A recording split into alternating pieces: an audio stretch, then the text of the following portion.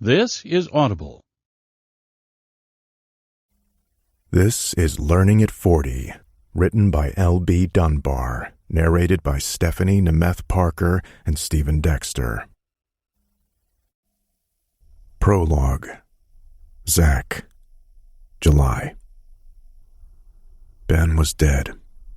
There was no easy way to sugarcoat the truth. Our best friend had died after a short life and a brief struggle with pancreatic cancer. I'm still dressed in my funeral attire, minus my sports coat. My tie is loosened, and I gawk out the second-floor bedroom window into the yard next door.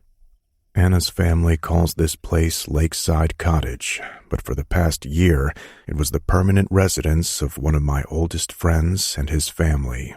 I used to live next door once upon a time. Swiping a hand through my hair, I sigh. The past 11 months have been hell. Just shy of a year ago, Ben told us about his diagnosis. He'd already been through treatment without success. Ben Coolis. Clueless Coolis, we teased him in college. The nickname came about because he only had eyes for one woman. That woman would become his wife, Anna. They were sickly sweet, madly in love, and now she was a widow too young. Ben was the best of men, loyal to a fault. He saw the good in most people even when they didn't recognize it in themselves. Having been Anna's friend first, being Ben's pal happened second, but was no less important. Staring out the dark window, I'm distracted when a light from the house next door illuminates a portion of the yard, a yard that was mine once upon a time. My childhood dreams were built there until everything shattered when I was a teenager. I hate this room. I hate that it faces what I once had. I hate that facing what I once had reminds me of all that I've lost. A house, a home, a wife, a friend. Ben would have told me to let it go regarding that house next door. I'm certain he said something similar to that before the phrase "let it go" became so popular. It was only a house, he probably said, but it had been my house, my home. As a landscape designer who loved plant metaphors, he might have added, "Home is where you plant your garden and sow your seeds." Instead of that house being a special place, I was uprooted as a teen and forced to bloom elsewhere. Regarding my ex-wife, he told me to let her go as well, and I did. Suddenly a woman enters the yard, distracting me from my thoughts of shattered dreams and broken homes. Her hair appears golden in the dim light, flowing behind her like she's a mystical creature from a child's bedtime story. She wears a dress that's light in color and fabric, covering her from shoulder to ankle, and yet leaving nothing to the imagination. In profile, I see the outline of her form. Pert breasts, long legs, and that hair like a veil drifting behind her in the light wind. She looks like an angel. And I must be losing my mind. This must be the neighbor who arrived around the time we visited last summer. Anna and Ben claim they never formally met her, only passed friendly hellos through the tall shrubbery between the homes. Anna's best guess is she's roughly our age. We all turned 40 the year of the Great Reunion, when Ben dropped the bomb about his situation. Now we are 41. Roughly loosening the remainder of my tie, I continue to stare into the mostly dark yard.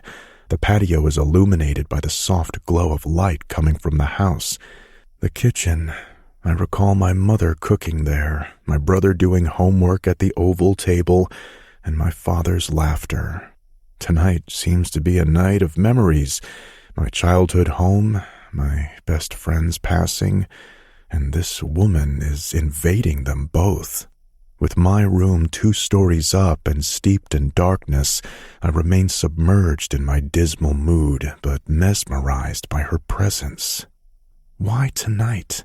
Of all the times I've visited this home in the past year, why am I seeing her tonight?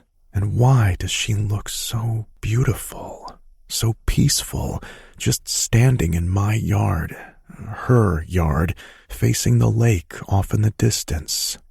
Her head tips back, and I imagine her closing her eyes, allowing the soft breeze to coast over her face, caress her skin, kiss her lips. I'm not a romantic at heart, but I'm definitely turned on. The idea of being the one to touch her cheeks, stroke down her nose, and stare into eyes I cannot see from this distance overwhelms me. And that hair, I want to comb my fingers through that spun gold and curl a fist in the silky-looking threads. My mouth waters at the possibility of kissing the column of her throat, visibly on display with her head tilted backward, face aimed upward. Heaven is calling her. Ben. My eyes prickle, my throat tightens. If I were a man who believed in something mystical, I'd think Ben placed this angel in my old yard just for me. Mine, whispers through my thoughts. Why? I can't seem to turn away from the window when I know I should. Staring down upon her makes me feel like a voyeur, witnessing something private, almost intimate. I want to stand in that yard with her. I want to rub my hands over her shoulder where the edge of her dress slips downward, exposing the curve of muscle at the top of her arm. I want to kiss her there. None of it feels appropriate, watching her, wanting her, on this day when I buried a friend. Still, I stare out the window at a stranger next door. My fingers curl into a fist on the window's trim, balancing me upright, holding me in place. I can't seem to look away. Then she looks at me. Her head swivels so quickly I remain caught in eyes I can't see as her face angles toward the second floor, toward this window, toward me. What does she see? The miserable man that I am, the shitty husband I once was, the poor father I've been. I don't want to be any of those things, but I don't know how to change. I don't know what to do, what I want. I only know I want to be better. I want to feel better inside. Staring down at her, I'm certain she sees me.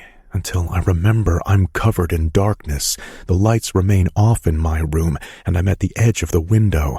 She can't possibly see me.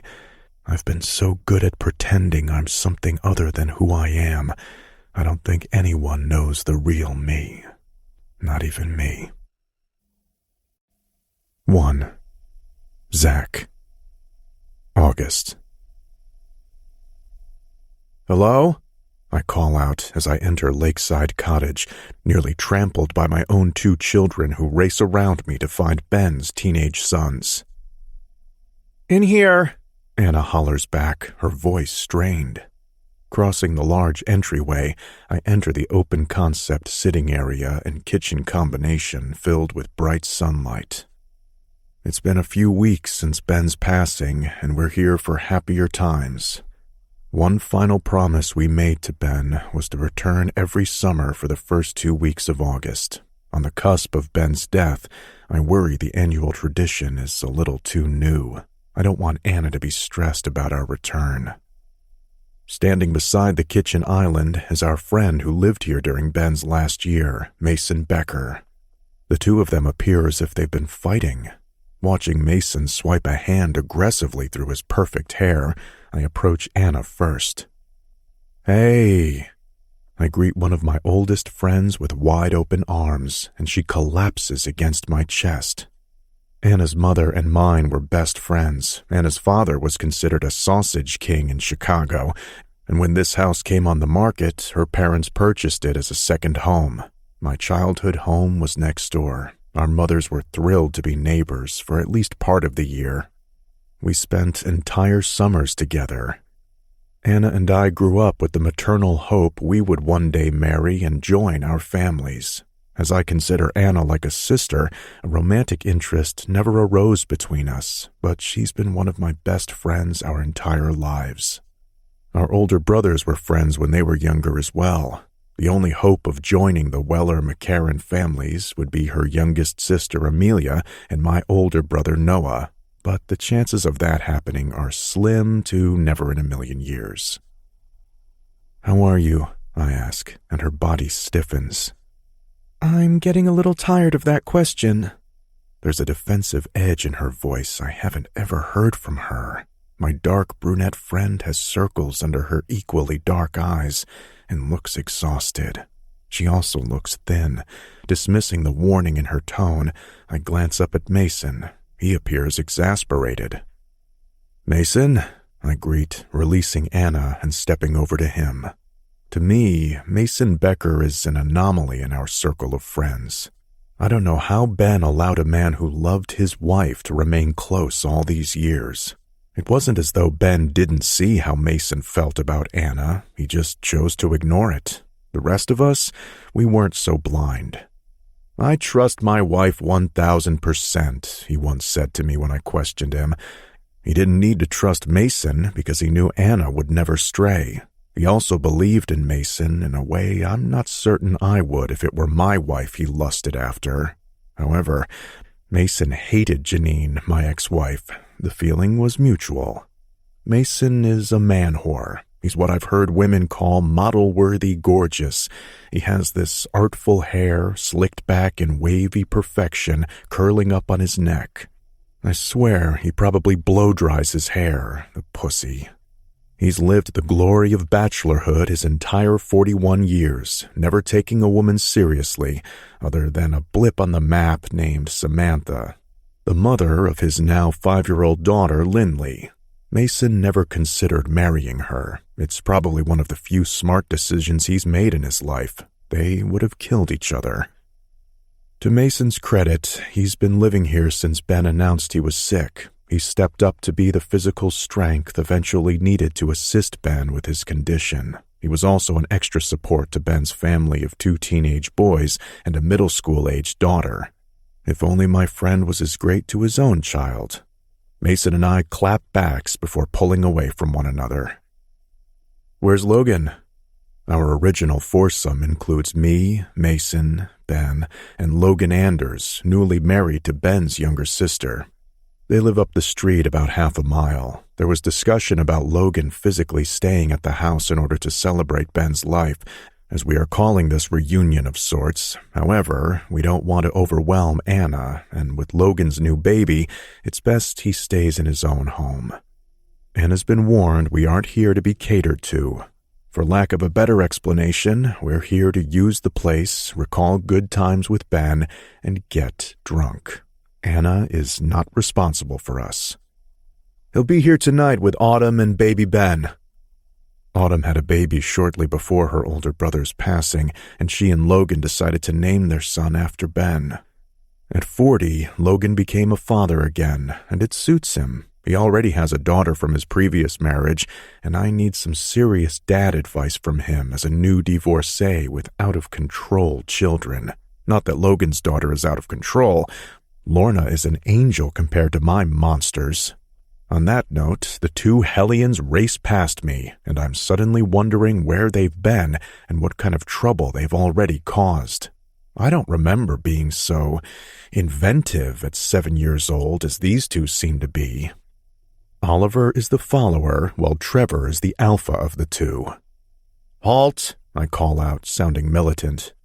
"Where have you 2 been?" They stop with their backs to me, both ramrod stiff but not turning around. "Guilty." "What did you do?" Trevor slowly turns, giving me the eyes of his mother, wicked and deceptive despite his innocent age. "He didn't do anything," Thing 1 admits, pointing a finger at his brother, which means Oliver did do something. I direct my gaze to the smaller twin. "Oliver." My voice threatens that I want the truth, but the truth is, my children hardly tell it. In so many ways, I'm puzzled by my own boys. They should listen. They should obey. It's not that difficult. They are my children. I love them, but I'm lost. He didn't do anything, Oliver claims of his brother, leading me to wonder which one did do something and what exactly did they do. Speak, I snap. I had to go to the bathroom, Oliver finally states, and I close my eyes, pinching the bridge of my nose. The bathroom leaves all sorts of open possibilities and deep concerns. Dueling swords as they piss, items down the toilet, clogging the sink until water cascades over the rim. Taking hearty shits despite being such little people and leaving it for the next person to witness. It's not like they saw us, Trevor states. Who? I bark, flipping open my eyes and glaring at my boys. The lady, Oliver adds. What lady? I lower my hands to my sides and sweat beads on my forehead. The one next door, Trevor admits. River? Anna questions, giving a name to the witness of my son's exhibitionist peeing. Who? I ask, turning to Anna. The lady next door, the new neighbor. Remember she moved in last summer? Anna turns her attention to the boys. Gold hair, friendly smile, nice laugh. Gold hair, new neighbor. Could it be who I think it is? Trevor shrugs. Oliver says, She didn't laugh at me. His face pouts like he's offended that she might have, or maybe he's upset she didn't offer him the sound. Don't worry, little man. She's probably seen a little pecker before, Mason says, and I roll my eyes. He has no idea what he's just started. His pecker isn't little, Trevor defends, as if they have big dicks at 7. We aren't discussing our body parts, I remind them, after having this discussion in the car ride from the east side of the state to the west. 3 hours plus bathroom breaks included at least 4 discussions on how we are not talking about body parts with others. Dicks, buttholes, fingers in our nose. Wow, the cojones on that kid, Mason teases. I turn to Mason as Oliver asks, What are cojones? Nothing, I say through gritted teeth, catching Mason holding his hand below his zipper and cupping upward. Spinning back to my boys, I see Trevor mimic Mason's motion, and then he states, I have cojones. Oh, God, I mutter, while Anna quietly snickers. Facing her, I find her smile is weak, while the sound is enough of a reminder that my friend needs to laugh.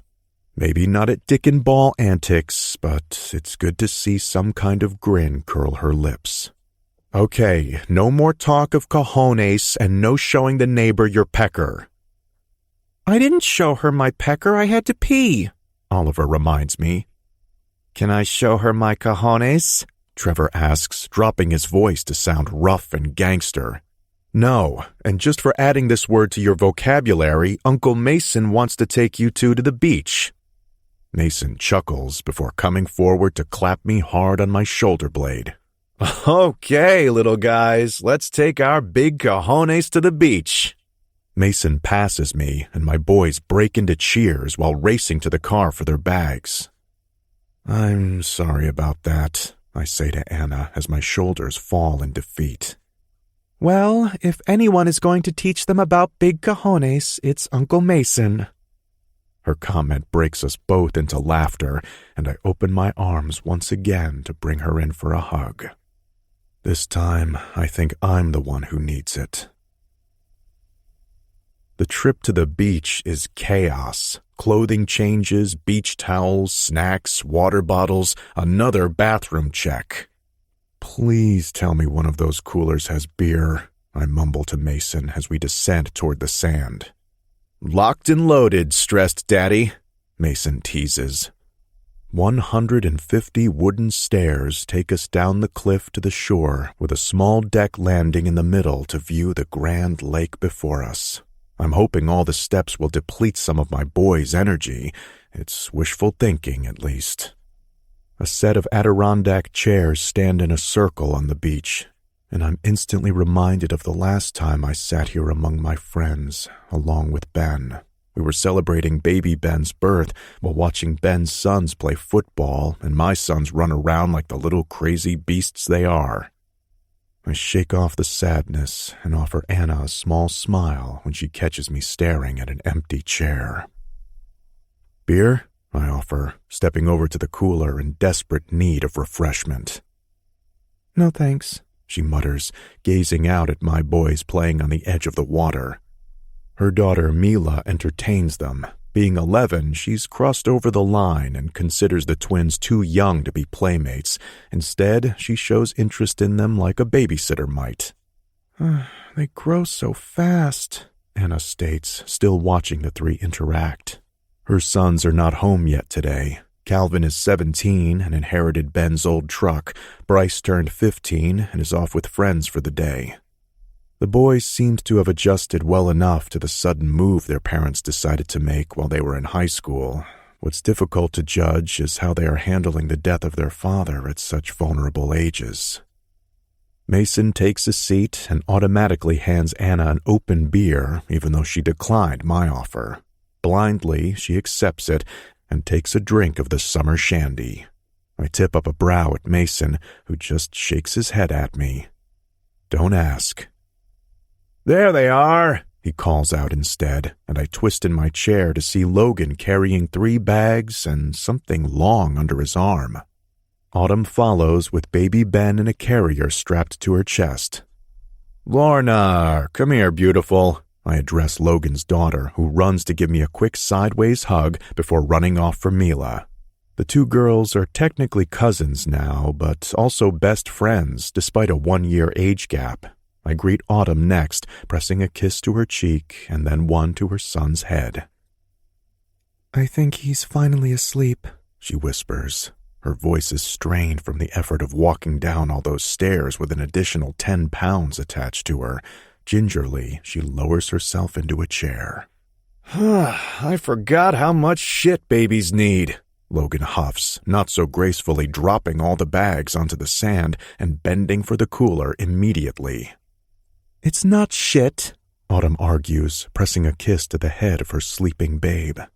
"You're right, it's crap," Logan mocks, stepping over to his wife and pressing a kiss to the top of her head. "Want me to set up that tent thingy?" "Not yet," she sighs. "But I'd kill for one of those." She nods longingly at the beer in his hand. "I'll drink one for you," he teases. "You aren't drinking?" I question, and feel like an idiot when Autumn simply replies, "Nursing." "Oh, yes, let's discuss breasts," Mason teases before lifting his beer and taking a long pull. "As opposed to cojones," I joke. "Why are cojones in opposition to breasts?" Logan questions, and Mason shakes his head. "Don't ask," I retort.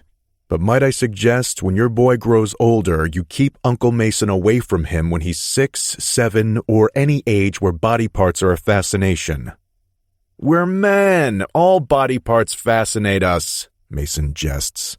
"Please let us talk about something other than body parts," I beg, tipping my head back in my seat. "Tell me more about the neighbor." It isn't the smoothest transition, but I'm curious. Who exactly is River? Is she the golden-haired goddess who hasn't left my thoughts for weeks since I saw her the night of Ben's funeral? "Speaking of body parts," Mason salaciously grins and wiggles his eyebrows. Fuck. My hackles instantly rise, asking a question where I fear the answer. "Do you have knowledge of her body parts?" "Oh my gosh, must we discuss Mason's sex life? Innocent ears here," Autumn jokes, covering baby Ben's ears. "He isn't interested in sex yet, just boobs," Mason replies. Logan chokes on a swallow of beer. "Those would be my wife's boobs you're referencing, and they are not up for discussion." "Easy, baby daddy," Mason holds up both hands. "I just mean River has a nice rack." Anna scrunches her face while Autumn shakes her head in disgust. Mentioning her rack reminds me of her outlined form standing in the dim light of her darkened yard. She might as well have been naked that night. "Did you bang her?" I crudely ask, my voice rough for some reason. My hand clenches tighter around the beer bottle in my hand. I'll strangle him if he touched her. And I have no idea where the possessive thoughts come from. "Fuck no, she's not my type," Mason gruffly answers, holding his head still as he narrows his eyes at me. "You have a type?" Logan jests. Anna stands without a sound and begins walking down the beach. Shit. Should someone follow her? I question, suddenly feeling bad about discussing sex, even if it is just Mason's lifestyle. Silently, he watches Anna stalk away. "She's going to do this from time to time," Autumn answers. "She'll need to break away from the chaos to process her emotions." "Is it too much that we're here?" I ask, loosening the grip on my beer bottle while checking on my boys who are torturing Mila and Lorna in the water. "She wants you all here, but it's also difficult." Autumn's statement makes sense. Still, I'm worried about my friend. Should we have stayed someplace else? "Definitely not," Autumn reiterates. "This is what Ben wanted. She knows this, and it's good for her." I hear what Autumn's saying, but I take another glance down the beach at Anna's retreating back. "She'll be okay," Autumn offers. It's a lie. We might never be okay. We'll all be different, but especially Anna. "So, River," Mason interjects, attempting to discuss anything other than Ben and Anna. "Wonder if she's getting laid in your old room."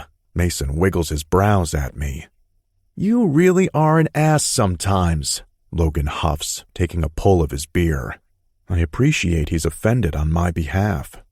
I hadn't thought about it before, but with Mason mentioning it, I'm curious now. Has she been in my childhood bedroom? Has she fucked someone all over the house?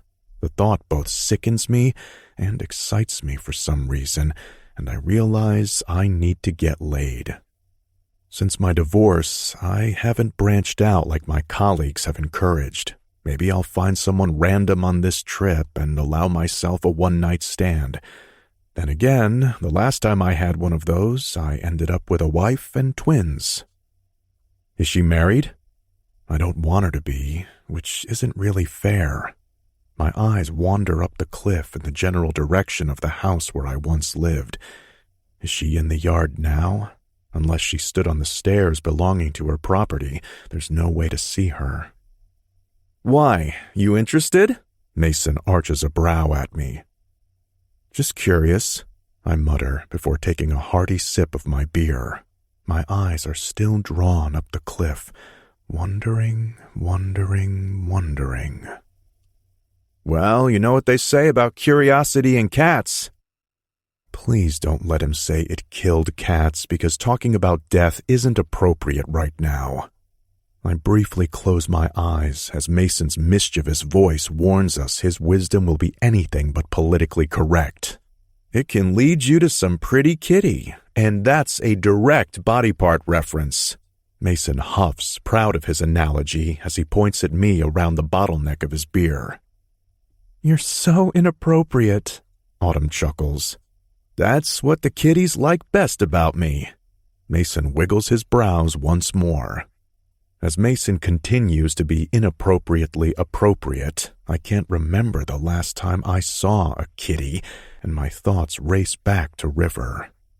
What does she look like underneath that sheer dress? What would her skin feel like under my hands? What color are those eyes that looked up at me in the dark? Yeah, I was definitely curious about her, kitty and all. 2. Zach. That night, Mason prepares dinner, which shocks the shit out of Logan and me. "You can cook? Since when?" Logan questions. "Since always," Mason mutters. Dinner passes in chaos, as it does when the number of kids almost outnumbers the adults present. Once the dishes are done and my sons put to bed, we gather around the sitting area off the kitchen. The difficult memory of Ben telling us about his illness returns, and then I recall sitting here on the day of his funeral. My head turns in the direction of the house next door. Nothing can be seen of the structure through the sliver of the window beside the fireplace. The sun setting across the lake casts a glittery glow over the tall shrubbery, blocking out any view of the other yard from this level. I don't need to see the house to know what it looks like, though. Until I was a teenager, I lived there, so the layout is burned into my memory. It was nothing remarkable compared to this cottage, which is more like a sprawling mansion on the cliff. Our house was rather modest. Just a 2-story Cape Cod big enough for a family of 4 with a yard full of history. "So I have something for everyone," Autumn announces, startling even her husband. He rubs a hand up her back and cups her neck. She's finally baby-free as Mini Ben is in his car seat sleeping. "Before Ben passed away, he gave me an envelope for each of you." "Jesus," Mason hisses. Anna closes her eyes. "How did I not know about this?" Now I'm the one surprised. Anna and Ben shared everything with each other. "He explained to me the 4 points needed to be recalibrated every year." 4 Points is the name of our collaboration. We originally had the concept when we were young, full of hope and shit, and probably drunk. As an architect, Logan would design homes while Mason would build them. Ben would decorate the outside with his landscaping genius, and I would keep us out of legal trouble. Last summer, Mason reminded us of that college-aged conversation, and after some apprehension, we signed on together to fulfill our lost dream. We're a little shaky in our first year, but we have promise. I like the direction we're going in. "So he left an envelope for North?" Autumn stands and holds up an envelope. "Ben was our North," Mason hisses, glaring at Autumn. "What?" Anna asks, staring up at her sister-in-law expectantly.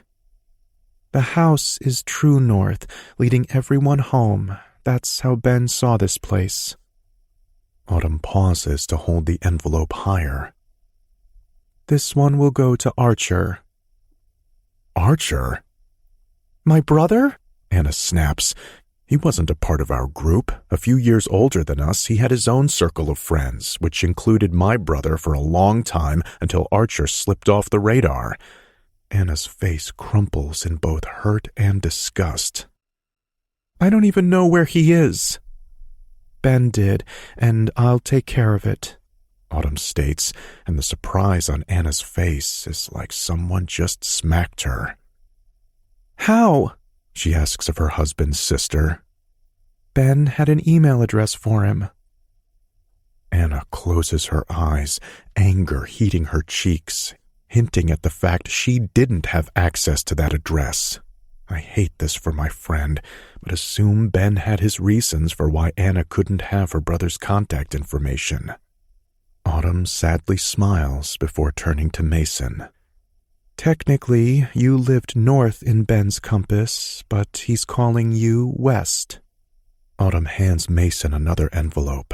Her smile slowly widens as she adds, "The place where the sun sets." Leaning toward me, she hands me an envelope. "East." I live outside Detroit, and this makes sense. "The place where the sun rises." Autumn winks at me. "And south." She gives the final envelope to Logan. "Ben had this complicated explanation about the sun culminating in the south, explaining how it reaches a climax." "Climax?" Mason snorts. "It reaches a high point or pinnacle," Autumn corrects, scowling at Mason before looking back at Logan. "He believed you'd reached it." She blushes before softly adding, "With me." Logan gives her a long, accepting look before taking the envelope offered to him. His voice is a whisper as he says, "Definitely, sweetheart." Autumn continues. Ben suggested you open them on your own time, but during these 2 weeks. In fact, he hoped that whatever you find on the page inside will begin during these 2 weeks. You have a year to fulfill his suggestion, which gives you until next summer when you meet back here. You can share your letters with each other, but he thought it best to make it a personal challenge. Mason huffs and rolls his eyes. A personal challenge?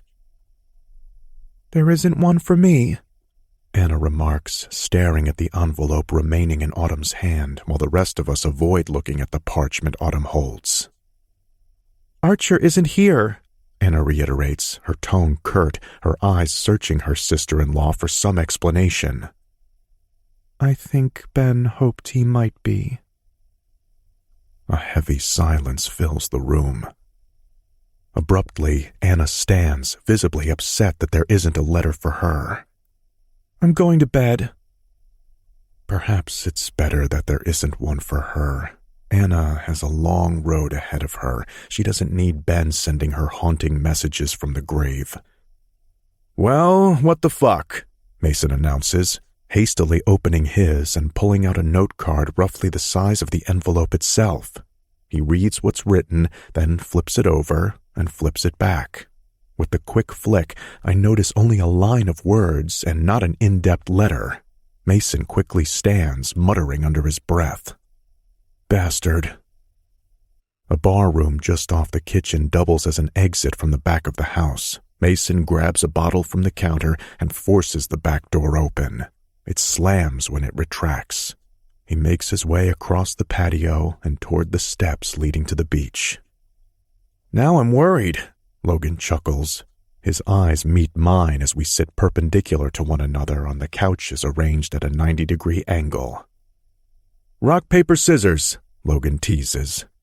I don't know that I'm ready, I admit, staring at my own white envelope. It can't be that bad, right? Logan says, although concern fills his voice. You don't have to share, as I said, as Ben said. Whatever he wrote is for you alone and to provoke thought. Autumn hesitates, uncertain herself. Or maybe cause action, maybe both. I nod in acceptance, then turn to gaze out the window and notice Mason has gone down the stairs. I think I'll go check on him. I won't need to grab a bottle from the bar. I'll simply share with Mason as I did last year when I told him about my cheating wife and my plans to divorce Janine. Mason was surprisingly supportive. He got me drunk. Descending the stairs, I quickly spot Mason sitting in a chair on the beach. It's a wonder these things haven't ever been stolen. However, they are solid, and you'd need to be strong to hike them away. That's one thing I love about this area. People are rather trusting compared to where I live. The suburbs of Detroit aren't nearly as bad as downtown, but you acquire a level of caution working in a large metropolis that you don't need in a sleepy beach town. You okay? I ask, falling into a chair next to Mason as a sliver of the descending sunlight reflects across the lake. I'm not relaxed enough to enjoy it quite yet, but it is beautiful, peaceful even. Unfortunately, this letter business from Ben has put people on edge. I will be, Mason mutters, tilting his head back on the chair and closing his eyes.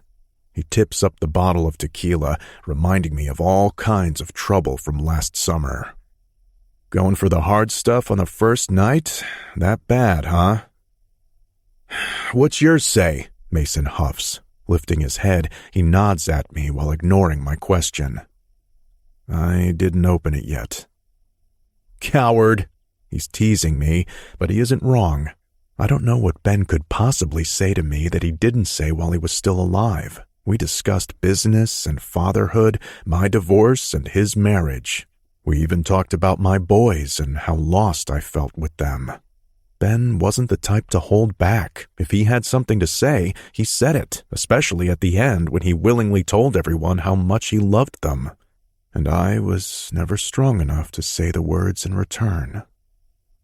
The thought gives me pause, and a deep ache presses at my ribs. Fuck it. I rip open the seal of my envelope and pull out a note card similar in size to the envelope, just like Mason's. Also like Mason's, mine has one line, and I curse Ben as Mason did at the cryptic words given to me. Fly in love. Just what the fuck does that mean? Later that night, I'm staring up at the ceiling, wondering what Ben could possibly mean in his message to me. He must have meant fall in love and simply misprinted his words. Still, the statement feels damning, as he knew my relationship with my ex-wife was not inspired by love. It wasn't even close. Ben and Anna were in love, though. The love of my wife is the greatest gift I ever received, Ben once said to me. It means more to me than birthdays and Christmas, and even this disease cannot take that blessing from me. They were the very definition of the term.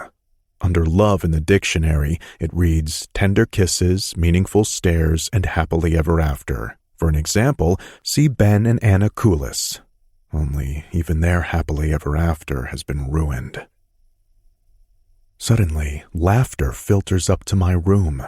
The window is open, the distant sound of the lake waves a melancholy harmony to my mood. The pleasant echo of giggles feels invasive. I want to lie here angry with Janine for cheating on me, marring my hopes of marriage and family. I want to lie here upset with Ben for dying and leaving cryptic notes I have no hope of fulfilling or understanding. I just want to lie here in peace. Another trilling laugh flies up to my window, and I hastily hoist myself off my bed before rushing for the window. Gazing outward, I see who I assume is River dancing in her yard. Her hips sway, her arms rise, her head tilts backward once again. She spins in a circle, giggling to herself as if soaking up the darkness while relishing the moonlight. She's wearing another one of those nearly see-through dresses. The wide collar topples over one shoulder and down her arm. Her twirling brings her closer to a large chaise lounge in the grassy portion of her yard, and she knocks into the wood base, tumbling down to the cushion. Her laughter grows louder. Is she drunk? For some reason, my lips curl at the possibility. Awkwardly, she scoots upward on the chaise, resting her back against the angled portion. Her arms stretch over her head. Her legs straighten a second before her knees bend. As her head lolls to the side, one arm lowers, lifting the hem of her dress. In my head, I'm the one lifting that sheer fabric. I'm the one sliding my hands over her summer-warm skin. It's me slipping between her legs, kissing her inner thighs. I should turn away from the window. I should stop watching, but everything about her mesmerizes me. Her hair glows once again in the dim light cast into the yard from the house. Her bare legs are exposed in the dark. Her hand disappears between her thighs. Apparently, I'm a voyeur because watching her please herself pleases me. Leaning a hand against the window trim, I lower my other hand to the stiff length tenting my shorts. The heel of my hand presses along my hard dick, and I groan as I observe her head roll against the cushion. Her knees spread wider. Her now lifted dress pools around her hips, but I'm too far away to see anything sacred. There's no mistaking where her fingers touch, though. My imagination takes over again as I envision her with pretty pink lower lips, swollen and dripping with anticipation. I intend to French kiss her there, curving through those folds and lapping at her sticky sweetness. She tastes delicious, like a summer peach. A sharp hiccup travels to my open window, and her head tips back on the chaise. That's it, honey. Let me have a lick. My mouth salivates. My hand hastily slips under the elastic of my loose shorts. Within seconds, my palm wraps around my rock-hard shaft while I fist my other hand on the window casing. I should stop looking at her, but I can't. I continue to imagine it's me between those bent knees and spread thighs. It's me sipping and nipping at her, and she's losing her mind. She's soaked and dripping, leaking down her inner thighs as she clenches against my tongue. Her legs quiver and her breath catches. She's on the edge, and I work myself, squeezing, tugging, jerking my dick harder than I've done before. She's effervescent, and I want that glow to spill over me. I want her otherworldly essence to coat my tongue. Then she opens her eyes, sits upright, and looks directly at my window. Shit! Did she hear me? Did I say something out loud? Did my ragged breathing travel down to the yard? Good God, I can't seem to quit working my dick with my fist. I can't see her eyes, but I'm certain they are looking up at me, knowing I'm here at the window, watching her get off. The thought tips the cup, and I spill over, pouring into my fist and covering my fingers in a liquid mess. My chest heaves and swells. I can hardly breathe. Though I work out religiously, I feel like I've never spent a day in the gym. My knees shake, my heart races, and I close my eyes for only a second. When I open them, she's gone. Her yard is dark, and my breath hitches. Did I imagine it? Was she not out there? Had I seen a ghost in my head? What have I done? Quickly, I turn away from the window and press my back against the wall just to the side of the casing. Tipping my head back, I bang it ever so slightly against the plaster. My hand is a sticky mess, and I'm breathing so loud it's like I'm announcing I've run a 5K in under 10 minutes. Rolling my shoulder against the wall, I tilt my head only enough to peer back into the yard once again. Did that really happen? Unfortunately, there's no mistaking what I hold in my hand and what covers my fingers. I'm guilty regardless. And then I see a form just outside the sliding glass doors next door. The whiteness of the dress gives her away despite the dark night, and for the briefest second, I wonder if Ben sent her to me again on the night his cryptic message was given to me. Just as quickly, I dismissed the thought, not believing in such voodoo or diddly-do or love, flying, falling, or otherwise. 3. Zach. The following day, I'm in a mood and determined not to think about my mysterious, sexy neighbor or Ben's message as I stare out the window of my bedroom in the early morning hours. Was he kidding me? Ben knew Janine and I were never lovers, but a moment of insta-lust. A one-night stand led to 2 babies 9 months later. We hardly even liked one another after we were married, and sex was a rarity of treating one another as an available vessel more than a passionate partner.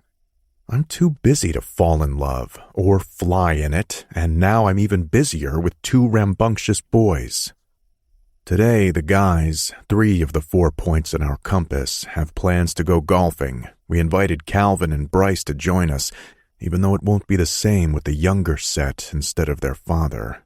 Mason will need to be on his best behavior, but he's been living here for a year, so I'm hoping that means either he's tampered his inappropriate comments around the teens, or they've come to accept his reckless behavior.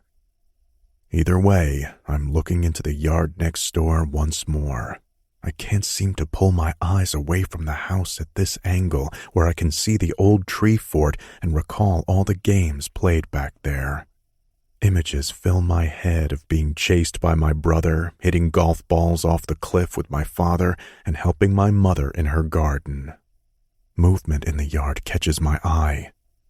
It's her, River. Or at least the woman who has haunted my thoughts since the night of Ben's funeral. Is she an angel or a demon sent to torture me like she did last night? Then again, who can I blame but myself? I didn't look away, I didn't stop myself, and I'm actually angry when it isn't exactly her fault. With bright golden hair that glistens in the sunlight, whoever she is, she's the woman I feel a strange magnetism toward. Once again, she's covered from her neck to her feet in a long, flowing dress. Then she does the damnedest thing. She removes the dress and lays on the chaise lounge in nothing but her skimpy panties. She might as well be naked. With her hair spread out around her head, her toned body and ample breasts are on display, and I'm instantly hard as a fucking rock. My hand grips the window casing like I did last night. My fingers dig into the wood as I take a shaky breath. I'm paralyzed by the sight of her, or maybe I'm just desperately horny. "What are we looking at?" Logan's voice at my ear should startle me, and it does, but I still can't pull my eyes from the glorious sight. "Her," I croak like a prepubescent teen. "Dude," Logan mutters beside me. Reaching into his shorts, he pulls out his phone. "Don't take a picture," I snap, turning my head to him. "I'm not taking a picture, I'm not even looking, but Mason has to see this. He's missing out." Logan's fingers move fast over the screen, and I can almost hear him telling Mason to haul ass up here.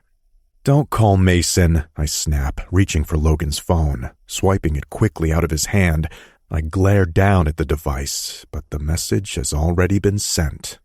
Within seconds, we hear Mason thundering up the staircase. "Fuck," I hiss, not wanting Mason to see the naked beauty in the neighbor's yard. Angel or demon, she's my angel or demon, and I don't want to share her with them. For the briefest second, I have that strange thought again that Ben sent her to me. Quickly, I shake the notion and turn toward the door, prepared to intervene when Mason enters the room. He hardly crosses the threshold when Logan announces, "Dude, you need to see this." Body primed with legs spread and hands on my hips, I'm determined to block Mason's view, and I twist my head in Logan's direction where he's staring out the window. "I thought you said you weren't going to look." "I'm not. I'm just checking out the shrubbery," he chuckles as Mason passes me. "Fuck," Mason groans. "Nice shrubbery." "Don't fucking look at her shrubbery," I snap, racing up behind my friends and squeezing myself between them, equally ensnared by the shrubbery of the neighbor. "But she has nice bushes," Mason states, his eyes glued to the yard next door. Logan snorts. "Quit looking at her bush," I demand, and Logan starts to lose it, his laughter loud and vibrating. Mason keeps a straight face as he says, "Her trimming is exceptional." "You can't even—" I stop. The heat in my face counteracts the chill up my spine. She's removed her skimpy panties, leaving nothing to the imagination, so Mason and Logan can fully inspect her landscaping technique. A hand of mine shoots out in front of each of them, covering their eyes as if they were my 7-year-olds. "Daddy, why can't I looky?" Mason pouts while Logan continues to guffaw next to me. "We are not looking," I state, as my eyes return to the naked vision, glistening in all her glory in the sunshine. "What aren't we looking at?" Calvin's teenage voice comes from behind us, and all three of us turn in unison. "Nothing," we choke out in various pitches. "Is River naked again?" Calvin questions without a hint of chagrin. "How do you know the neighbor is naked?" Mason questions. His tone sobers a bit. "We're only allowed to landscape her on certain days." Logan coughs into his fist, unable to contain himself, while Mason slowly grins. "What do you mean you have certain days you can landscape her?" I bark, my voice cracking as though I'm the teenager in the room. Calvin shrugs. "We trim her bushes." Logan completely loses it, bending forward at the waist and choking on laughter while Mason chuckles, shaking his head. A moment of pride crosses his face, and then his expression straightens. The clarification reminds me that Calvin works for his late father's local landscaping company. Ben inherited this one from his father while he had his own in Chicago, where he and Anna had lived since they married. "And you know she's naked how?" Mason asks, his voice sounding a bit authoritative, which surprises me. Looking over at him, I'm dumbfounded at his demeanor. He looks upset, but he can't be serious. He was just gawking out the window at her like the rest of us. "She told us." Calvin speaks in the well-duh manner only teens have mastered, ranking right up there with the word whatever. Thankfully, I don't have direct experience with this attitude as my boys are young, but I'm certain they'll be perfecting that tone and enunciation before they reach 10, such overachievers. "She didn't want us to accidentally show up when she was sunbathing," Calvin clarifies. "Sunbathing?" I choke. She certainly looks like she's bathing, all glistened up and in the nude while soaking up the sun's rays and absorbing the heat on her skin. My skin feels equally hot, and I want to slippery slide all over hers. A shaky hand comes to the bridge of my nose, pinching it. I close my eyes a second. "Okay, are we golfing or what?" I demand, my voice sharper than normal. "Golfing," Calvin mutters, spinning on his heels and leaving my room. "I wonder what kind of landscaping they have on the course," Logan begins, placing a hand on my shoulder and squeezing it. "Because you, my friend, are in a serious need of a hole-in-one." It's Mason's turn to laugh out loud, and he high-fives Logan over my head. Sometimes I hate these two. 4. River. What's going on here? The rough masculine voice startles me from my position kneeling beside the flower beds along the side of my yard. When I moved in, the rundown house was in need of a good cleaning, but the yard was worse. It's been a labor of love to get the outside under control. My goal is to restore these gardens to their original glory. My hands are covered in dirt as I twist at the waist and face a grumpy, growly, gorgeous man. Dressed in khaki shorts and an untucked pink dress shirt, he looks uptight for someone wearing such semi-casual attire. "Hello," I say, ignoring his rude tone and offering a bright smile. Kindness soothes the toughest moods, my grandfather would say. Standing, I brush at the mix of grass and soil caked on my knees. My hands are hopelessly dirty, nearly black. Holding them up palm out suggests I'd reach out to shake his hand, but it's probably not a good idea. What's also not good is how this yummy man is glaring at me. His eyes roam my body before drifting to the two boys up in the tree fort, and it gives me a moment to observe him. His hair is dirty blonde and a bit longer on the top than the sides. His cheekbones are edgy cliffs, and his light eyes are hard. A bit of shadow covers his jaw, accentuating a lush mouth that could dazzle if he smiled. He's not dazzling at the moment, though. He's scowling. "I assume these two belong to you?" Keeping my voice light, cheery even, I nod toward the tree fort. I offer another smile before turning to face the boys, who have climbed the rickety wood ladder and found their way into the tree fort in one of the solid old maples. Uncertain who they were at first, how they wandered into the yard, or where they belonged, I decided to hang outside to keep an eye on them. They weren't easily deterred from leaving the tree fort that didn't belong to them, but they eventually told me their names. They said they were on vacation next door, and their dad knew where they were. If I thought it strange that a man would let his two boys wander uninvited into my yard, I let it pass. They weren't causing any harm, and it was nice to see little ones enjoying that ancient platform in the tree. "Get down from there," the man snaps at the boys, causing me to flinch before he turns back to me. Another scowl instantly forms on his sculpted cheeks. "They shouldn't be up there. It isn't safe."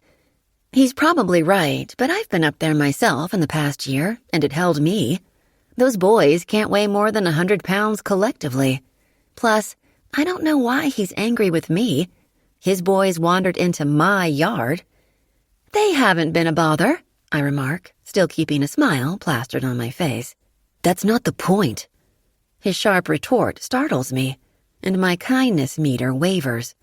I'm used to grumps, those who overreact, and overall grouchy people, but I normally have a handle on why someone is this way before they give me attitude like this stranger is giving me.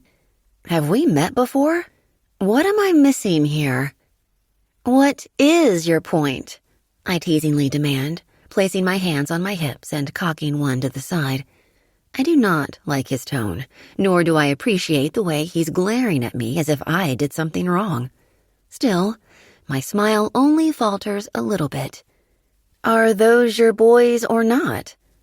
They aren't yours. He barks with an implication I'm not liking. His eyes are fixated on me for the blink of an eye. Literally, he blinks and looks away, scowling even harder as he growls again. Trevor, Oliver, get down here. What's the problem? His surly tone toward his boys concerns me, and so does the glare he returns to me. Is there something on my face? Dirt smudged everywhere shouldn't be enough to disgust him. It's obvious I'm gardening. Then I take another sweep of his body. His impeccably pressed shirt suggests he's never done a day of hard work in his life. A little dirt on his face might do him wonders. He might even smile. The problem? Hothead snaps. Do you always let little boys play in your yard? I realize it might seem strange to let two little boys play in my backyard when I don't know them, but they wandered here. It's not like I lured them in. They were enjoying themselves, and I rarely hear such easy banter and innocent laughter from children. Normally, it's hard-pressed and not easily earned in my line of work. The sound of children laughing has a priceless value. Staring at his spiffy clothing, I'm not certain this dad appreciates the gift he has in two healthy children scampering in a tree fort. Plus, if these are his boys, he's the one who lost them. Just what are you suggesting? I thought I was being nice, helpful even. It's only next door. It's not like they wandered out to the street or down to the lake. It's not like I've told them to get lost. I kept them safely within eyesight. Admittedly, other than friendly waves and brief words, I don't know my neighbors. I'm aware someone recently died as I saw the black attire and endless visitors. I hate how familiar I've become with such clothing and gatherings. The only person I've officially met next door is Mason, who lives over the garage. One day he felt the need to introduce himself. His words, not mine. Just being a friendly neighbor. He flirted with a blinding smile. He's too good-looking for his own good and has player written all over him, but he was harmless enough. Hot Daddy swipes a hand through his hair in frustration and glances away from me for a moment.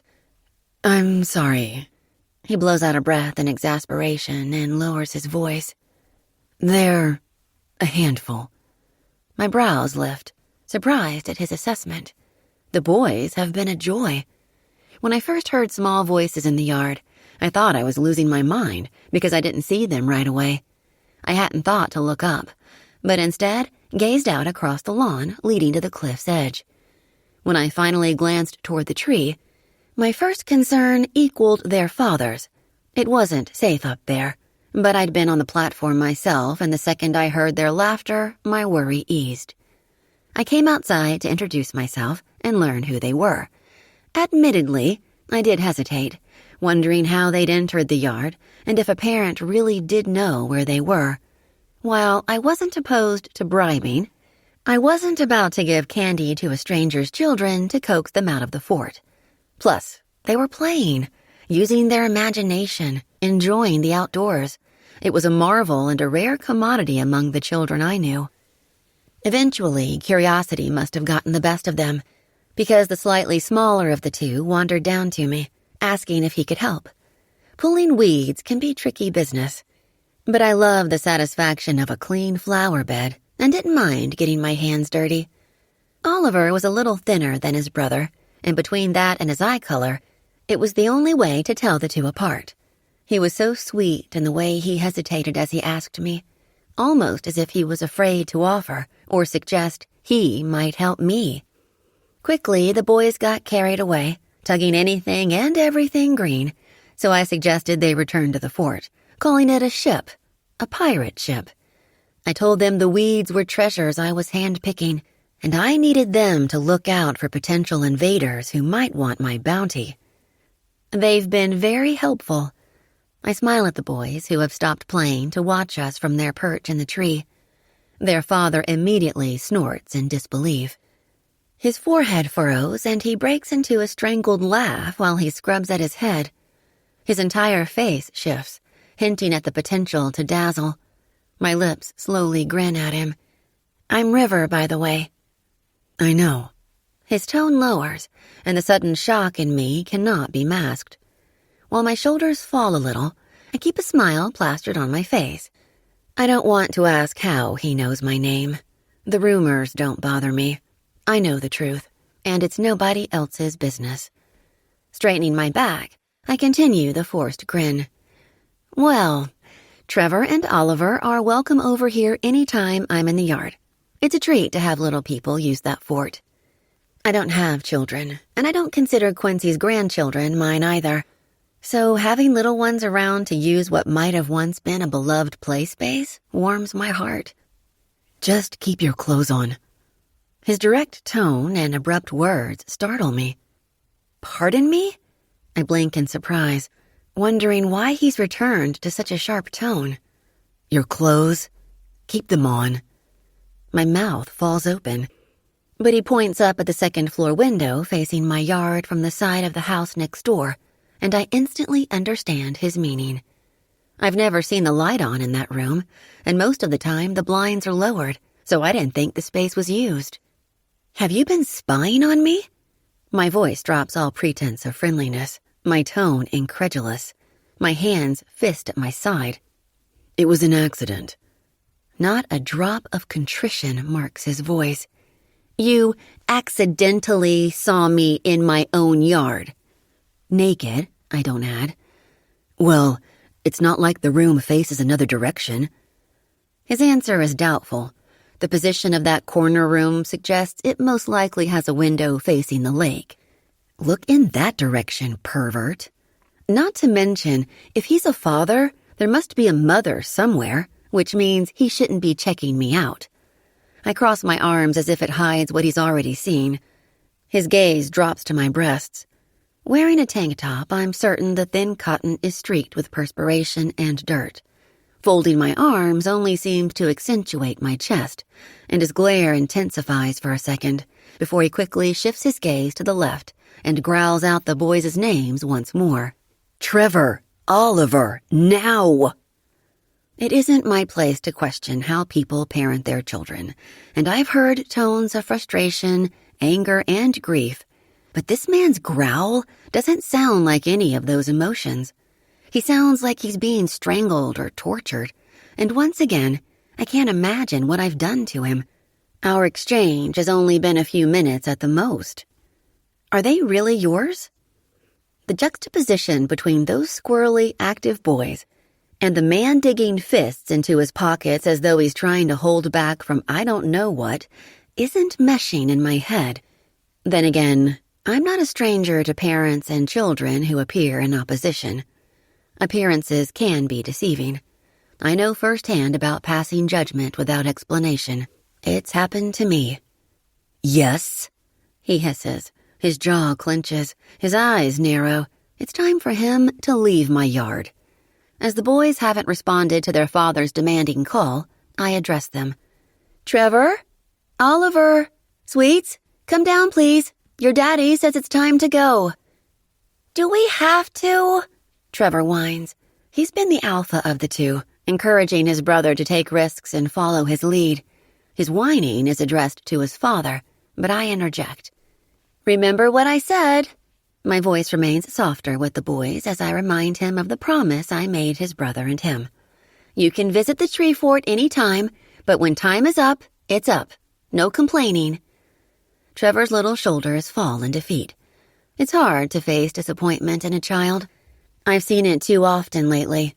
It's been nice to see the tree fort get some use. Okay, Miss River, Oliver offers, scooting himself off the platform to the ladder. How did you do that? Their father's voice isn't more than a whisper. He's completely baffled by how easily the boys acquiesced, and I'm puzzled by his reaction. I watch as the twins sullenly stalk toward their father, whose gaze remains on me before his irritation zeroes in on them. I wish they'd listen to me like that. The words are so quiet, I'm not certain I've heard him correctly. Back to the house, he suddenly demands with a gentle nudge in the direction of next door. As soon as they take a step away, he stops them each with a hand on their shoulders and pivots their little bodies toward me. The poor boys are so confused. What do you say? Thank you for having us, Oliver says. Thank you, Miss River, Trevor adds. Or Mrs.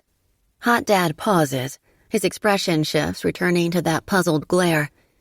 Miss River will do. Squatting so I'm at the boys' level, I continue to speak to them. And it was my pleasure having both of you here. Remember, any time as long as Dad here approves. I wink at them, hoping they know I'm not upset with them when clearly grumpy Dad is. To my surprise, he strokes a hand down Oliver's hair and squeezes the back of his neck, softening his expression as well as his touch. The boys then turn on their own, and with slumped shoulders, they walk to the side of my house and disappear around the corner. I stand, crossing my arms while I watch the boys exit my yard. I'm sorry, I still didn't get your name. I point at their father before tapping my chin. Mr. Weller will do. His formal retort is another strike against him. He's so uptight and a shit dad judging by first impressions.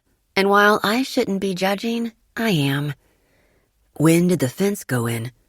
The question surprises me, and I gaze at the fence behind him. I'm assuming he means the metal chain link dividing this property from the one next door. As I haven't lived here for very long, I have no idea. I don't know. He nods once, as if he doesn't like my answer. How did they get over here?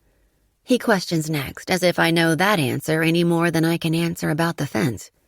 1 minute, I'm in the kitchen cleaning up after my breakfast, and the next I look out the window to see 2 little beans in the tree fort. Shouldn't that be my question? I pause, taking him in once more.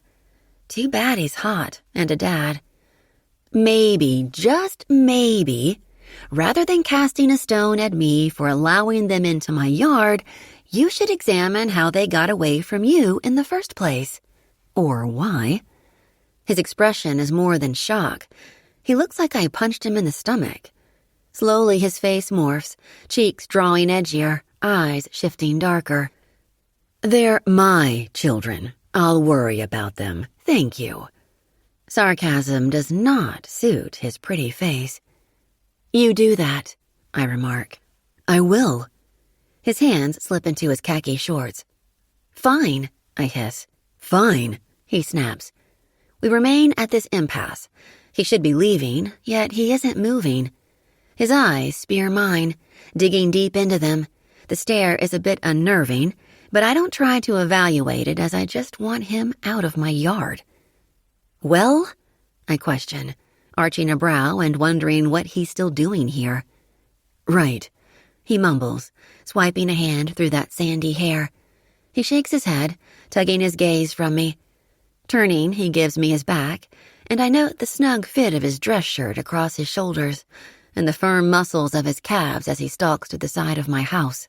And it's my yard, so I'll worry about keeping my clothes on or not. He stops in his tracks.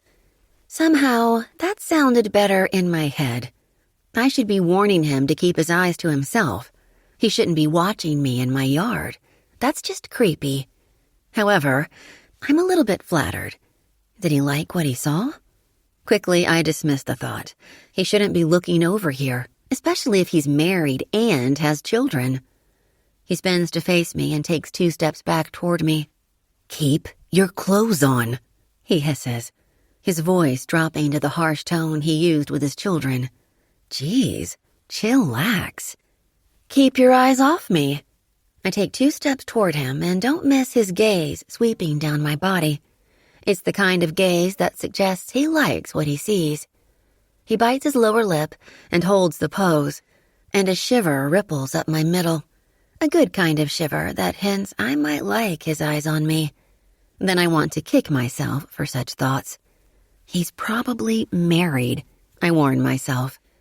The window faces this direction, he reminds me, his voice dropping, released from the growl, but definitely an exasperated groan. Whatever makes you feel better, I snark. But I've lost a little of my own bite. Suddenly, I'm feeling a bit defenseless against this man when I'm typically good at holding my own with disgruntled parents. You... He stops, clenches his jaw, and fights against whatever he planned to say. He turns away from me, fists at his sides, and stalks around the side of my house. Good riddance, grumpy dad. But suddenly, without explanation, I'm a little disappointed to see him leave. 5. River. That night, I enjoy a glass of wine in the summer breeze of my backyard. Other than the low glow of light streaming through the kitchen window, the yard is submerged in darkness. I don't need a nosy neighbor spying on me, even if I have my clothes on. Unfortunately, I can't seem to shake this morning's altercation with said neighbor. Arrogant, insufferable, uptight. He's everything I'd never want in a man. In my profession, I have encountered quite a few like him. The doctors I work with can be jerks. Even patients can act uppity. But when people are sick and vulnerable, their attitudes shift. Eventually, they become apologetic and forgivable. Quincy had been like that. He'd been such a beast with everyone but me. Lifting the glass to my lips, I sipped the sweet flavor of a Michigan favorite. As I drink, my eyes shift upward to the second-floor window facing my yard from the house next door. I haven't given much thought to that home, as I mainly keep to myself. There are a couple teenage boys over there and a little girl. A couple plus Mason. I don't understand the dynamic, but I don't need to. I've seen people come and go over there in the year I've lived here. And what a year it's been. Slowly, I take another sip of wine, swallowing the rich berry flavor as I stare at the dark window. Is he up there? Is he watching me? I'm confident he can't see me as the yard is dark. I don't have the outside lamps on, but a single light inside illuminates the kitchen. The gleam through the window highlights only the patio. As I sit in the chaise lounge in the center of the dark yard, I'm wearing a summer maxi dress that falls to my ankles, but it's wrapped over my legs like a blanket this evening. Perfectly covered, I snark in my head. With my eyes lifted, the bushes rustle, and I turn in the direction of the lake, assuming the noise is a nocturnal animal. I close my lids and allow the breeze off the water to caress my face. I love this location, and I love this house, even though it needs so much work. Quincy had let aspects of the house fall into disrepair. He'd hardly visited the place because he'd used it as a rental property. Most of the inside is outdated, but the yard has been my first priority. When I turn away from the lake, a figure stands near the corner of my house. My breath hitches, and I nearly drop my glass of wine. Sitting upright, I stare at the outline of someone lingering just beyond the glow of the kitchen light. It's only me. Mr. Weller? I question, although I'm already certain it's him. The masculine tenor shouldn't be recognizable after only one meeting, but it is. My heart races, and I chalk it up to being startled, and not the fact he's such an attractive man.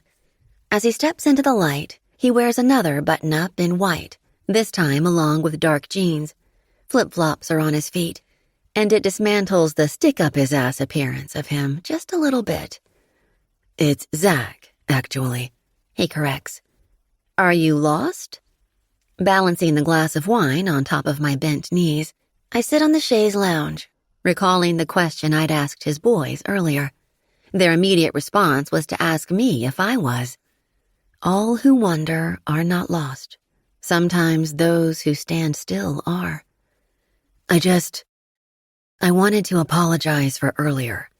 He scratches the back of his neck as he speaks. The apology comes as a surprise. Leaning back on the lounger, I take another sip of my wine, eyeing him over the rim. Zach doesn't move. And what exactly are you apologizing for? He swipes a hand through his hair while the other slips into his pocket. A few things. When he still doesn't move, I wave a hand, suggesting he take a seat. 2 upright outdoor chairs sit near the foot of the lounger. That's an interesting seat.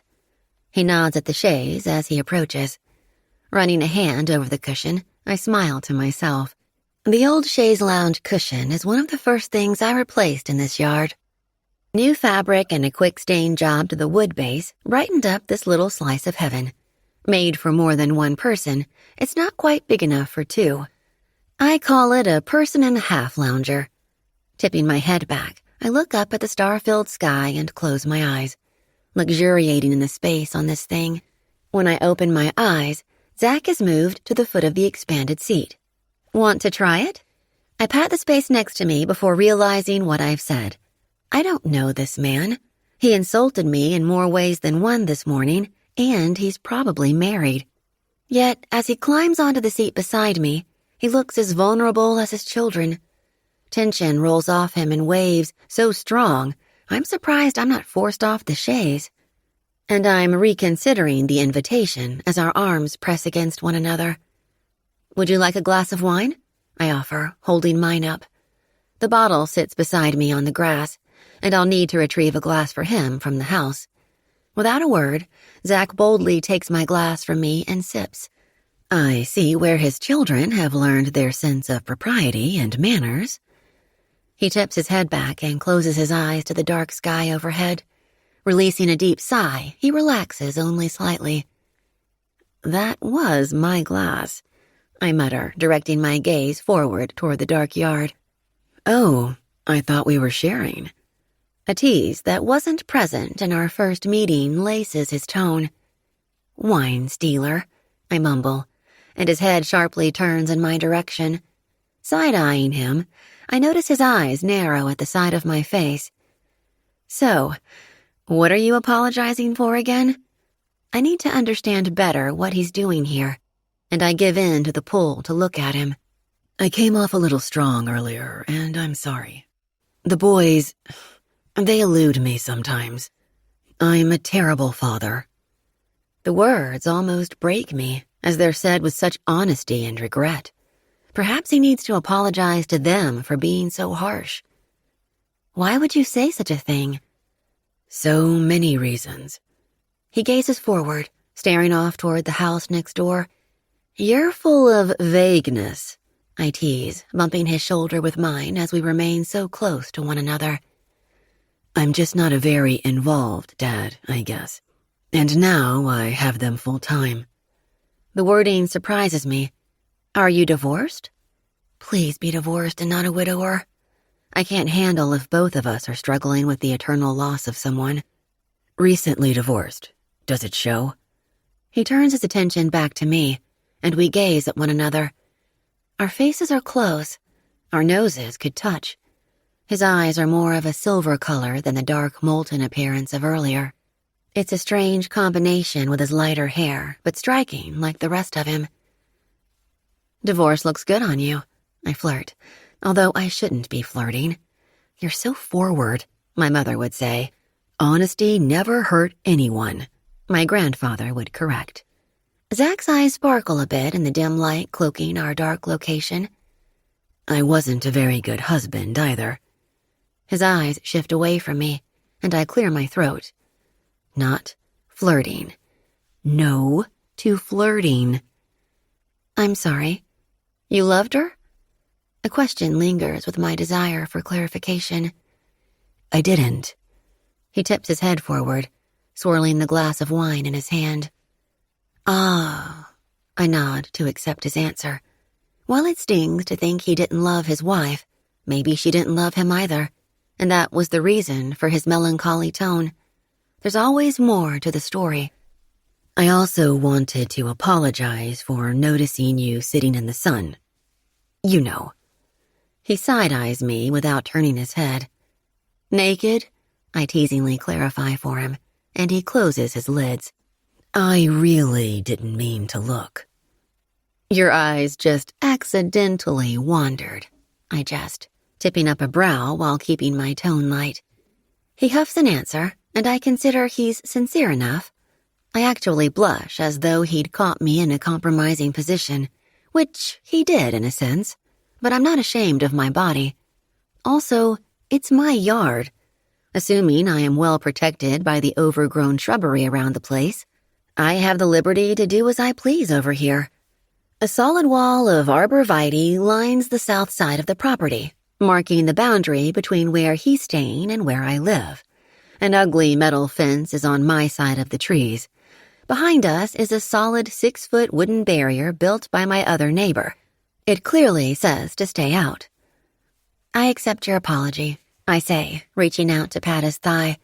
Instantly, I realize what I'm doing and withdraw my hand, but he catches it and crushes my fingers a moment. Then he flattens his palm over the back of my hand and presses it to his thigh. A magnetic tension crackles between us, but I can't seem to pull away. Heat seeps through his jeans and warms my skin. His fingers wrap around my hand, which is high on his leg, just to the side of his zipper region. My pinky twitches, and I faintly brush a sensitive area, feeling something I shouldn't beneath the denim. I jerk my hand underneath his, but Zach tightens his hold and takes another sip from my wine glass. It's all rather forward, considering his earlier demeanor, but I can't find the warning that should be in my head, telling me to pull away from him.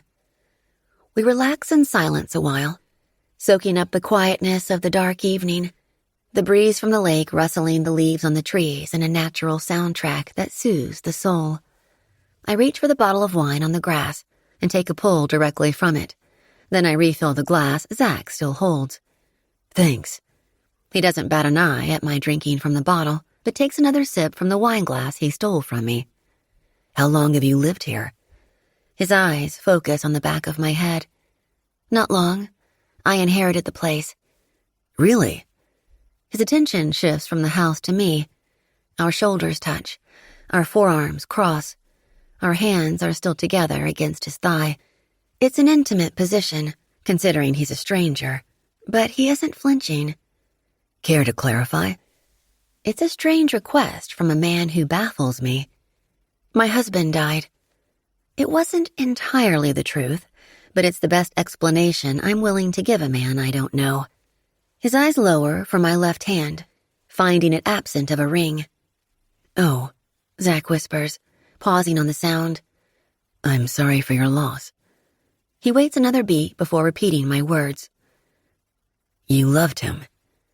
My shoulders sag. In my own way, yes. I'll always be grateful to him, but I suppose gratitude and love are not the same things. I glance back at the house. A year ago, I felt selfish for accepting the offer left to me. It didn't seem right.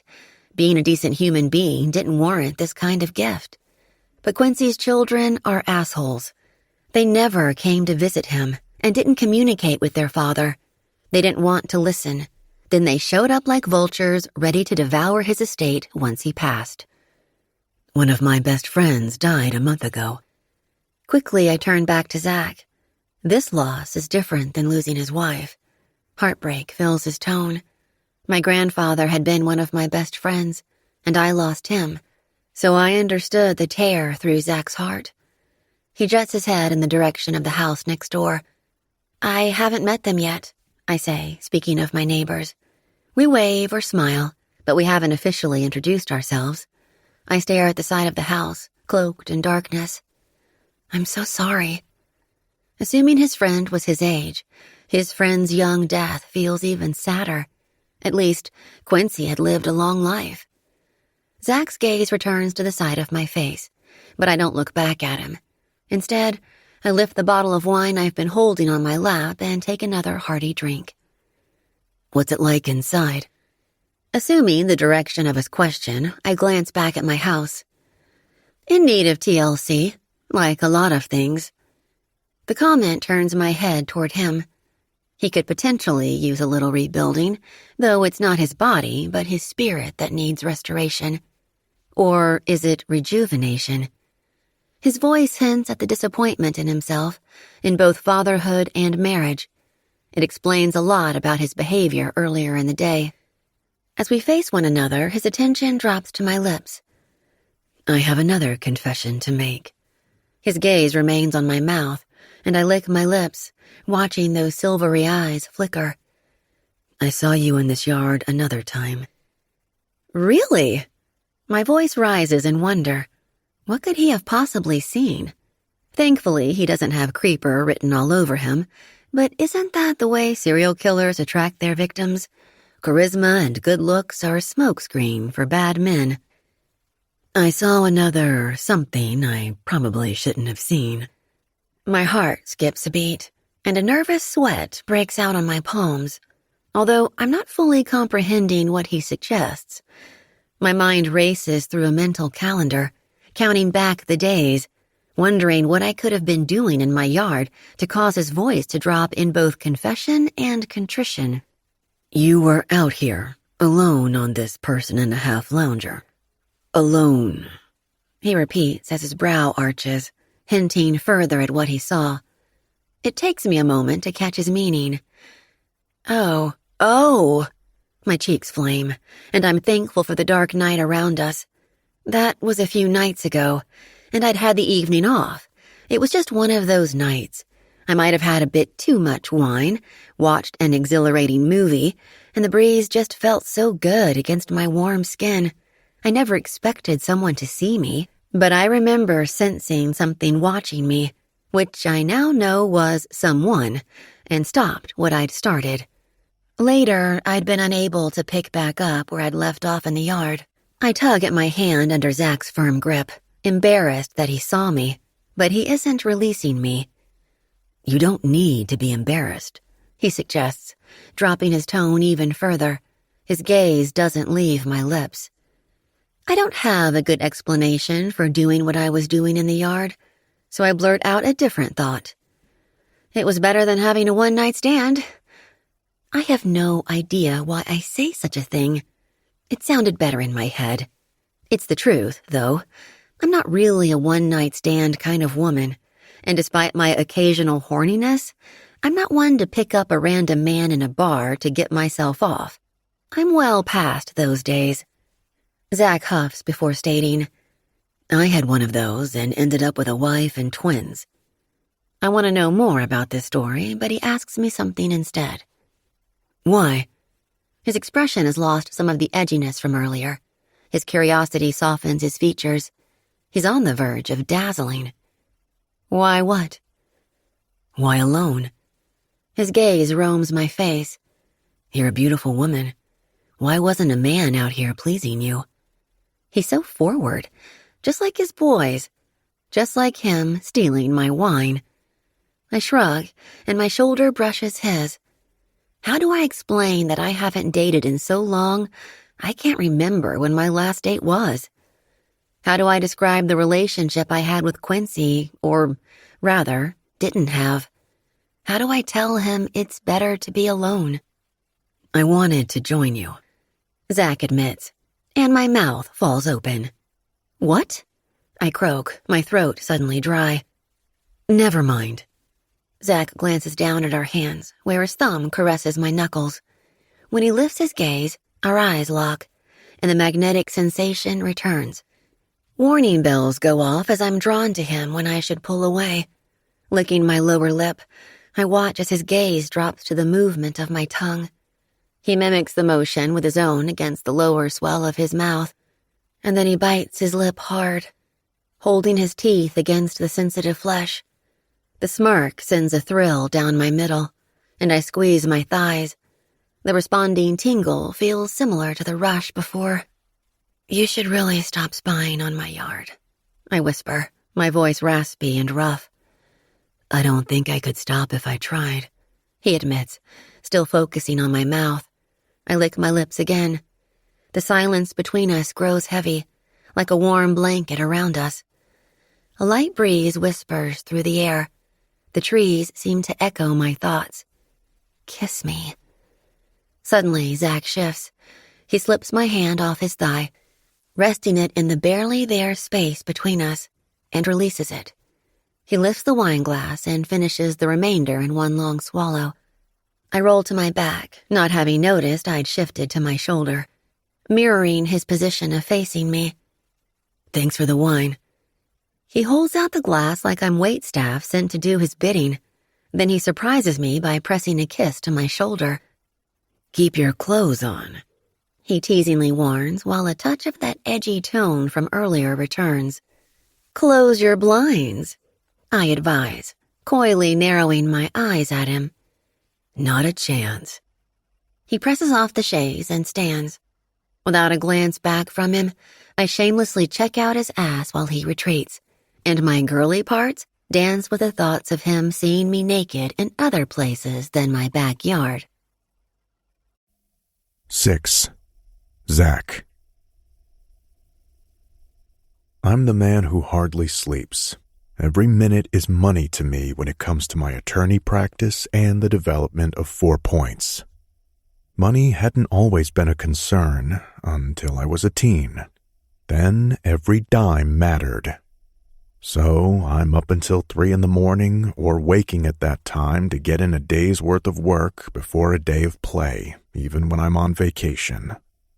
It's only been 12 minutes since my boys snuck into River's backyard again, and I had to retrieve them as she wasn't home. They've just finished telling me how they found a loose piece of fencing behind Anna's garage and slipped through the metal chain link to enter the neighbor's yard.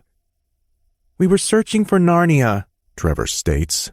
I don't even know what that means until Mila clarifies. "Those kids went through a wardrobe, not a fence." What are we talking about? Who went through a wardrobe? I ask. Anna made breakfast for our crew, and we linger around the kitchen island and the small dining table in front of a large bay window near the sitting area. Pancakes on a Monday morning feel like heaven. "The kids searching for Narnia," Mila explains.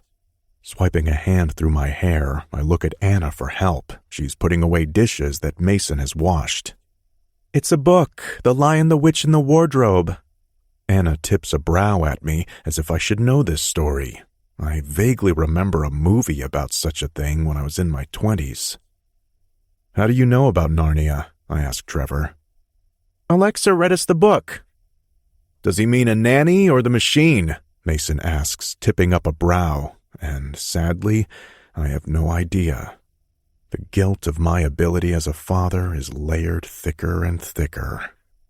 "So, what's today's plan?" I interject, wondering if Anna would like some solitude instead of our crew's constant chaos. Mason's been surprisingly quiet while a shadow to Anna's every movement. He does the dishes, he picks up things, he acts before being asked. Our friend is a man-whore to the extreme, but his domestic support has been interesting to watch. He was here when Ben needed to be driven to appointments and eventually bathed or positioned. I honestly don't know how Mason did it. When I'd met Ben, he was a lawn boy. His father owned the local landscaping company, and Mr. Coolis worked on our yard as well as Anna's next door. That's how Anna eventually met Ben, and the rest is history, even though it wasn't that simple. Think princess and servant, and that's the way I judged him until I had my own fall from grace. Ben was one of the first to accept me when others didn't know how to react to what happened to my family, when most people shunned us. As Anna was my friend first, Ben became my friend by default until true friendship took over, and I've always regretted thinking less of Ben before getting to know him. He never judged me, and I deserved judgment, especially when it came to River. I can't believe I admitted to watching her and swipe a hand down my face to calm thoughts of her touching herself, pleasing herself in that damn person-and-a-half lounger. I haven't been able to stop thinking about her again, and when I sat beside her on that same chaise lounge, rubbing arms, holding her hand, I am a mess of unfamiliar desire. "Hot flash?" Mason teases when he sees the sudden dull red flush heating my face. "Something like that," I snap, harsher than necessary. "What's on the agenda again?" Mason tips his head, but he can't read me. I'm an enigma to him as I married my one-night stand when I got her pregnant. Even Mason didn't offer to marry Samantha when he got her pregnant, and they'd been friends with benefits for a year before it happened. I'd made a promise to myself, though, I'd always be present for my children, even if it meant taking a wife I didn't love. I'd been loyal to her as well. "Beach day," Mason comments. "We don't want to go to the beach. We want to go to Miss Rivers," Trevor interjects. My boys have been on the floor playing with Legos. "Miss River?" Anna asks, her head popping up from something she's reading set on the countertop. "Your neighbor." "Oh, I feel so bad. I haven't had a chance to really meet her." Hearing her reminder recalls something River said last night. She's lost her husband. Anna and River have something in common, and Anna could use a friend outside of our group, someone who relates to her loss on a different level than we do as Ben's guy friends. "You should introduce yourself. I think you'd have a lot in common." The moment I suggest it, Mason glares at me, and I realize my mistake. "What do you mean?" Anna questions, tilting her head. Mason shakes his head at me, and I'm wondering once more how much he knows about the naked neighbor. He said he doesn't have carnal knowledge of her body, but that doesn't mean he hasn't tried, flirted with her, attempted to charm her. "I just think you might be friends." Anna gives me a quizzical look before Mason interjects. "Beach time!" Oliver groans. "What did Miss Rivers say about that tree fort?" I remind my boys. "The boys were in her tree fort?" For some reason, Mason made that sound sexual, and I want to throat punch him. "She said we could come over any time we wanted," Trevor states, but that isn't true. "Really?" I say, finding myself on the verge of arguing with a 7-year-old. "She said we could come over whenever she's in her yard," Trevor clarifies. Mason coughs, and I catch his eye. He has the same thought as me, naked River in her backyard. "Maybe Daddy wants to play in River's tree fort." Mason wiggles his brows, and I narrow my eyes at him. "Yeah, Dad, you could play too," Oliver says. "I'm not playing in River's tree fort," I snap, glaring at Mason before turning to see my son crestfallen by my tone. Fuck. Swiping a hand through my hair, I address my slightly sensitive son. "Ollie, we need to respect that the tree fort belongs to Miss River. We can't just go into her yard without an invitation." "Yeah, Ollie, you can't just barge into her tree fort. You need to ease into it," Mason adds, and Anna's head pops up, narrowing her eyes at the man beside her. She hasn't missed the drop in his voice or the salacious addition. Glancing over at me, I shake my head, suggesting she ignore Mason.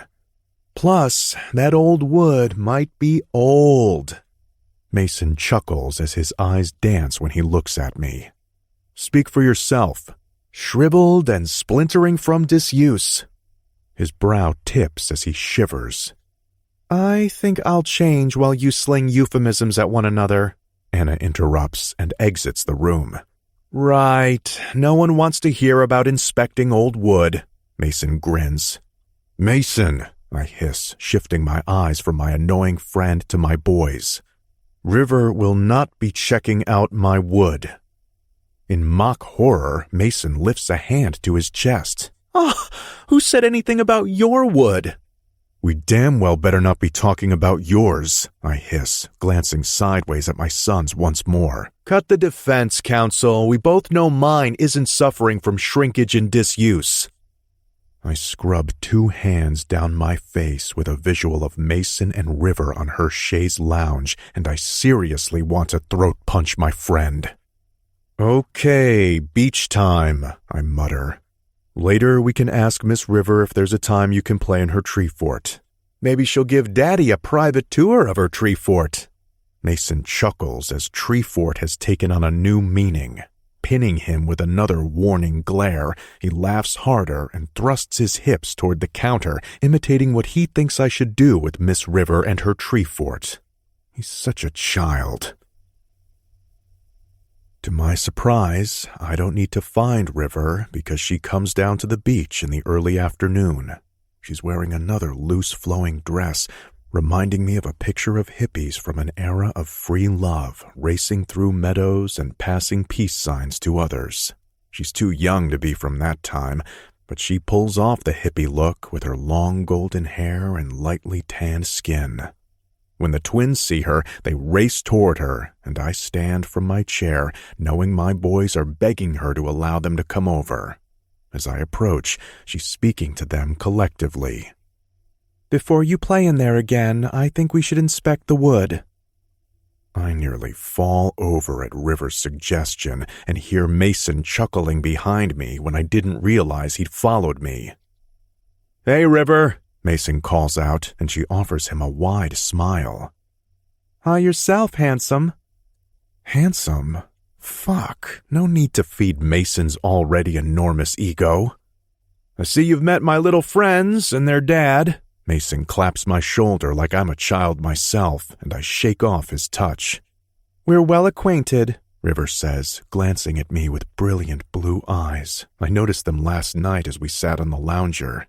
They sparkled and danced while she spoke, as if she was constantly on the verge of laughter. Even when they softened as she mentioned her husband or offered sympathy for Ben's passing, her eyes still sparked.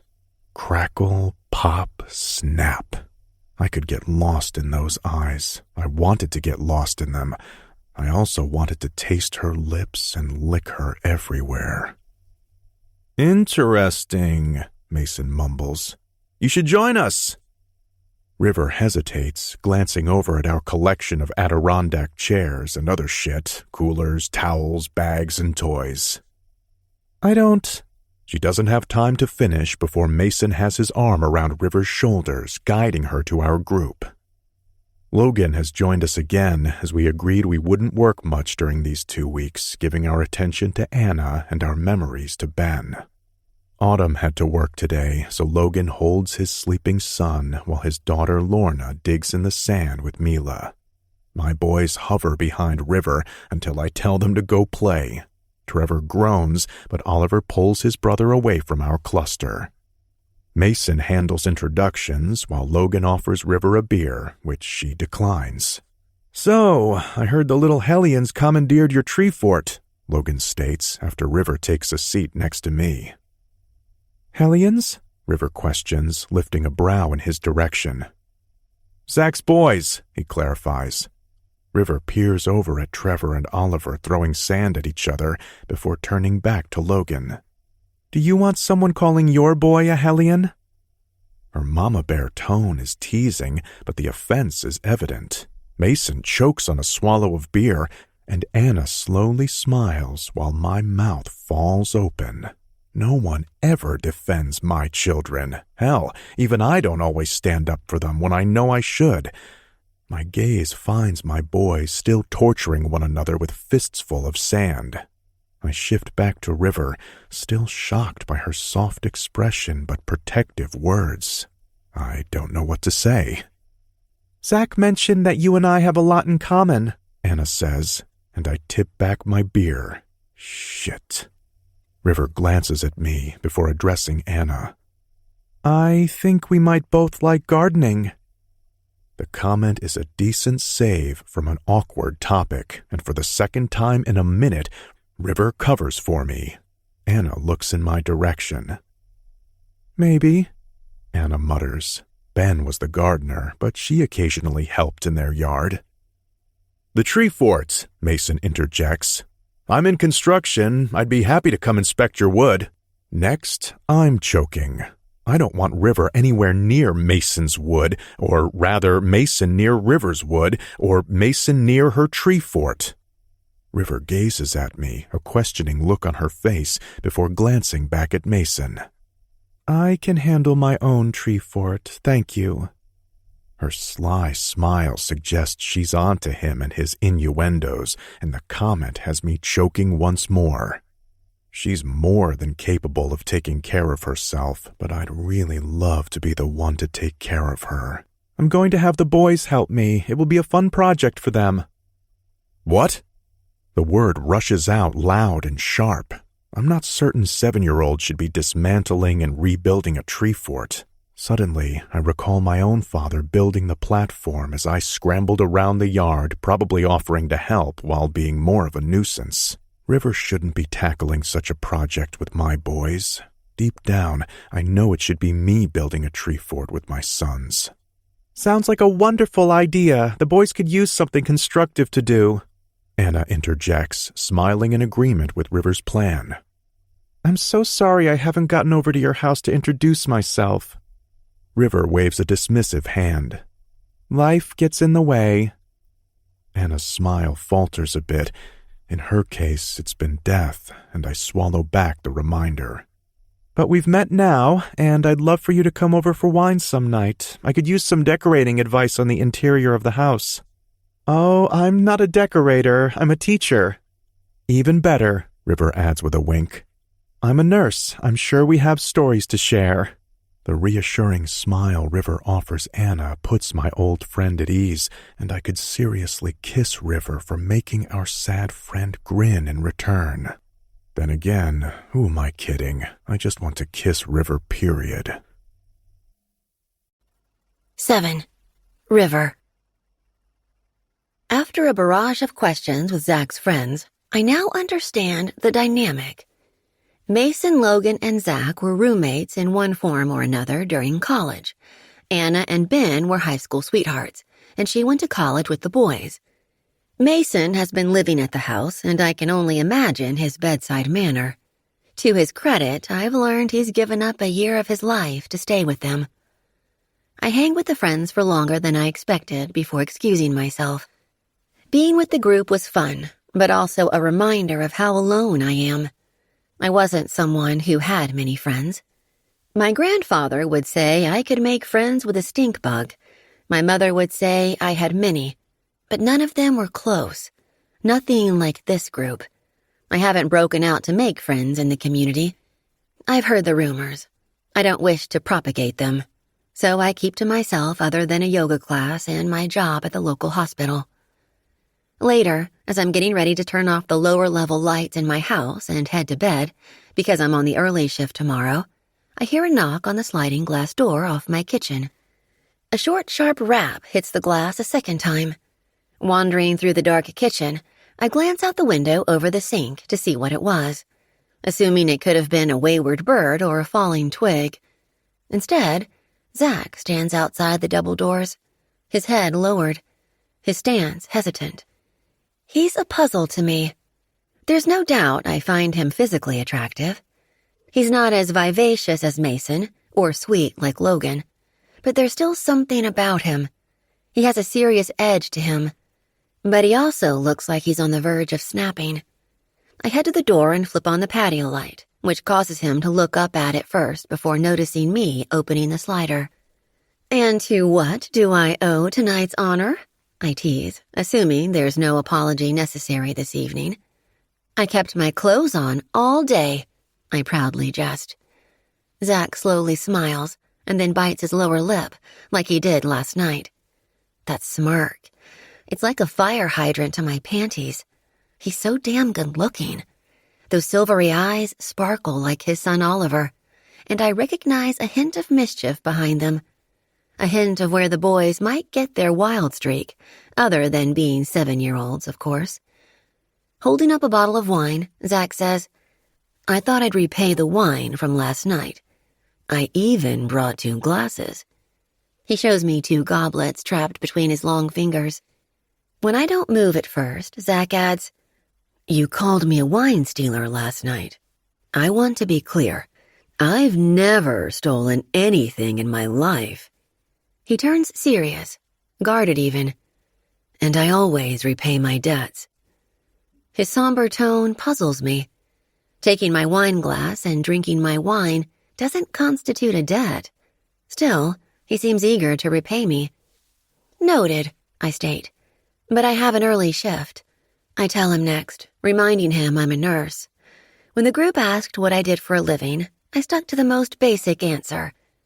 Just 1 glass. He pouts at me, jutting out those lush lips, and I laugh.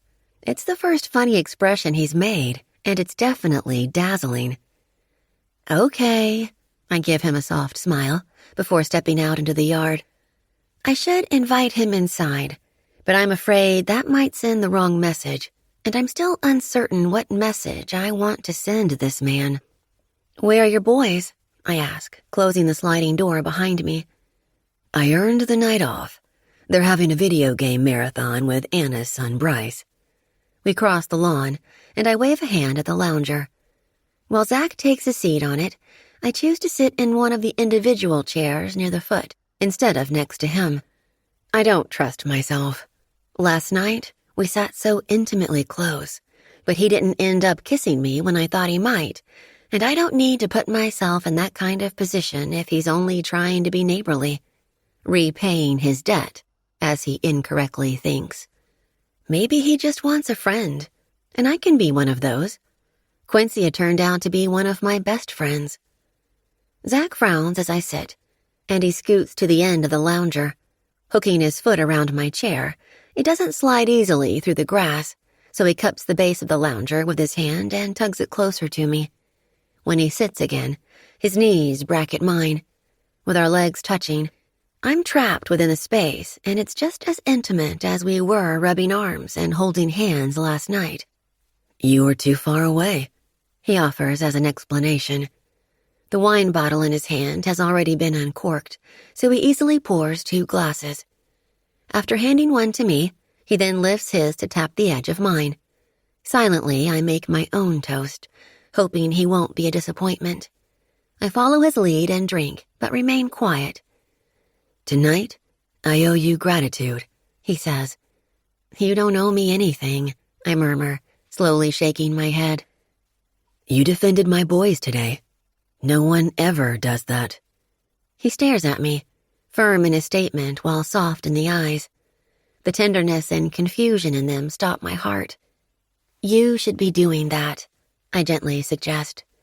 Zach should be proud of his boys, and I worry he underappreciates what he has in his healthy, rambunctious sons.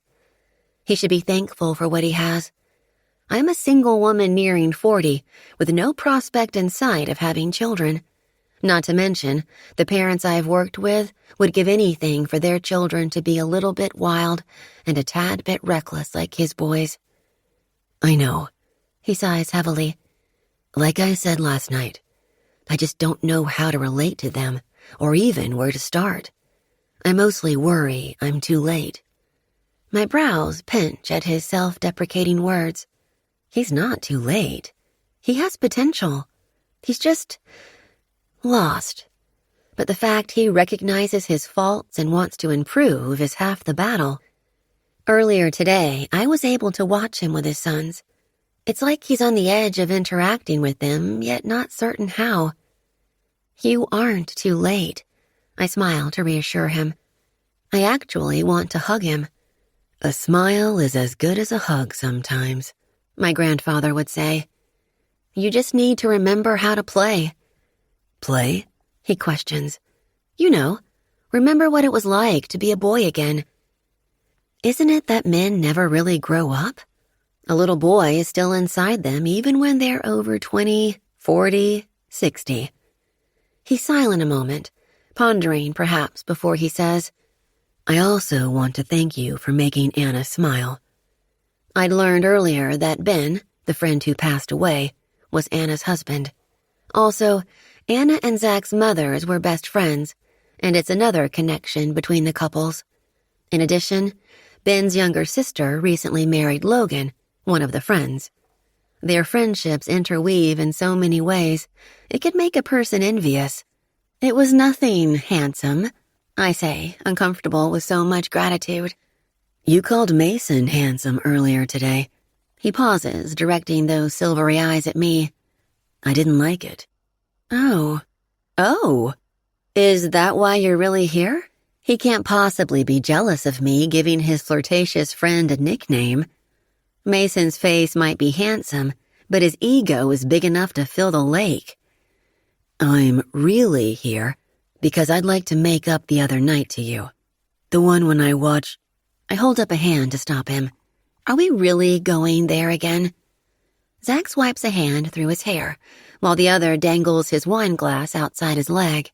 He averts his eyes. I'm a bit out of practice at this. Out of practice with what? I tilt my head. Flirting. His eyes quickly shift to mine and away before he lifts his wine glass and takes a hasty drink. Oh, are you flirting with me? I tease, arching a brow and fighting a grin. He's so flustered, and it's kind of cute, although cute does not do him justice. With his finger-combed hair and shifting silver eyes, his frustration flatters me. See? I'm shit if you can't tell. He softly chuckles and turns his head in the direction of the lake. His eyes pinch.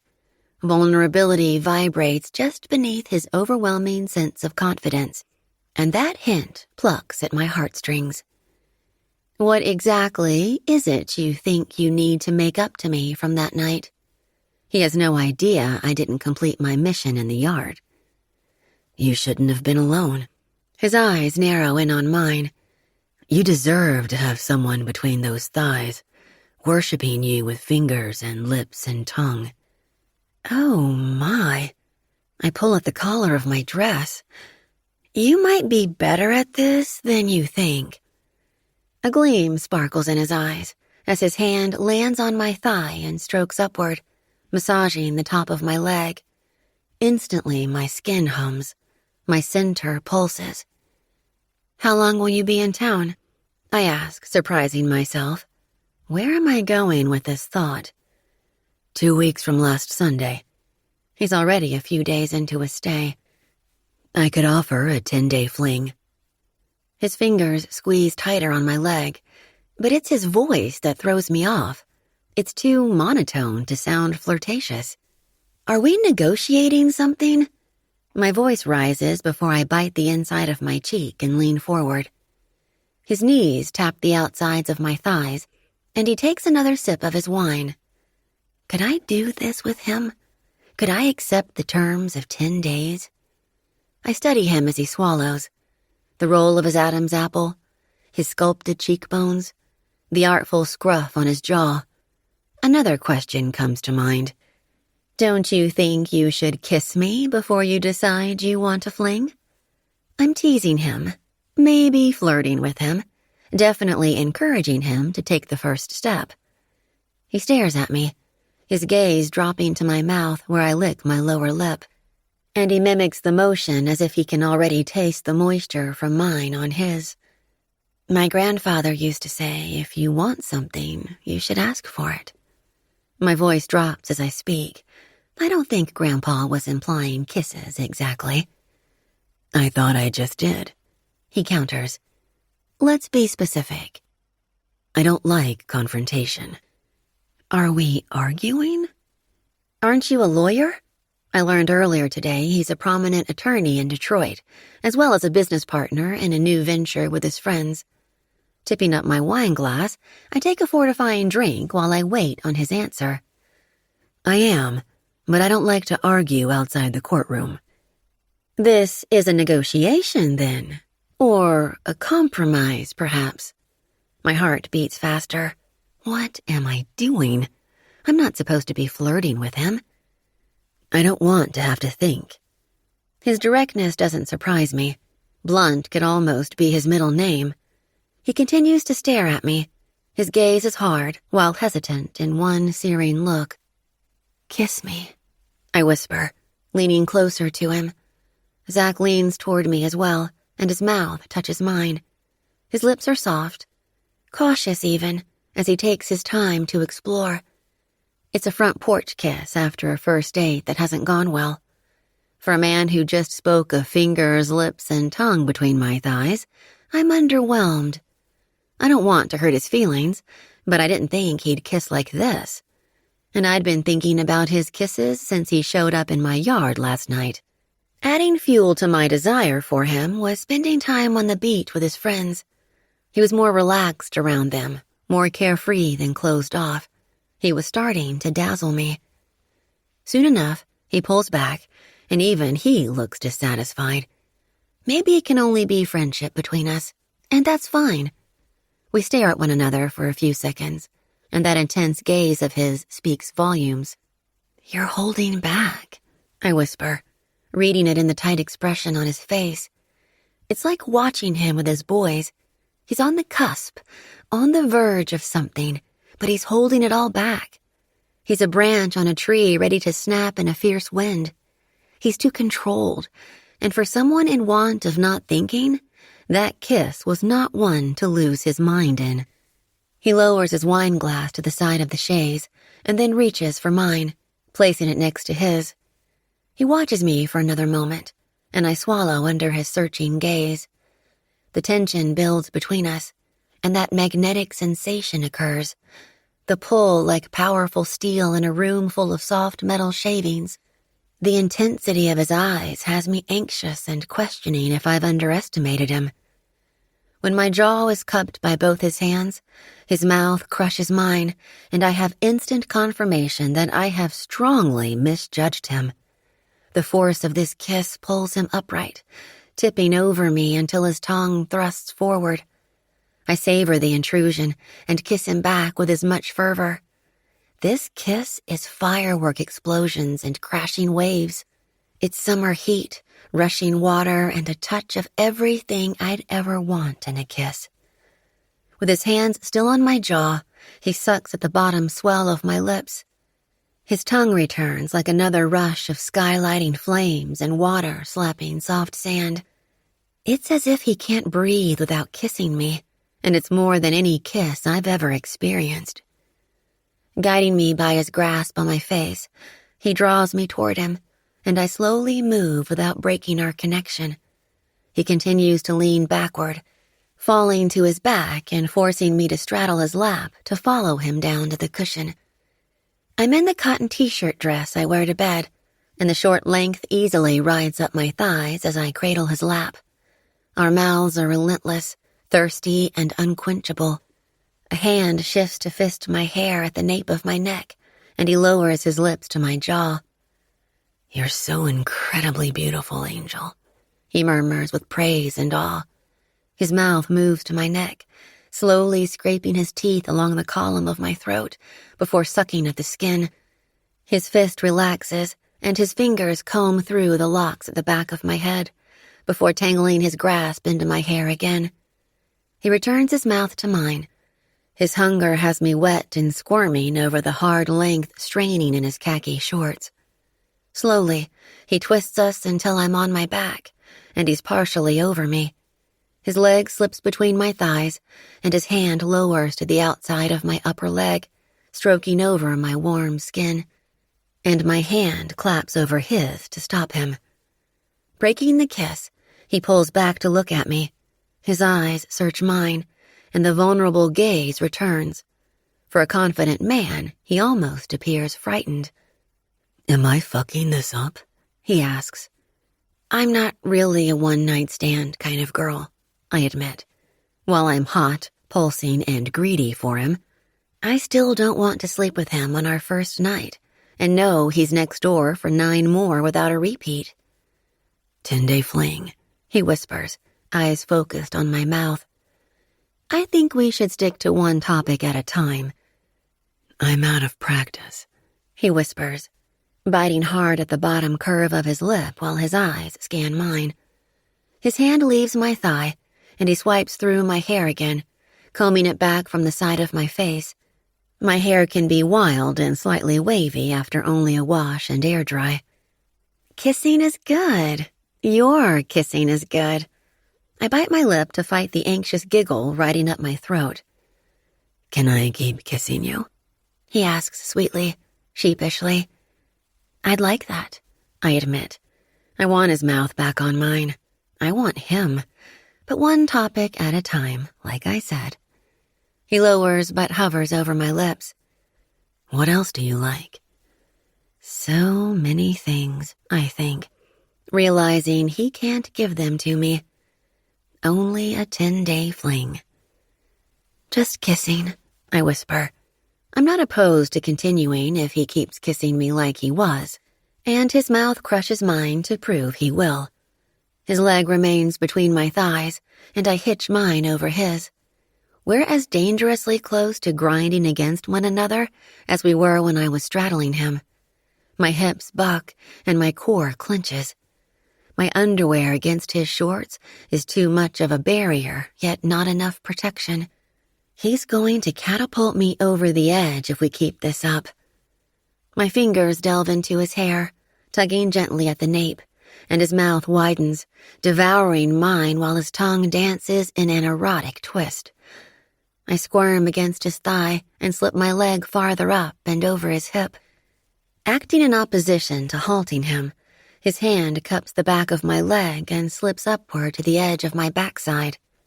Christ, you're gonna make me come with only your mouth, he mutters before kissing me harder and surging his hips forward. His hard length rubs at my pelvis. This is ridiculous. I should just give in. I should just sleep with him.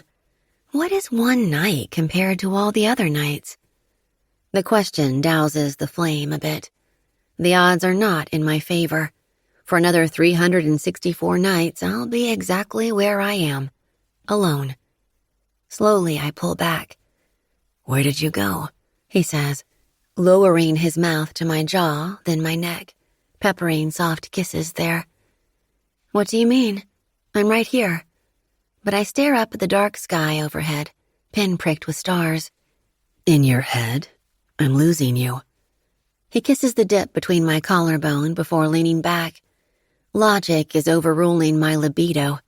My thoughts have taken over, and I find Zach's window next door just over his shoulder. It isn't him. It's me. In 10 days, he'll leave, and I'll still be here, alone. My eyes focus on the darkened glass, but Zach cups my jaw, forcing me to look at him. We don't have to do anything you don't want to do, he says to my lips before meeting my eyes and repeating my words. Kissing is good. Kissing you is good. Kissing. It's only kissing. But I already know it could be so much more than our mouths meeting. He could be so much more, and I can't allow that to happen. Suddenly his phone rings and Zach groans, lowering his forehead to my sternum. Is that the Imperial March from Star Wars? I laugh at the sound. It's actually from The Empire Strikes Back, and it's my ringtone for the boys. Zach? I choke around more laughter. That's a terrible theme song for your boys. The laughter breaks all the tension, filling my thoughts. Zach shakes his head and kneels upright, straddling my right leg while my left slips from his hip. I need to answer this. Of course. I softly smile at him. Hello? His short, clipped greeting reminds me of how he addresses his children. I shift to sit upright, but he places a hand on my stomach, willing me to stay in place. Instead, I balance on my elbows, glancing up at him. I should give him privacy, but the call is quick. Zach's eyes close as he says, Okay, I'll be right over. When he clicks off the phone, he tosses it on the cushion and falls forward, bracing himself with extended arms over me. The stormtroopers are invading, I tease as I drop to my back again.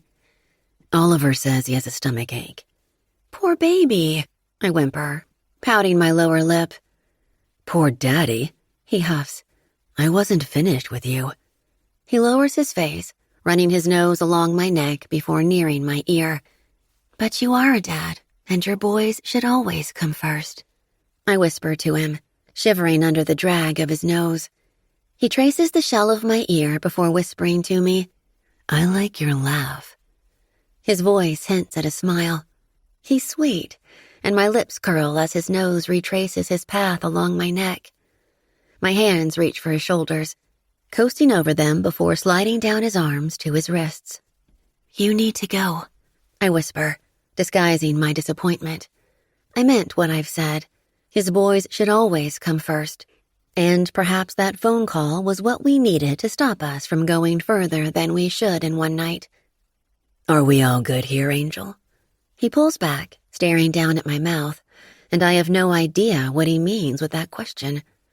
As I don't answer him, he places a final kiss to the side of my neck, before pressing upward over me and removing himself from the chaise lounge.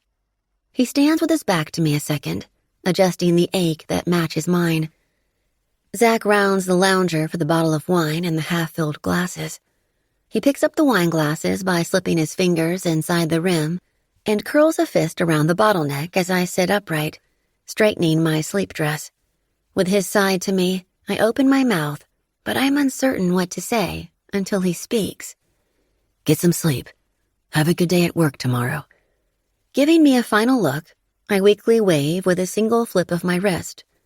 Once he disappears around the corner of my house, I toss myself backward and stare up at the blanket of stars, wondering just what the heck I'm doing with one hot single dad who can only promise me 10 days. 8. River. It's been a particularly long day. After not sleeping well because I was too keyed up from Zach's kisses, one of my favorite patients is having a rough afternoon, and I'm emotionally exhausted. I knew things would be different when I took the position at the local hospital. The diagnosis of my patients is the same, but their age is at the opposite end of the spectrum from my previous experience. I love what I do, but some days are more difficult than others. As I pull into my yard, I don't even have the energy for a run, which normally releases tension after a tough shift.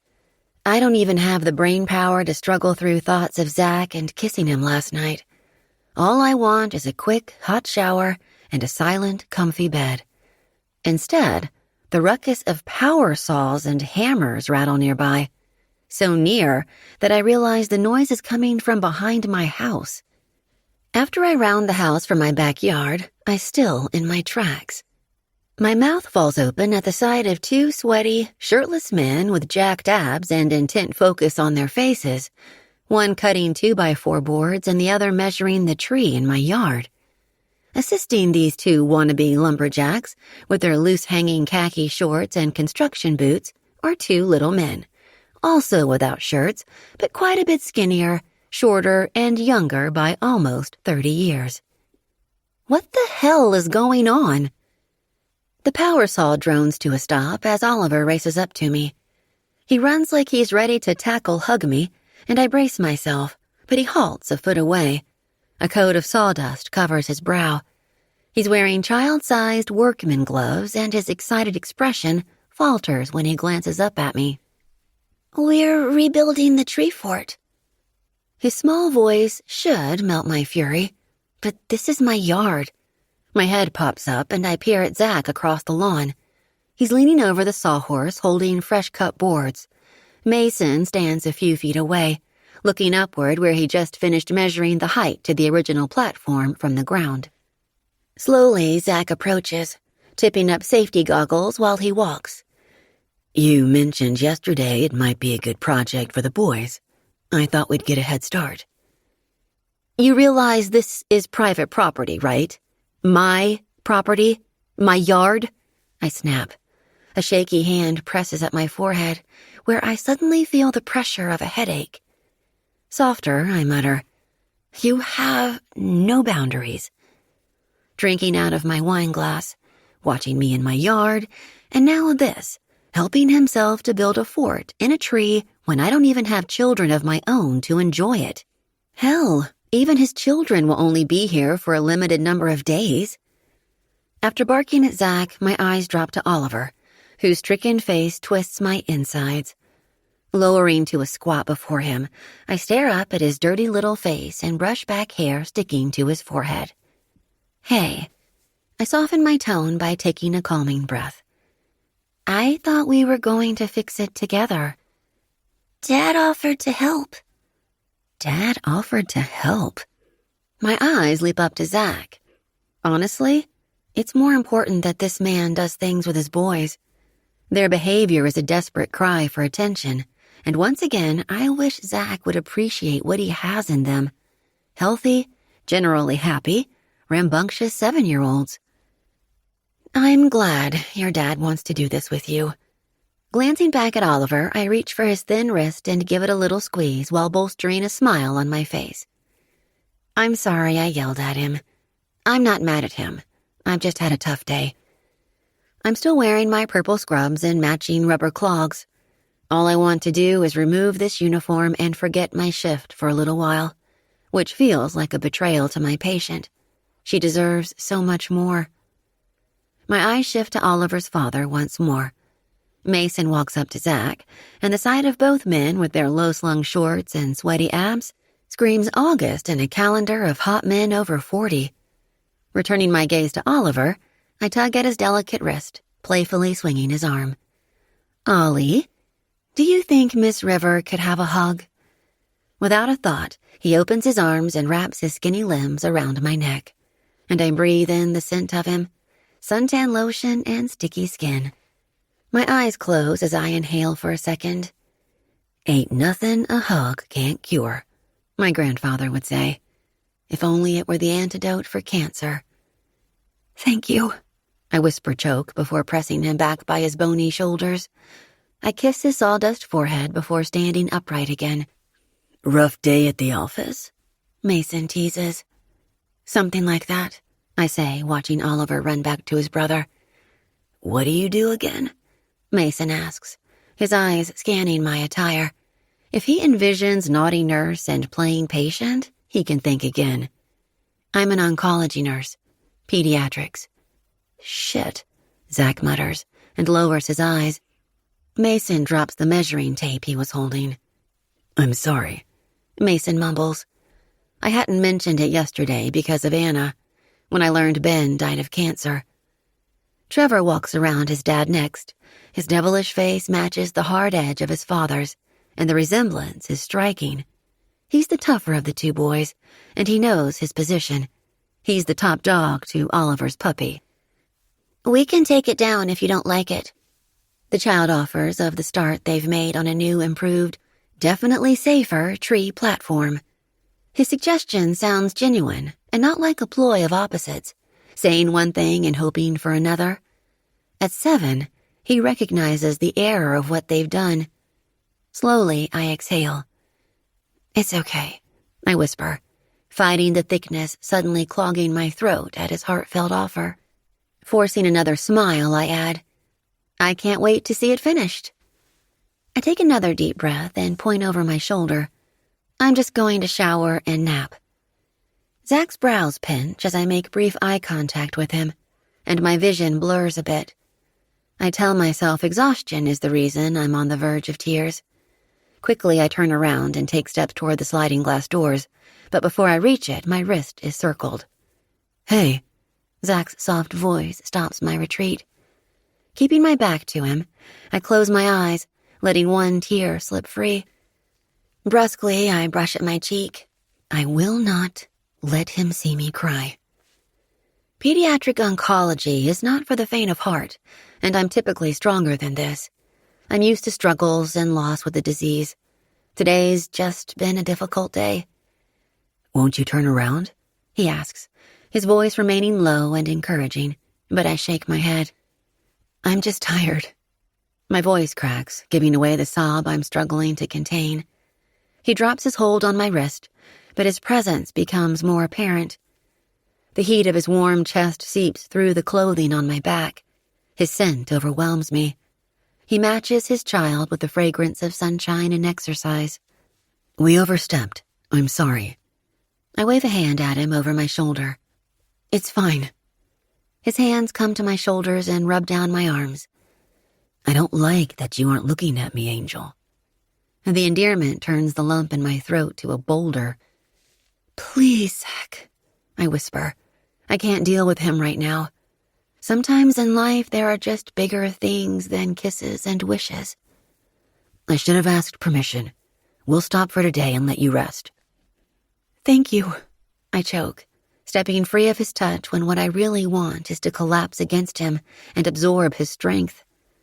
Visions of his naked chest and the hint of hair leading lower in those shorts will haunt my dreams.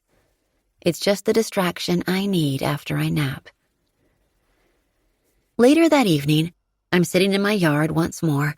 It's my favorite thing about this place. Off in the distance, the sun is lowering to a golden yolk, while streams of yellow and orange filter through the darkening sky. I sip a glass of wine in hopes of continuing the calm I mustered after a hot shower and a decent nap. The late afternoon rest will screw up my sleep pattern, but I'm also used to a flip-flopping schedule. 2 days on, 1 day off. Morning, and then night. It's a cycle I don't mind. I typically pick up additional shifts as I'm a single woman without much more going on in my life. Still, I appreciate what I have, a steady job and a decent home that I own outright. My thoughts drift to Quincy. After years of adult patience, I needed a change. Labor and delivery would have been a happier position. Life versus death should have been the option. But with decades of oncology practice, I stayed within the field and just moved from elderly patients to a younger set. Slowly, I sip my wine and think of little Jessica. She's a spitfire, so to see her defeated earlier today threw me off. She'd had some disturbing news after months of treatments. Her parents were understandably wrecked. Life is so unfair sometimes. Death is even more unjust. Briefly, I think of all the people I've lost. Quincy, grandfather. Pity parties don't serve cake, my grandfather would say in times of self-sorrow. He didn't live long enough for my sarcastic streak to hit, where I would have replied that those kinds of parties should serve cake, along with ice cream and alcohol. I close my eyes, but images of Jessica's parents' tear-stained faces flutter behind my lids. Quickly, I open them to focus on the setting sun. Taking a deep breath, I concentrate, nearly meditate on the lowering orb and the reflective light skittering across the momentarily calm water. I sit long enough that the evening turns black around me, and stars fill the sky like a pop of polka dots, one here, one there. My eyes drift to the beginnings of a new platform in my tree. It will be the perfect spot for stargazing. Hello? The masculine voice has me spinning in the chaise lounge. I moved its position so it faces the dark lake and descending sun. Hi, I choke around the panic in my throat. I need to invest in a gate as these Weller boys have no boundaries. Sheepishly, Zach approaches me, hands buried in the pockets of a fresh pair of shorts. His hard abs are covered by another dress shirt. This one is bright blue, sleeves rolled above his elbows.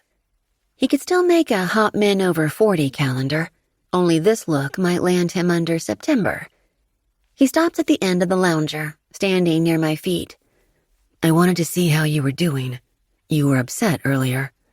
It's an understatement and an opening to discuss my day, but I don't really want to talk about it. I'm better, thank you. I lift my glass of wine to salute him before taking a sip. Zach glances toward the disappearing sun before looking back at me. Seems I'm always entering this yard to either apologize or thank you, or to steal wine or deface my tree. The sarcasm is harsher than it needs to be. I told you I don't steal. With his tone defensive, Zach scratches at the back of his neck.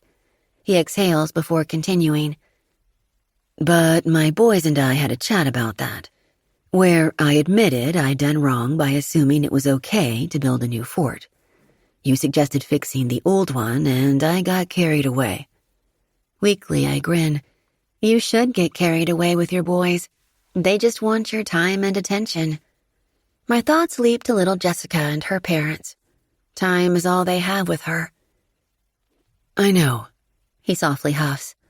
His lids lower a second before those silver beams look back at me. What about you? Do you want my time and attention?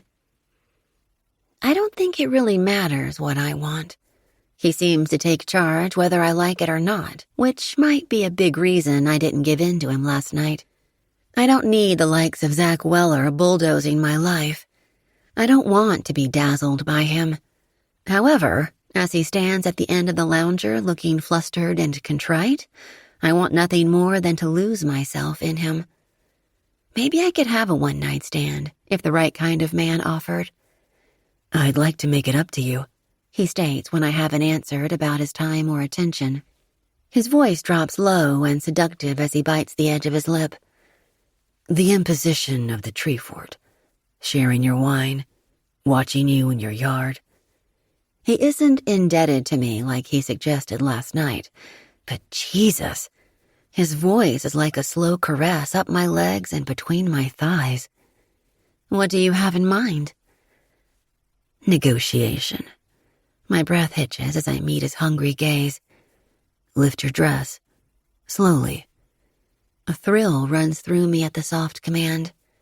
On a million levels, I should not satisfy his request. This is so wrong. Yet I set my wine glass aside and scrunch up the gauzy material, exposing more and more leg as the fabric rises. When the dress reaches the apex of my thighs, Zach makes another demand. Take off your underwear. Keeping myself covered, I reach under my dress and slip my underwear down my hips and over my knees until I can kick them free. Zach catches the flimsy lace and squeezes it into a fist before slipping it into his pocket. Touch yourself. Holy shit. He can't mean it, but as I hold his gaze, I slip a hand over my upper thigh and between my legs, brushing against my clit. I keep my eyes on him and hiss at the sensation. The featherlight tease is only the beginning, but I'm already so turned on by his seductive voice and smoldering gaze that I'm not going to last long. Stroking over damp folds, I lick my lower lip, and Zach pops the button on his shorts. The sharp sound of his zipper rips through the magnetic tension between us. He isn't watching me touch myself, but focused on my face, looking at my lip which I bite in response to his pleased smirk. The scent of my sex fills the air around me. His hand disappears into his shorts, and my lids lazily lower. This is what I did that night while I watched you. My eyes snap open and widen. He got off while watching me. The possibility has me stroking faster, rubbing harder. The intensity with which he presently observes me could incinerate me. My skin sizzles with desire. My mouth dries. Zach places a knee on the edge of the chaise as his arm moves, the jerking motion clear, although the tails of his shirt cover everything from sight. I wanted it to be me, he says in a raspy, rugged voice. I wanted to glide between those thighs and nip at your sweet skin. I wanted to smell your pussy and press my tongue against it. Oh, God, I groan. For a man who doesn't want to think, he's thought an awful lot about that night. And with his soothing voice and commanding instructions, I'm falling under his spell. My mind clears of everything but what his tongue might feel like against me, what his tongue could do to that spot where I need him most. He'd devour me like his mouth did mine last night, and I moan with the thought. Do it, I demand, not recognizing my own voice. I spread my legs just the slightest amount, hinting at what I want. Angel, he hisses. Make me come. I softly strain, recognizing I'm close, but knowing his mouth will get me over the edge. He releases himself and places both knees on the end of the lounger. His warm hands grip my ankles and tug my legs wider. Lowering his body between my legs, he slips his hands under my knees as he bites the tender skin of my inner thighs. He scoots upward, running his nose over my clit before his tongue strikes. He doesn't hesitate as he did with that first kiss last night. He dives in, kissing me like he had my mouth. Tongue, teeth, lips against lips. He sucks at the sensitive folds, causing my hips to buck. He laps across my slit, and my back arches. His tongue thrusts forward, flicking my clit, and I'm ready to break. I'm outside my head with thoughts only of Zach and what he's doing to me, what no man has done to me in years. I'm going to come. I stayed in both warning and wonder. I'm going to come, and it's going to be big, like tree fort shaking, tectonic plates shifting, big. My legs stiffen, and my thighs squeeze the sides of his head as I erupt from his relentless tongue. His fingertips press into my skin as his tongue licks up my release and immediately pushes me toward another. Oh, God, I whimper, uncertain what's happening to me. I rarely come twice, and never this fast on the heels of the first. Yes, he mutters, as if he's the man himself. The vibration stimulates my already sensitive folds. I can't, I softly mule. You will, he commands again. His tongue against me says no more negotiation. This is torture, quick, slick, and delicious. I crash within seconds, calling out his name in the dark night. Jackknifing upward, I cup his ears, staring down at his head buried between my thighs. He releases me, and I tug him by those ears up to my mouth, sucking at my essence on his lips. Fuck me, I whisper, my voice desperate with need. He's opened the hydrant. It can't be closed until the fire burning inside me is out. Not tonight, he says, ravenous for my lips. His tongue licks upward, lapping from the lower to the upper swells. What? I choke, misunderstanding him and feeling his rejection. He just gave me 2 incredible orgasms, one on top of another. I need to feel him inside me. That was all for you. He was certainly generous, but I'm not done with him. My hands roam down his body, forcing his shorts to his hips. River, he warns against my mouth, but I break away. His hands land on either side of my hips, balancing him upright, and slowly I lower under him, scooting myself beneath his body. Angel, he chokes when I slip my hand inside his shorts, wrapping around a shaft that's velvet over steel. He's so hard and hot. He needs to lose control like I did. Releasing him for only a moment, I wrestle his shorts and briefs farther down his body to free his impressive length, then lick the seeping tip. Fuck, he groans, balancing on those arms like columns holding up a building. I swirl my tongue around the crown before opening and drawing him to the back of my throat, swallowing around him. My tongue dances around the head before sucking the firm shaft. His hips lazily rock. Reaching deeper inside his shorts, my hands squeeze the firm globes of his ass, and he tightens. River, he pants once more, swiping a hand into my hair, fisting it as if he wants to remove me, but I'm not letting up. I want him to break for me. His backside clenches, and his hips surge forward once more. I gag around him. Quickly he forces himself free, and I whimper, opening my eyes to watch him fist himself and jerk once before releasing against my pubic bone. My head falls back. My chest heaves. Jesus, Zach chuckles before collapsing beside me. Despite the heavy weight of my head, I roll it in his direction. That was not supposed to happen. His breathing is just as ragged as mine, but the grin on his face lets me know he's pleased by what we just did. You didn't like that? I tease, rolling my body to face his. Don't be stupid. I loved it, but that's not what I intended tonight. It's called compromise, I state. Well, I like how you compromise. He smiles wider, and the full potential to dazzle graces his face. I like how you negotiate, I whisper, reaching out to run my fingertip down his nose. He shifts his body to mirror mine before kissing me tenderly. I'll negotiate with you anytime. His silvery eyes soften. I'd like to believe those words mean more, but I know better. 9. Zach.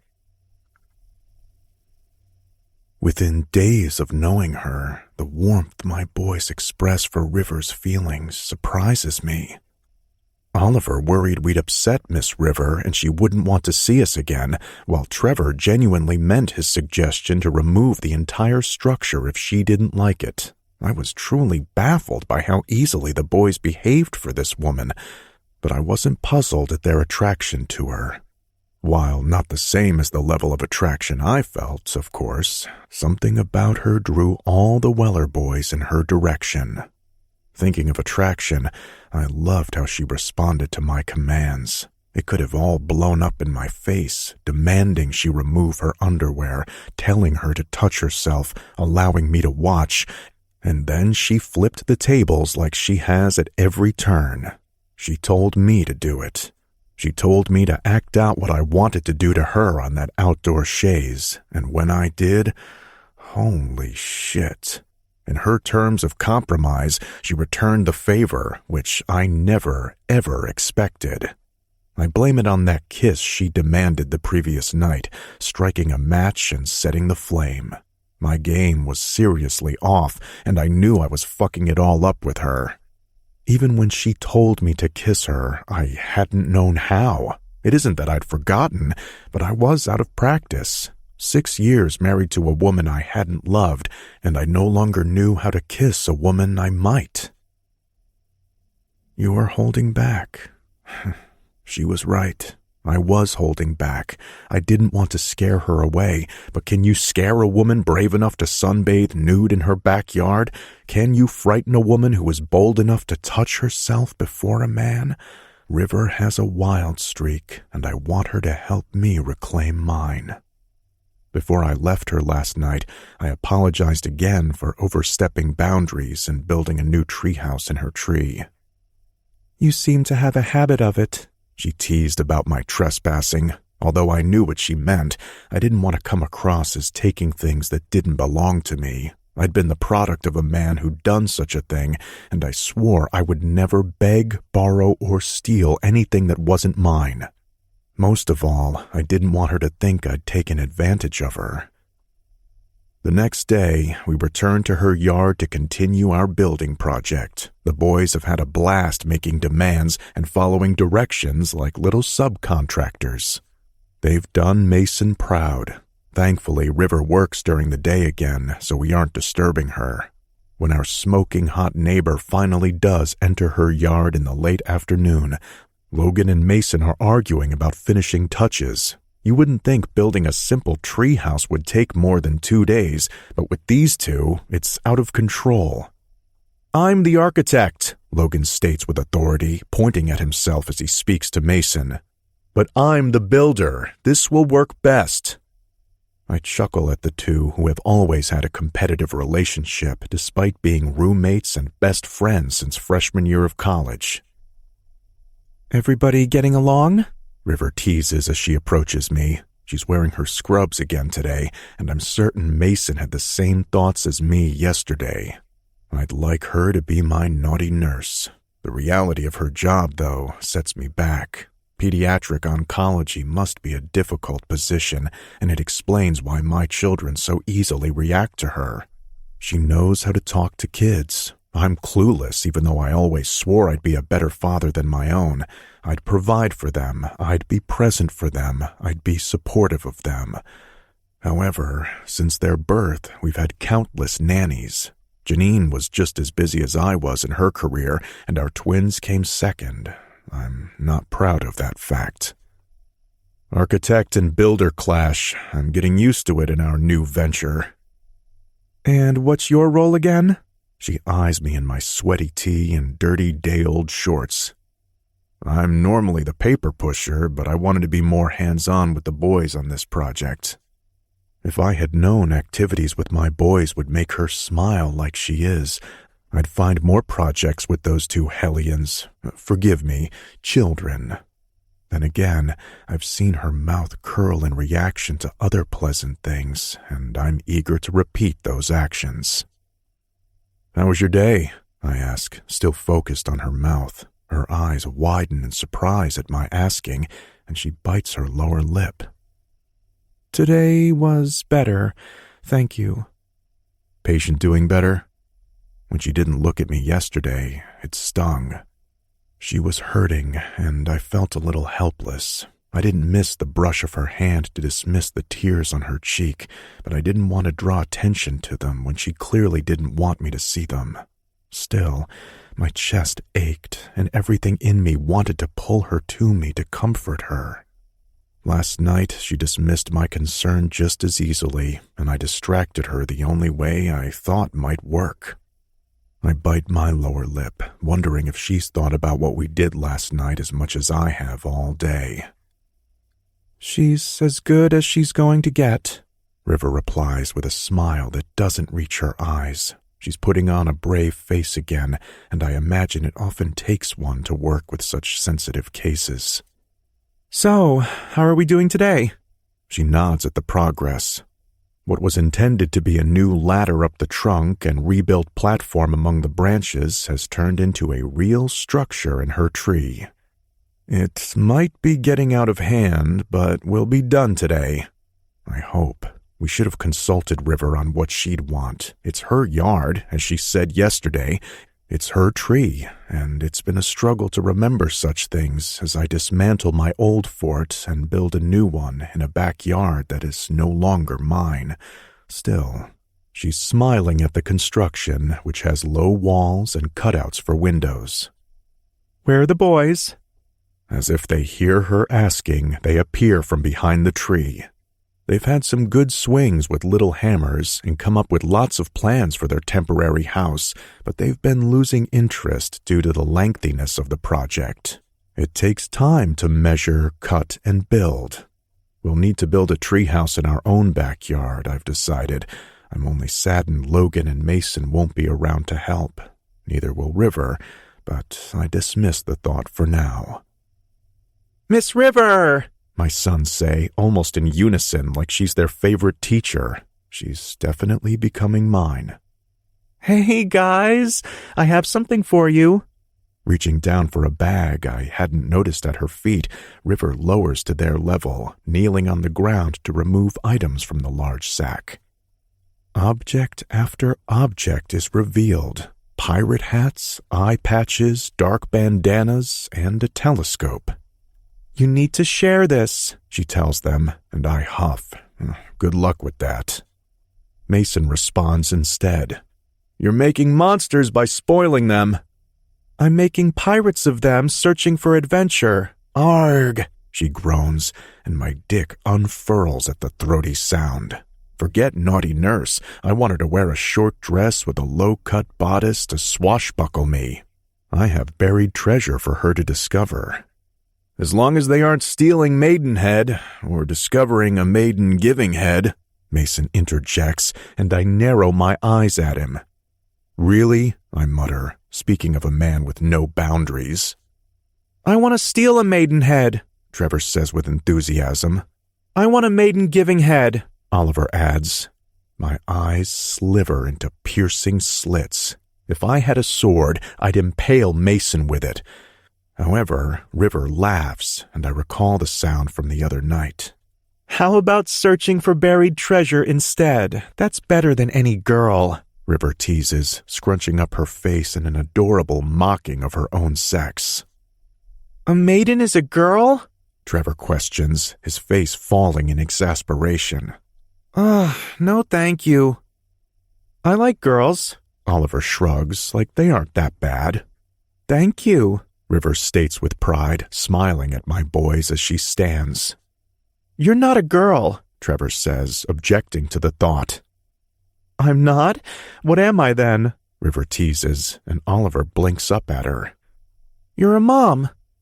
His innocent statement floats around us. My mouth falls open, ready to correct him, hoping River isn't offended. However, graceful as she is, River gently reacts. Moms are just girls who grow into women and have children. I don't have any children, so I'm not a mom. Her voice is calm, her explanation clear. She isn't offended. Without a thought, Oliver replies, You should be. Oliver, I shriek, mortified on his behalf. Dude, Mason mumbles a few feet away. You can be our mom, Trevor says, shrugging like it's that easy. Then he adds, Ours left. Trev. With the nickname softly on my tongue, I feel like the nail gun got loose and just hammered my chest. I glance up to find Logan watching me. He's the other divorced guy in our group. He pulled off the single dad thing for years, doing a great job with his only daughter. He knows I'm concerned I won't get my shit together. Janine has screwed up our boys with her absence, but I'm not without fault. I swore I wouldn't be a bad dad. I'd had the best of fathers until he wasn't. We hadn't a hint to the things he'd been doing, or maybe I hadn't noticed because I was only a kid. He was my hero then. I never knew how far off balance things had gotten. When everything fell apart, my mother was devastated, and I was left to pick up the pieces. I glance at River, whose eyes fill with compassion. She doesn't know what to say in response to Trevor. "Little guys, how about we ask River to join us tonight for the barbecue?" Logan asks, dissolving the awkward tension. My head twists from River to Logan, kicking myself that I hadn't thought of it or been the one to invite her. Logan and Autumn offer to host our crew at their new home tonight, hoping to remove us from the house. Anna's been holding her own, but she disappears in her head at times and needs a break. The boys cheer, and Oliver doesn't hold back. He wraps his arms around River's waist and looks up at her with large, pleading eyes. "Please come, please, please, please," he pouts, and River glances over at me. "Did he learn this expression from you, or did he teach it to you?" I have no idea what she's talking about, but I watch as she blindly rubs her hand over my son's head. "I don't really want to intrude on your friend's cation." "Why not? We've invaded your yard," I reply. "Don't act like that's a hardship," Mason mutters, and I pierce him with another hard glare.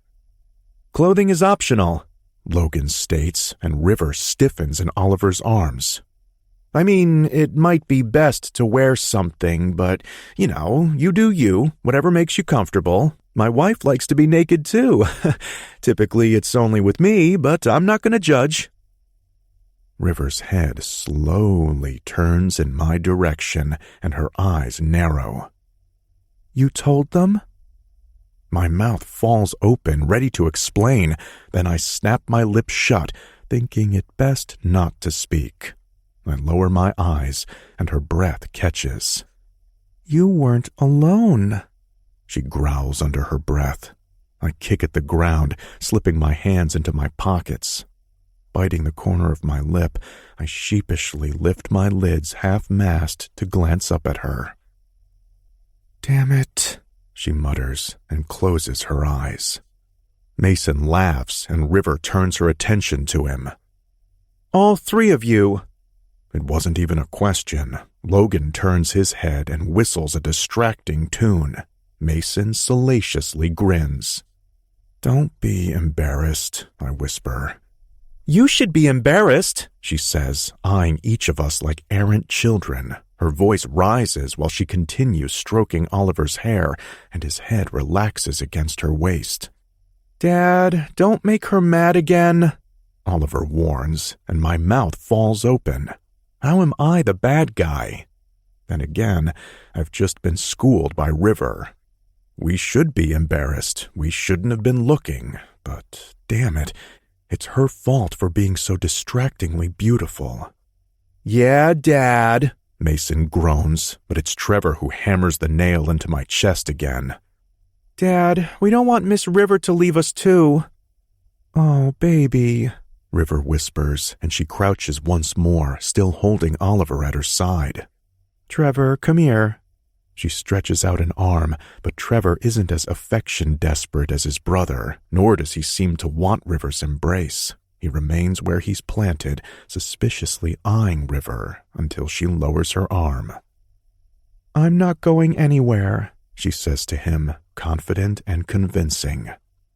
"I'll be right here, guarding your tree fort for you." Trevor stares at her, and I can almost see the fight in him. He wants her touch. He wants to believe her soothing words. Janine wasn't a loving mother. But then again, I'm just as guilty as a less-than-stellar father. Time was my excuse. Janine was just cold. I'm ready to grab my child and pull him to my chest. I don't want him to feel abandoned. He's too young to feel so rejected. I know the sensation, and it sucks.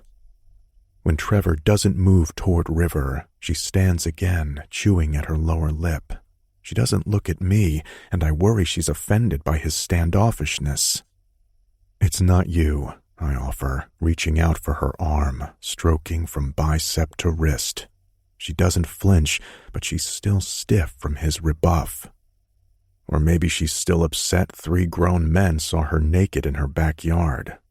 Sensing new tension, Logan interjects with another invitation to dinner, and with another questioning glance from River, I confirm the invite. I'd love for you to be there. She can't say I treated her like a one-night stand. We've had 2 nights together, and I'm looking forward to a 3rd. And then a few more after that. 10. River. Although I've lived here for a year, I haven't made the effort to meet people. I'd heard the rumors and speculation. I didn't feel the need to explain myself to strangers, but I wanted to make a good impression with Zach's friends. So I was nervous. Plus, I was still struggling with Trevor's words and Oliver's embrace. Cloaked under their wild streak, those little boys are sad. In the short time I'd known them, I haven't heard them mention their mom once until today, and it was obvious Trevor misunderstood. His mother didn't leave him. She left their father. Or maybe Zach left her. I didn't know the details, and as I didn't want to share my own experience, I hadn't asked. However, I don't want to believe their mother abandoned them. Children are a blessing, my grandfather would say. But that doesn't mean we don't want to curse at them sometimes. Somehow, I think grandfather intended those words to mean exasperation and frustration with children, not abandoning them. He refused to see children as anything other than a gift, and he certainly cherished my mother and me. Sadly, Quincy had abandoned his children, and at his advanced age, he was full of regret. His children were full of bitterness and eventually revenge. Just like with Quincy, it wasn't my place to judge Zach as a father. However, Oliver and Trevor were only 7. Zach had more time to make good on his position as their dad. In Zach's defense, he wanted to be better. It was written on his face when Trevor said what he said about their mother and when Oliver hugged me. On the cusp again. Zach didn't understand his children, but he wanted to know them. A hard knock on my front door brings me out of my thoughts, and my hands smooth down my summer dress. The lightweight material is flouncy and flows almost to my ankles. I've paired it with strappy flat sandals, but I'm worried I won't match Zach. His polished look isn't lost on me, even in his standard chino shorts and dress shirts. The emblem on his clothing hints at their expense, and when I open the door to find him wearing a silver watch worth more than $1,500, complementing his ensemble, I'm feeling very underdressed. I might as well be naked, as Logan joked. You look pretty, Oliver sweetly says, and immediately all my worries vanish. Zach shakes his head and swipes a hand over his boy's freshly washed hair. It's been another day of sunscreen, sawdust, and overall dirt. Ready? Zach asks.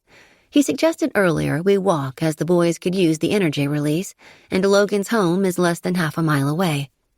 I'm good to go, I say, noticing a tremble in my voice.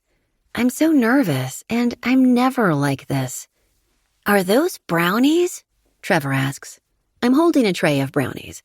Thankfully, I had a box of mix in the cupboard. He beams at me while Oliver exaggerates licking his lips. Want to carry it for me? I ask, but realize too late that I have 1 tray and 4 eager hands when the boys collectively holler, I do. How about I carry the brownies? Zach offers, and tips his head to suggest we begin our walk. The boys scamper ahead of us while Zach stays beside me. My son beat me to complimenting you, Zach says, almost pouting like he did the other night. He definitely taught his son this look. He got it wrong, though. You look beautiful, Angel. His eyes roam over my hair and down to my neck. A smile accentuates his praise. It's nice to be considered pretty. Why do you call me that? Angel isn't the most common of endearments. The corner of Zach's mouth quirks upward as though he has a secret, but he isn't offering it up. It fits. That's it. He doesn't say anything further. Well, you don't look so bad yourself, handsome. I grin, and he does that dazzling thing by smiling wider, happy with my compliment. Oh, come on. I'm certain you've heard that 1,000,000 or 2 times in your life. Zach laughs. It's still nice to hear that a beautiful woman thinks I'm decent looking. That vulnerability hits. He's wearing another dress shirt, rolled to his elbows in dark shorts. My eyes lower to his expensive watch, and he follows my gaze. It was a present to myself when I graduated from law school. I'd worked hard, and when I got my first job, I blew my whole paycheck on it. He shakes out his arm and bends his elbow in a sexy manner, acting as if he's checking the time on a $1,500 watch. It's the most frivolous thing I've ever bought. I chuckle as well. Last night was the most frivolous thing I've ever done. Zach stumbles. What? I shrug, dismissing my comment. Oh, no. You can't just say something like that and expect me to let it go. His voice drops. So, you liked it? For a confident man, the question startles me and reminds me how uncertain he is under that hard exterior. The question is, why? Liked what? I tease innocently as I smile back at him. He checks on his boys ahead of us before wrapping an arm around me, placing his hand on my hip and tugging me closer to him. Liked my tongue on you. He leans in to kiss my neck. Liked my lips on yours. He nips my earlobe. Next time, I'm going to use my fingers. Next time, I flirt, turning to face him after a quick glance at his boys. My gaze drops to his mouth. Think you'll have a next time? Absolutely, he promises. This is not a one-night stand. 10-day fling? His eyes lower to my mouth, and his voice drops when he says, I don't think 10 days is going to be enough. He gives me a kiss that's too short, too quick. Dad! One of the boys cries out, and we both glance down the road toward them. I expect Zach to remove his arm, but to my surprise, he doesn't release me. His arm stays around my lower back with his hand on my hip, and I smile to myself with how right he feels next to me. 11. Zach. The barbecue is craziness and chaos as the younger set of kids run around the yard and the older set suddenly has friends lingering near the house. Logan has fallen into domestic bliss for the second time, and it gives me some hope it might happen to me someday. It would be the first time, though. Janine and I had a strained relationship. As another attorney, we met at a conference. One night with too much scotch led to a phone call from her 2 months later. She didn't want to keep the babies, but I did. We married to protect her reputation. She didn't want to be a single mom in a tough industry. However, she was never a mother figure. We had nanny after nanny, and as I buried myself in work, I hadn't paid attention. I let her run our home until she started having affairs. Fly in love. Ben must have been on some serious meds when he wrote that suggestion. He knew I didn't love my ex-wife. God forgive me, but Janine hadn't loved me either. We married for the children, which everyone knows is the worst reason. My boys hardly knew their mother or me, and I recall what Trevor said earlier. Our mother left us. River's response startled me even more. She assured him she would be here for him. Well, at least as guardian of the tree fort. Either way, that commitment would take more than 10 days. It would take a lifetime. I glance over at her talking with Autumn, wondering if she meant it. Would she want a second chance at... what? Love? I didn't believe in love for myself. Would she be interested in marrying again? Could she love someone else's children? Of course, these were hypothetical questions. Autumn loves Lorna, Logan's daughter, But that's different. She's known the girl her entire life, and Autumn has loved Logan since she was a teenager. You can't fall in love in 10 days, can you? You can't really fly in love, whatever the hell that means. And I've learned my lesson about lust and one-night stands. Thank goodness River and I have already made it through 2 nights, and this marks our 3rd. I look forward to a few more. Autumn hands baby Ben to River, and Anna falls into the seat next to me. I like her, she says, smiling over at River, who's rocking the baby in her arms. You just met her, I remind her, as she admitted her guilt at not meeting River sooner. Anna shrugs. You like her too, she teases. How do you know? I laugh. Because you can't take your eyes off her. I chew my lower lip, trying to prevent my gaze from wandering to River, but I only pause on Anna for a second before the pull is too strong. Anna chuckles next to me. It's a good look on you. What is? I ask, turning to face Anna more fully this time. Love. I sputter. I'm not in love. Anna knows my philosophy. Love is dangerous. Not only had I not loved my wife, but I'd also watched my mother, who had deeply loved my father, fall apart when everything happened. My father's professions of love had been a lie. He claimed he did what he did because he loved her, but he also made his decisions sound like her fault. My mother hadn't disagreed. Love was Anna and Ben, but that was rare and not for me. My eyes leap to River again, finding her looking back at me. Not yet, maybe, but soon, Anna retorts. I break away from River's smiling face and stare at Anna once more. How do you know? How does one know when they really love a person? Even Ben couldn't explain it other than saying, you just know, and he was one of the sappiest guys I've ever met. When it feels like flying instead of falling, Anna says. My mouth falls open. What?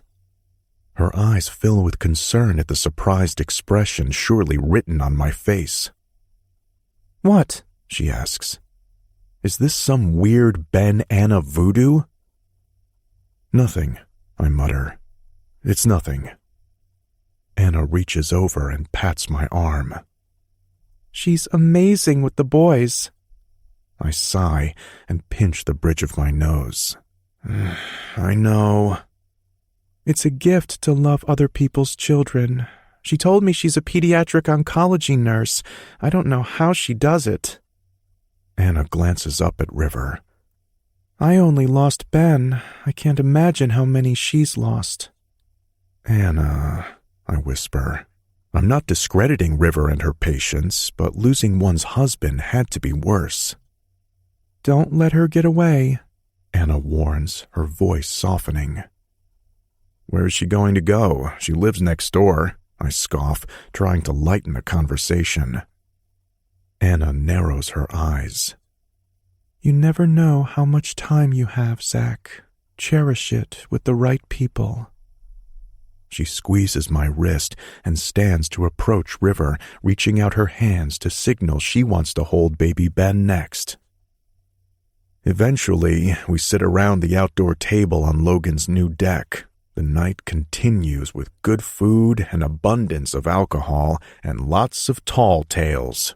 Most stories shared are about the 4 of us in college and out. The memories are ones often repeated, but Logan and Mason embellish them, laying it on thick with River. There was the time Zach was stoned and wanted to break into the football stadium. And when Zach thought he could sing and took over the mic during a concert at the bar. And remember when Zach wanted to run naked through the park?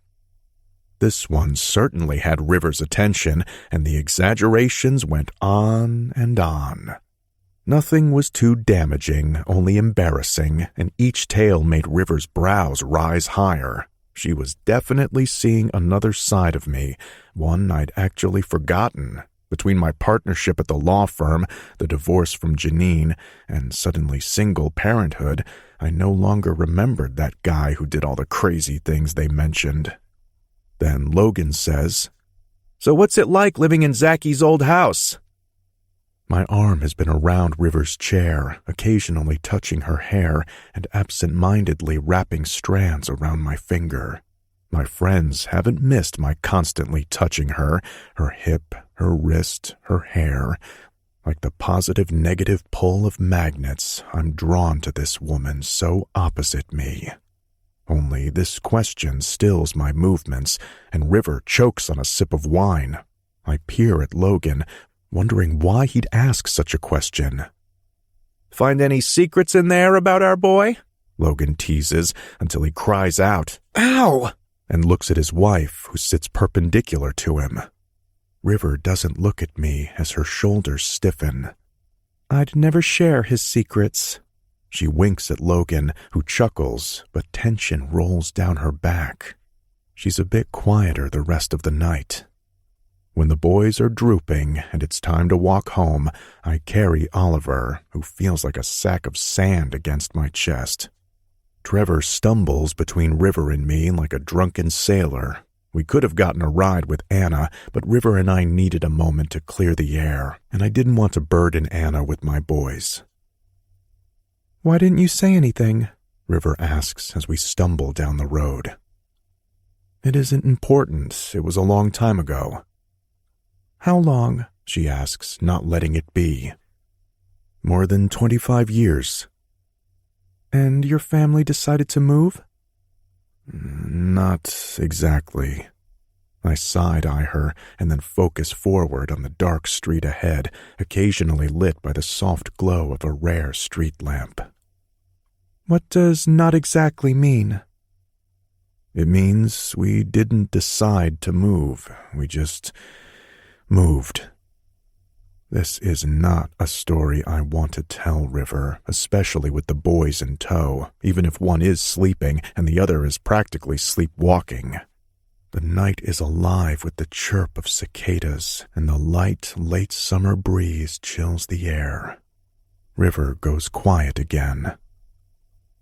"Look, it's not something I like to talk about," I say, my voice sharper than necessary.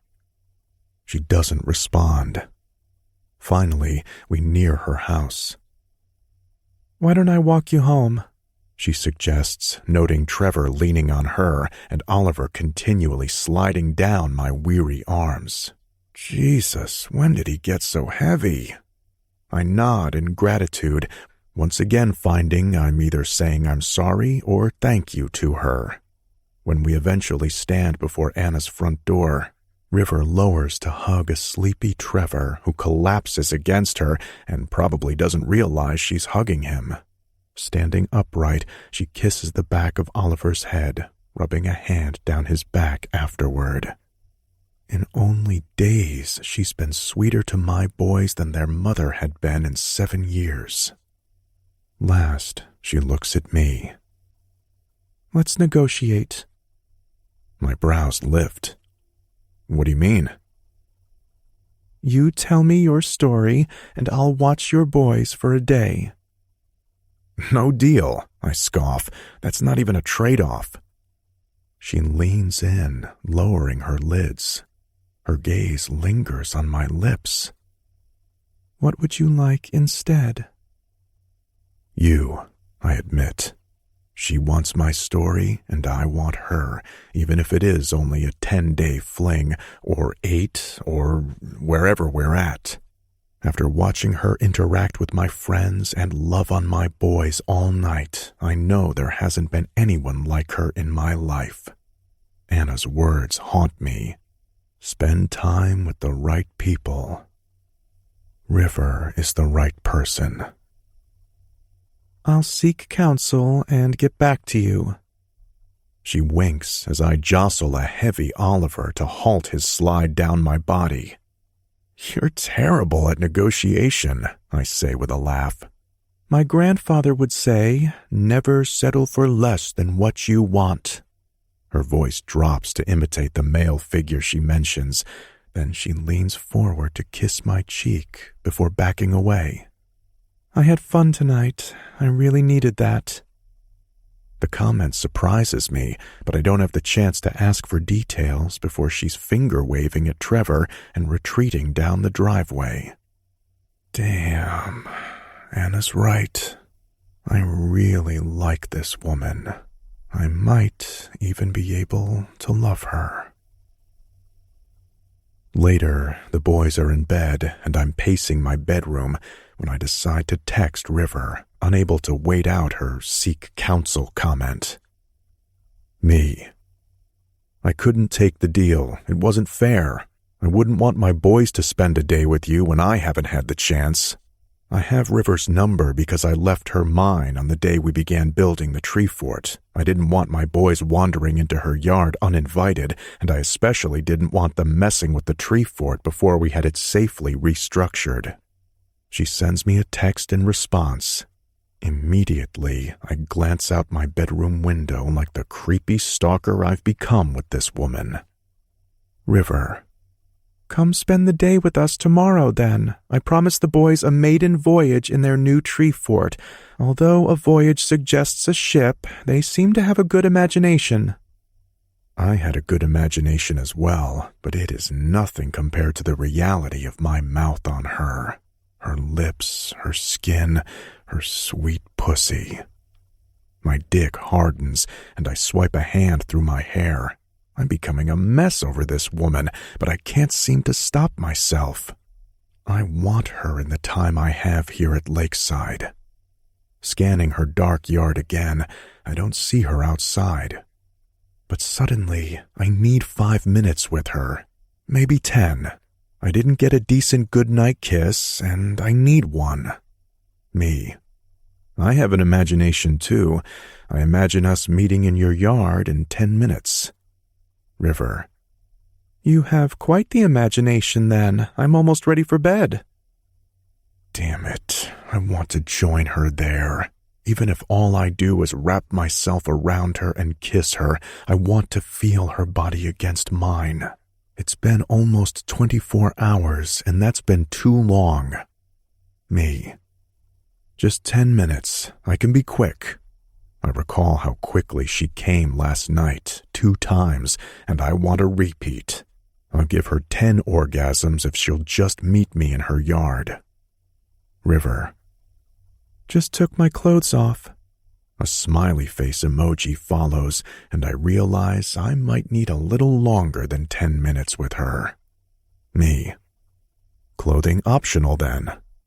I respond with my own winky face emoji and wonder who I've become. I don't emoji, I don't do smiley faces, and I don't think I've ever tried to flirt through text messages. Only for River would I do such a thing. River. 10. For half a second, I wonder if she's read my thoughts about those 10 orgasms, and then I realize she means minutes. She'll give me 10 minutes, and I'm racing for the door, shooting off a text begging Calvin, Anna's oldest, to listen for my boys. The older boys have been exceptional at dealing with my younger ones, and I owe Bryce and Calvin. Hell, I'll pay for their college education if it buys me time with the woman next door. When I enter River's yard, I find her near the cliff. There's a sharp drop off the property, but a staircase nearby with roughly the same number of stairs to descend to the beach below as Anna's next door. I would know. I helped my dad repair them year after year. River's back is to me as I approach, and I place my hands on her hips, leaning in to kiss her neck. Unfortunately, she's dressed, but I'm not complaining. I didn't get a proper goodnight kiss. I'm here to collect. I think you're the one with poor negotiation skills. She spins in my arms and her hands land on my chest. She immediately drops her gaze to my lips. How's that, Angel? I tease, licking my lower lip before biting it, and observe her eyes widen as she watches me. You shouldn't be jealous of your boys. This surprises me. I'm not. Lawyers shouldn't lie. She tilts her head, glancing up to my eyes as she calls me out. I peek up at the lake in the distance behind her. She's right. I am jealous. She promised time with them and hadn't asked me to join. If you want something, you should ask for it. Hadn't I been doing that? Maybe she's the one who doesn't want time with me. You're so good with them, and they adore you. Well, I adore them. I adore her, and I want her to like me, too. I suck at flirting, I say instead of my actual thought, and recall our first kiss and how she turned me down for more that night. I'm still fucking up if she likes my kids but isn't so certain about me. You're getting better at it. Like anything, it takes practice.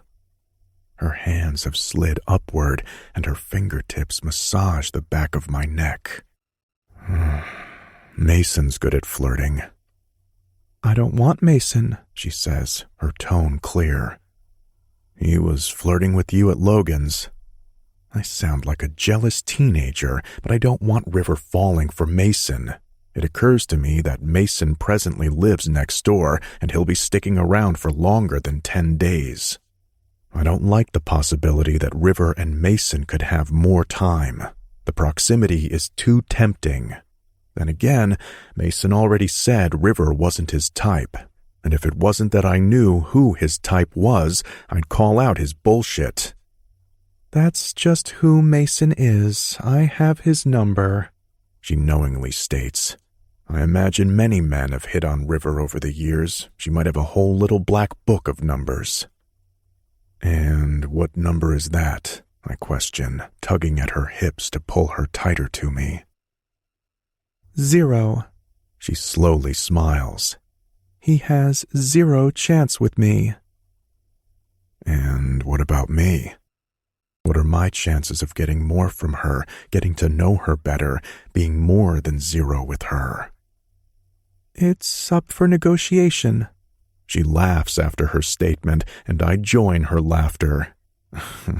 I don't have long tonight, I say, getting back to my purpose. Where are your boys? In bed. I bribed Calvin to listen for them. I told him I'd only be half an hour tops. I pause, biting my lower lip and watching her repeat the motion. But I couldn't sleep without a goodnight kiss from you. I want to feel your lips on mine and smell your scent on my fingers. She blows out a breath. You might be getting better at this flirting thing. You think? I tease, lowering my voice. Her response is to chew at her smile. Then, how about this? I release her hips and cup her jaw, bringing her mouth to mine in a searing kiss. The last 24 hours slam into me as too much time apart from this mouth. It's been forever since I've really kissed anyone, but River's lips are an endless well I want to drink from. Her name is appropriate. She's quenching a thirst I've had for too long. My hands quickly roam down her body. Shaky fingers slip to her neck, cascading down each side of the column. My palms caress over her shoulders and down her arms to her wrists. Jumping to her hips, I slide my hands up the front of her, palming each breast in a needy squeeze. She isn't wearing a bra, and the heavy globes fill my palms. She yelps against my mouth, but I don't break the kiss. Instead, I massage the swells, pressing them together before lowering my forefinger and thumb to pinch her nipples in tandem. The sharp nubs poke at the thin material of her dress. I release her mouth and lower for one breast, nipping at her over the light fabric. I need to touch you. My voice strains. That magnetic force is so strong, and I can't fight the attraction. I don't want to fight it. One hand fists the side of her dress and scrunches up the fabric. The other outlines the swell of her hip before sliding forward and slipping between her thighs. Her hands clutch at my shoulders for support as I discover she isn't wearing underwear. Sweet Jesus, tell me you weren't bare down there during dinner. And if I was? She teases, kissing the side of my neck. I should have taken you around the house and fucked you senseless. The sharp intake of her breath hints she might have liked that. The warmth of her soaked center confirms my thought. Slowly, I dip a finger inside her. Her breath catches again, but she still speaks. Oh, I wasn't bare, but you know me. I can't keep my clothes on. During dinner, my friends razzed her with their knowledge of her naked time in her yard. I hate that they saw you naked, I hiss, drawing my finger back before pushing deeper inside her. Why? She gasps, and her eyes lower as I retreat and stroke my thumb over the spot that will set her off. I want you all to myself. A second finger joins the first, and I slam into her, filling her. That's a bit caveman. Her complaint is choppy. Her body rocks against my fingers. My thumb finds that nub again. Call me a scalawag, I whisper in her ear. This treasure belongs to me. I nip at her neck as my fingers surge in and out of her. She laughs, and the pleasing chuckle flips my insides. She's so fun. Getting your pirate on? Her voice continues to strain, and I twist my wrist, reaching deeper within her. She groans, and the throaty sound is rough and deep like her pirate imitation earlier in the day. Plan to plunder the 7 seas and one beautiful, ravishing river. My mouth seeks hers as my fingers work through slick folds. Her hands slip down my chest to my waist, and she's dipping into my shorts before I can stop her. River, I warn. Compromise, she whispers. Reaching into my shorts, she wraps her fingers around me. I'm hot and stiff in her eager palm, and she squeezes me with confidence as my fingers fuck her. She strokes and tugs while I slide through her channel. My hips buck forward and hers match mine. I want to be inside her, but I don't want to stop touching her. I don't want her to stop touching me. You're gonna make me come, I groan, nipping at her neck again while my fingers slip through her moisture and my thumb flicks over her clit. My hand on her hand on me. It's too much. She's a pirate seeking buried treasure, and I'm so close to exposing it. She could easily find my heart, and I'd have no way to protect myself. Her fist moves faster, swiping her own thumb over my seeping slit, using the liquid against me. My fingers retreat to the brink of her entrance before rushing upward to fill her again and again. Her head tips to the side, and I scrape my teeth along her neck. My hips thrust, forcing my dick against her palm, and my fingers deeper into her. Zach, she whimpers in warning, and I love the sound of my name mixing with the catch in her throat. That's it, Angel.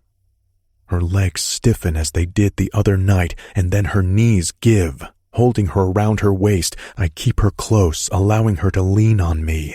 My fingers ride the tide of her falling apart, and her hand works faster over my swollen shaft. I don't have time to warn her before I'm spewing like a geyser. Damn, I mutter, making a mess on her fist and my shorts. When I pull my fingers free, I lift them to my lips, catching the scent of her, and then suck them clean in my mouth. She removes her hand from my dick and licks across her palm. My mouth falls open in shock before she smiles, and I cup her jaw, crashing my mouth over hers. I want to mix the combination of her flavor with the taste of me on her tongue.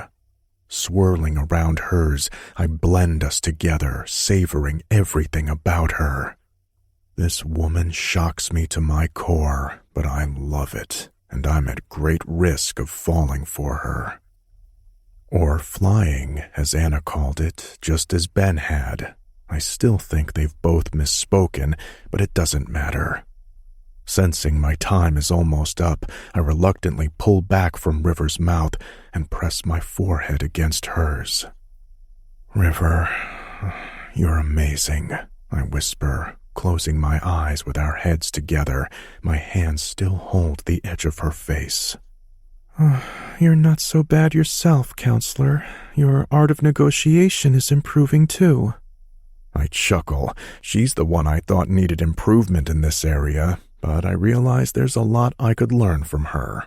"Would tomorrow be too soon to spend a day with you, me and the boys?" I sheepishly ask, not wanting to break her promise to my sons, but inserting myself into the plans. "Tomorrow sounds like a date," she teases, pulling back to look me in the face. "And bring your story with you." She winks, and I'm captured. I'm going to confess all my dark secrets, and then she's no longer going to adore me as I'd hoped. 12. River. It's barely 9 in the morning when a sharp whoop and a loud holler pull my attention to my backyard. Running across the lawn are 2 t-shirt-clad pirates, complete with eye patches, bandanas, and pirate hats. One carries the telescope, another holds a plastic sword. Oh boy. I exit into the yard through the sliding glass doors and find a sheepish father rounding the house, scratching at the back of his neck. "I'm sorry it's early. They've been up for hours. I held them back as long as I could." "It's fine," I say with a wave. "Coffee?" Zach shakes his head. "I've already had 2 cups." "Be right back then," I say, pointing at the house, and then pause. "Want to come in?" Zach turns to look at the back of the house before glancing at me. "Another time." He points toward the treehouse. "I better watch them." As I enter the house to make myself a cup of tea, I watch Zach stand below my tree, gazing up at his boys tipping over the low walls of the tree fort. Trevor holds the telescope outward as if scanning the lake. Oliver drops through the entrance and scrambles down the new ladder. A swing was added as the platform was extended, and Oliver climbs onto it. He pumps his little legs while Zach slips his hands into his pockets and watches his son. I don't suspect he's speaking to them. He's such a strange man when it comes to his boys. I don't understand why he isn't more affectionate with them. Then again, some people just aren't. Quincy admitted he was a distant father, a disciplining man. He let his wife be the soft one in their parenting. His children are even older than me, and I'm grateful I'm not technically related to them. I continue to hold on to the hope that Zach can be different. Returning to the yard with my tea, I stretch out on the chaise. The day will be warm, and I'm dressed in shorts and a tank top. This is my day off, and I plan to devote the entire day to the Wellerman. "Kept my clothes on for you," I tease, and Zach turns around. Slowly, he makes his way to the lounger and crawls up next to me. "I wish you would take them off." "Now?" I flirt, tilting my head and giving him a teasing smile. "Definitely not now," he says, pouting in that way he does. So, no friends-cation activities today. From my understanding of things, the group is gathered in both memorial to their friend and a new tradition that began a year ago. It sounds like roughly the time I moved into the house. Their days are packed with activities for the crew that includes adults and kids ranging from teenagers down to an infant. The only rule is dinner together every night. Ben didn't want us to feel confined to schedules, but he also didn't want us each going our separate ways, especially Mason, who has a tendency to wander and shack up with random women. And Zach would never do that, I tease, shaking my head, knowing enough about this man that random isn't his style. However, I am curious if he's been with another since his divorce. Zach doesn't do that, he admits. I've already told you, the last one-night stand I had turned into my wife. And how long have you been divorced? It's the perfect opening to learn more about father and sons. Since March. Zach squints up at his boys. It was this time last year that I learned of Janine's affair. It'd been going on for a while with some young intern in her office. She said she couldn't come on vacation with us here because she had a business trip in France. Paris. Conveniently romantic for business. Turns out, she took her own vacation with the boy toy. And you're not bitter, I sarcastically tease, although I'm being harsh. No one wants to be cheated on. I'm not really. It's hard to be bitter about her because then I'd have to say I had feelings for her, which I didn't. I'm only bitter that I lost out on time and love with someone else. Really? Is it too late to fall in love? You're only 40, if that. I'm 41 now. 38, I say, pointing at myself, and I'm not a mom. I tip an eyebrow to suggest I'm jesting. The statement reminds us both of what I had to explain to the boys yesterday. I'm still holding out hope for one day. I refuse to believe I'll never find love or have children of my own. It's just taking me longer than the average person. I'm sorry about what Oliver said. He shouldn't have said that. He shouldn't have told me I should be a mom? I ask to clarify. It was rude. I huff. I'm flattered that he thinks I'd do a decent job of it. I am honored. Not everyone is worthy of the title mother, and I'm thrilled Oliver sees the potential in me to be one. And then Trevor asking you to be his mom. Zach closes his eyes and swipes a hand through his hair. It nearly broke my heart. I bump his shoulder. Well, I'm flattered again that I could be his, according to him. I'm sorry about their mother, though. I don't understand. Does she not see them? It's invasive to ask, but I'm invested in these boys. I want to know about them. She has supervised visitation. Supervised? That sounds extreme. My first thought is she physically hurt them.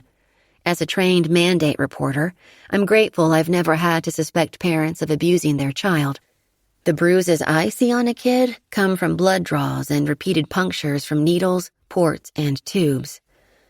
I didn't trust her not to use them against me. I had a great divorce attorney who knew how to negotiate. I wasn't willing to compromise when it came to them. His protective tone is surprising but welcome. He'd fight to the end for his boys, and I'm happy to hear it in his voice. I glance over at the boys. Oliver has returned to the fort and holds the telescope while Trevor swipes the plastic sword at something imaginary within the fort. What did she do to them? I whisper. She didn't love them. I have no forgiveness for that. His voice turns colder, edged in ice, and I twist my neck to look at him. The Zach of our first meeting has returned. His jaw clenches, and his expression hardens. His eyes crackle instead of sparkle. And you do? A lump forms in my throat, and I find myself holding my breath for his answer. Of course I do. He nods in confidence without looking at me. They might be hellions, but they're my hellions. As their father, I will not abandon them. His tenacious tone should be a comfort, but there's something laced beneath the sound that raises the hairs on my neck. Do they know you love them? He can't answer, and the thought makes me sad. What did your father do to you? It's the only explanation I have for the questioning glare and tight jaw. Was his father as standoffish as he is? Or did his father abandon him like his wife did their boys? I turn back towards the boys, and we watch them in silence for a minute. I didn't know my own father, I shrug, opening up to this man I hardly know. I'm not bitter about it. Can't miss what you didn't have. But I had the best grandfather. He was all the dad figure I needed. I wasn't bitter about my own absent father. My grandfather meant the world to me. He wasn't a substitute, but the real deal as far as I was concerned. My only regret is he passed too soon. I could use his sage advice and encouraging quips from time to time as I age. He'd have a lot to say about Zach Weller and his sons. "I'm sorry." Zach turns to me, his eyes roaming my face. "Don't be," I weakly smile. Grandpa always said a man is only worthy of what he can give, not receive. My dad didn't want me. Grandpa considered him unworthy to be my father, so he filled the position instead. Zach continues to stare at me. He sounds like a wise man. His slow-growing grin does funny things to my insides, and I realize my grandfather would have wanted to hug Zach and slap him on the back of the head in equal portions. He would have told him in no uncertain terms to get his shit together. Those boys need you. I can hear the declaration in grandfather's voice. He was such a feisty man, and I loved the stuffing out of him. Unfortunately, he passed when I was a teenager. I glanced over at the boys, feeling Zach's eyes still on the side of my face. Cancer. One word explains it all. That's why you're a nurse. That's why I'm a nurse, I confirm, turning back to him. What about other family? He swallows around the question, and I watch his Adam's apple bob. My mother was a single parent for most of my younger life. Then she met Cecil when I was a teenager. They married right after I left for college. They live in Florida, and I see them once a year. Cecil is a decent man, but we didn't exactly mesh. He wasn't a father figure, but more of the man in my mother's life. I don't resent him because my mother deserves happiness. She found love later in life. I only hope it will happen for me one day. Mom had been distrustful of people. She'd been hurt by my father, a man I never met. On the other hand, I was trusting up front and learned my lesson later. I wanted to have faith in people. A kind heart lives longer, Grandpa said. Beats better. He'd tap 2 fingers over his chest and pat them in a rhythm to mimic a strong heartbeat. When he died, I disagreed for a while. It seemed only the good died young and left us too soon. But later, I understood. Those who are kind live on in our hearts. We never forget a good deed. Eventually, the boys both come down from the fort and approach the lounger. "How goes the maiden voyage?" I call out. Maiden? This isn't a girl thing. Trevor scoffs. He plops down on the end of the lounger, keeping his back to us while Oliver stands beside me. What's a voyeur? Oliver asks. Zach chokes on air, and I correct Oliver while I circle his little wrist with my hand. Voyage. It's taking a trip or having an adventure. A maiden voyage is the first journey a ship makes. It's not a ship. Trevor corrects me, glancing over his shoulder. But you're pirates. That's what they said they wanted to be. However, a child's mind can change daily. Some of my patients are princesses one day and evil witches the next. We remind them either way, cancer is the dragon that needs to be slain. It's a fort that we captured, Oliver explains. Now we need to protect it. Aye. And did you find the buried treasure, Arr? There isn't buried treasure. Trevor's sullen tone punctuates the air. Trevor? Zach warns beside me as he senses his son on the verge of being rude. Are you sure? I sing-song the question, tipping up a brow. Oliver's expression mimics mine. One brow arches as he sing-songs in response. Is there? Have you looked? My voice drags again, hinting the boys should.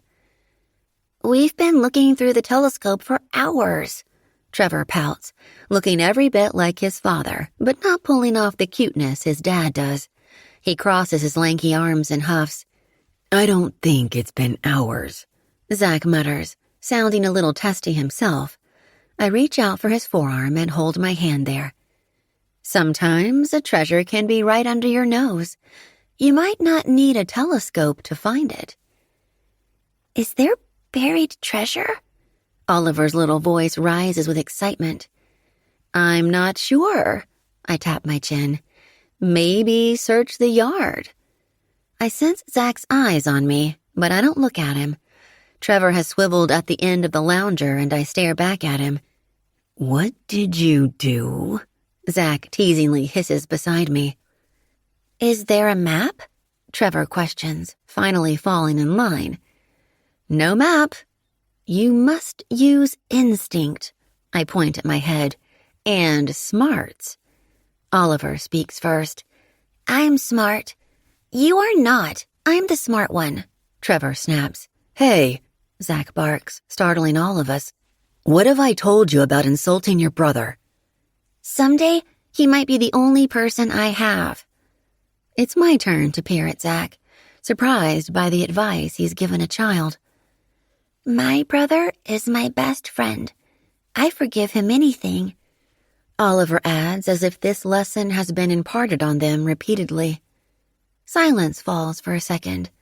I have so many questions, but decide now is not the time to ask. Okay, treasure hunting. You don't need to dig, but you do need to search. The yard is the boundary. Do not go into the street. Do not climb the fence. An X marks the spot, but you must look carefully for it. I wink at Oliver before gazing at Trevor. Agreed? I question. Give me your best R if you do. R, Trevor grumbles. Aye, aye, Captain. Oliver salutes me and steps over to Trevor. He taps his brother's shoulder. Race ya. The two take off for the front of the house, and I turn to Zach. Do you have a brother? I do. One older one. He meets my gaze. And he's your best friend, forgiving you everything? My best friends are my brothers from another mother who forgave me for anything. That's what I want Oliver and Trevor to understand. They're twins. Their bond is unique. I stare at him as he stares back at me. Who hurt you? I whisper. It's not his ex-wife. He's repeatedly said he didn't love her. No one, he mutters, turning his attention to the distant lake. He owes me his story about the house, but I decide not to press. My hand remains on his forearm, and I stroke his warm skin. Zach glances down at my touch, staring at my fingers tickling the length of his arm. He reaches for my hand, lifts it, and presses his lips to my knuckles, lingering there while he closes his eyes. You're one of a kind, Rivernagel, he says for some reason. Don't you forget it, I tease. I don't think I'll ever forget you. He speaks against my knuckles before turning to face me and reaching for my face. He tugs me to him for a hard kiss, sharp with tongue and ending with a light nip to my lower lip. It's over too quickly, and thankfully before the boys round the house again. Dad, we can't find it. Keep looking, he says, holding his eyes on mine. Why don't you go help them? I encourage. It won't take long with adult eyes. I'm afraid you'll disappear. The statement surprises me, but whatever his meaning, his eyes quickly shudder back to that protective shield. He releases me and stands without clarifying why he'd say what he said. Zach, I call out. Sometimes the treasure you seek is right before you. That's my hint to the boys.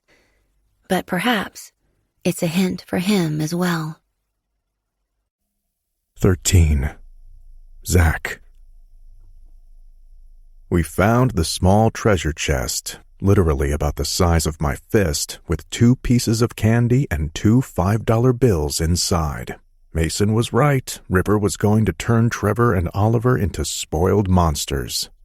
With a little prompting, the boys rushed to River to thank her for their find. It had taken a while to discover the placement, which was under the base of the tree fort. The boys had to look up, not down, for her gift, and it was a reminder of what she'd said. Sometimes the treasure you seek is before you. I didn't miss the analogy. She was a treasure, and I see her plain as day. Unfortunately, I didn't know what I'd do about her. I was leaving in another week. Logan had done the long-distance thing with Autumn for a while, until he got his head out of his ass and realized he couldn't live without her. But this was different. I was enjoying River, sure, I liked how she was with my boys and me, but my little unit of 3 had a long road before us. Our maiden voyage continued free of maidens. A brand new nanny was lined up to start upon our return home. I'd spoken with my law partners and requested some additional time off for the adjustment, requiring a little less time in the office. I'd make up the work from home. I already started working from home long before I went into the office in the mornings and late into the evenings after I returned home. A shift to dedicate hours at home wouldn't be difficult. I'd accepted I needed to reinvest myself in the boys. The divorce had been nasty. Then, with Ben's illness and subsequent death, the past 12 months had felt like a chaotic spiral. River's sudden presence kept up the spinning effect. "Who's hungry?" River asks after the boys express their gratitude. "Me!" they say in unison, raising both their hands. River lays out an extensive menu of options before the boys decide on macaroni and cheese and chicken nuggets. "You don't have to do this," I say as she stands from the lounger. "If I don't make the food for them, I'll be the one to eat it all." She pats her stomach, which shows no sign of excessively eating frozen fried foods or cheese-laden pasta. "I'll be back in a bit." She leaves me in her yard with my boys, who settle down for what I know will be only a short respite. After lunch, they'll wind up and want the next adventure. "Can River be our mom?" Oliver asks, climbing up next to me on the chaise. Oh, boy. "It's not that simple, little man." I tug him over my lap, and he plays with the collar of my t-shirt. Trevor climbs up next and sits beside me. "Why not?" "Because moms and dads need to fall in love. Then a dad asks a mom to marry him."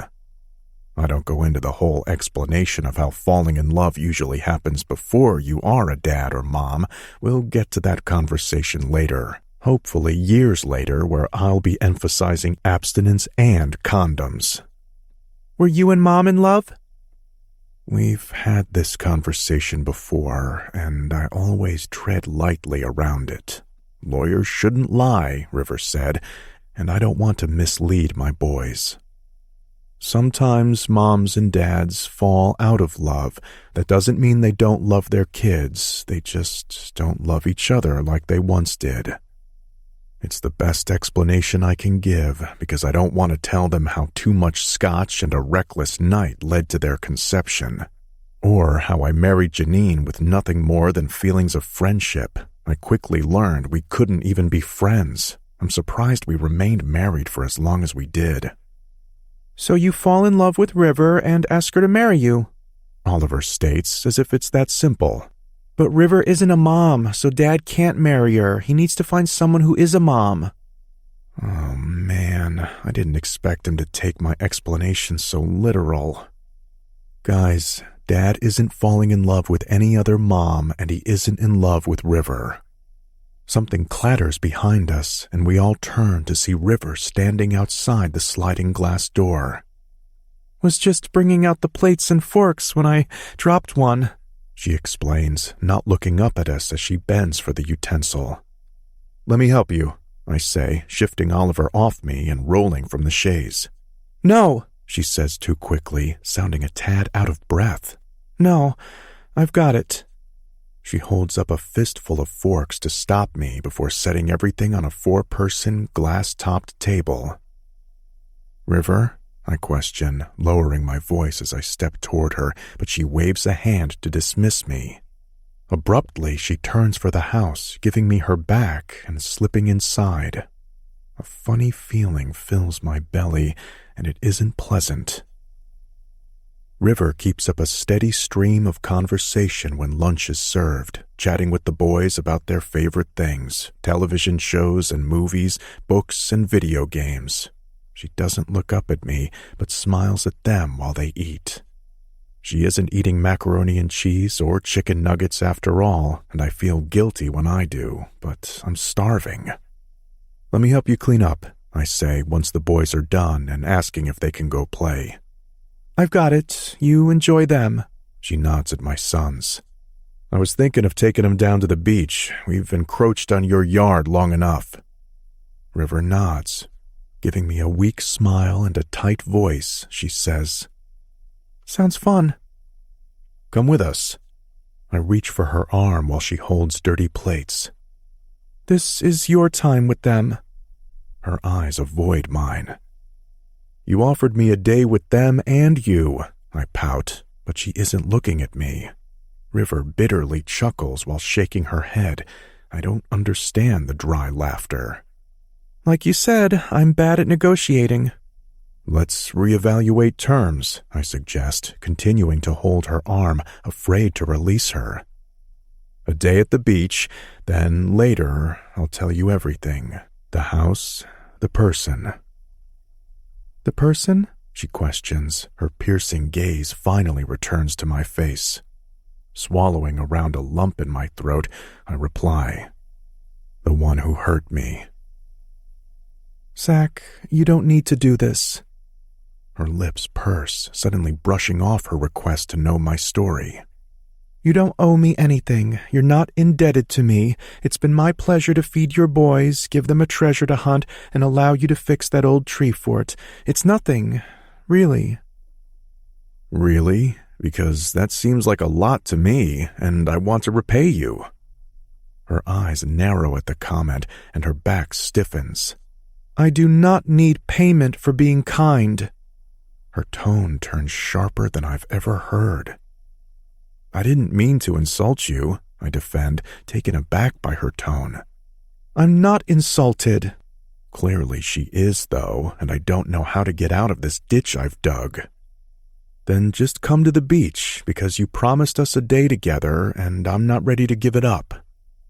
Once again, I find I'm not done with her. I'm not certain I'll ever be finished, and it's a dangerous thought as I only have a few days remaining here. Her mouth falls open to say something, and then she clamps her lips shut. She doesn't look pleased, and I'm definitely missing something, but she finally acquiesces after another glance at the boys in the tree fort. Without another word to me, she nudges her arm free of my grasp and enters the house, knowing I won't follow her inside. I can't bring myself to enter the place, and it's her best defense to shut me out. 14. River. For the remainder of the day, I try to let it go. So he didn't love me. What did I expect? We'd only known each other a few days. We couldn't fall in love that quickly. I'm not interested in falling in love with a man who won't be sticking around after another week. I don't need some declaration of commitment or profession of devotion. So I don't know why I'm upset. Maybe it's the way he said it, like he was offended, like of course he couldn't possibly consider falling in love with me. By the time we've reached the beach, I'm more confused than ever, though. Zach is constantly touching me, hand on my hip, fingers in my hair, a tender kiss to my shoulder. We dig in the sand with the boys and play in the waves. The boys eat snacks that I brought, and Zach is appreciative again. He has so much gratitude, it's getting on my nerves. Eventually, the boys want to leave the beach, and I need a break. Despite the fun, it's been a long day. After we pack things up and head toward the stairs, Zach hangs back while the boys climb ahead of us. "Have dinner with us." "Zach," I groan. "What? What happened? We were having such a good time." He pauses on a step while I take 2 more before facing him. He glances over my shoulder at the boys, narrowing his eyes as if in thought. "You heard me earlier, didn't you?" he sighs. "I'm sorry. I'm sorry if it sounded wrong, but we just met. I have the boys and I get it." What I don't get is why I'm still upset. It isn't like I expected him to fall madly in love with me after a handful of days and a collection of kisses. This is why I couldn't do one-night stands. What did I think a 10-day fling would turn into? A marriage proposal? Preposterous. Yet my heart still aches.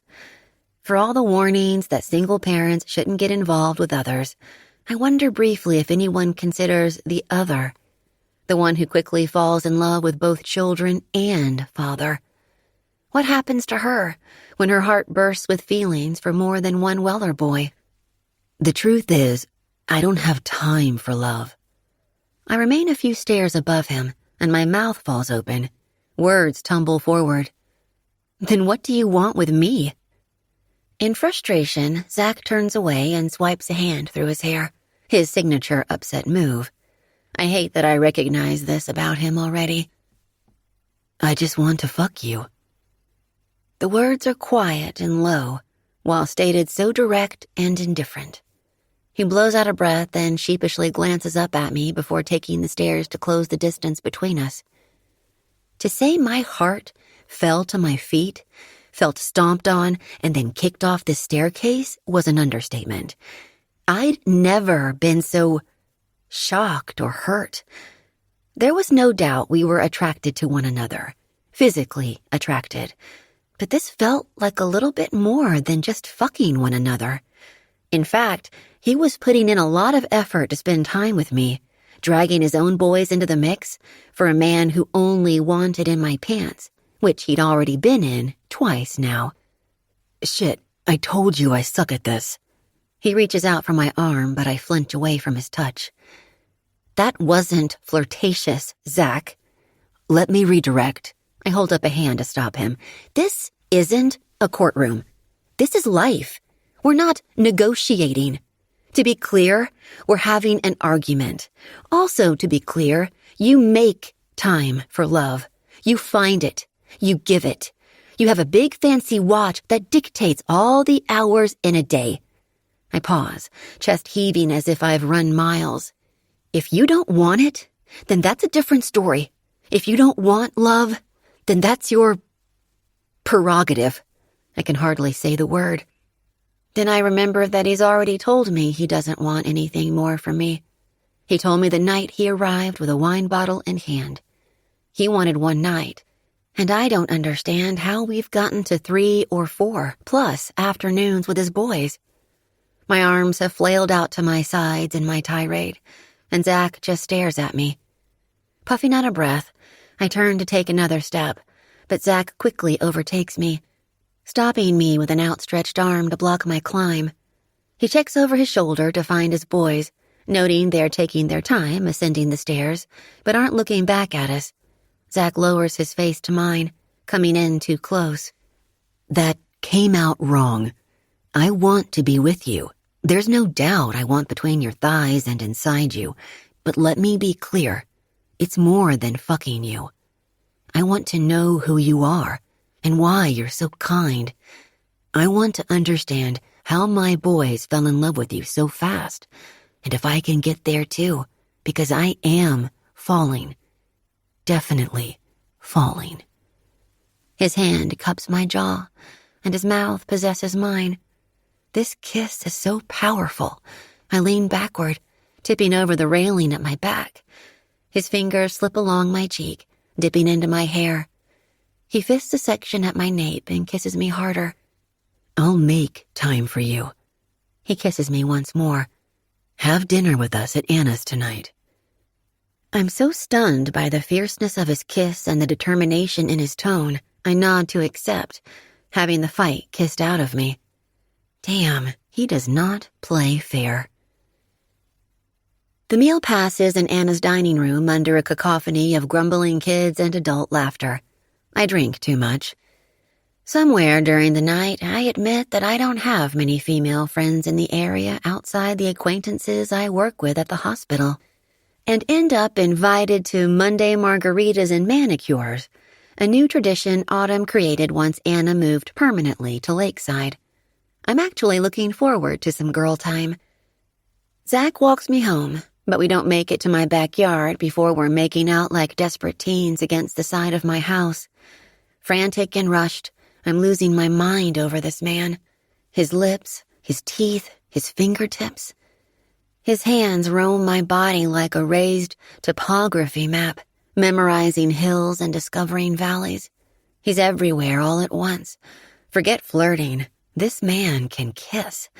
He's no longer holding back, but ravishing me. I don't want to argue with you, he mutters against my mouth, hanging on to our earlier disagreement. ever. It's going to happen. Love isn't without fighting. Sometimes against it, sometimes for it. As long as we make up. His mouth moves to my jaw and down my neck. His hands continue to wander. Always make up. Compromise, I mutter before I nip his earlobe. Negotiate, he moans near mine. My skirt lifts and his eager fingers find I'm not wearing underwear. He sucks in a breath. You didn't. All night, I tease. Actually, I slipped my underwear off before he walked me home. Angel, he growls, slipping 2 fingers into me. The heel of his hand rubs at my clit. His hips thrust forward, forcing the heel harder against me. My fingers fumble with his shorts, but he swats mine away, catching my wrist firmly in his hand and lifting it above my head. Tonight is only for you. Get lost in me. He has no idea what he's saying. I don't know what to think of him, or his boys, or what we're doing, but for now, I take his mouth and feel his fingers. He pleasures me like no one ever has. I'm gasping for air and swallowing his scent when the orgasm rips through me so intensely my knees buckle. The house holds me upright because Zach doesn't relent. Dropping to his knees, he attacks with his mouth next. His tongue delves and his lips suck. He's marking me so I'll never forget him. Come, he demands between my thighs, and I sway against his mouth until I break once more. Silvery stars prickle my sight in the darkness. My breath rasps in heavy gulps as Zach stands and crashes his mouth against mine again. Breathless and weak, it's too much, too fast, and I'm spiraling. The next thing I know, Zach has me in his arms and carries me to the lounger where we lay beside each other, mirroring one another. His fingers brush back my hair as I stare at him until I can catch my breath. I owe you some explanations, he finally says. Zach, I tenderly groan. You don't owe me. If you don't want to tell me, you don't have to. I do. Orgasms for information? I tweak a brow. You're terrible as a negotiator. I should have given one to you if I wanted knowledge. I like your way of thinking, but this is different.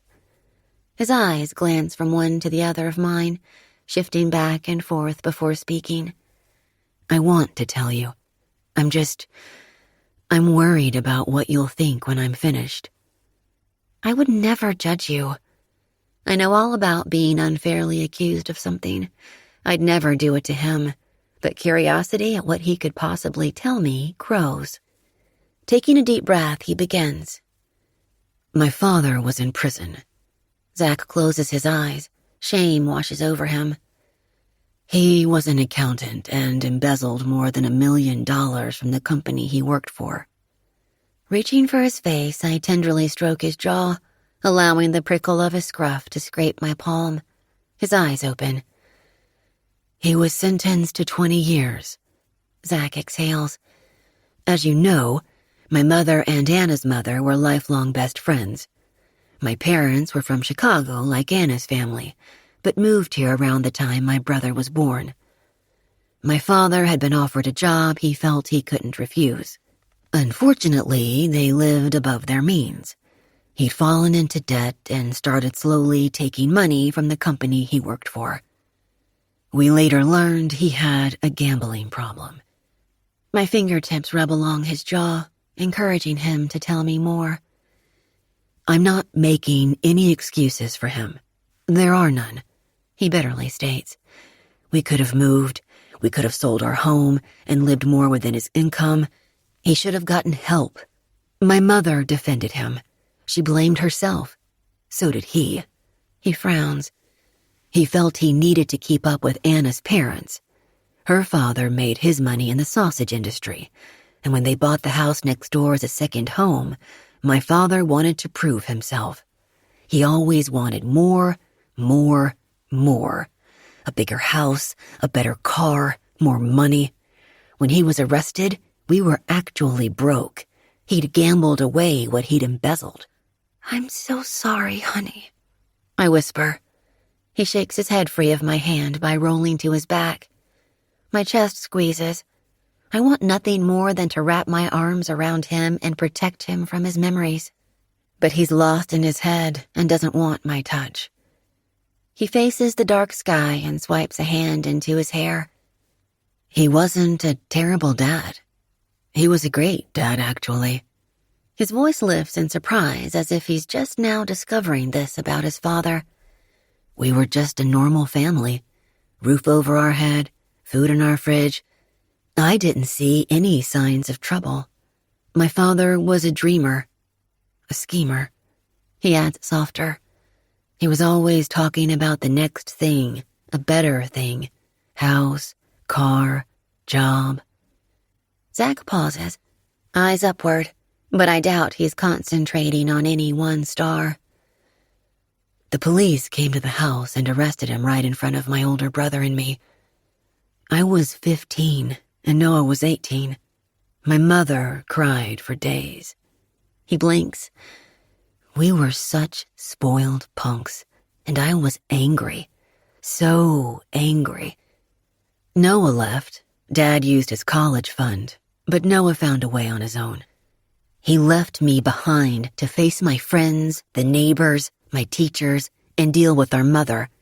Everyone knew our story. We moved into Anna's home, the house next door, for months. My mother had never worked a day in her life. Anna's dad gave my mom a loan, which I didn't learn about until years later. I paid back every cent.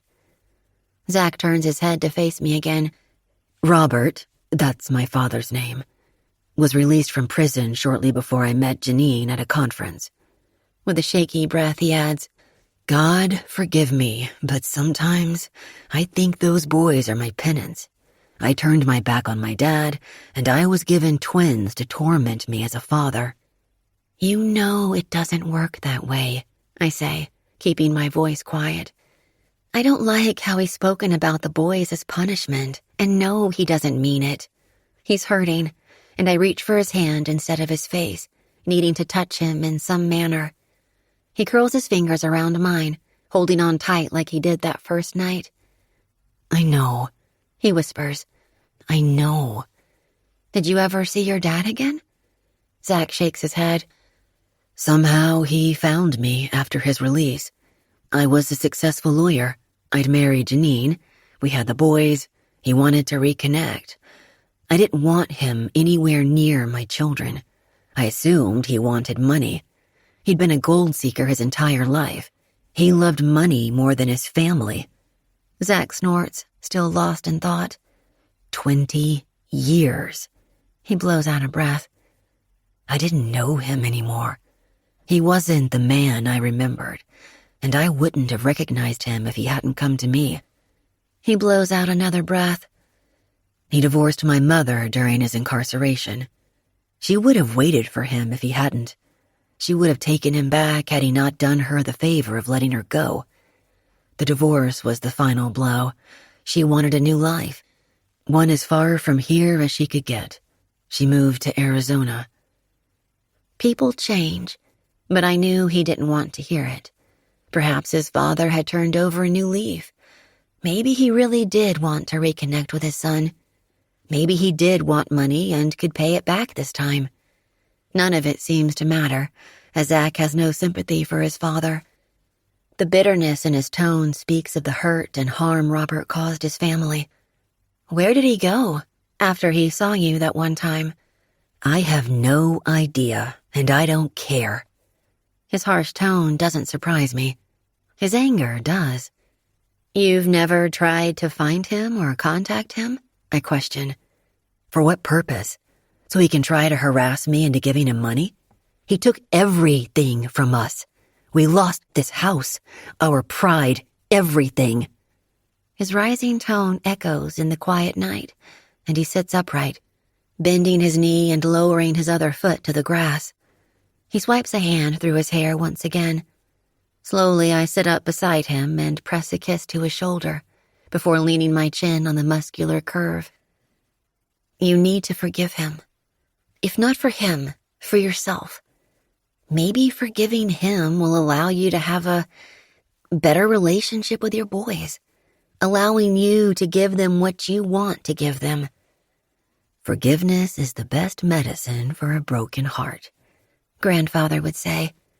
I don't think Zach is interested in swallowing that pill, but forgiveness is part of healing, and Zach needs to heal. Zach needs to forgive his father, and maybe he'll get over the hurdle he has at being a dad. He doesn't have to understand his father's motives, although he has some version of them. He needs to let go of the hurt, which is easier said than done. Forgiveness was the only way I could let go of a man I'd never known, who hadn't stepped up to be a father. Then again, I had a better deal and cure-all in my grandfather. Zach huffs, clearly upset at my suggestion, so I add, I'm sorry all that happened to you. Then I back off from dispensing advice. It's the reason I could never abandon the boys. Would you have walked away from them to get away from Janine? Never, he hisses, glancing over his shoulder at me. Everything in that word tells me it had never been a thought. If she wanted a divorce, she'd have to ask me. I didn't want to ever feel like I'd given up on my family. He would have remained in a loveless marriage instead of losing his children.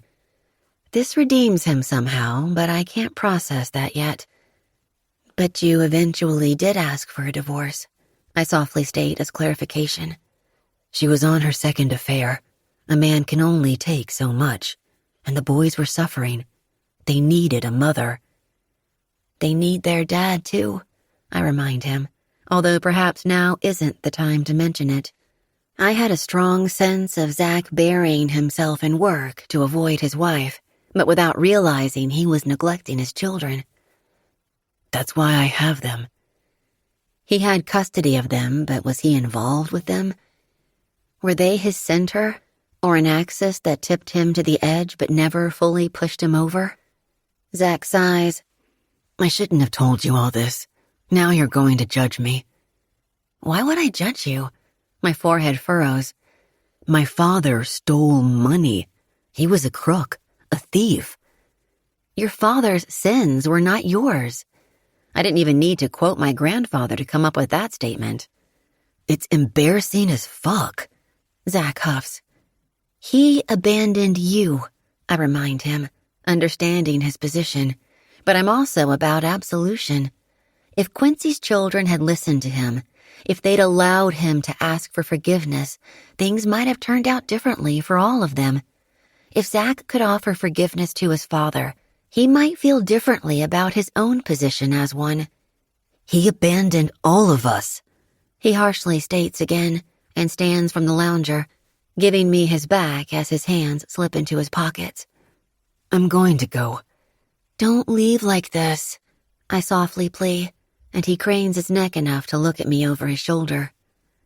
We aren't arguing, he tells me as if I need the clarification. Of course we aren't fighting, but a wall has come up around Zach. His defensive tone, along with his body's position, tells me he's trying to avoid fight mode and opting for flight instead. We aren't arguing, I confirm, but you're angry, and I don't want you walking away upset. Just let me hold you. I'm not a child, he snaps, shifting to face me. Defensive 101. I'm over it. Clearly he isn't, but I don't want to discuss the blatant denial with him. I just want to hold him. Zach needs to know not everyone will walk away, and not everyone will take advantage of him. Most of all, I want him to know I don't judge him for something outside his control. I still want to hold you. I stare up at him, willing him to look me in the eye before he walks away. If it's that easy to run, then he isn't the man I think he is. He's just preached poetic about abandonment, but he needs to understand you can abandon people right in front of you. You can be physically present, but not be a participant. And Zach needs to be present, with his sons, with me. As he stares back at me, He must read my thoughts or see something in my expression that tells him not to walk away. He folds down to the chaise, and I extend my arm out for him, suggesting he curls into my chest. He wraps his body around mine like a drowning man clinging to a buoy. His leg slips over both of mine, and his arms circle my waist. His head tucks into my shoulder, and I stroke his hair until he grows heavy against me. Pressing a kiss to his head, I consider how we're all still children inside, no matter how separate we feel from our parents. No matter how old we get, we're still someone's child, and the effects of that experience can haunt us or comfort us the rest of our lives. 15. Zach. River works the late afternoon shift, which ends near midnight. The boys and I spend the morning fishing and then the remainder of the day on final touches for the treehouse. I really thought we were done the other day, but we had some trim pieces and Mason wanted to check something with the roof. "Looks good, man," Mason says to me. "So does that smile." "What smile?" I ask, glancing from the tree fort to my friend. "The one on your face since you've met River." "I'm not smiling," I argue, biting my lower lip to fight the curl. "It's a nice feeling, isn't it?" "What is?" "Falling in love." Mason's words surprise me. I'd like to argue he doesn't know the feeling, cite that he's never been in love before, but I know that's not true. As much as I always thought he loved Anna, and Ben recognized it too, Mason never admitted the truth until last summer after too much tequila. I could argue that I'm not falling in love with River, but I know I'm doing something. Falling might be a good analogy for the sensation, but Ben wanted me to fly in love, whatever the hell that means. You know, my card from Ben said to fly in love. Have any idea what he meant? "I think it's cheating if I try to help you solve the Ben letter mystery." Mason chuckles like he does know what Ben intended. "But I will say, falling sounds negative. We fall from grace. We trip, we fall. It's a downward effect. Flying sounds like..." Mason looks overhead. "Like soaring above the clouds or floating through the sky. It's upward, it's high." He waves his hand through the air. "Are you high?" I question, narrowing my eyes at him. "No," he snorts. "You asked me a question, I answered. Don't be a dick." I turn in the direction of my boys, waiting to hear them reply. Thankfully, they're too busy making up adventures in the tree fort. "Too bad the treehouse is here and you live there." Mason waves a hand toward the great wide yonder. Detroit is on the other side of the state, more than 3 hours away. "Yeah, it's not like I can tell the boys to go to Rivers and play for a bit." Mason nods. "Be sad to leave this behind, especially when you want to play with her too." "I'm not playing her. You heard her. The treehouse will remain, and she'll guard over it for them." "Until she meets a man, has her own kids, and lets them play in that fort instead." My head swivels to where Oliver looks through the telescope out at the lake, and Trevor points at something above it. Will River marry again? She mentioned how she held out hope that one day she'd be a mother. She's only 38. That isn't too old. Suddenly, I imagine a little girl running around this backyard with gold-colored hair like her mother and blue eyes that match the sky.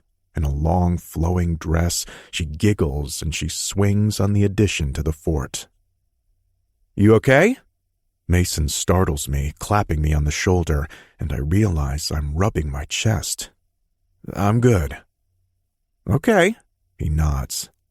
"As Thing 1 and Thing 2 are busy, think we can chat a bit about that second property at Lake Liberty?" "Yeah," I mutter, glancing back at my boys lost in their wonderland and missing a little girl who doesn't exist but needs to join their adventure. "Yeah, let's talk business." Me. I know it will be late, but do you think I could still see you tonight? Signed, Pirate Captain. River. Pirate Captain? Is that a demand or a request? Me. Negotiation. I know where there might be buried treasure. River. Will we need a map? Me. Giving out clues. This is my treasure hunt. River. Oh, I like this. What clues do you have for me? Me. Only one. Midnight at the ship. When midnight arrives, I'm crammed inside the tree fort that looks large and spacious from the outside if you aren't 6'3". My ass hits one wall while my feet rest against the other. I've been sitting here for roughly 20 minutes, setting everything up first and then taking time to recall memory after memory of playing in the fort my father built. Noah and I spent hours on that first platform when we were young, and then we hid on it when our parents occasionally fought. My brother would make up games for us to play to distract us. Only one night, we couldn't avoid the noise coming from the house. Something shattered, and Noah jumped from the platform, bypassing the ladder. I followed after him in time to find my mother holding her cheek on the kitchen floor. He didn't mean it, she kept saying, despite the fear in her eyes. Noah went off somewhere screaming at our father. I later learned his explanation was the same. He'd never meant to hit her. He had never done it before. He didn't have the chance to do it again. He was arrested months later. Tipping my head back, I swallow around the memory and close my eyes, listening to the rustle of leaves overhead and the lake rolling against the shore at the base of the cliff. Inside my mind, I'm still that child making up games, and decide my suggestion that River meet me in this new treehouse seems silly. Then her head pops through the small opening. Hey! Her voice is light, her smile is bright, her eyes twinkle. What's all this? She finishes climbing through the hatch and crawls over to me. There isn't space for her to stand, but enough area for her to sit next to me. I've spread out a sleeping bag to prevent our backsides from numbing against the hard wood and set out candles Anna had. They're battery-operated, as I didn't want to risk real flames in a freshly built fort and in a tree. Very responsible of you, River teases. She thinks I'm a tight-ass at times. After my father was arrested, I was uptight, working hard to prove myself in all matters. My father might have been a criminal, but I was still smart, still athletic. I went to college and law school and graduated with honors. I owe Ben and my friends for most of that motivation. They allowed me to push myself and then pulled me back, forcing me to enjoy those 4 years at the university, not just let them pass with my nose in pre-law texts. I was a self-made man after that, and I didn't waste a dime or barter it or gamble it. My watch was one of the most frivolous purchases I'd ever made. After that, every nice thing I had I bought only when I could afford it. Thankfully, my profession was lucrative, but I didn't take my paycheck for granted. I worked hard to earn it. You okay? River interrupts my thoughts. Yeah, I've been a little distracted today, but I'm better now. I slip an arm around her and tuck her into my side, pressing a kiss to her forehead. She makes things even better for me, and I wish I could bottle her up like an elixir to drink on occasion. These weeks could have been spent wallowing in Ben's loss and cursing under my breath at my boys, but I've actually enjoyed my time here. You make time for love. So, buried treasure? River questions, placing her hand on my belly. Did you find it yet? It just magically appeared, I flirt. But there are many pieces in the treasure chest. Oh, really? She laughs, and God, I love the sound of it. That trill alone is worth more than gold or diamonds or a $1,500 watch. She has other parts worth even more. Cupping her jaw, I turn her chin so she looks up at me, and I lower to her lips, kissing her first in slow, measured sips before opening wider and taking her tongue with mine. She shifts beside me, and the kiss deepens. Tongues move in unison as our lips meld together. She's wearing a linen dress so lightweight and thin, I can feel her ripe breasts through the fabric pressing against my arm. Treasure one, I whisper against her mouth before restoring the kiss. Gently, I maneuver her over my lap. Treasure 2 and 3, I mutter, lifting both hands to cover those swollen globes peeking at me through sheer material. She isn't wearing a bra, and she has no idea what that does for me. Her breasts are large and firm, filling my hands. With her center positioned over my quickly hardening dick, her mouth returns to mine. I continue to massage her breasts, squeezing the heaviness before pinching the already stiff nipples. Breaking the kiss, I glance up at her hair and brush it back. Treasure 4. The spun gold color has a value all its own and curtains her face, tickling my shoulders as she undulates over me. I twirl several strands around my index finger before releasing them. Treasure 5, I murmur, slipping my other hand, still on an ample breast, to cover her heart. Underneath her skin, the organ beats rapidly, and I like that I'm the one causing it to race. She does the same to me. Treasure 6, I hiss, bucking my hips and forcing my hard length against her soft center. I'm wearing sports shorts tonight, and the silky track material easily slides over my shaft. There isn't much barrier between us, and if I have any say in this night, there won't be any others in a matter of minutes. How many pieces are in this treasure chest? She softly strains as she rocks back and forth over my hardness. Her hands cup the back of my neck as her lids lower. It seems endless, and I want to possess all of it. Her eyes slowly open wider, and she bites the corner of her lower lip, forcing me to lean forward and take the soft, puckered skin with my own. We kiss again and again, growing warmer in the confined space. Our desire grows hotter as well. "Are we doing this here?" she says, as if reading my thoughts. "It's our maiden journey. We need to break this ship in." I smile against her mouth. "Do I call you Captain or Sir?" I love how she's playing along. "Aye to both, and I'll call you Lass as we swashbuckle our way across the shores, as we—" "If you say rape and pillage, this role-play is finished." She good-naturedly laughs as she interrupts my enthusiasm. "I was thinking more like plunder and pluck." My mouth seeks hers once more. "You mean fuck," she whispers, low and seductive against my lips. Now I like how you're thinking. Quickly, I scrunch up the sides of her flimsy dress and tug it over her head. It easily slips free without ties or buttons, and within seconds, she's bare within my lap. "You're naked," I gasp. She isn't wearing underwear, again. "And in my own backyard. It's a shock, I know." "Give me that sassy mouth, lass." River purrs at the command, and I take her mouth hard, loving how she's not laughing at our role play, but falling in line with it. She's wet, and the moisture dampens the front of my shorts. I wiggle at the waistband to lower them and kick them off. When River returns to my lap, her heat hits my throbbing dick, and we both groan.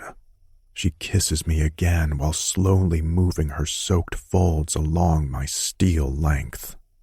"I need to be inside you," I hiss, holding her hips and guiding her to rock faster. "Yes," she purrs as her clit catches on my tip. Fuck, I'm so close I could slip right in, but we need to be smart. I break the kiss and fumble for my shorts, removing a packet. You're sure about this? I hesitate. Don't argue with me, she teases as she shifts so I can cover myself. Watching me roll on the condom and tug once at my dick, she tips a brow. Treasure 8? I return her to her position, lining up the tip at her entrance. This is Treasure 8. Without further foreplay, I slide into her, and her arm circles my neck. Her head tips back, and I moan against the column of her neck. She is a million pieces of treasure, and I want to own every last gem and jewel and chunk of gold. She's everything and priceless. We move as one. Her hips roll as mine jolt upward.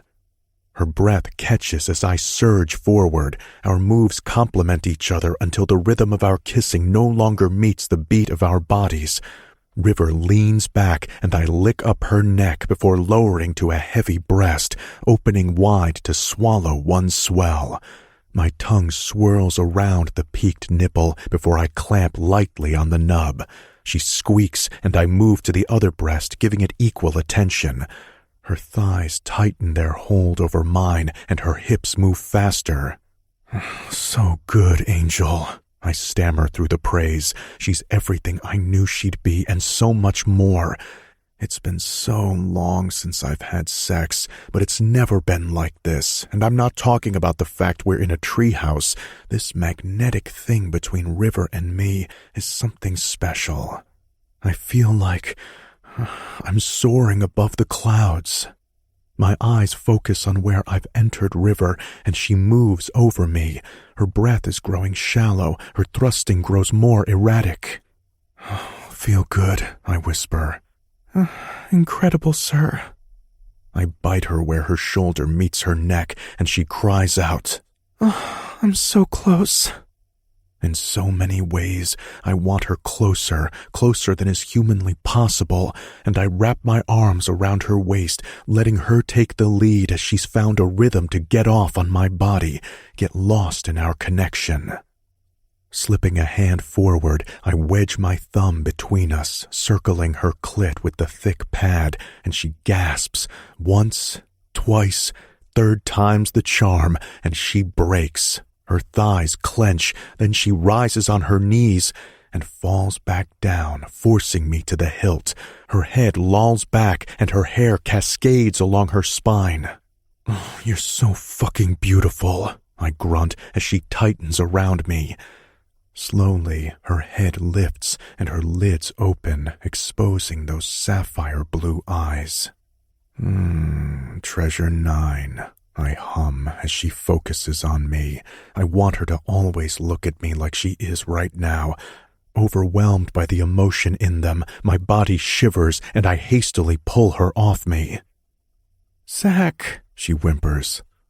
On your knees, lass. It's such a tight fit in this box of a house, but River turns and twists and angles her ass at me, and I scramble to my knees, spreading them wide to bring her before me. Go down on your elbows. Fisting my fingers in her hair, she lowers her head to the blanket. Her elbows bend, and then she stretches forward as if reaching for something to hold. I can't wait and slam into her, spreading her ass cheeks before squeezing them together as I slide back to the edge. I want you everywhere, I warn her, and she mewls in response. The sound spurs me onward, thrusting into her as her palms flatten on the floor and her body shudders, sliding forward with the force of me delving into her heat.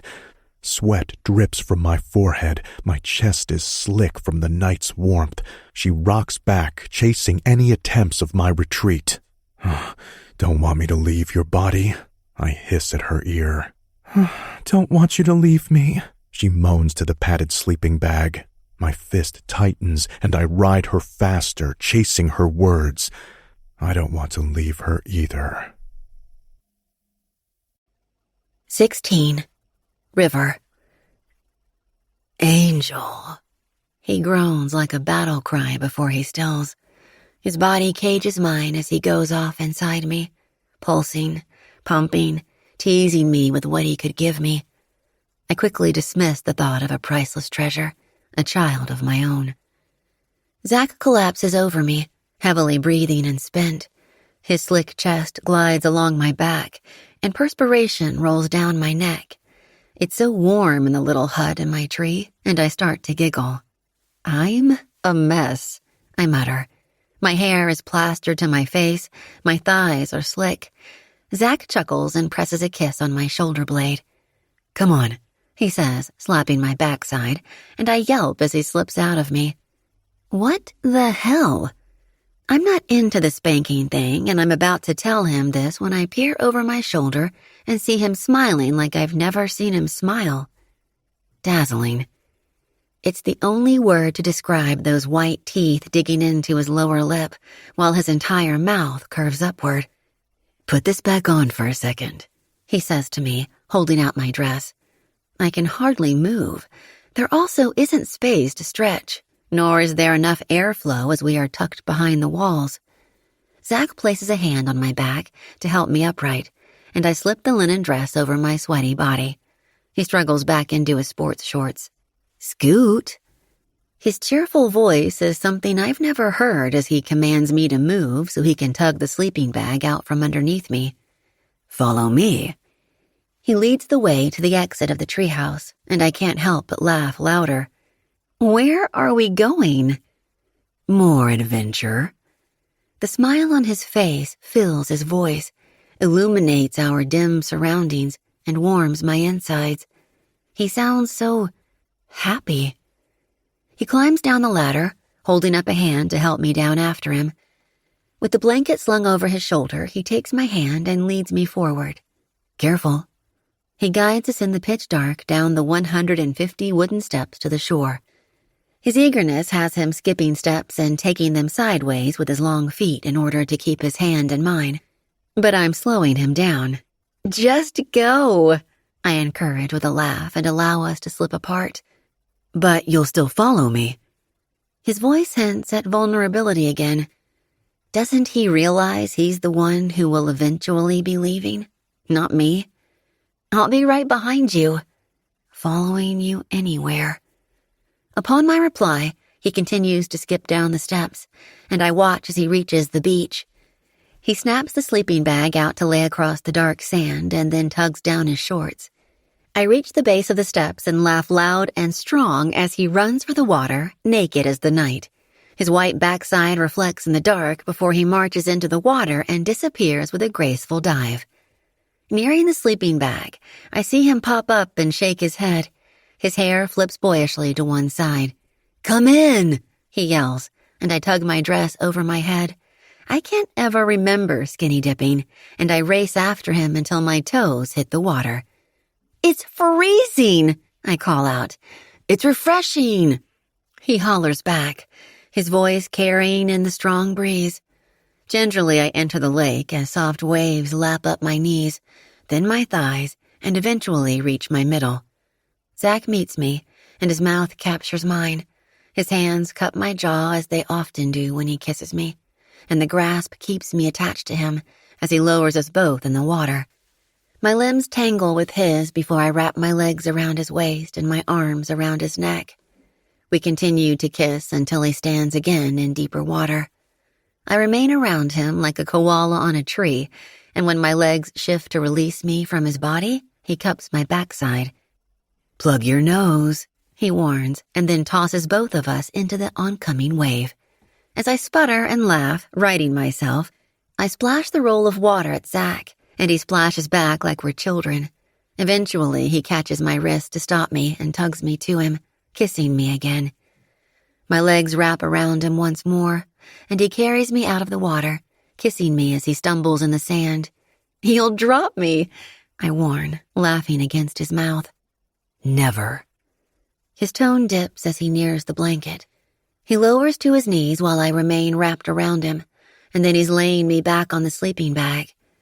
We have more space to stretch and spread, and my legs do just that, allowing Zach to settle between them. As we kiss, he hardens once more and reaches for his shorts. Digging in the pocket, he finds another packet. So responsible, I tease. Actually, I borrowed these from Mason. Ew. I don't want to consider what borrow means, nor do I want to think about that on Mason. Zach has been sheathing himself as I speak, and his head snaps back in my direction.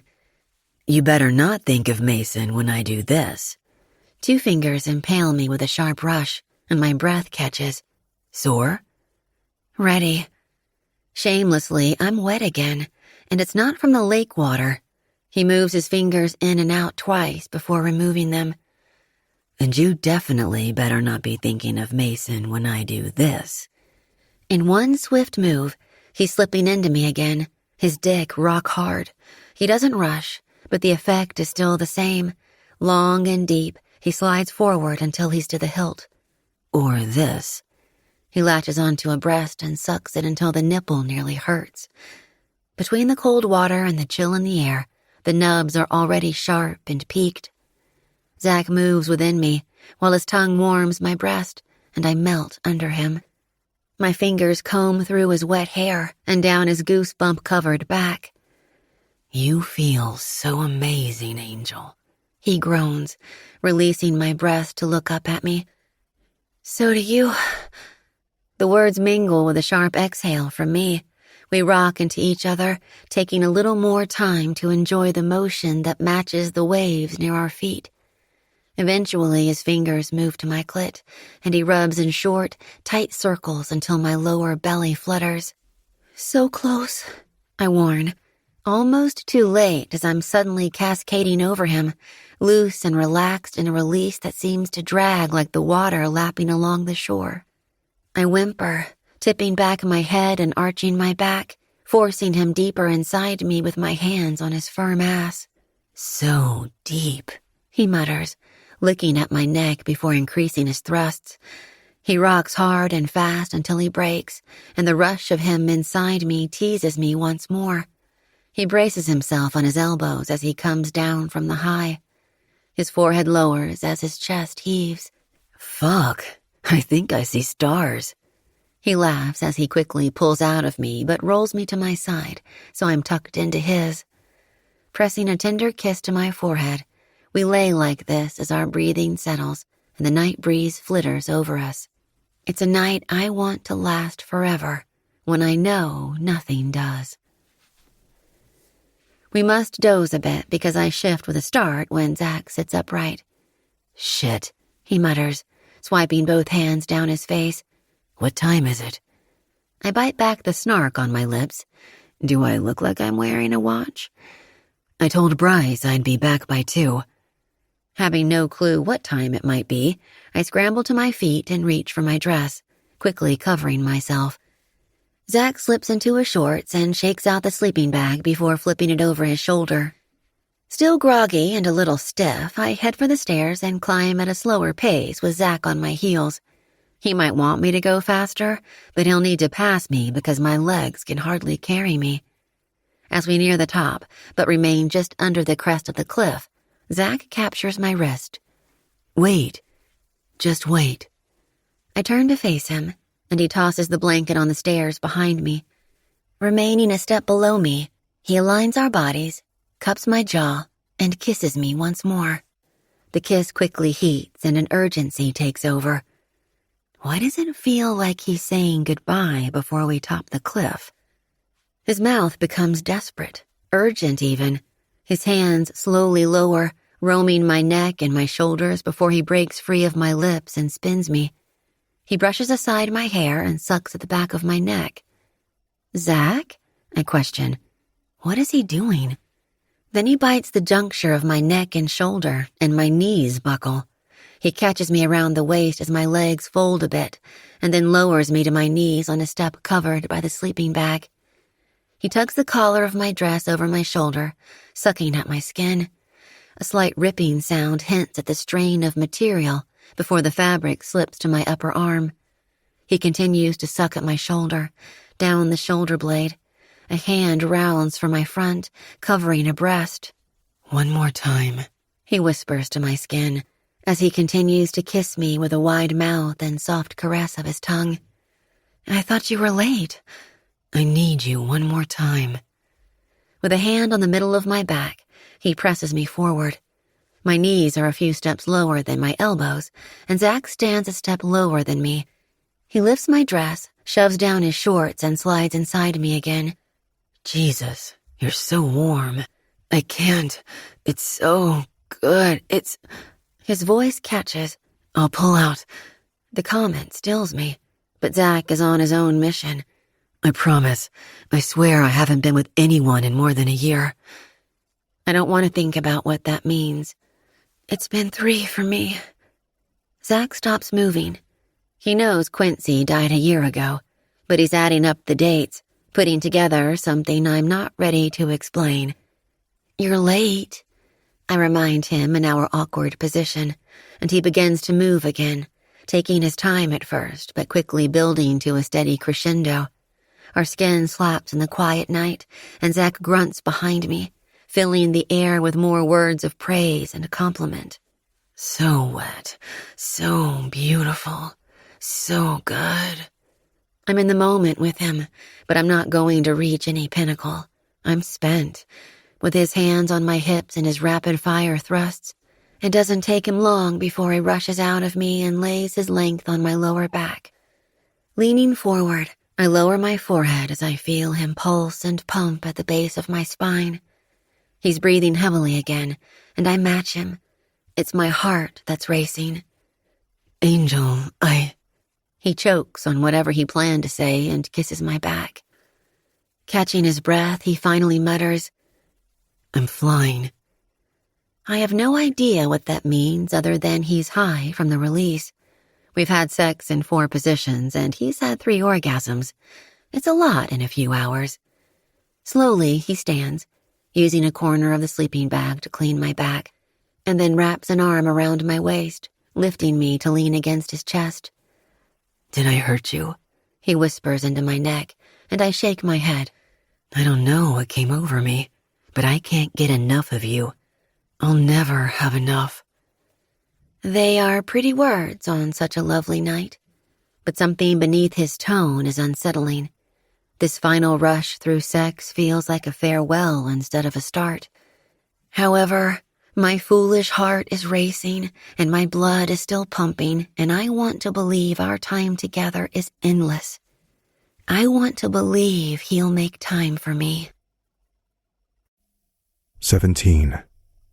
Zach. The next morning, Mason is in a mood. He takes one look at me and smiles big. Our Zachy got laid, he announces to the kitchen, which is thankfully empty of children. My boys are scootering up and down the driveway while Mila and Lorna draw with chalk.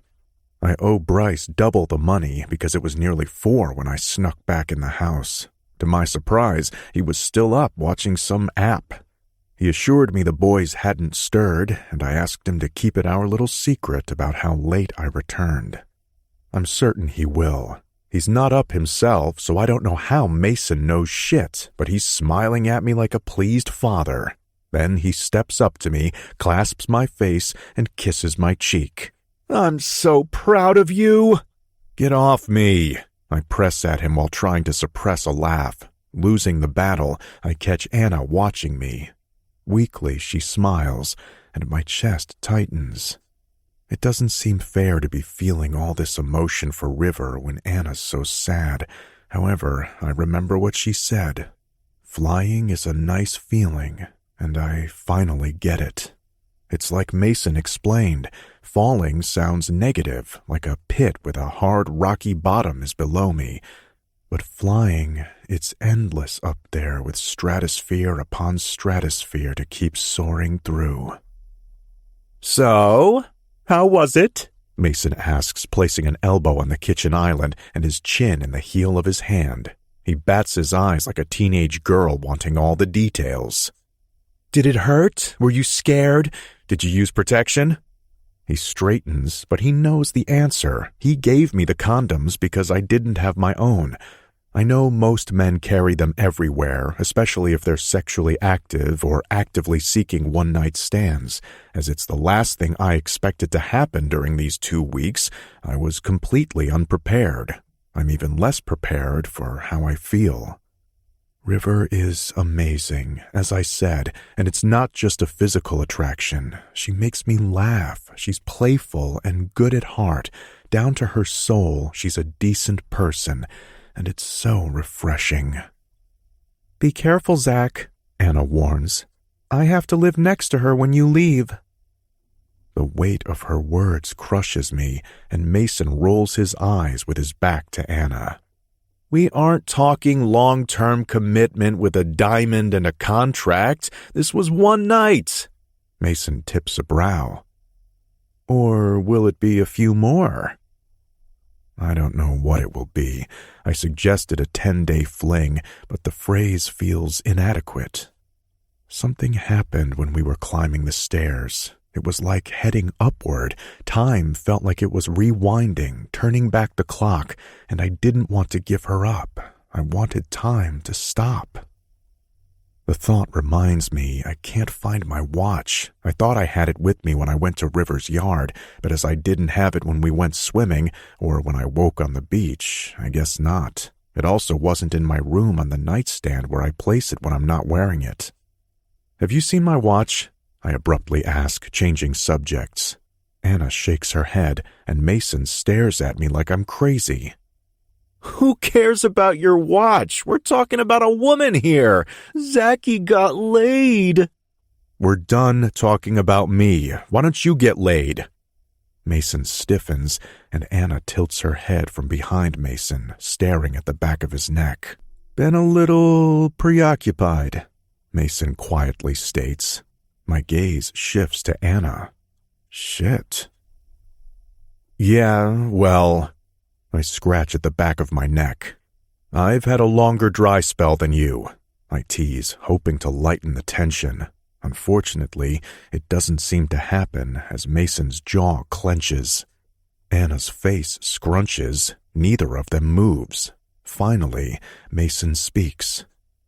"How about a run to the Lake Liberty Project? We can grab Logan and take all the boys." The suggestion of work isn't exactly how I want to spend a day, but River needs to sleep. She works the late shift again, and I need her rested for another late night. River texts me to meet her at midnight, and I love that she wants me as much as I want her. At least, I hope the feeling is mutual, and I'm reassured when I find her on the lounger. A light somewhere in the house is on, but not reflecting into the yard. A blanket is tucked up under her arms, and a glass of wine sits in her hands. "What you got under there?" I tease, noticing her arms are bare, as is her chest. "Why don't you find out?" she flirts, lifting her glass for a sip. "But first, lose the clothes." I tug off my t-shirt, kick off my flip-flops, and pull condoms from my pocket before dropping my shorts. Standing before her naked as the night, I watch as her gaze slowly roams up my body. "You are one dazzling man," she hums, letting those eyes eat me up. It's a nice feeling to work hard on my body and have someone appreciate it other than myself. And not just someone, but River. I crawl up the lounger and tug back the blanket to find her naked as well. Reaching for the glass of wine in her hand, I remove it and drink the remainder. "That was mine," she says. "I thought we were sharing," I state, recalling our first night together on this outdoor furniture. "Not yet." She slowly smiles and presses her teeth to her lower lip. I slip over River, forcing her legs apart with my hips. Her body is warm underneath mine, and I tug the blanket back up over both of us. River scoots lower on the lounger, and I cup one side of her jaw before leaning forward to kiss her. She tastes like wine and summer and things I've never thought about before, like hearts, flowers, and love. Taking my time, I kiss River long and sweet, dragging out each pull before adding my tongue to the mix. She follows my lead, keeping us lazy and loose. Her fingers dig into the hair at my nape, and we stay like this for a long time, absorbing each other with tender kisses. Eventually, my hand skims her body, outlining her form. I cover a breast, dip to her waist, and slip between her thighs. Taking my time with every touch, I memorize her. As my fingers slide into her warmth, her head tips back a bit, and I lick along her neck before nibbling at the cliff of her jaw. She's so beautiful, so responsive, and I don't know how I'll walk away from her. My thumb joins the mix of fingers in her heat, rubbing her clit until she gives in to me. Less of a rush, more like a slow drag, her release overtakes her. Her thighs clutch at my hand, and her channel clenches around my fingers. Eventually, her hand finds me hard and ready, but I don't want her fist. I need inside you again. I'd like that. A soft grin curls her lips, and I quickly sheathe myself. Entering her last night without protection wasn't a mistake. It felt amazing, as I repeatedly told her, but it also wasn't smart. I'm safe. I believe she's safe, but there's another risk I don't need to take, a second accidental pregnancy. Still, the heat, the wet, the connection were immeasurable. Once I'm covered, I slip into place and slowly glide home. We seem to hold our breaths as I enter her until I can't get any deeper. Then I still, kissing her long and lazy once more before her hips roll upward and mine match hers. Leaning on one elbow, I move over her body as I had before while we dance in a rhythm I've never experienced. There's no doubt this slow tempo is making love, and with this woman, it feels so right. I'm soaring again.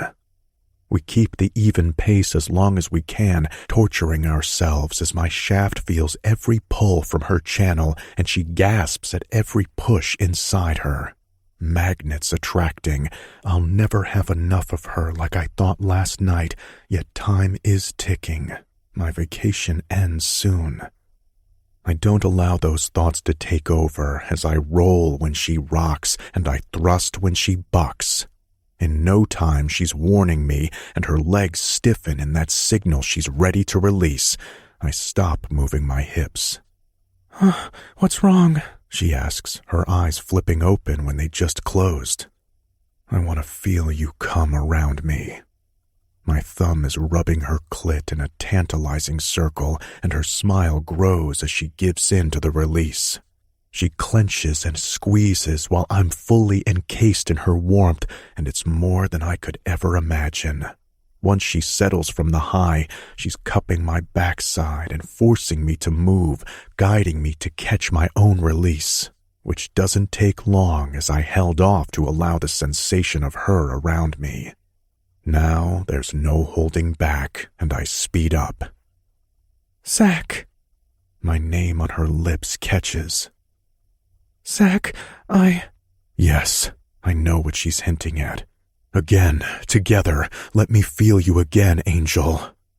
When she starts to clutch at my dick from the depths of her channel, I burst like a rocket shot to the moon. It's an explosion of flames and smoke and so much more as I break through another layer of stratosphere with her.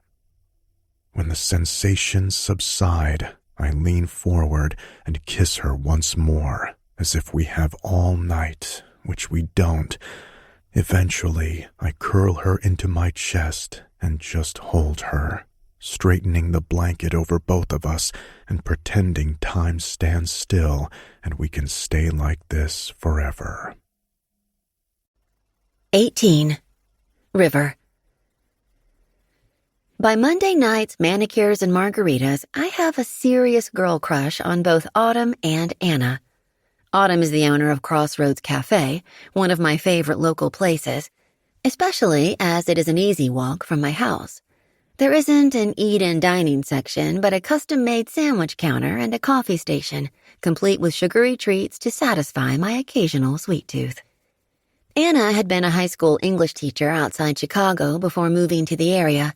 This past year, she worked as a substitute because of Ben's condition, but hoped for a more permanent placement in the next school year.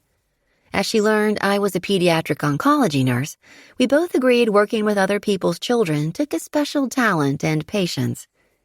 After manicures, we go to Rutter's, a local bar that's darker and quieter in comparison to the more tourist-popular driftwoods by the beach.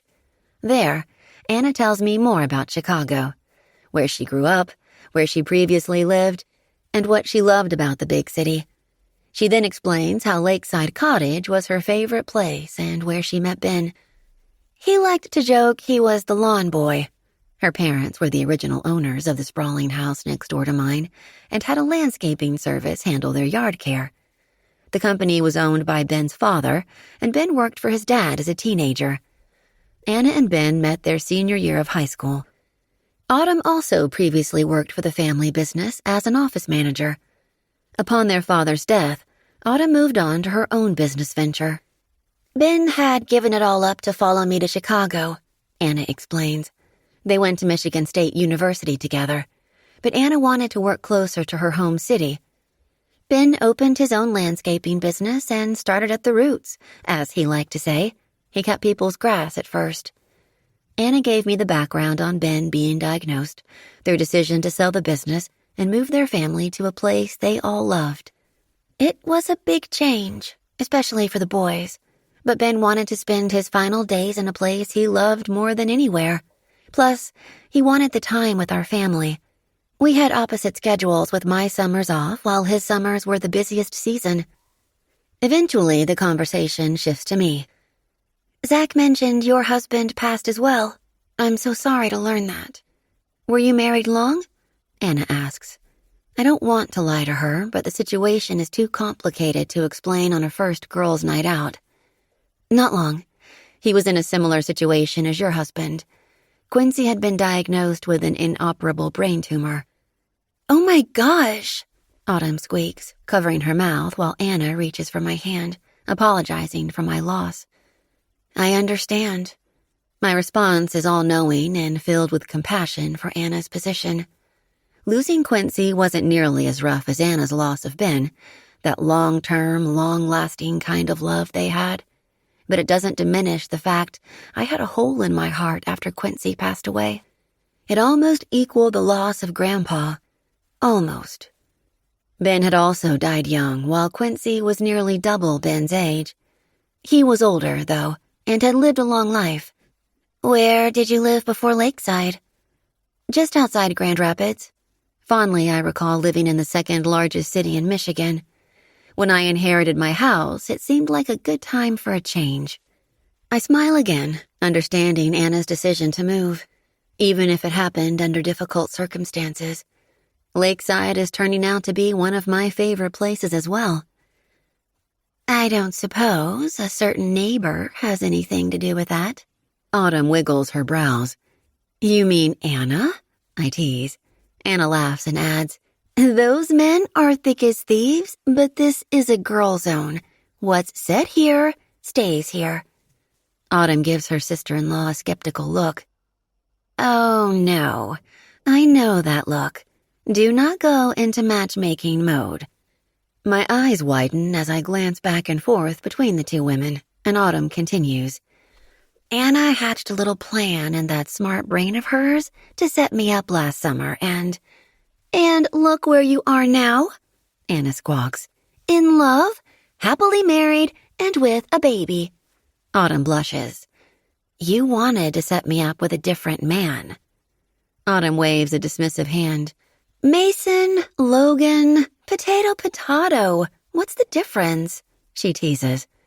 Even though I hardly know the men half as well as these women, I could think of a few differences. Autumn quickly defends her husband, ticking attributes off on her fingers. Oh, I don't know. Logan's sweet, funny, and a family man. Well, I don't need to try to set River up. She's already with Zach, Anna explains as if I'm not present. Then she turns to me. Speaking of family, Zach's newly divorced, as you know.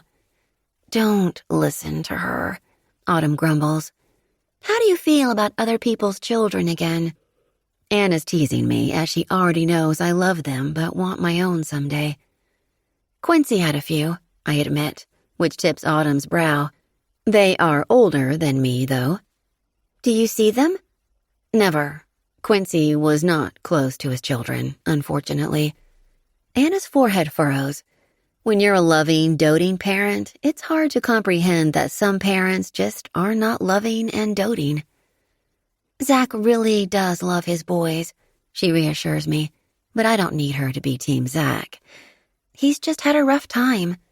He and Janine fought often, and in order to avoid confrontation, he worked too much, keeping himself distant from Trevor and Oliver. Those boys were left too often with nannies, but I know in his heart he could be a good dad. I believe that as well. He's just lost. They've all been in that position, Autumn interjects. Well, maybe not Ben, but Logan was like that with Lorna. And Mason is hopeless. Oh, really? What's Mason's story? I ask, just curious as I heard he has a 5-year-old daughter he hardly sees. It's a mess, Anna says, and that seems to be her final answer on the subject. Speaking of other people's children, Autumn starts once more. We were speaking of other people's children again? Zach's sons adore you. I adore them. Slowly, I smile, recalling how yesterday was my day off, and I'd spent another day with Zach and his boys. They played in the treehouse for hours before lunch, and then we shared an afternoon of sunshine at the beach. Their father adores you too, Anna adds softly, and my cheeks heat. Zach and I have been best friends our entire lives. He's a good man. She doesn't need to sell me on him. I already think he's dazzling, but he's also a work in progress. And he's leaving at the end of this week. I really like him too. I shrug and wave a hand to dismiss the topic. We're just having fun. Oh, Anna's brows pinched together. I wasn't aware. What she's trying to say is she didn't know you were okay with him leaving soon, having a summer fling. Autumn wiggles her brows again. Anna's only fling was Ben, and then it turned into attending college together, marriage, a mortgage, and kids. You get the picture. I did get the picture, and it was a beautiful one. I'm not really a casual girl, but I do realize Zach lives there and I live here. My fingertip draws a line on the table as if a map lays on the wood. Autumn chuckles. Oh, sister, I've been there. Then Logan got on board and moved here. I am not asking Zach to move here. My tone turns a little offended, but that is the last thing I'd do. Zach would have to make his own decision on whether he thought he'd like us to continue, if we are officially an us, and even then, I wouldn't want to be the sole reason he moved anywhere. Never again do I want to be in a position where I'm accused of causing a man to make life-altering actions against his will. My heart races with the thought. Anna's eyes widen. Why not? Anna, Autumn mutters, hinting it's none of their business. Again, I don't want to lie, but I'm not interested in sharing the truth either. I once had a man make a choice with me at the center of that decision. He was a good, kind man, and he gave to me what he gave of his own free will, but I've been ridiculed for it. It hurt both me and others, and I don't want to ever be in that position again. My voice hardens as I speak, not interested in explaining myself to these lovely women. They might understand, but they might not, and I won't risk a budding friendship on my sordid past. I care about Zach and his boys, and I'd never do anything to hurt them. I add, hoping to soften my tone and clarify my intentions. I didn't have any other objective than enjoying the moments I have with the three Wellermen. Men are so confusing, Anna says. Autumn snorts. As if you'd know, Autumn quips, but then her expression shifts. Although I know Ben wasn't perfect. No man is, Autumn admits. Thank goodness women are, I laugh. And on that note, let's drink to that. We raise our glasses and tap the rims before dipping into delicious margaritas. Mason comes to the rescue when we're a few margaritas in and no longer able to drive home.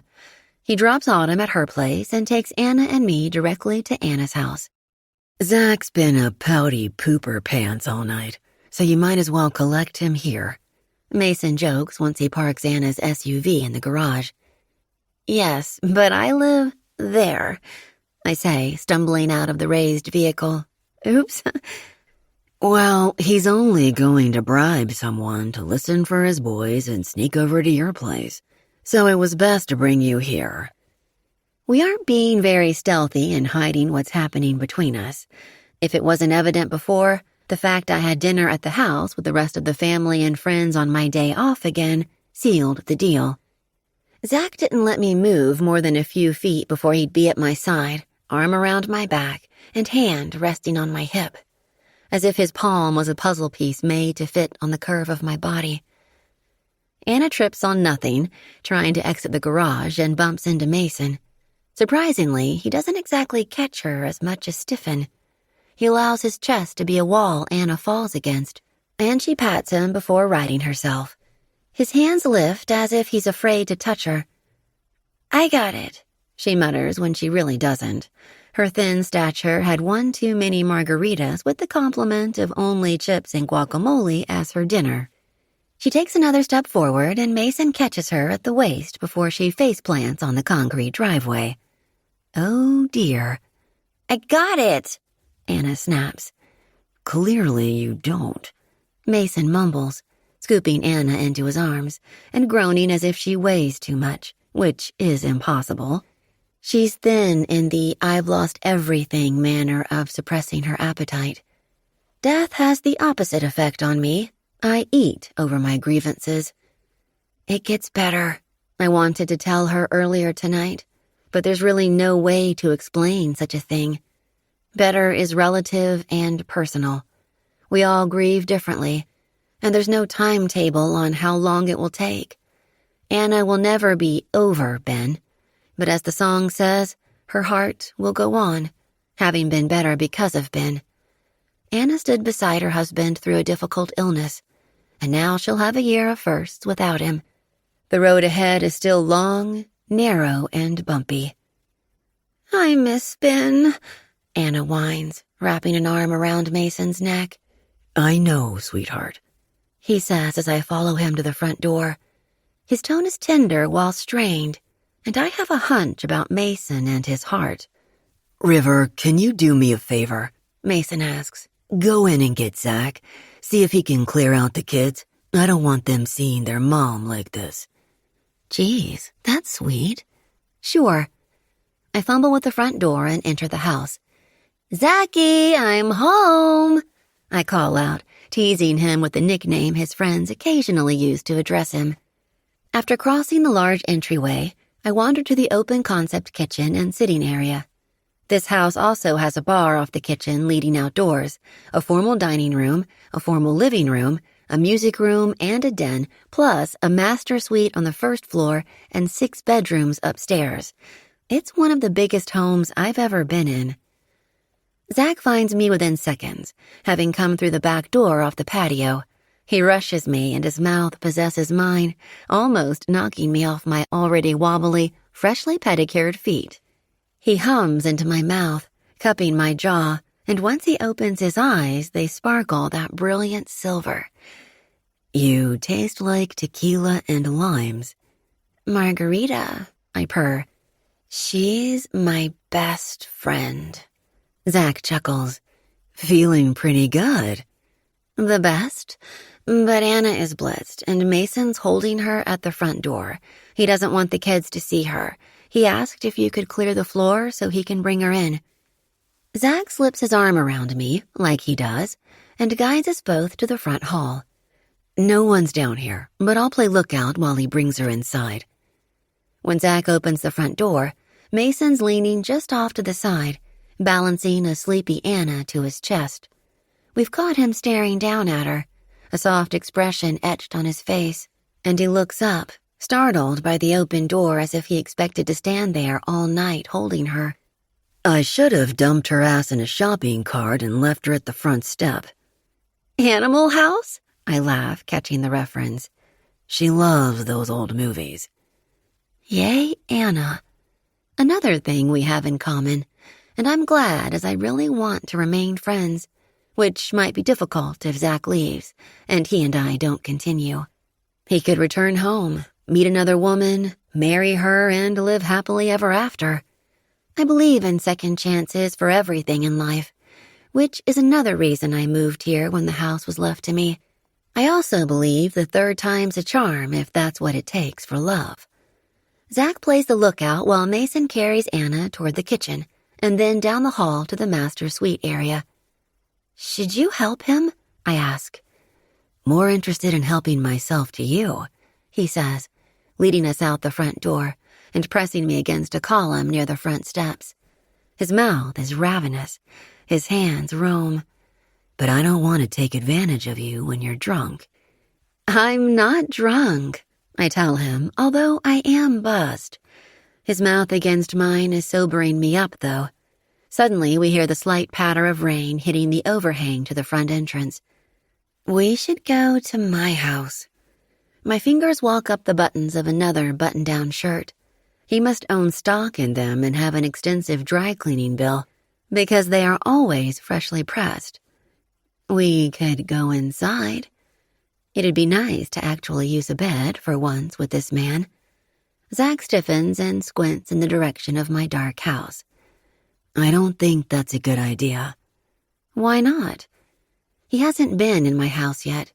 Not all the days he worked on the treehouse, nor the mornings the boys have spent in it. He hasn't asked to use the bathroom or helped himself to a cup of coffee. We're always outside. Even on the occasions we've fooled around, we've been in the yard. As his shoulders stiffen even more, he steals my hand on his chest, and I'm suddenly stone sober. I just don't.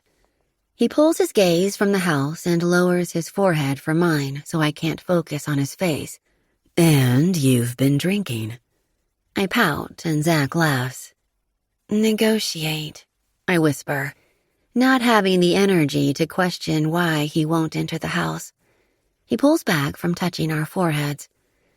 How about I make out with you here, taking some liberties with you until the rain stops. Then I'll walk you home and kiss you goodnight on your front porch. That doesn't sound like a good deal, counselor. I return to playing with the button on his shirt. It's called compromise. His voice is low as he speaks. I'm learning the art of it. When he cups my jaw again with both hands, I'm lost. His true talent is kissing me senseless. 19. Zach. Anna was certainly suffering a hangover the following morning, and I was worried River might as well. However, she sent me a text in the early hours before her shift. River. Nothing a little ibuprofen and a lot of water can't cure, plus some greasy food from the hospital cafeteria. Strangely, I was jealous of the hospital dining center. I wanted to feed her greasy food. I wanted to take care of her. I almost had a heart attack when she called out, "Zachy, I'm home," upon entering Anna's place last night. I wanted to have her greet me like that every day after a shift. Maybe not the Zachy part, but I'd rush home myself at the end of each day just to greet her the same way. Hell, I'd work from home to be near her and spend more time with my boys. Home. My home in Detroit. I was also envious River went out with Anna and Autumn, which was completely ridiculous, but I'd missed out on a night with her. Time seemed to be winding down, which reminded me I still hadn't found my watch, and I kept forgetting to ask River if I left it at her place. I didn't wear it as much while I was here vacationing, but I'd still put it on several times until I'd misplaced it. At least, I hoped I'd misplaced it versus losing it completely. It was sentimental, even if it was only a gift to myself. It marked the passing of time, the end of putting myself through school, and the start of a new career. It was a time when I thought I'd shut the door on my father's sins. I was ready to move on. Selecting law as a profession was an easy decision. I'd been wronged by my father, who wronged others, and I wanted to make the world right. I wanted justice for those who deserved it and penance for those who didn't. I was searching for my watch once more when I heard raised voices coming from the kitchen below. On occasion, there were disagreements within the house between children or between a parent and their child. Lord knows I'd had a few altercations with my twins, but when I really thought about it, they'd been a little less rebellious this trip. Just a little. As the voices carried, the female strain sounded above the rest, and I took my time descending the staircase. I didn't want to intrude, but things were escalating in the kitchen. "Why can't I go?" The whine from Calvin surprised me. As far as teens went, he was laid back and easy to please. He hadn't protested too much when his parents decided to move the family to Lakeside. Ben checked in with him often about his feelings, as he'd switched schools midway through his 4 years of high school. To appease him in some ways, Calvin was given Ben's old truck, as Ben hardly drove himself anywhere in the last year of his life.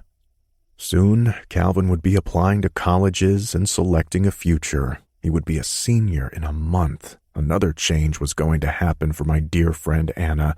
Her oldest child would leave her. "Because I said so!" Her voice rose as I neared the kitchen. I held back in the entryway, listening to their argument. "That isn't an answer," Calvin argues, and he wasn't exactly wrong, but he was a good kid who respected his parents' decisions most of the time. "I don't understand. It's only for the weekend."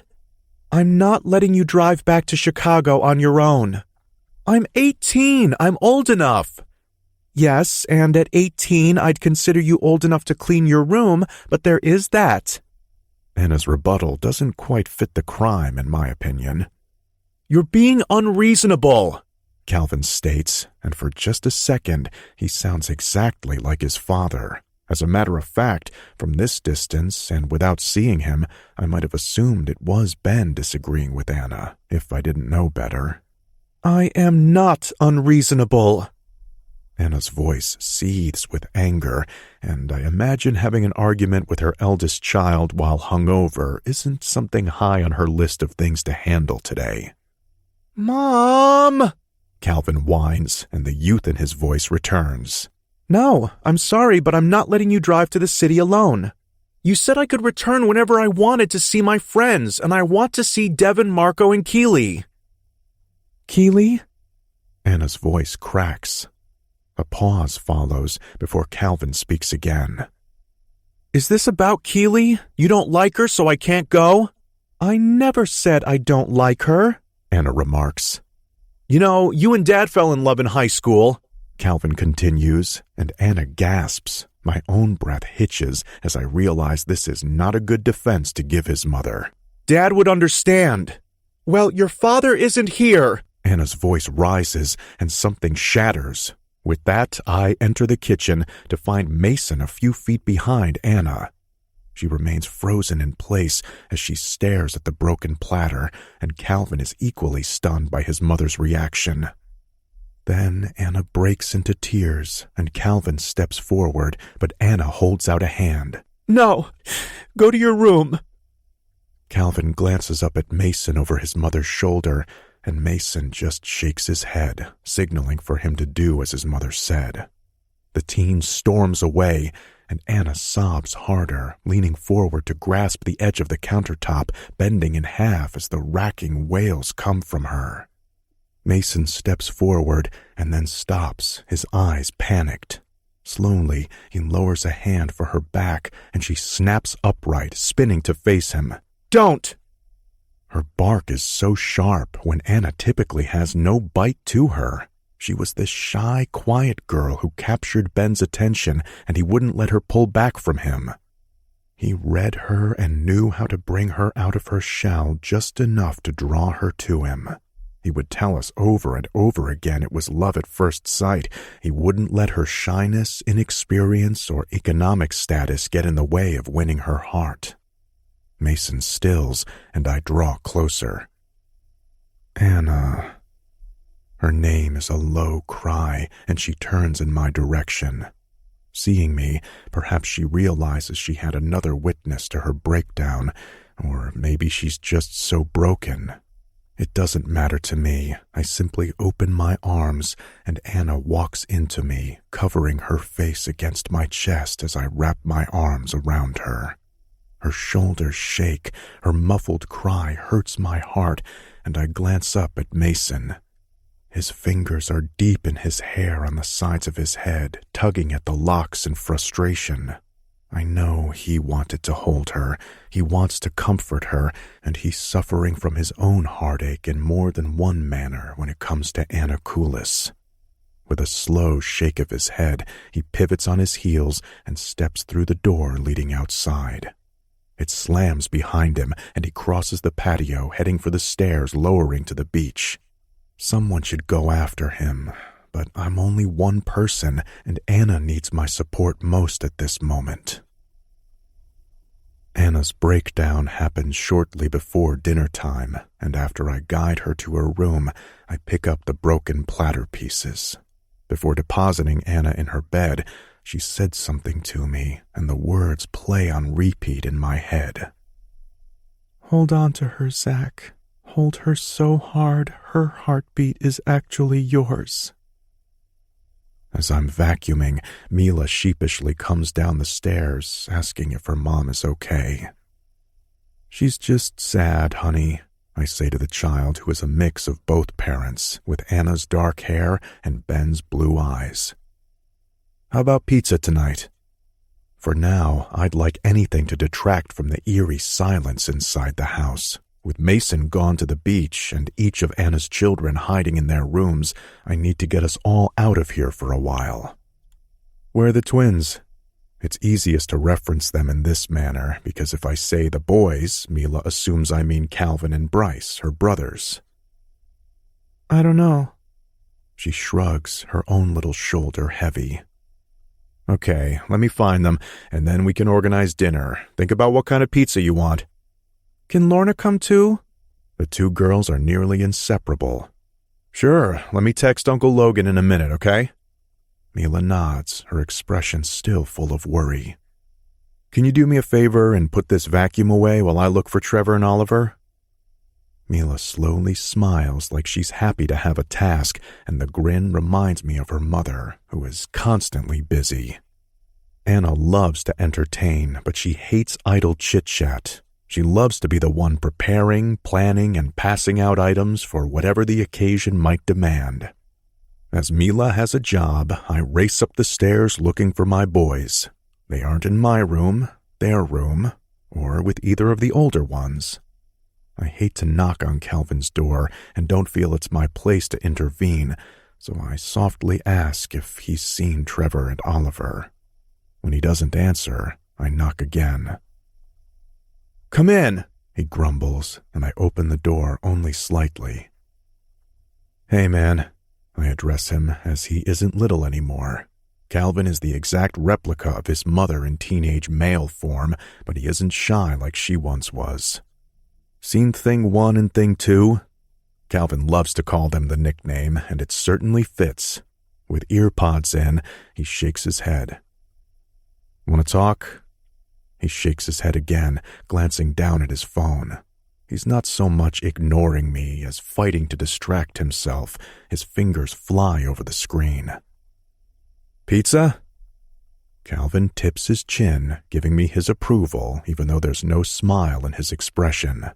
I'd love to tell him to give his mom a break, but they're all struggling in their own way, and I wonder once more if the addition of my family is more harm than help. We're almost to the 1-year mark when Ben dropped the news on us as his closest friends. Of course, Anna already knew the diagnosis. The boys had been suspicious of Ben's behavior and eventually guessed what was happening. Their father was dying. None of us could replace Ben. We'd never live up to the task, but I wanted Calvin to understand something important. I'm here for you. I'm holding the doorknob and leaning against the jamb as I speak to him, wondering if he's even listening to me. I know, he mutters and squeezes his eyes shut, swiping at them with one hand and pinching the bridge of his nose. Oh, little man who is now big, please don't cry. Can you shut the door? It's a clear sign to leave him alone. He doesn't want a hug. He doesn't want words. He wants his father, and I can't help him with that. I tell myself I won't panic over the boys missing until I get to River's place. If they aren't there, then I'll go into full reckless mode. They like to wander off, typically together. I'd like to think they know better than to even consider heading to that beach without an adult, but they definitely know how to tempt fate and push my buttons. When I enter River's yard and don't see them or her, I walk even faster to the treehouse. Quickly climbing the ladder, I stick my head through the opening to the fort and pause. Trevor sits beside River, his head bent, his tongue waggling. His full concentration is on something on the floor that he's coloring in frantic motions with a colored pencil. Oliver sits between River's bent knees. She's still wearing her scrub pants with a t-shirt. Her feet are bare as if she stepped right out of her shoes and met the boys here. Oliver is also hunched over like his brother, scribbling with slower movements with another colored pencil. Hey, I softly greet them. River runs a hand over the back of Oliver's head. He doesn't answer me, but Trevor does with a matching greeting in a softer tone. He doesn't look up from his coloring sheet. His tongue continues to wiggle. River glances up and tenderly smiles. I was just pulling into the garage when I saw 2 little creatures crawling through a hole in my fence. Her gaze shifts to Oliver, and her hand strokes down his back. You should fix that thing, I tease, but there's no humor in my voice.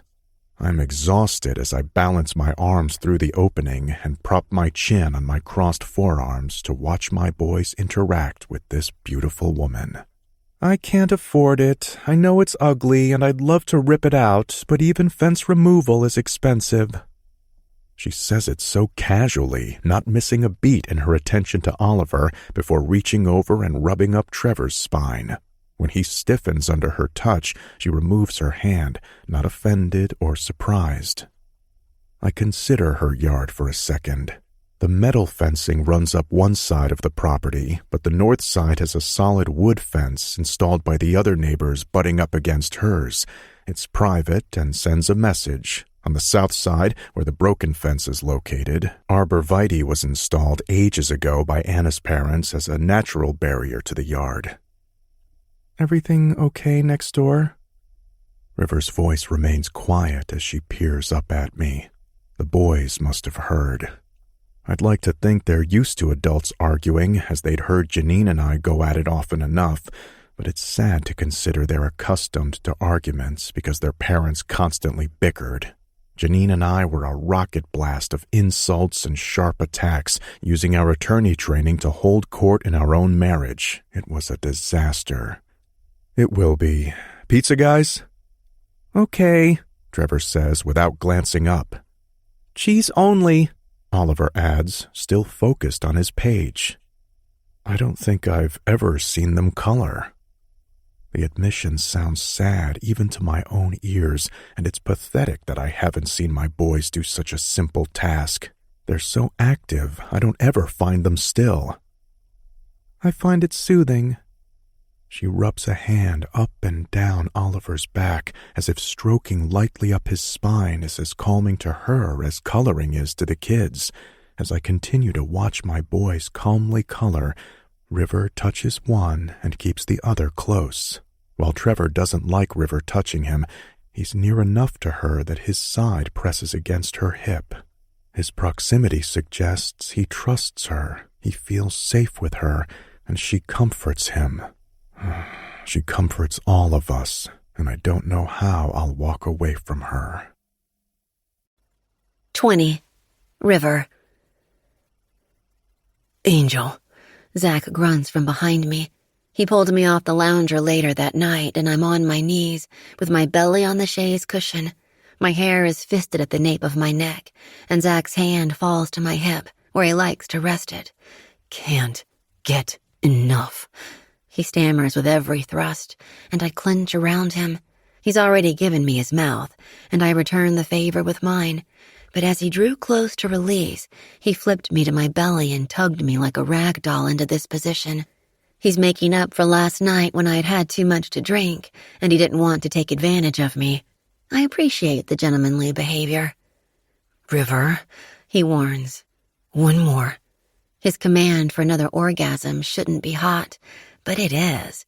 If only I could respond on demand as he wishes. But sensing my hesitation, he lowers his chest to my back and slips the hand at my hip forward, flicking my clit.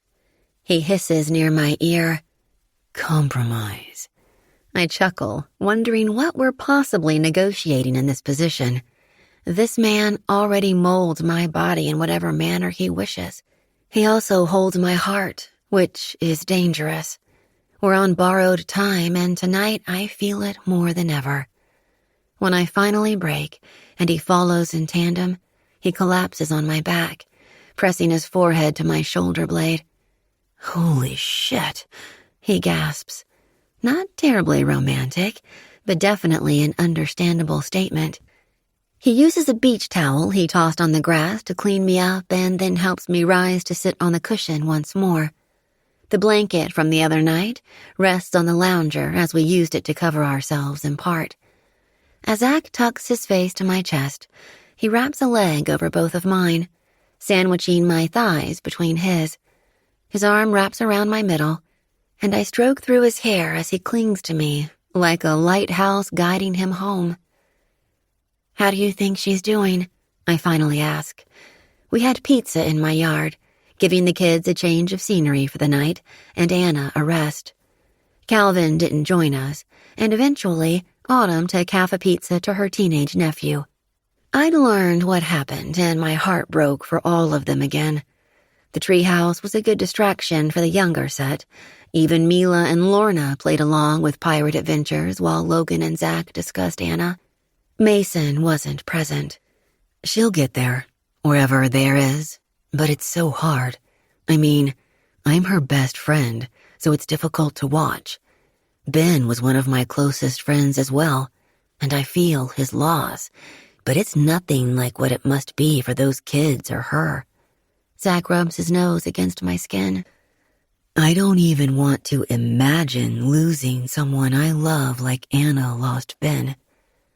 A loss like that is difficult. The hole in my heart after my grandfather died didn't feel like it could ever be filled. But loving and losing my parent figure was not the same as loving and losing a spouse. I'm going to lose Zach soon enough, but it won't be the same thing either. We haven't discussed any kind of future, and tonight would not be the night for the topic. Can I ask you something unrelated to them? We've been silent several minutes, allowing the breeze to cool our skin and the dark night to blanket us. Zach purrs. Why won't you come into the house? At his sudden stiffness, I realize we shouldn't breach this subject tonight either. Yet, I need to know why he's so apprehensive. Did something else happen to him in the house? How can he handle being in the yard? What is the connection, or rather, disconnect? It's going to sound stupid, but I love this house.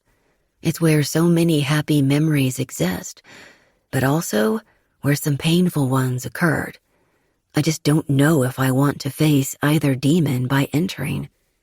How can you be in the yard, then? Zach shrugs as he slowly unwinds himself from my body and perches up on an elbow. His fingertip traces along my collarbone. I just can. Maybe on that first day the boys crawled over here, I was pissed. Pissed to have to step foot over here, but I just had to apologize. Sitting next to you was calming. His gaze lowers from my chest, and his finger slowly zigzags down my skin. It's like my boys coloring earlier. Being near you is soothing. Your boys certainly aren't stagnant near me. I chuckle at the quickly restored energy of two rambunctious 7-year-olds once they had pizza for dinner. Still, I think they feel safe with you. I told you Janine and I fought often, and I'm not proud of that fact, but my boys heard it. When Anna started to lose it tonight, they came here seeking peace and solace. They will always be welcome in this yard, I state, confident I would never turn them away. That treehouse is theirs as long as I live here. His head snaps up at the comment, and his fingertip stills at the swell of my breast above the blanket. Are you considering moving? Not that I'm aware of, I tease, but this house needs a lot of work, and I'm not certain if I can handle the upkeep. I mean, it's paid for in full, thanks to Quincy, but there are still taxes and so many internal repairs and renovations needed. Quincy, Zach mutters, returning the trail of his finger up my chest and over to my shoulder. Yes, Quincy was the man I inherited the house from. Your husband. I should really tell him the truth, but does it even matter? He'll be leaving in a few days, and I don't see us going anywhere other than where we are right now, sitting in this lounger under a star-filled sky on a summer night. When I don't answer, Zach shifts gears. My brother called me. Noah? I clarify. Yes, he says he might move here. Where does he live again? He's in Chicago. He managed an upscale hotel there after working for years all over the world for the Magellan Hospitality Group. Will he stay with Anna? I doubt it. Besides, the apartment over the garage where Mason has been staying technically belongs to Archer, Anna's older brother. I'd only heard Archer mentioned in bits and pieces, but nothing concrete. He sounded like a mystery even to his family. Is he returning? Zach shrugs as his finger coasts from one shoulder to the other, along the line of my collarbone. Don't know. Autumn has an email address for him, and she passed on Ben's message, but I don't actually know if he got it, or if he's coming here. Message? I question. Ben left us, Logan, Mason, and Archer, a cryptic message for the anniversary of his death. Oh. We have a year to complete the mission. His voice drops and he sounds a bit like Tom Cruise in Mission Impossible. And what is your mission? My own voice rises, a bit excited by the possibility. Zach slowly smiles without looking up at me. It's a secret. Is it like a treasure map? I continue, intrigued by the mystery and not able to let the secrecy part go just yet. Something like that. His smile grows larger, and he's just dazzling to behold. We remain silent another second before Zach leans forward and scrapes his teeth over my bare shoulder. Spend the day with us again. Tomorrow is my next day off. I should be encouraging him to spend time with Anna and her children. His friend needs him, but selfishly, I don't want to miss any days, and my next shift will be 2 nights on, cutting back my time with the boys. Okay, I whisper, and Zach looks up at me with those silvery eyes. My heart flutters, and my belly flips. As it's already tomorrow, then, he moans, pressing up to his hand and climbing over my body to straddle my lap. Let's spend some quality time together now. With that, we head into round 2 for the night. 21. Zach.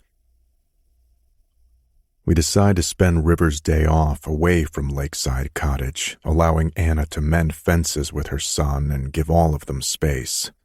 Mason doesn't want to join my adventure with River and the boys, although I'd invited him. After he disappeared last night, I didn't want him to be alone. I met someone last night. I think I'll give her a call.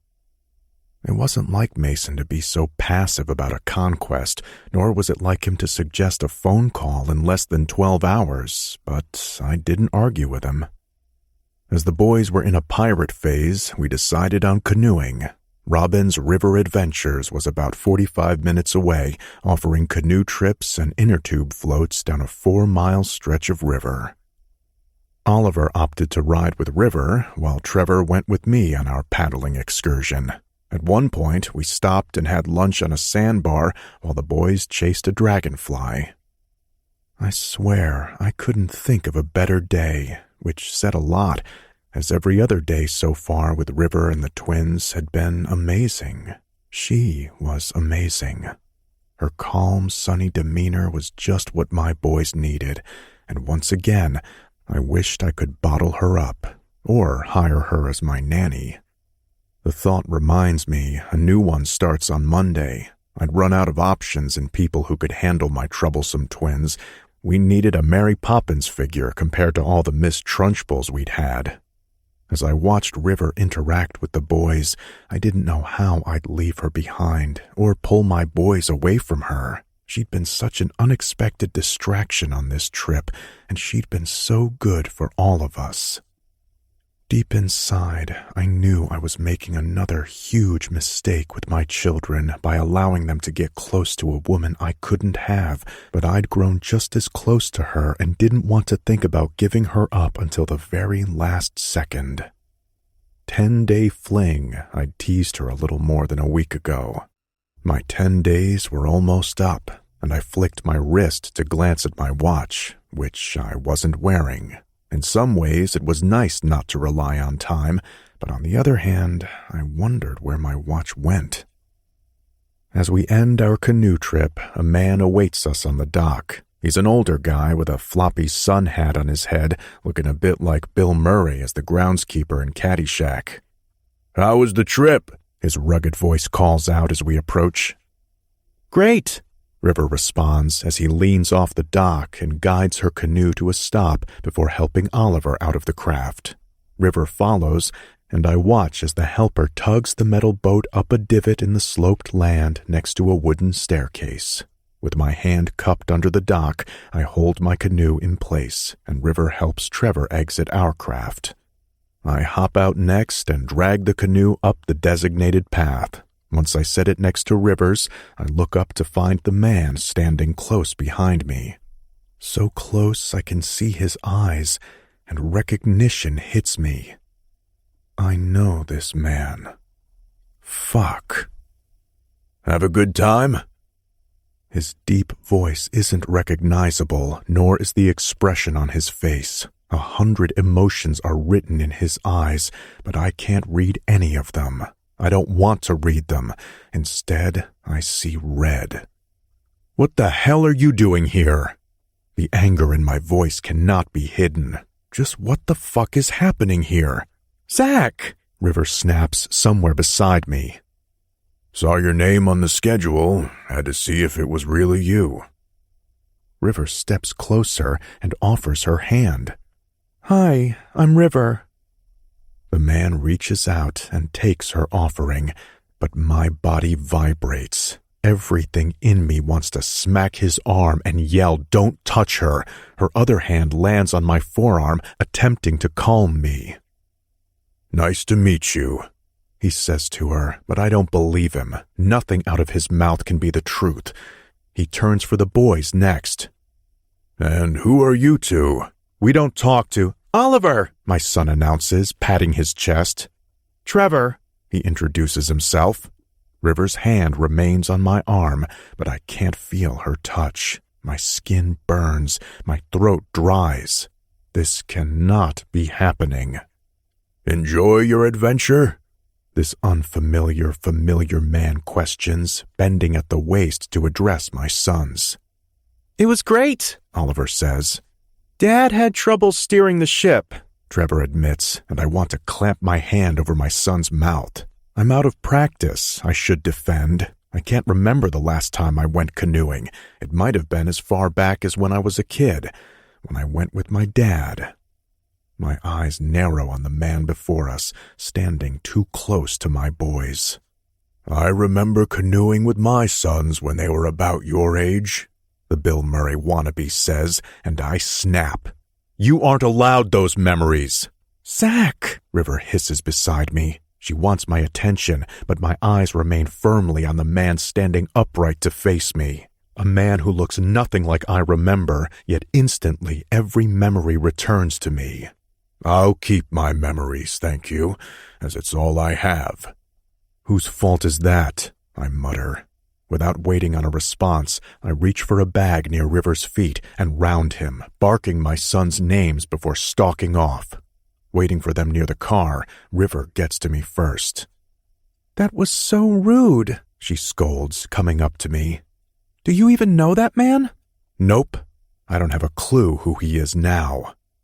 Then explain yourself, she demands, cocking a hip as she places her fists on them.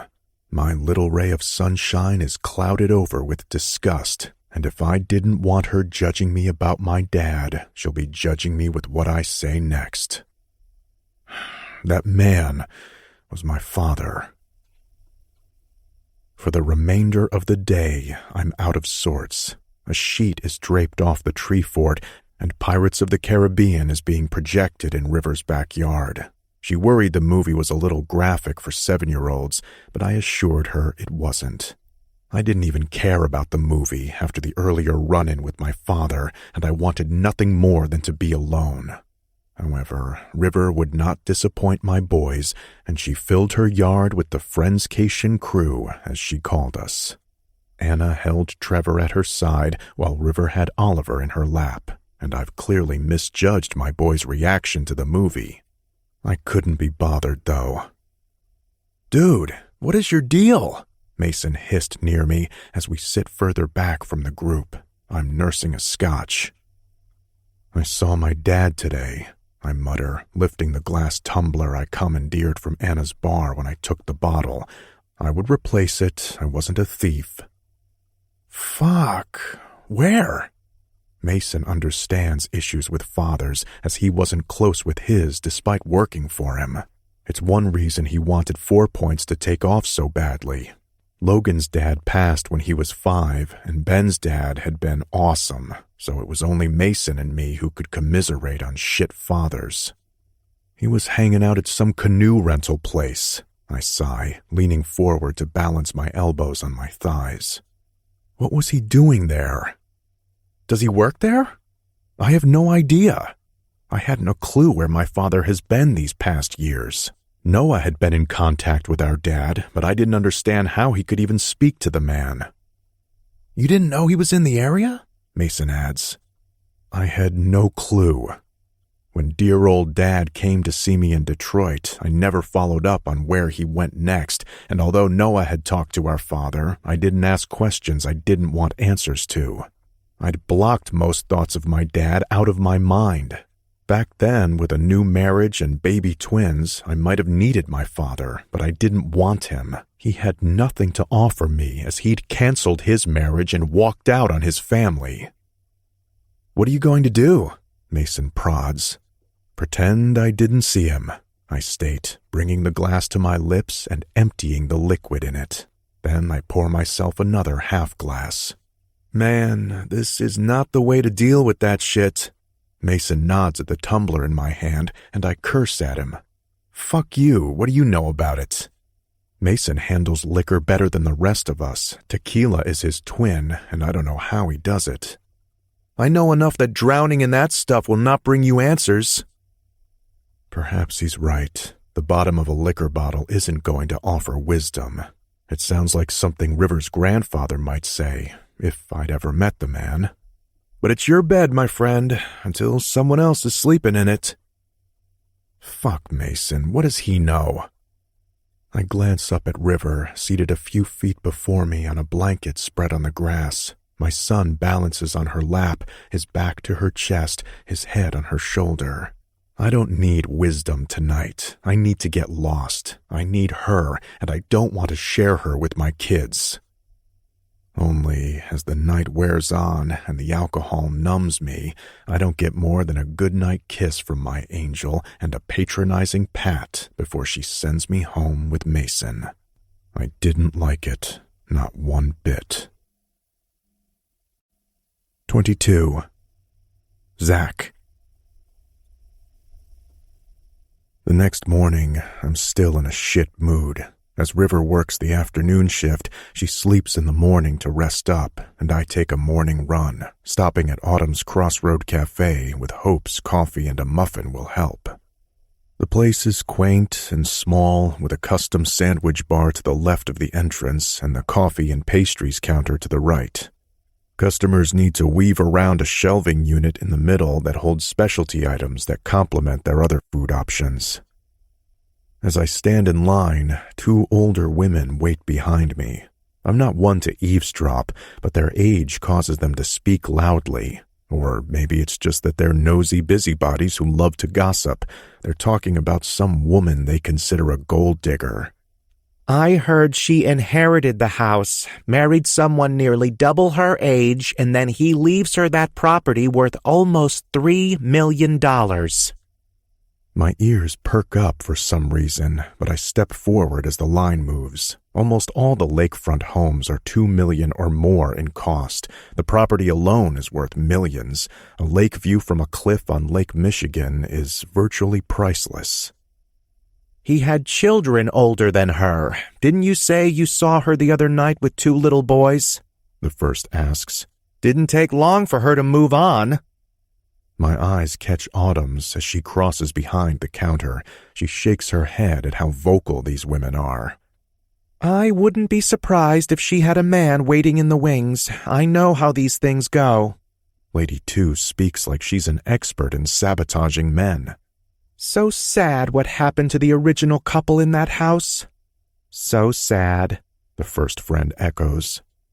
That was years ago, though, the second adds, reinforcing her agreement that whatever happened was very sad indeed. Prison, the first whispers, all too loudly, and I stiffen. Embezzlement. Everything within me fights the desire to turn around and blast these old biddies, telling them to shut up in this public place. If she thinks there's buried treasure in that home, she's wrong. Without turning around, I almost hear them silently agreeing with one another. Did you say those 2 little boys belong to one of the sons from the original owners? The second comments, and my ears ring. There isn't anyone else they could be referencing. What was his name again? Zach. It takes me a moment to realize it's not the women behind me speaking, but Autumn calling out my name. When I look up, she tips her head for me to come to her. Got your coffee ready? I haven't ordered yet. Don't listen to those old bitches, she whispers as I near her. I shake my head, still a little stunned at what I heard and what it could mean. Yokel and vocal are what we call those 2, always gossiping.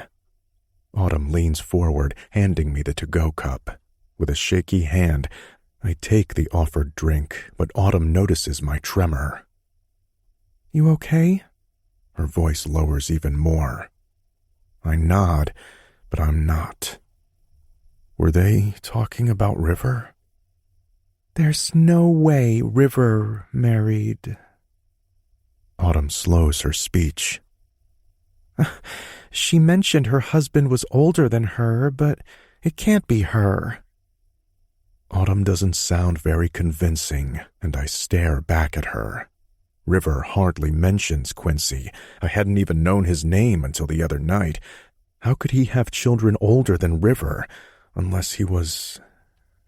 And she inherited that house.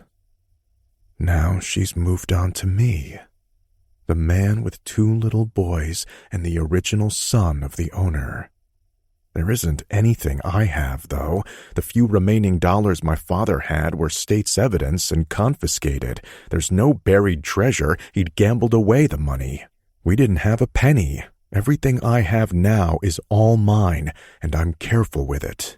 The only frivolous thing I've ever purchased is my watch. I cannot let this go.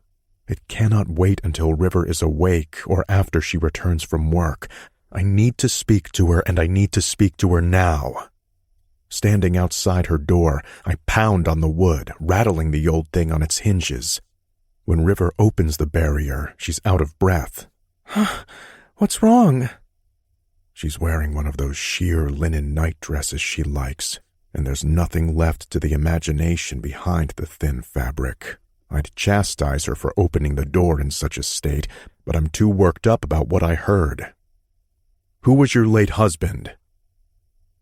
Excuse me? She stammers, her mouth falling open before her arms cross over her ample chest and accentuate those breasts I've become overly familiar with lately. I asked you a question. And I don't appreciate your tone. My tone, I huff. My tone? Who the fuck was your husband? His name was Quincy. Why does that matter? Swiping a hand through my hair, I hate that we're having this discussion on her front step, and standing here, I feel like we're on the precipice of something big, something push me over the edge, falling into the pits of hell big. For a man who hates confrontation, you're rather confrontational this morning, she states, lowering her voice. I just want you to be honest with me. Why is she being evasive? What else is she hiding from me? Oh, like you were honest with me about this house? Her crossed arms fall, hands fisting at her sides.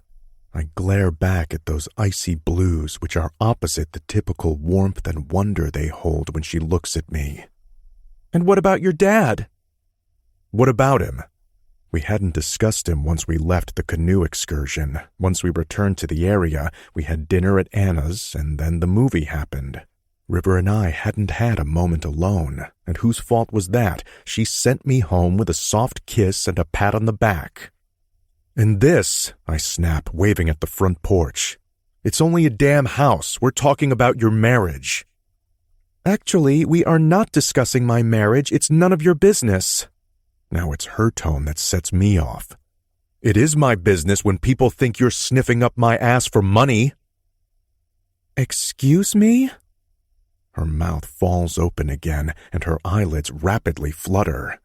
She can't accentuate those words any stronger. We stare daggers at one another for 30 seconds before she says, "Get out." "We need to discuss this," I demand, holding out a hand to stop her from slamming the door in my face. "No, we don't. We don't discuss your marriage or your boys." "What's that supposed to mean?" My forehead furrows as if seeing this argument already heading off course. When River doesn't reply, I continue. "You think I'm a shit dad, don't you? Just say it. Tell me how you really feel." "Nope. Your kids, remember? You'll worry about them." I'm not certain how this has turned around on me and my fatherhood ability, but I'm spiraling out of control, swirling as the pit-falling sensation consumes me. "Just tell me the truth. Tell me where my watch is." I have no idea where that came from, but it's worth $1,500. She could use the money for the fence removal or something in the house or anything if she's the gold digger those women say she is. This land alone is worth $3 million. I would know. I look into the property value all the time and cringe to think we lost such an investment. We lost it all because my father fucking stole from someone, and now River is stealing from me. "I don't have your watch. I gave it to the boys to return to you." "You gave my watch to 7-year-olds? I huff. "Not likely." I sound like a child myself as I blow on my lips like some damn cartoon character. I'm losing control of my emotions, this conversation, and my grip on reality. "Just tell me the truth," I yell, and River stares at me. "His name was Dennis Quincy. He owned Quincy Grocer, and he died of an inoperable brain tumor." Quincy Grocer, like the entire company? Sweat beads across my forehead.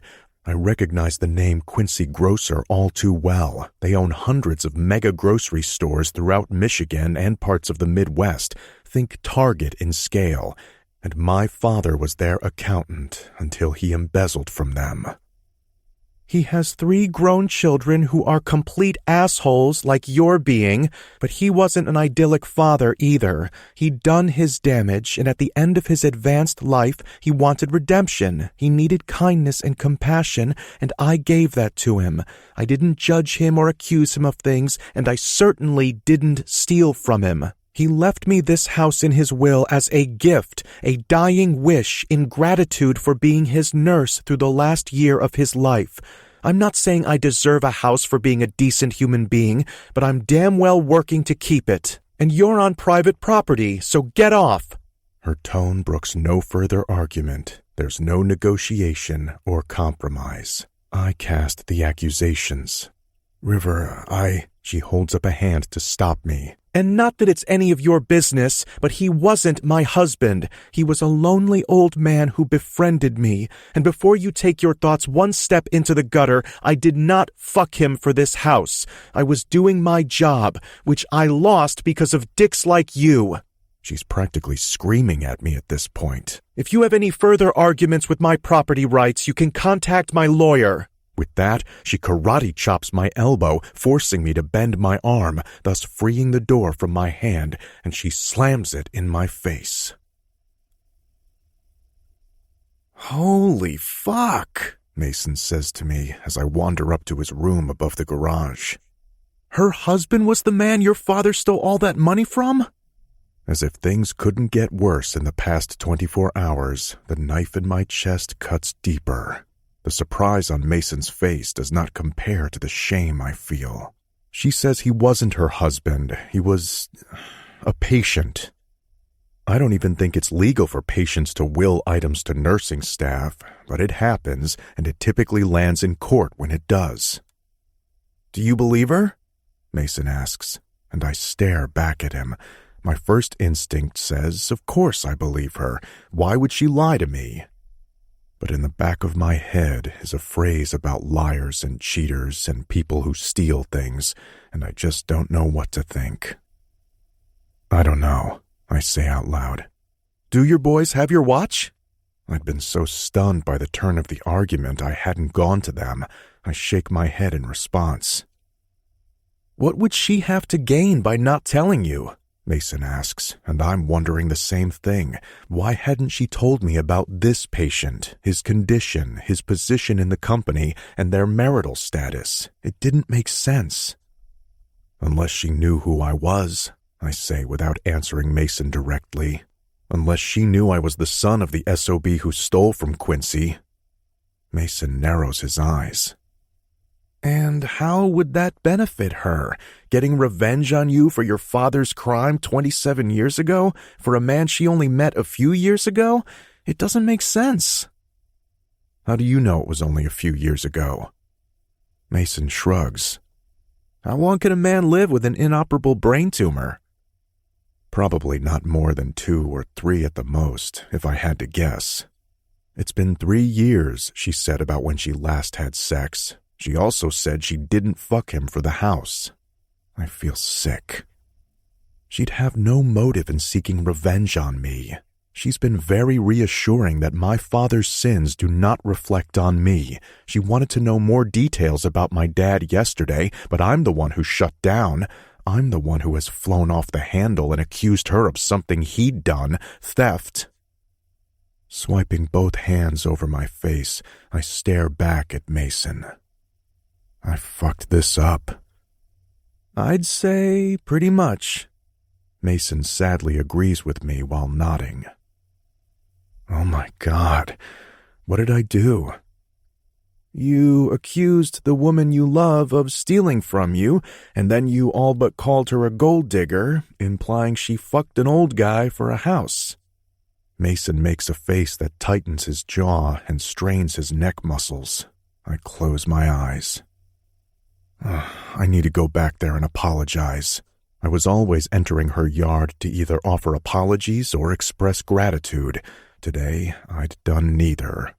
Quickly I stand, racing out the door and skipping down the stairs 2 at a time. Stepping out onto the drive, my boys are drawing with chalk on the concrete. "Trevor, Oliver, have you seen my watch?"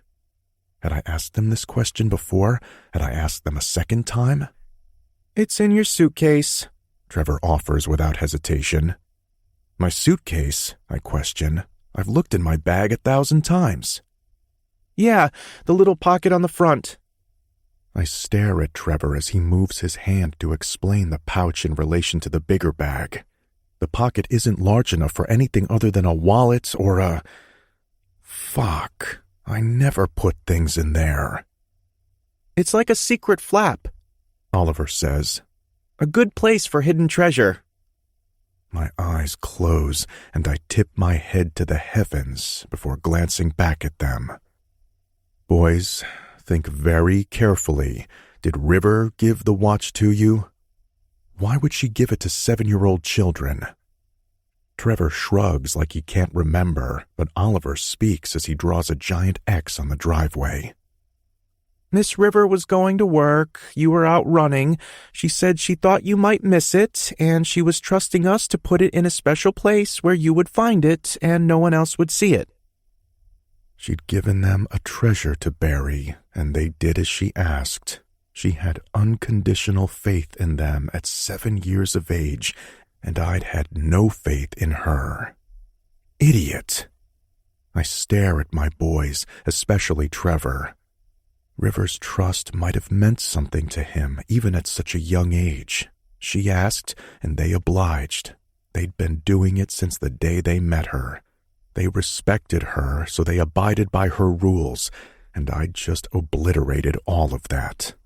Not for them, for me. Me.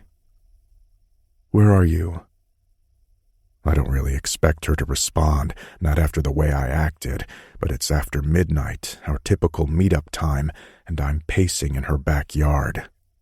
She hasn't answered my calls, having left her house hours earlier than her typical time for work, and she hasn't replied to a single text during her 8-hour shift. By 12:30, I'm beside myself.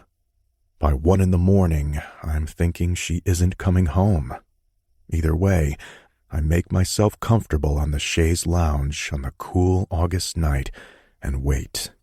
She has to work the later shift tomorrow as well. She'll be here eventually. The quiet of the night and the darkness offer reflection.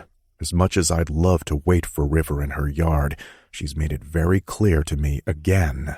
This is her property. I have no boundaries when it comes to her, but I should. I don't need her calling the police on me, which I rightfully deserve. I've barged onto this land more than once, and my eyes wander to the house. It's only a house, Ben used to tell me. Home is where your heart is. It's such a fucking cheesy thing to say, but I consider the words for the first time ever. I'd left my heart in this house when I thought it was a home. Ironically, my heart seems to still be in the same place as I've given it to the woman who currently owns this house. This time, it isn't my father who lost the right to this place. It's all on me. I still can't believe I saw my dad yesterday afternoon. What was he doing here? Why was he here? He shouldn't be in the area. Hell, he shouldn't even be in the state of Michigan as far as I was concerned. He didn't have a right to return. And did he actually work there? The t-shirt advertising Robin's River Adventures was enough of a hint that he did. My father, the former accountant, the ex-convict, was working at some canoe rental place. Fuck my life. I tip back my head and stare up at the sky as memories flip through my mind one after another of this house, this yard, my family. Barbecues and summer nights, snow forts and sleds, the laughter, the eventual pain. Nothing made sense. Near 2 a.m., I give up and retreat across the yard, returning to Anna's with my head hung in defeat. I've paid either Calvin or Bryce every night to listen for my boys, and I wonder if that makes me a terrible father. I'd asked River what she thinks, putting words to her thoughts. You think I'm a shit dad, don't you? God, how many things can I accuse her of in one argument? I realize I'm projecting my own insecurities on her. I'm turning into a terrible father in my own way, just like mine. As I enter the house, the plan is to head directly upstairs to my room. I can vigilantly watch River's yard from there, but I see a soft glow coming from the kitchen area and cross the entryway. Anna sits on a stool at the large island, holding a mug of something in her hands. "You're up late," I say, startling her. As she turns to me, her eyes are puffy, her face red. "I couldn't sleep." Stepping up to the counter, I help myself to the stool next to her. "Calvin." When River showed the movie in her yard, the older boys were absent. Not that I was in a frame of mind to thoroughly pay attention, but the previous year the boys attended everything we did as a group. "He's growing up, caught between a boy and a man. We're going to have our ups and downs. Right now, it's a down. He isn't speaking to me." The corner of her mouth weakly quirks. "But he will when he needs something like gas money or his laundry done." Her jest is half-hearted, but she knows him best, and I know he's a good kid. He'll circle back to her because he loves his mom. He's just missing his dad. "How was your rendezvous?" Her voice attempts to tease me, but she doesn't have the heart for it. I guess she knows I've been sneaking out of the house every night. It didn't happen. We had a fight. Was it an argument, or was it all one-sided? My accusations, my crime. I don't have the bandwidth in my brain to even mention the appearance of my father to Anna. She turns to face me, giving me a sympathetic look. While I expect her to tell me River and I will work it out, she doesn't. "There's a misconception that Ben and I never fought. We came across as the perfect couple to everyone, right?" She swipes a hand through her long, dark hair, but it falls back into place around her face when she releases it. "But Ben and I weren't perfect." From the outside looking in, it might have often seemed like they were the ideal couple. In reality, they were like many couples, and being part of their inner circle of friends, I'd known of some troubles. Finances, sex, the top two things that cause divorce. Ben would say those issues ebb and flow through all marriages, making Anna and Ben not extraordinary, but just ordinary people, ordinary as a couple. He was such a great man, I mutter, staring down at the countertop. Ben knew how to be a husband and a father. Anna turns her head to look at me, but I don't look up. "Zach, there's no manual. Ben didn't know how to be those things any more than I knew how to be a wife or mother. I knew I wanted those things, but I didn't really know how to be them until I was each in their own right." I was a shit husband. "Don't say that. You were with the wrong woman." We fought all the time. "Fighting is normal." Anna sighs. "It's how you handle those fights, though. Pick your battles. Apologize if you were wrong. Listen to the other side. You don't have to agree on everything. It's called compromise." My forehead lowers to my clasped hands as my arms brace on the counter. I'm terrible at it. "I don't think so," Anna says beside me. "You've just never had to do it. You bulldoze into a situation and take over. You did this with your mom, and you did it with Janine. You married her because you thought you had to. You stayed with her because of the boys." I tip my head, still on my hands, and stare at Anna. What do you mean I did it with my mom? You thought you were the new man of the house. With Noah off to college almost immediately after everything happened, you thought it was your responsibility to take care of your mother.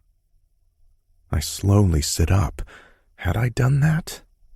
I was only 15, I defend. Exactly. It wasn't your place to take over. You just did. My mother had never worked a day in her life, so I got a job. I worked throughout high school, applied for loans for college, and continued to work when I could. Anna's dad gave Mom the loan to set her up, but I paid it off. What do you know about my marriage? I'm not stupid enough to think Ben never told Anna things I'd told him, but I still couldn't imagine them wasting time discussing my situation. You were afraid to walk out of that marriage, afraid you'd be a disappointment like your dad had been. It was more than a disappointment, I huff. You were ashamed of him and what happened and how it ultimately affected your life, but from that point on, you bulldozed. You weren't ever going to be in a position of no money, no home, or a broken family, no matter what. Weakly, my mouth curves at Anna's assessment. You do know me well. There's a bonus to being shy and quiet. Anna certainly was that as a child and teenager, but she came into her own with Ben. There's a saying that a couple can be the yin and yang of one another, drawing out the missing pieces, complementing the other half. Ben pulled Anna out of her shell. She kept him balanced. It allowed me to listen and observe. She smiles softly at me. You're a good man, Zach Weller. River knows it. In fact, she said it when we went out for margaritas and manicures. What else did she say? I sound like a desperate teen. Does she like me? What did she say about me? She said she thought you were lost. I am. And for some reason, I think of the Lost Boys and Neverland and pirate ships floating through the sky. It might be that the boys made me watch Peter Pan earlier tonight, but there's someone who grounds those little boys and focuses on Peter. A mother figure in her own right, a girl who is smart, witty, and kind. River is my Wendy, and I need her. She also believed you'd get there. You needed practice. Like I said, Ben didn't know how to be a father. It took practice. Like anything, it takes practice. River was referring to my flirting abilities when she said that, but fatherhood could fall on that list as well. Softly, I chuckle. Is that why you have 3 children? The first is the rehearsal child. She winks at me with a swollen lid. What does that say about me, then, if I had 2 at once? Maybe you needed double the practice. Her voice lifts before a more genuine smile graces her face. Seriously, how is Calvin? He's sad and confused and hurt and stubborn, like his father. Her smile remains, but she glances down at her mug. He'll get there, wherever there is, eventually. We all will. Anna turns to me. And so will you. I feel like I don't know where I'm going anymore, or what I'm doing. I have the law practice and my partners, and I've added 4 points, but then I've lost Janine, which, let's face it, wasn't a loss, and I have the boys to navigate. Navigate? Anna repeats the word. In some ways, navigate implies learning. Spoken like the teacher she is. But I think the best thing you can give those boys is love, Zach. Unconditional, unwavering. It's hard work at times, like my standoff with Calvin. The rewards are in the small stuff. I've seen Oliver come to you for affection, and you've been more willing to offer it. I see Trevor hovering closer to you. They just want your attention, Zach, your time. You work too hard. She pauses. Sometimes on the wrong stuff. You make time for love, River told me. Anna isn't wrong either. I've known for a while that my work was my escape. I didn't want to face my home life until it imploded. Maybe my own father felt the same way. He couldn't face the disappointment or the pressure he thought my mother put on him to be like the McCarran family. He couldn't face his own failures, so he kept at it, working harder to find the means, but only dug the hole deeper. He gambled, eventually embezzled, and went to jail.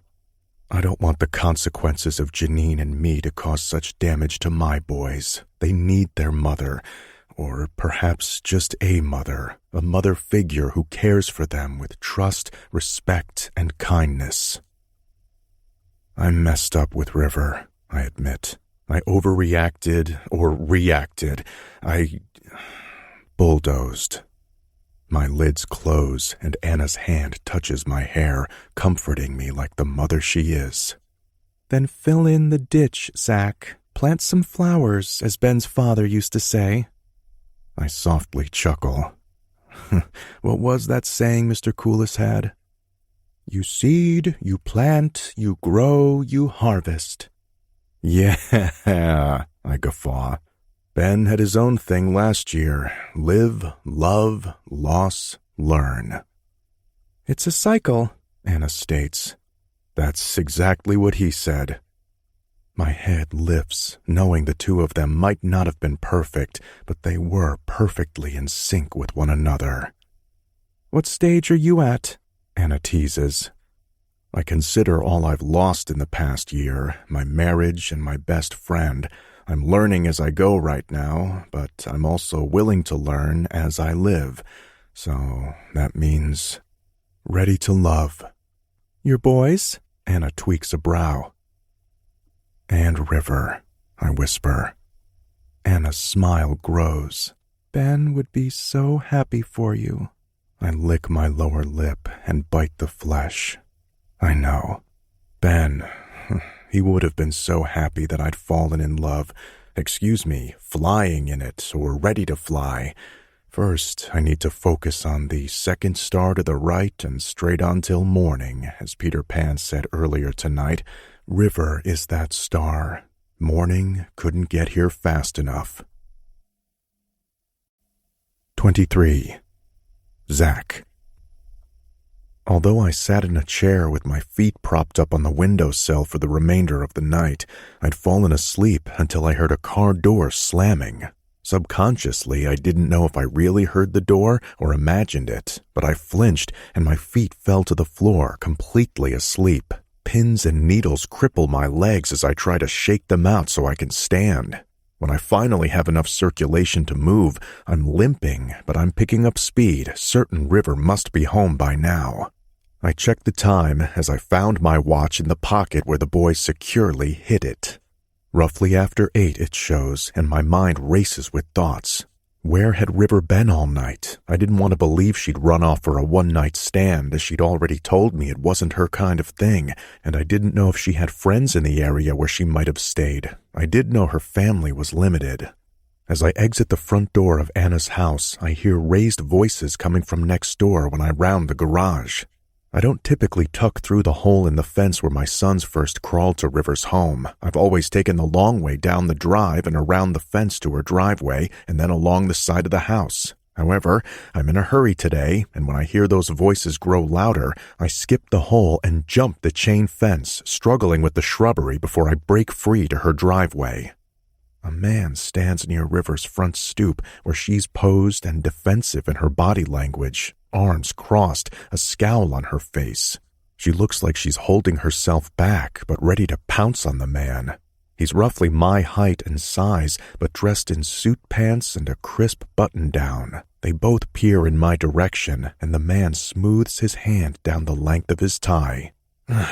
"Everything all right?" I immediately ask, brushing off loose leaves that cling to me as I fought the mighty arborvitae. "Who's this?" Suit Man asks while River simply closes her eyes a second. "He's the neighbor." I halt at the label said with disdain. Neighbor? I'll tackle that comment second. First, I want to know who this guy is and why River has her hackles up with him. "I heard voices," I state, and River twists her lips. "Probably should get that checked then," Suit Man says. Smartass, ignoring me as if I'm a squirrel crossing the yard, he turns back to River. You really should reconsider, he states to her.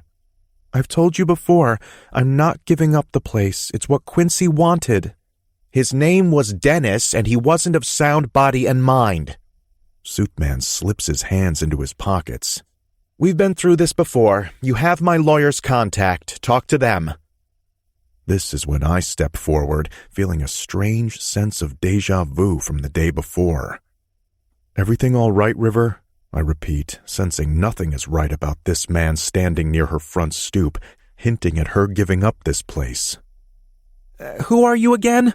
Suitman turns to me, and I have a better view of him with his glossy hair and paunchy cheeks. His assessing gaze covers me in less than a minute, and disgust fills his face. Do I look like that when I look at people? I'm certain I do when I'm in lawyer mode. Zach Weller. I step forward, offering a hand, and River's mouth pops open but quickly shuts.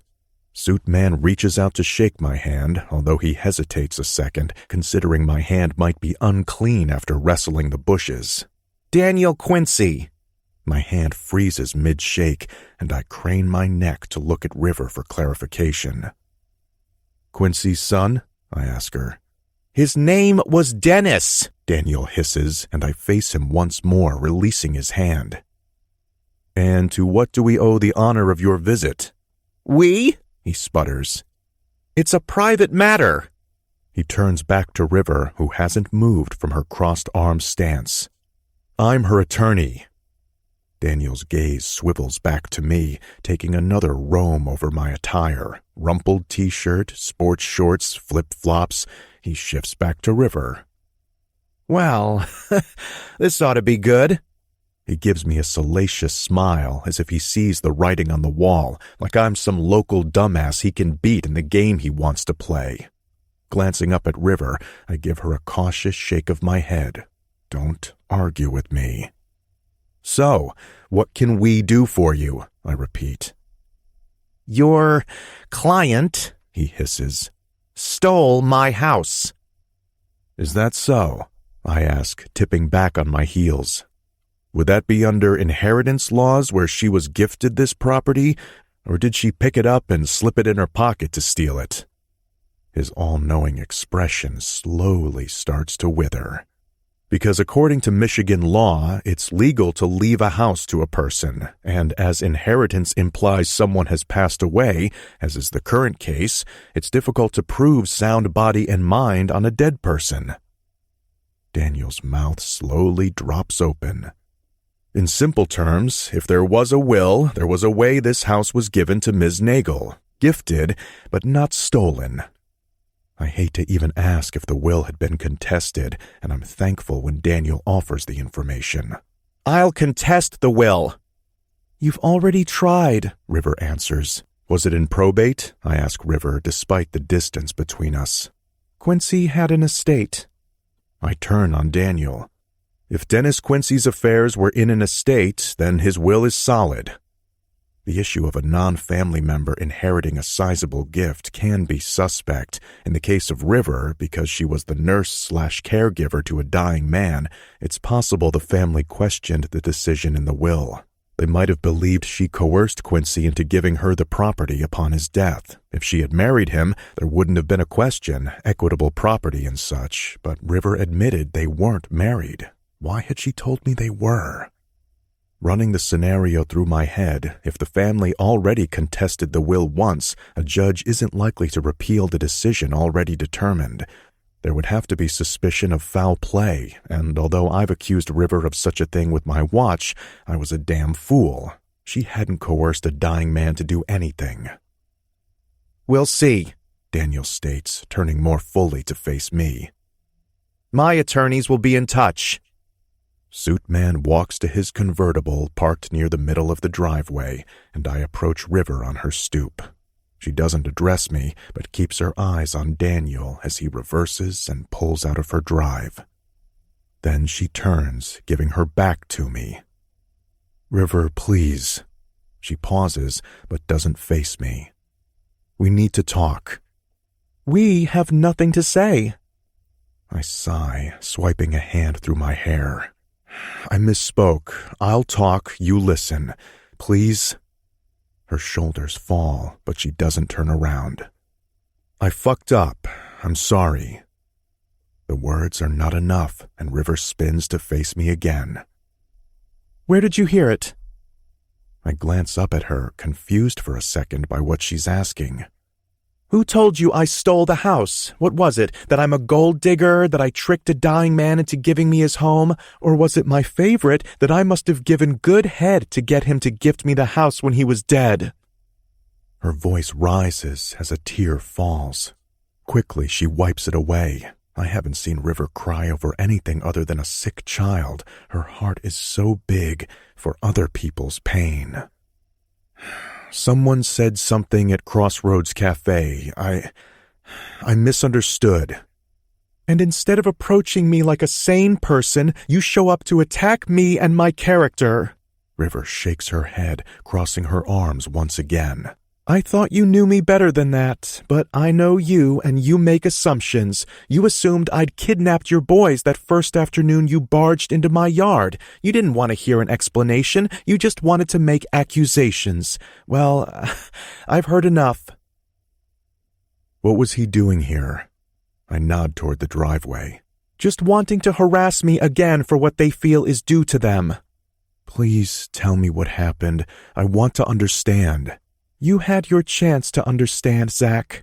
I made a mistake, I say, my voice catching at her dismissal. So did I. Her face saddens as her gaze lowers, coasting along the length of my body. I'm her mistake? Don't say that. Please don't hate me. River glances up at me, her head shaking slowly from side to side. We aren't 10-year-olds. I don't hate you. I was at risk of loving you. That might have been worse. And now, I'm tired. I worked a double shift, and I have another shift in a few hours. Get off my property, Zach. She turns again, leaving me stunned on the stoop before she enters her house and closes the door on me once more. For the first time, I understand what falling really means. It wasn't falling in love, but cascading into a pit of despair, utter, hopeless despair, that I just lost the perfect woman for me, a woman I desperately need and trust. 24. River. I was exhausted. After the double shift, the morning altercation, and then another shift, I just wanted to sleep for weeks. Unfortunately, on my day off, my body said, get up, be productive.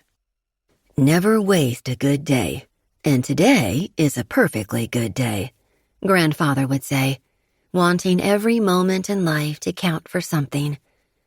I originally had plans to spend time with Zach. Those plans were now a bust. As I was at risk of 2 little boys rushing into my yard, I decided I need to get away from the house. So I went to a local farmer's market, then hit up a flea market. It was time to start renovating this old house where I could. Some new decorations along with a paint job and a few rooms might be a start. Going to dinner by myself at Driftwoods or even Rutter's felt pathetic, so I bought takeout and took it to the public beach where I knew I wouldn't see Zach or any of his friends-cation crew. I ate alone, watching the sun lower in the sky just a touch earlier than it had 2 weeks before. Mid-August still brought the heat during the day, but a chill at night warned that summer was coming to a close. I'd been reflective as I ate, recalling Zach's response to the sight of his father. I imagine it was quite a shock if he hadn't seen the man in over 25 years. His reaction, while understandable, wasn't attractive. Zach didn't need to be a perfect man, but he did need to be a decent human being. Oliver and Trevor hadn't known how to respond to the sharp snarl in his voice as he told a complete stranger he wasn't allowed to have memories. Sometimes memories were all we had, especially when the physical person was no longer in our lives for whatever reason. Not wanting to disappoint the boys because of their father's crappy mood, I carried on with the plan to show a movie in my yard, However inappropriate that movie might have been for his sons. His children. His concern. The thought hurt considering all I'd done for them, but then again, I didn't do things for others in hopes of a return investment. People weren't banks. You didn't make a deposit only to withdraw more than they could give, and I was spent on thoughts of Zach. When I finally return home under cover of darkness, I find a bouquet in a glass vase on my front porch. Wild flowers for my wild girl. Her generous spirit is endless. A bushel of roses couldn't have brought forgiveness for the hurt Zach caused me yesterday morning. My heart felt removed with a dull scalpel and no anesthesia. He hadn't trusted me. He thought I tricked Quincy and believed I was only after money. The accusations were familiar because Quincy's children thought the same thing. The will had been contested but found authentic. I inherited the house through Quincy's generosity. In some ways, I understood how Daniel and his siblings couldn't appreciate the gift. They didn't seem to have a decent bone in their bodies. I hated feeling like a coward, but I didn't trust myself to wander into my own backyard. The Friendscation clan planned a beach fire for their last night. The men would be staying up late for a toast in memory of their friend who passed away. Zach told me about the message, although not the message he'd specifically received from Ben. I'd been invited to attend the early portion of the evening, and Zach planned to meet me after their new ritual. That would no longer happen. It was difficult to accept that I wouldn't be seeing Zach for one more night. I really thought we were headed in the same direction, even if we hadn't discussed a future. We were moving forward, not stagnant. However, I'd been wrong before in my assessment of a relationship. Is a 10-day fling grounds for a relationship anyway?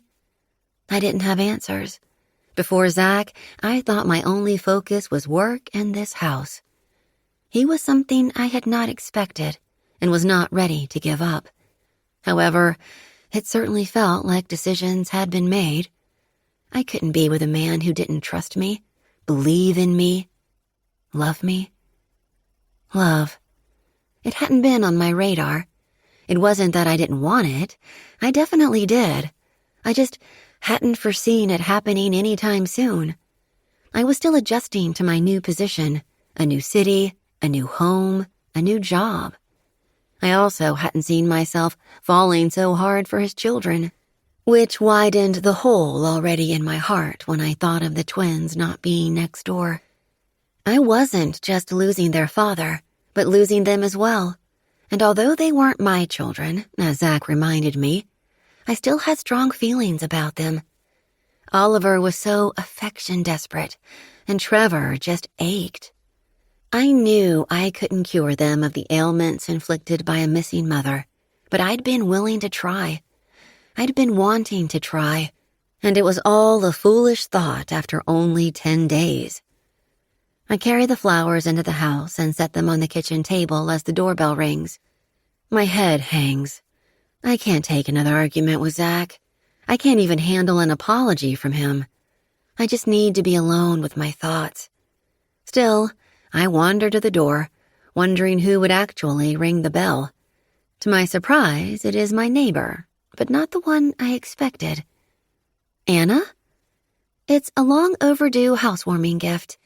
Welcome to the neighborhood. She holds up a wine bottle and smiles. Thank you. That's very sweet of you. I reach out for the housewarming gift, remaining in place. Would it be bold of me to ask if you'd share a drink with me?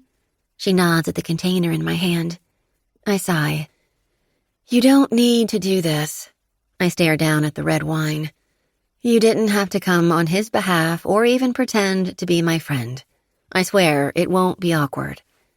I had been alone for so long I was used to the silence of my own company. I'm not pretending, and I'm not here for he who shall not be named. I laugh at the reference. I'm here for me, actually.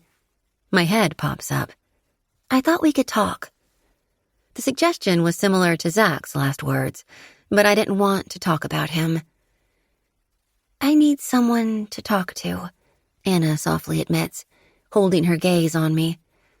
"But I understand if you'd rather not because of him." She hitches a thumb over her shoulder, pointing at the house next door. "Don't be silly. If you need to talk, I'm a good listener." Stepping back, I give a wide berth for her to enter my home. Lending an ear is sometimes better than offering your heart. Grandfather, Chapter 3, Verse 20 million. As Anna walks through the house, she glances around the family room, and I follow her to the kitchen. She's obviously familiar with the layout of the place. In some ways, it's so different, yet exactly the same. She stands beside my kitchen table, and I walk around a peninsula cabinet to retrieve wine glasses. "I know your mother was best friends with Zach's, so I assume you've spent time in here." I didn't know if I should mention Zach's dad and decided against it. His father was his business, and the story of their meeting wasn't mine to tell. I have, but it feels like a lifetime ago. I nod for her to sit, and she takes a seat at the kitchen table as I open the wine bottle and pour us each a glass.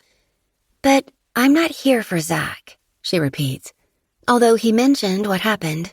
"He's an idiot. It's none of my business, though, but if you'd like to talk, I can listen as well." The door is open for the truth, and I feel a little nauseous, but I need her to know it. I wasn't married, and I'm sorry I said I was. She doesn't seem at all shocked by my revelation. Tipping her head, she asks, "Why did you then?" "It was easier than explaining the truth." Anna waves a hand in a circle, signaling I should continue with my tale. Dennis Quincy was my patient. The prognosis was bleak. However, his spirit was strong. My God, that man was stubborn. But in his advanced age, his body wouldn't handle surgery. He didn't want to end his days in some vegetative state. He'd gone blind, and he liked me to read to him. He said I had a soothing voice. I chuckle with the memory. My voice is scratchy, but Quincy complimented me often on it. He said it brought him peace. He asked me to marry him. I laugh a little. I thought he was joking. An old man trying to be flirtatious is risky in our days of #MeToo, but I let it pass because he was innocent enough. What was he going to do to me? Then one day, he told me he was serious. He wanted to gift me something, and he thought it best if I was his wife. I couldn't agree. I declined. It's actually against most codes of ethics for a nurse to receive something substantial as recompense for simply doing my job. But Quincy wasn't a job for me. He reminded me so much of my grandfather, minus the snarky tongue, or maybe at times because of it. Anna softly smiles. "It's still a little romantic." I suppose it could have been, had I been even remotely attracted to my patient, but I wasn't. Still, it was sweet. Then he tried to tip me. He wanted to reward me for my service. I refused again. I couldn't accept money, and I didn't need it. I wasn't being kind out of some obligation. I liked the old coot, even if I didn't agree with the way he'd lived his life. Who was I to judge? We all make mistakes. Sometimes people make bigger ones than others, like Quincy's experience as a father or Zach's dad. He'd alienated his own children, and then he wanted them back. Anna nods. When he died, I was terribly sad. I had a fondness for the man, but I wasn't having relations with him. I wasn't in love with him. He was an old man who had charmed me into liking him. He reminded me of my grandfather, a man I did love dearly. My voice cracks mentioning the comparison. Anna softly smiles. "I don't know how you do it. I've lost Ben, who was the love of my life, but it still must be difficult to lose multiple patients. One person was enough for me." Anna is correct. It was never easy to lose a patient, but they also weren't my family. I'd already lost someone important to me from the disease I worked amongst. I was conditioned to separate myself just enough so the travesty of my profession didn't completely drag me under. Still, it hurt. each loss chipped at my heart. Quincy's children came forward and accused me of manipulating their father once the will was read. Trust me, no one was more shocked than me. I didn't even understand why I'd been invited to attend the reading. I almost didn't go, arguing with the attorney who represented Quincy that it was a family matter. The attorney told me I'd want to be present. The accusation flew.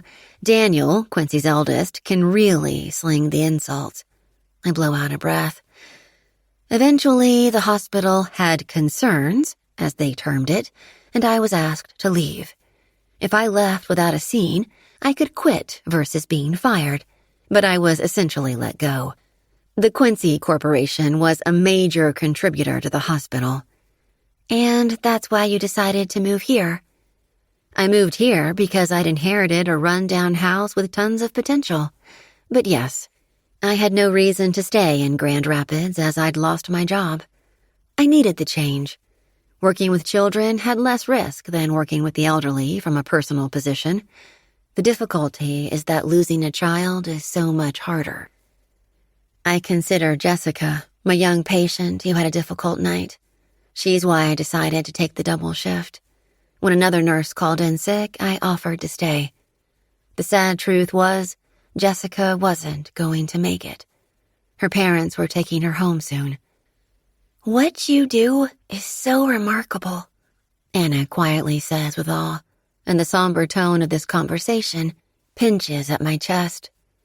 "But you didn't come here to talk about me, and I just word vomited all over you." "Better than real vomit," she teases. "I've had my experiences with that." "So have I."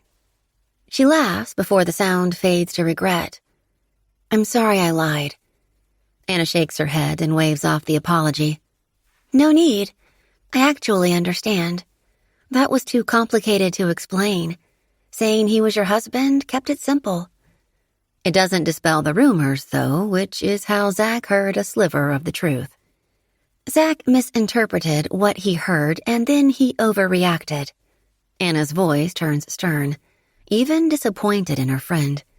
I don't want to discuss Zach, though. So, what do you want to talk about?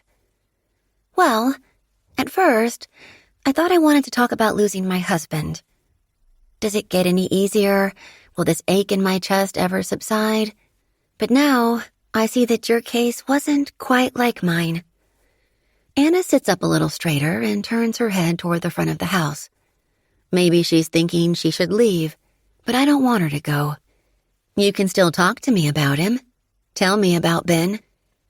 She's already told me some things when we first went out, and I've heard bits and pieces from the men as they've spoken about their wild friendship throughout the dinners I've shared with the group. Tell me something unique about him. What was his favorite color? What did he love to eat? What was a song he loved to sing? For the next hour, Anna speaks, giving me the mundane details about her husband. We finish the bottle of wine she brought, and I open another one. The following hour passes with her telling me more about the ache in her chest and the emptiness in her bed. "That might have been too much," she says as a way of apology for explaining how much she missed sex and the feel of his hands on her. She missed kissing him and took it for granted that she'd have years to continue pressing her lips to his. You can tell me anything you wish. What I offer is the truth. I'm happy to hear about how wonderful they were and how they were not quite so perfect at the same time. I'm not close with my younger sister. Fortunately, I have an amazing relationship with Ben's sister, Autumn. She's become one of my best friends. But I feel weird discussing intimate details with her about her brother. The truth is, most of my friends are in Chicago. Over the past year, I haven't kept in touch as well as I should, and I worry I've made a big mistake agreeing to move our family here. I don't have those friendships to support me. Her voice grows quieter as she speaks, and her fingers trace along the edge of my table. I don't have any girlfriends here either. I have work companions and a few nursing friends in the larger city, but with our chaotic schedules, we don't have the opportunity to see each other often enough. I just needed someone impartial. I understood. Anna needs a friend without a connection to Ben. She needs to take those baby steps to move forward without every detail of her future life revolving around her loss. I totally understand, and my door is always open. I've enjoyed talking to you. I want us to be friends, Zach or no Zach. Anna sighs in relief. Her shoulders fall and her hands stop moving along the table. Agreed. Zach or no Zach, I'd love a new friend. I'm only curious, but why aren't you part of the bonding ritual? I don't need to specifically reference the fire for her to know I mean tonight's memorial. Ben wrote them letters. Each of them has a mission to complete in a year. Even my damn brother has a directive, and he hasn't been home in years. Anna sighs. Her voice saddens as she asks, Why do you think Ben left them a letter and not me? It sounds like you and Ben were very open in your relationship. Perhaps he said everything he ever needed to say to you. He knew you'd be able to carry on, but those fools needed a final word of advice. It was a stab in the dark at the thoughts of a dying man I didn't know. Anna softly smiles, and I can only hope I've hit the mark, or at least dispelled the question. You're a strong woman to have been through what you went through, River. And I'm sorry Zach added to the grief of your situation. It wasn't right of him. You're a survivor. She pauses a beat. I'm not as strong as you. Yes, you are. I mean every word. You'll make it through this. You just take it day by day. Some days will be good, and some won't be. But you make it through the day and do it again the next day and the next. Days will turn into weeks, but there is no rush. There isn't a finish line.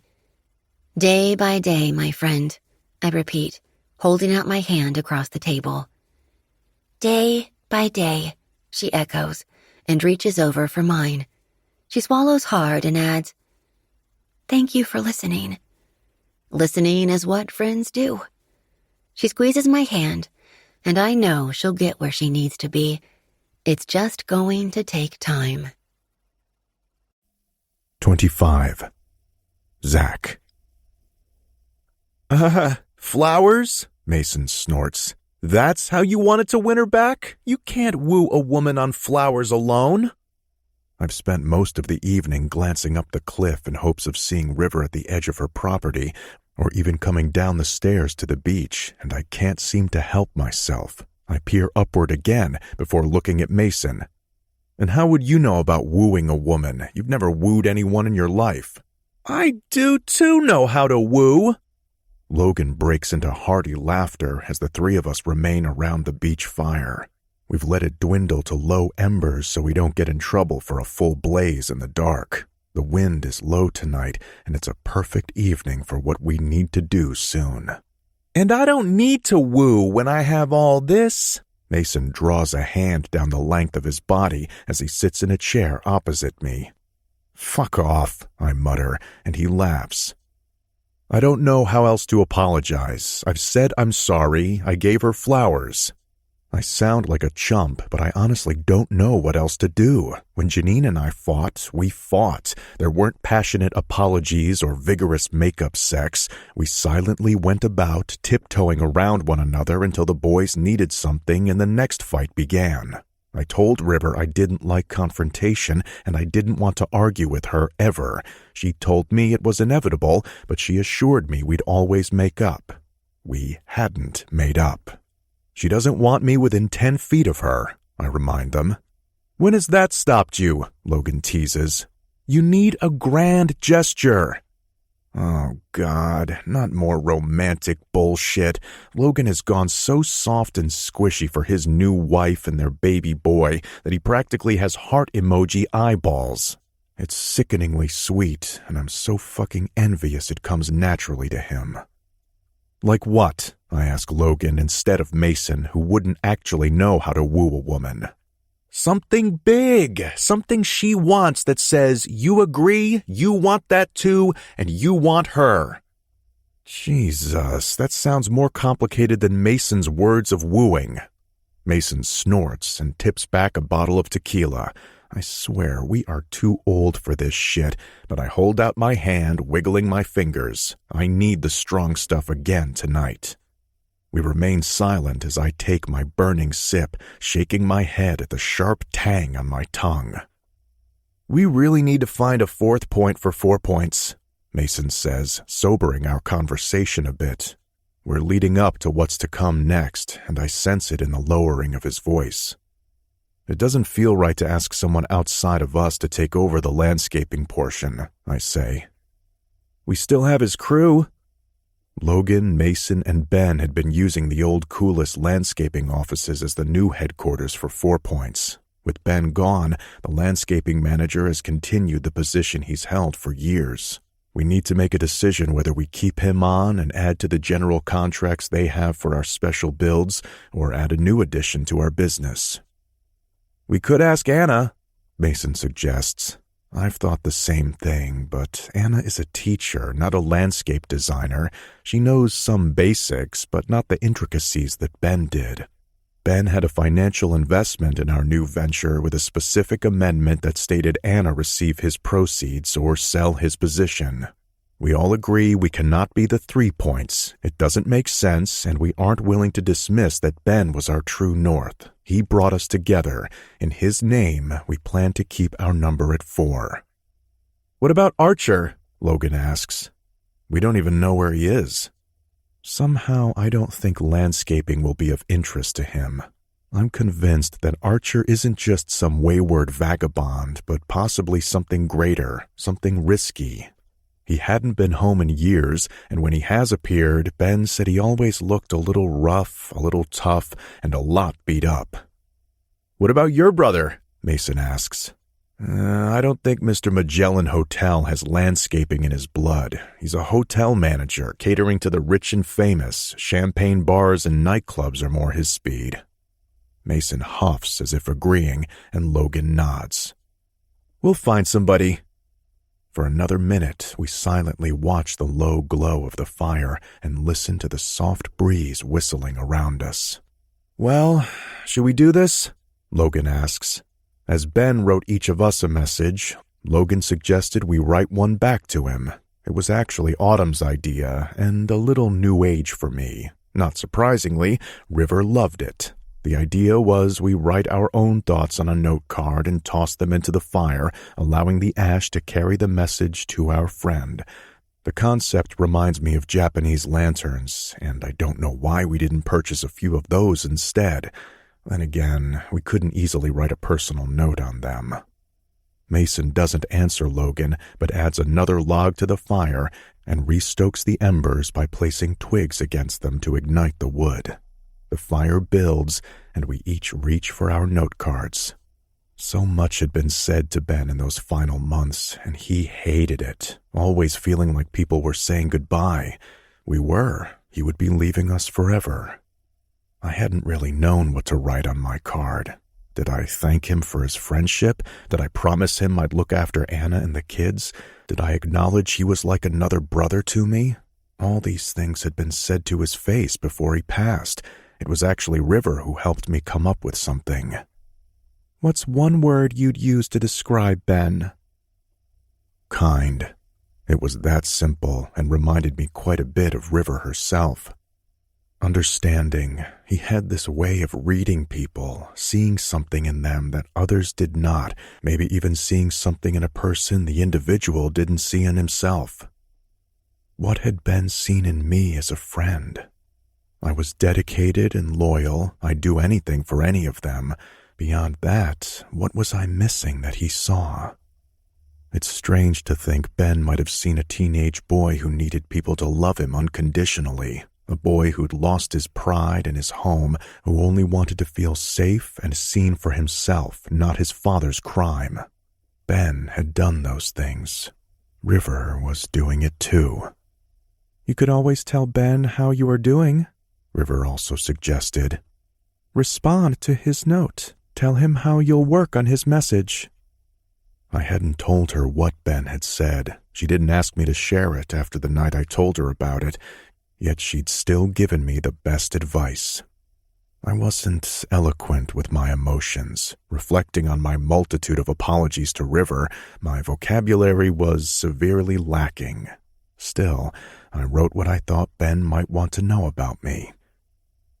"Ready?" I ask, leaning forward in my seat. Mason already sits on the edge of his. "How do we do this?" Mason asks next. I think we hold the card until we can't anymore, letting it burn to nothing, then allowing the wind to take the rest," Logan suggests. I do not know what kind of voodoo Autumn feeds Logan, but it made sense. We each dip our note into the flame and watch it instantly ignite. Holding the note card at one corner, I wield it slowly from side to side as the flame lowers and the paper disappears. As the heat nears my fingertip, I toss the last corner into the air and watch it dance before fluttering into the larger flames. Mason and Logan do the same, and we continue to stare at the orange and yellow pattern crackling around the darkening log. "To friendship," Mason states, lifting the bottle of tequila for another swig. He easily swallows and passes the bottle to Logan. "To family." Logan raises the bottle in salute as well, but doesn't drink. We allow him a pass. "To forever," I say, finding my eyes cloud with thoughts of our lost friend and hope that I haven't lost the woman who helped me write a note to honor him. I'm learning to fly. It's frightening and fantastic, and I only wish you were here to see me. The next day, I wake with a nasty hangover, but it's time to leave. I've missed another night with River, and as much as I long to cross into her yard, I don't know what to say to her. She works the morning shift, as yesterday was her day off, and I'm sad that she hasn't had final words with the boys. To my surprise, I find them each digging into a paper treasure chest full of things. It's an explosion of books, Lego sets, another eye patch for each of them, and plastic hand hooks. "What's this?" The sound of my own voice is too loud for my pounding head. "Miss River gave each of us our own treasure." Oliver holds up a book about pirates. Trevor slips the hand hook over his fist. Sadly, I want to ask if River left anything for me, but I know she didn't. "Maybe you need to go over there and steal her booty," Mason mutters, coming up beside me as the boys have littered the floor of the sitting area off the kitchen. "You're so inappropriate," I mumble as he hands me a mug of coffee. But I could kiss you for this. What I should do is kick his ass for always bringing out the tequila when I'm at my lowest. At 41, you'd think I would have learned my lesson. "My booty doesn't swing that way, but thanks for the offer." Mason winks at me before laughing, which rattles my teeth. Why is everything so loud today? "Okay, boys, we need to pick up and pack our stuff." Oliver stills before looking up at me. "We didn't say goodbye to Miss River." "I know, but she has to work today, and we need to head home." "Why can't we live here?" Trevor asks. "We're leaving the tree fort." "It doesn't belong to us. It's in River's yard. We can build our own at home." "But Miss River said it was ours," Trevor says, his voice winding up. "She said it would always be ours." "And it will be, but it stays here with her." I hate that I'm giving them an empty promise. I don't know that River will honor what she told the boys. "I'll be guarding it for you." My thoughts race to her marrying someone and having those babies she wants. Her children will play in that tree fort, or maybe she'll move. Maybe she'll sell the place, and my boys won't ever be allowed to enter the yard next door again. Panic seizes my chest, but I tell myself it's only the reflux of a queasy stomach after a night of drinking. "I don't want to go home," Oliver says, his voice quivering. "I don't want to leave Miss River." Man, I understand his pain, but instead I grow angry. I said, "Pick this shit up. We need to get going."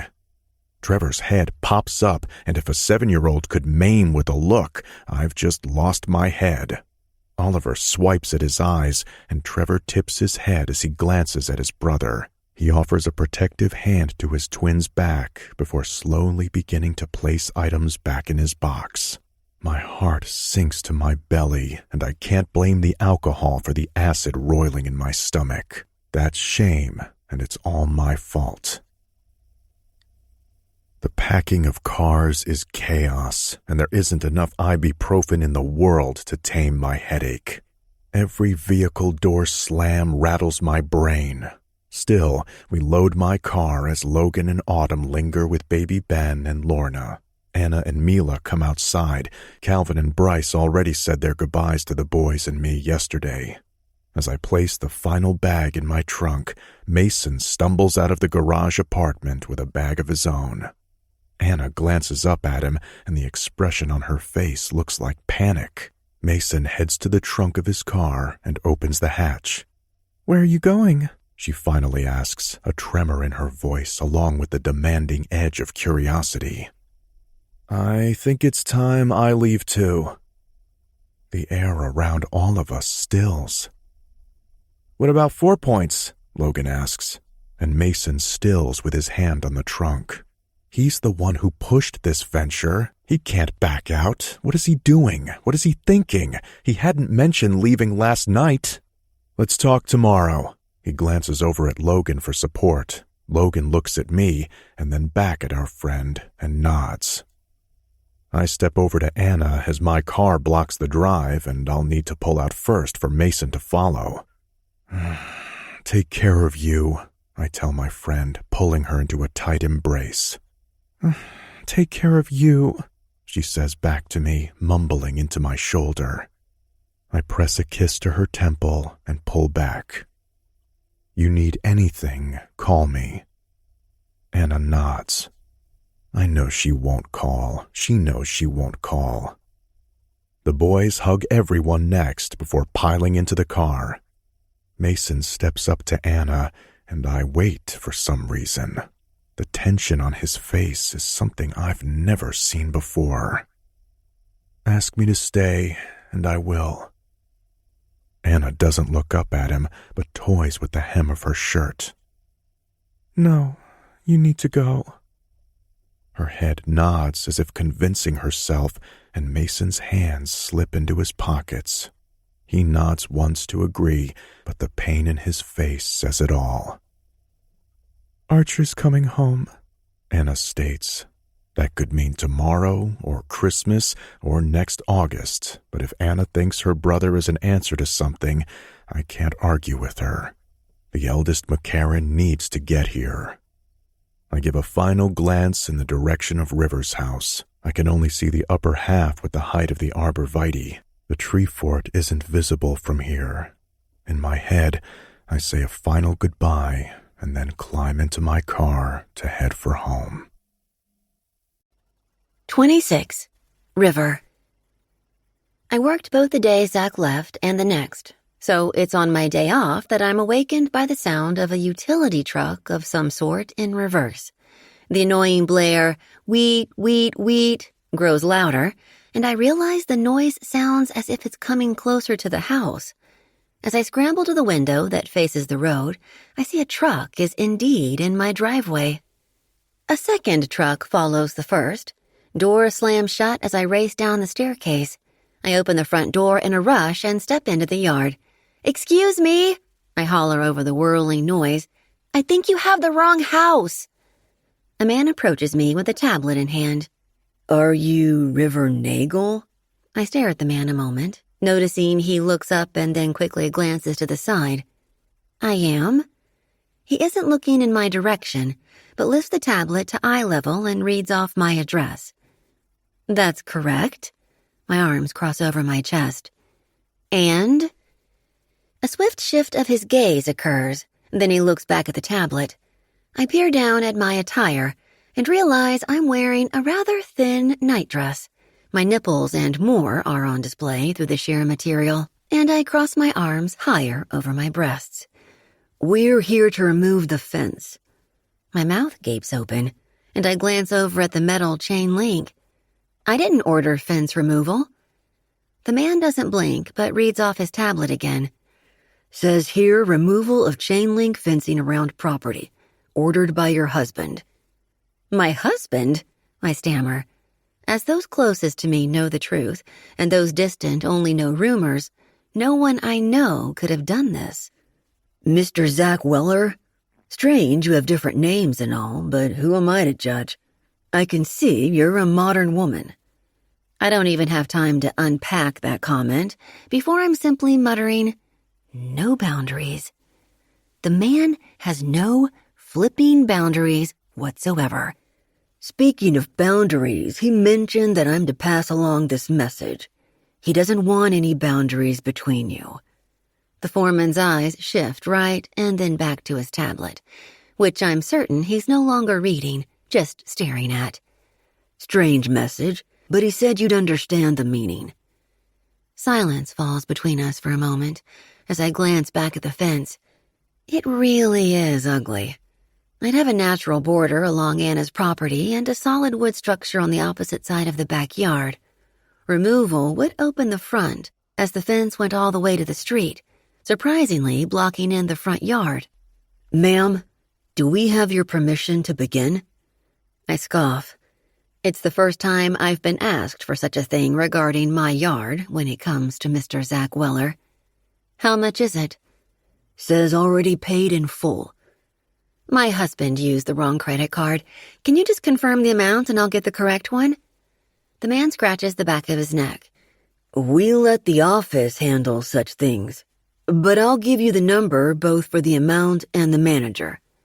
When he tells me how much the fence removal plus cleanup will cost, I almost fall over. I should deny the damn gesture, but something stops me. As long as you're here, proceed. I'll call your office so I can clear up the credit card issue. Looks like I just bought myself fence removal, eliminating all barriers around me. The day turns into quite an exciting event. Anna's worried about me and asked me to join her for dinner at her house. I think she also wants the company. I quickly learned Mason had left. Last year was the first time we'd had anyone here in a long time. My siblings and I own the place and used it as a vacation destination. My younger sister Amelia never visits, though, and my older brother Archer comes and goes on his own schedule without notice. After the other families left last year, Ben and I returned to Chicago, packed up our house, and moved. It was a whirlwind from that moment on. I didn't realize how quiet it would be once everyone was gone. Despite dinner at her house, we came to my yard to enjoy the view and after-dinner wine. Anna gazes out at the sunset, which arrives a little sooner each evening as the calendar creeps toward September. We're sitting on my chaise lounge. Did you want Mason to stay? There was a certain something in her voice when she told me he'd left. Anna's forehead furrows, deep in consideration. No, he needed to leave. She takes a deep breath.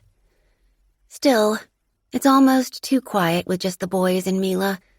Calvin and Bryce are busy with football practice beginning and their final days working with the landscaping company. Most days, it's just Mila and me, and even she's gotten used to going down the street to see Lorna. Or Lorna comes to our house and they disappear into Mila's room. She sighs. She doesn't need to say it. She's lonely. Anna glances at the side of her property along my wall. It really does look better.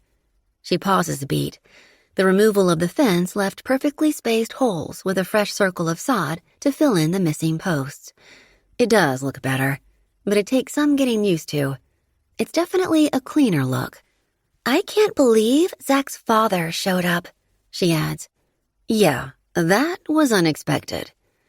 When Mr. Weller surprisingly showed up in my yard today, I saw the resemblance between father and son better. His silver eyes, his edgy cheekbones, his charming smile. It was a bold move to drop by the house. Perhaps he intended Anna's place, but the ruckus in my driveway drew him here. He was looking for his son. Zach's disapproval of his father stems from resentment and hurt and a grieving heart.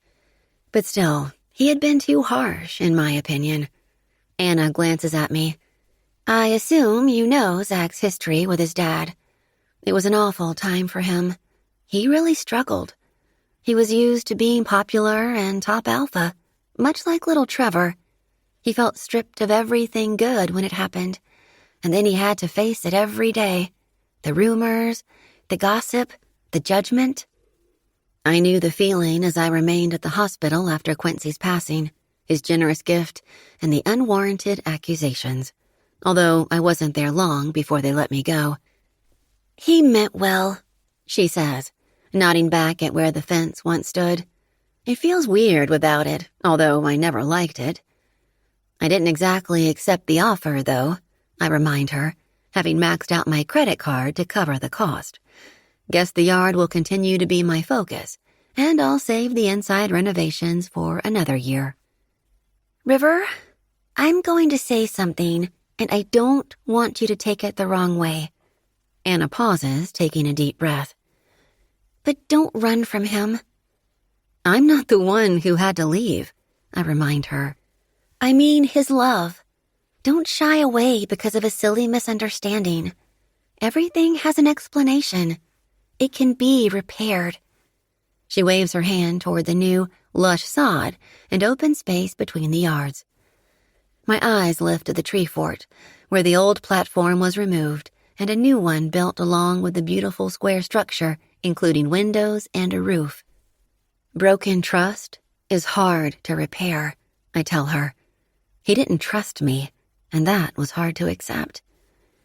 Yes, but it's still something mendable. There are cases when trust is irreparably broken, but Anna is correct. It can be fixed and forgiven. My grandfather would have adored Anna Coulis. I stare off at the lowering sun myself, questioning so many things. Zach hurt me. I don't need that kind of pain in my life. But then again, I'm fortunate Zach is still here, alive. Anna will never have the opportunity to fight and make up with Ben again. She will never have the chance to mend fences between them or remove boundaries. She's alone, and as much as I hate to admit it, I'm lonely as well, without the boys having treehouse adventures and Zach hoarding my chaise lounge.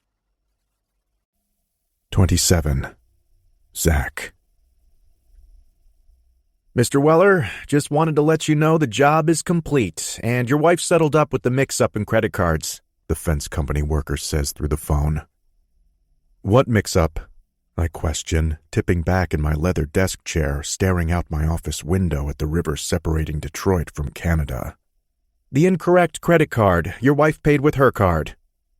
She what? I lean forward, and my feet hit the floor with a thud. What was River doing? Also, wanted to let you know your father was very helpful. There'd been some old footings from another fence he had us remove. My father? I choke and drop my elbows to my thighs, hanging my head. Nice guy, the man adds. You have got to be joking. What the hell was Robert doing there? Did he come to threaten River? Did he try to harass her as Daniel had? Did he ask her for money? How does the yard look?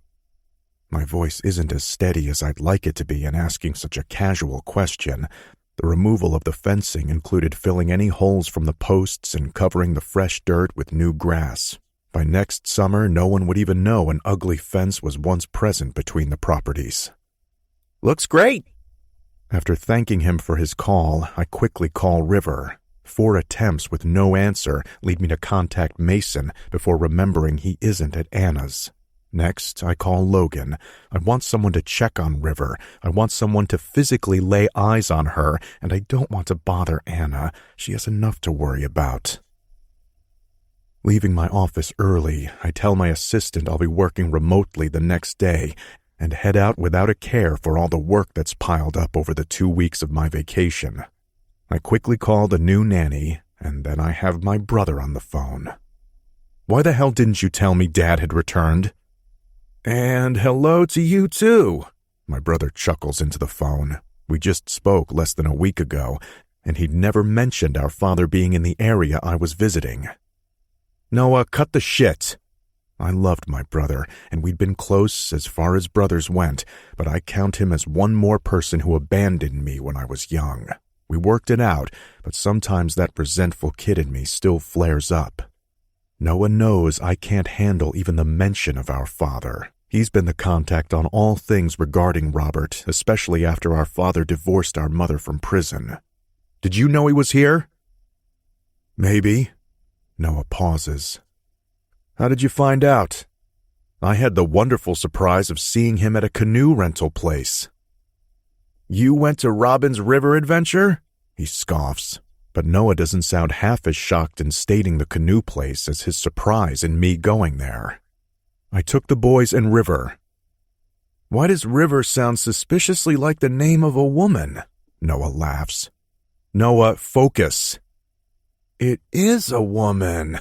Does my Zachy have a girlfriend? How is this man in his mid-40s? He sounds like he's still 18. Noah! My teeth grind as I hit the highway heading due west across the state. Why didn't you tell me? Noah sighs long and hard. Because I knew you were still angry. You said you never wanted to see him again, and I figured you didn't want to know his location. The last place I'd expect you to go was Robin's. Even if I hadn't gone there, I might have still run into my father somewhere else in the area. I could have seen him in Union Pier, the local beach town, or worse, walked right past him and not known it was him. I recall how I hadn't even looked up when he was first talking to the boys when we approached the canoe landing. I hadn't a thought it was him until his eyes caught mine, the same colored eyes I face in the mirror every morning. I don't believe this, I hiss. Did you talk to him? Noah's tone drops lower, hesitating on the thought. No, I huff. A heavy pause fills the line as my blinker sounds through the car, echoing like a heartbeat as I pass a slow-moving vehicle. Maybe you should, Noah states. Maybe you should fuck off. There's no way I'm speaking to him. Don't you think it's time? It's been 25 years. Try 27, and I think hell can freeze over 3 times before I'll speak with him. That's harsh, Noah scoffs. He went to River's house, which happens to be our old home. My voice rises louder in frustration and anger. Someone lives in the house? Noah's voice rings incredulous. I thought the old geezer was using it for company retreats and rental property.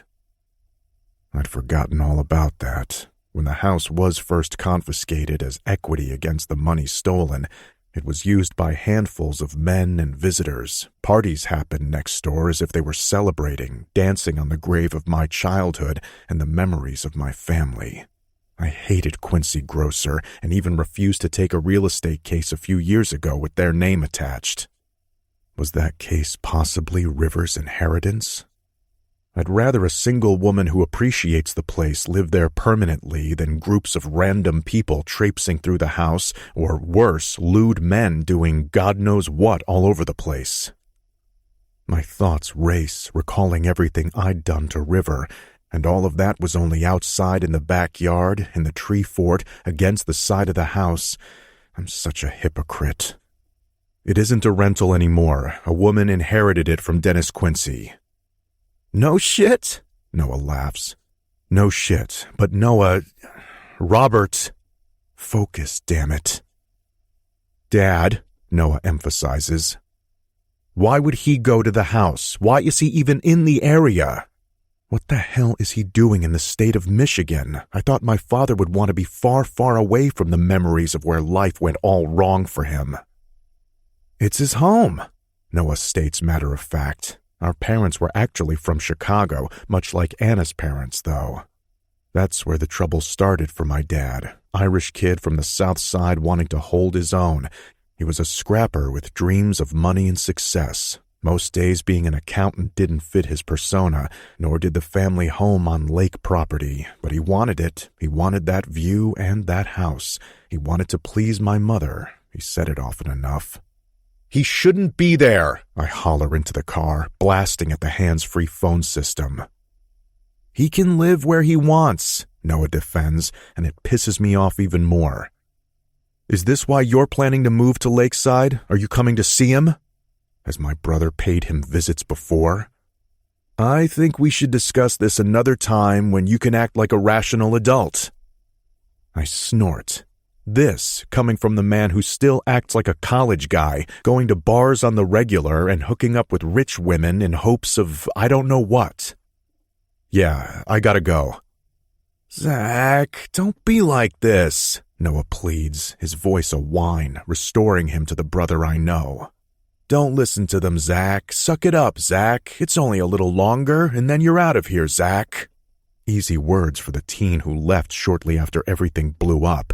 He wasn't the one left behind to face it all alone with a heartsick mother and nowhere to call home.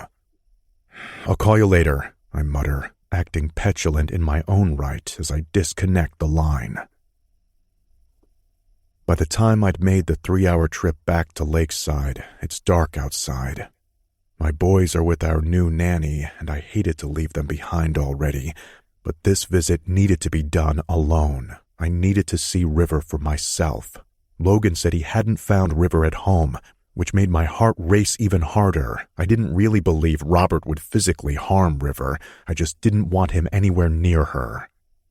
Damn it, I shouldn't have left her alone. I shouldn't have left her at all.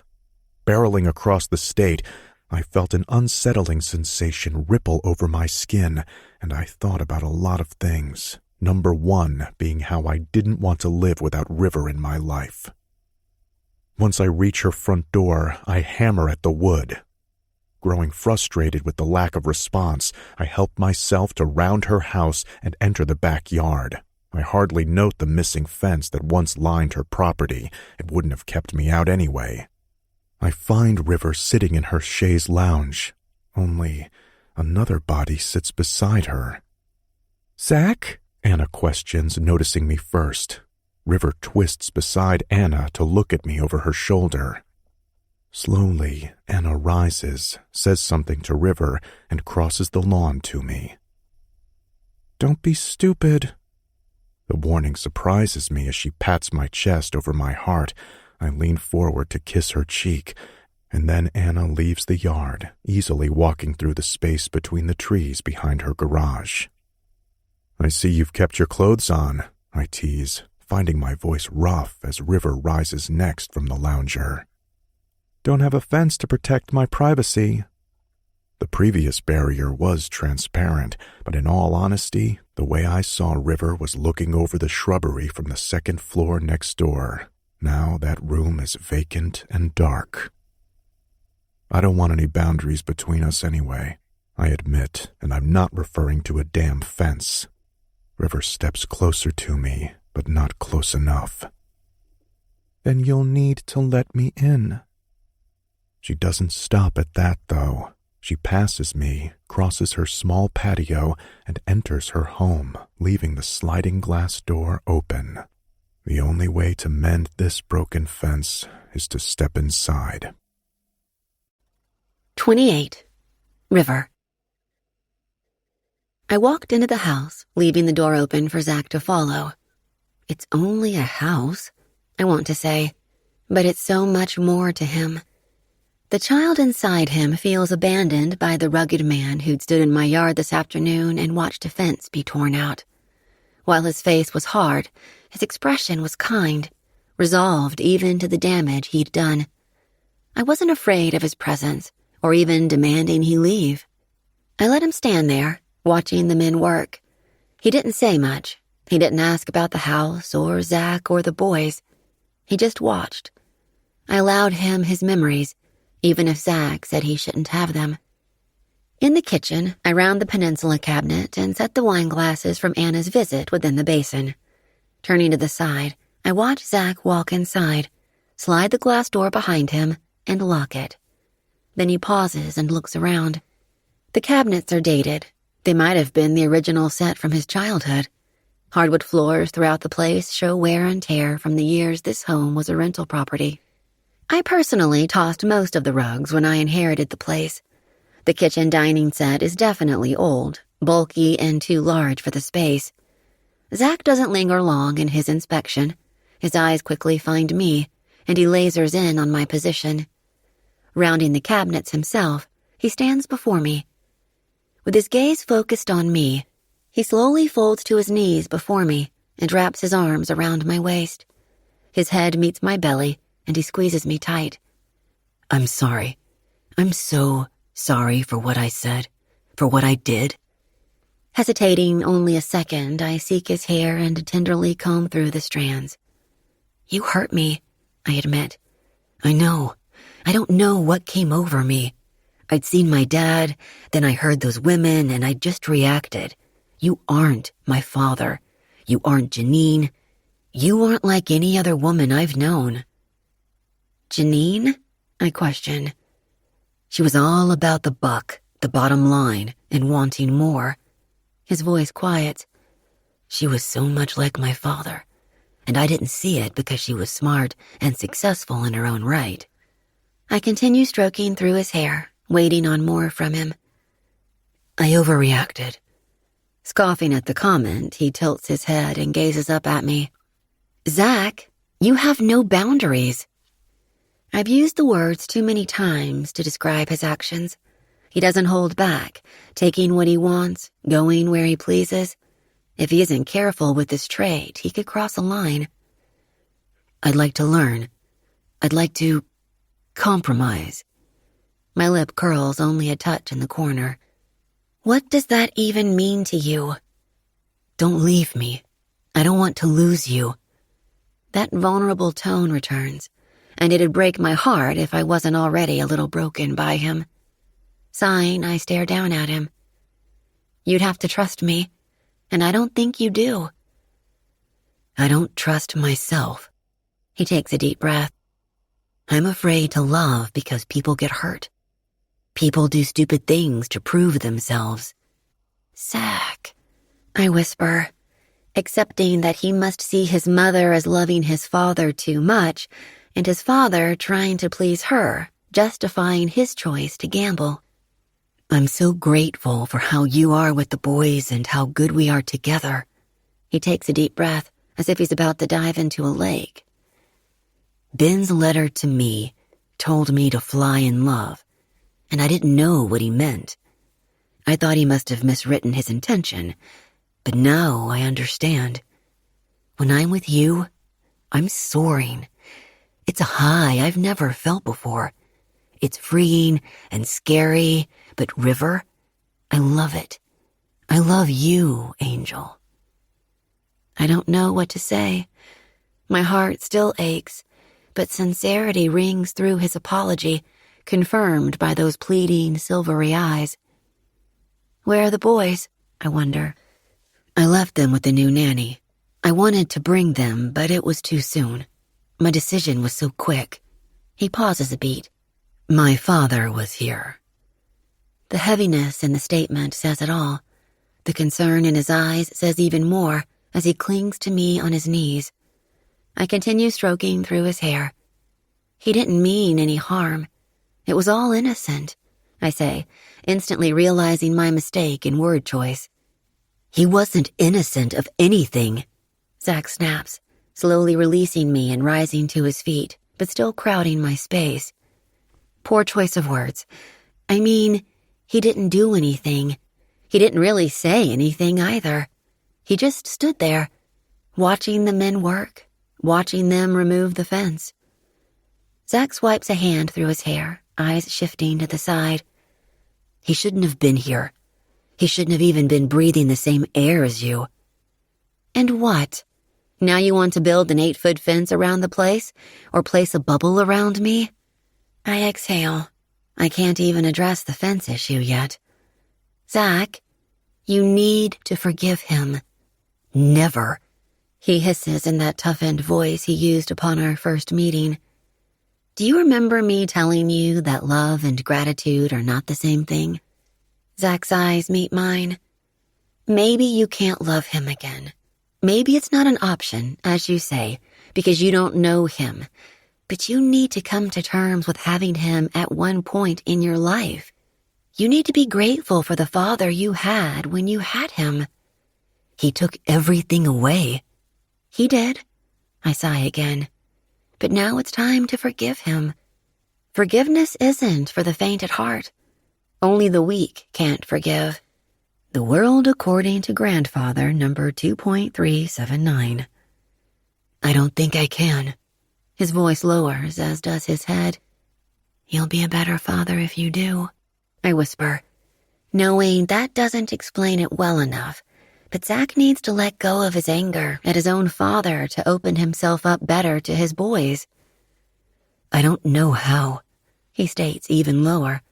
His lips twist, and if I didn't know he was 41, I'd guess him to be all of 17 with his hesitant, strained expression.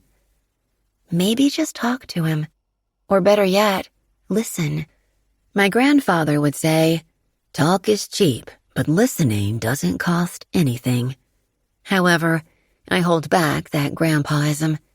Comparing something to money might not be appropriate for Zach's situation. Quincy wanted to make amends with his children as he lay dying. His children didn't. They have to live with the loss of him all over again. They'll never have answers because they couldn't listen to him. I sigh, thinking this comparison isn't getting through to Zach any better. I don't want him to regret never hearing his father's side of the story. I don't want him to be bitter like Daniel Quincy. Zach closes his eyes for a second. Can we not talk about my dad right now? His exhale warns me that he has a lot going on in that head of his, and he can only tackle one issue at a time. I have my own questions. What are you doing here? I ask, wondering why he left his boys, drove across the state, and stands before me this late at night. I had things on my mind. Like what? I whisper. He licks his lower lip and bites the corner. Why did you do it, stubborn woman? Why did you pay for the fence removal? I don't need you to pay for things. You don't owe me. You aren't indebted to me. Not apologies, not gratitude, nor any other thing you've worked up in your head. I just want to take care of you. His face shifts, his expression confused. Then take care of me. I point at my chest and Zach's eyes follow the motion. I don't need your money. I only want you. His fingers reach for my jaw, and his mouth lowers, brushing over mine as they did during our first kiss. He's holding back again. Don't be afraid to ask for what you want, I whisper against his mouth, after another swipe of a kiss I hope to never receive again.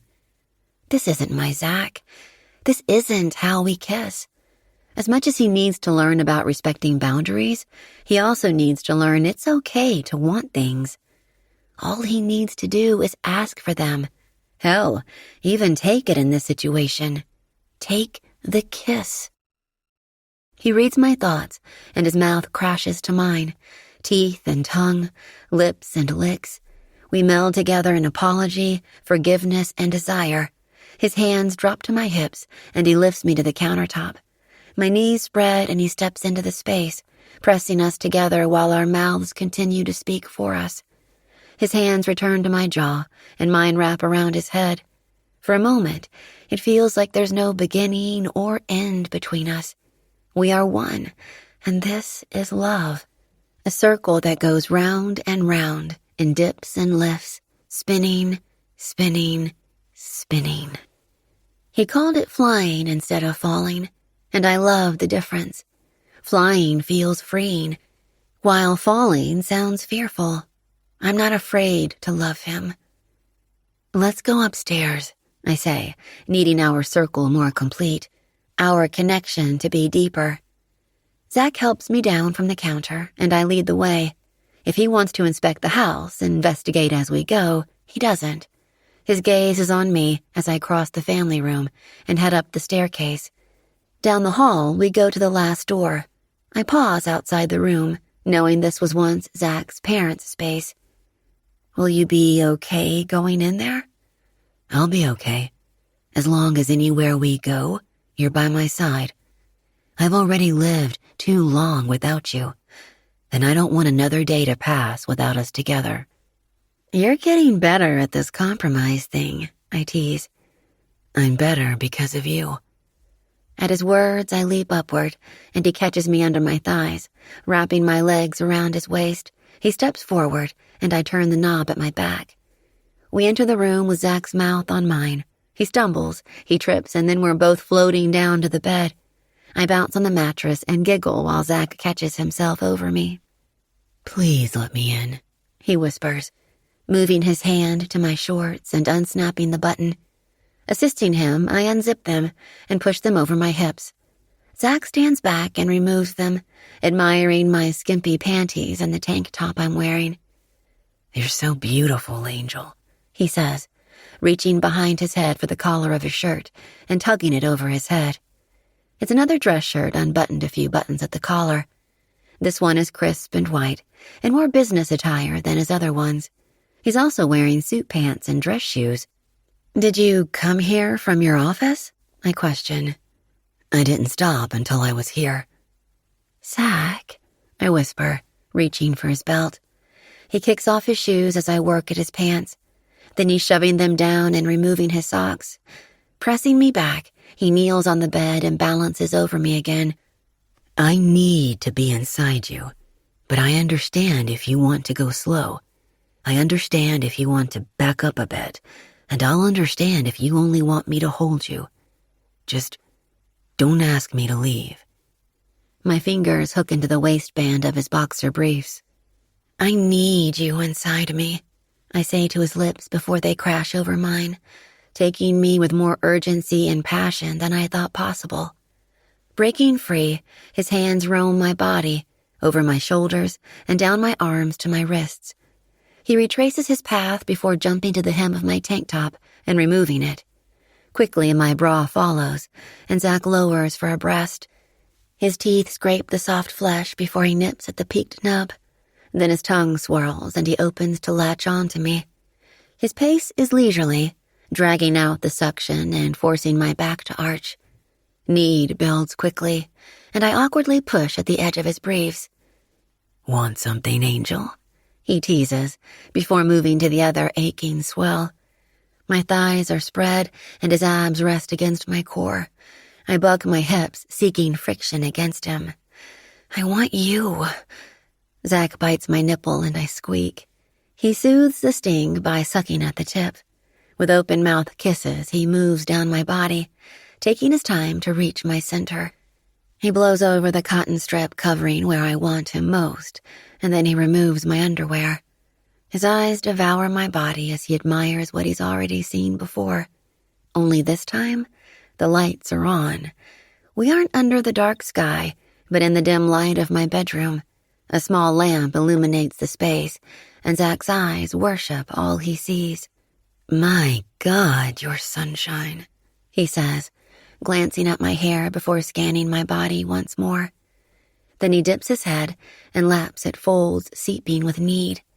My hips surge in reaction to the sudden warmth of his tongue. He takes me to the brink like only he can, licking and kissing like the unquenchably thirsty man he is. Eventually I break, spilling open over his mouth, and even then he's still drinking me in. I whimper his name because I need him closer. My fingers tug at his ears to remove him, and I crunch upward. Inside me, I murmur. Zach sits back. Condoms in the drawer. I nod to the nightstand, and Zach freezes. His eyes widen. They're for you. Only you. Damn straight, he hisses, reaching over for the nightstand and hastily working the drawer. I hear rustling, and the box fumble. A packet is produced, opened, and Zach covered. I'm wearing this tonight, but soon we're going to talk about going without this barrier. I want to give you that someday, River. The one where you wanted babies and more. He can't mean it.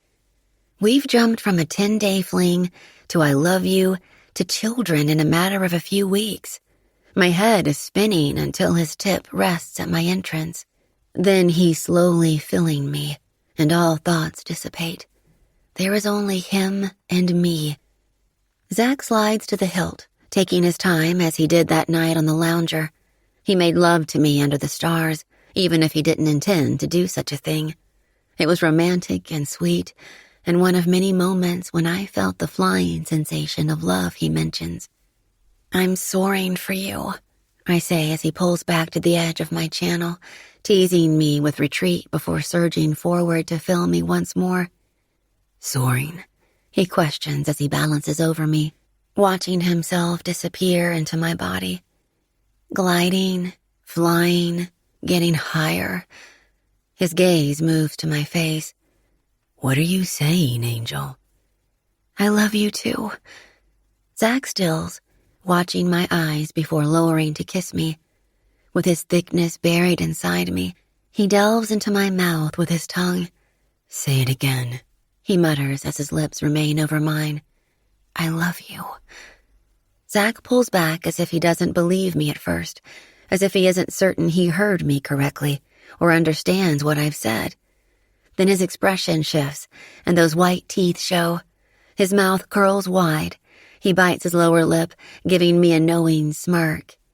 Dazzling. The happiness written on his face is truly breathtaking. "I love you too. I love you so much." His mouth returns to mine until his hips need to move.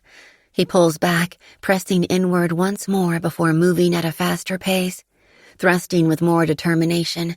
He wants to mark me inside and out, but there's no rush. He's already staked his territory. I am his. He is mine. There are no barriers between us.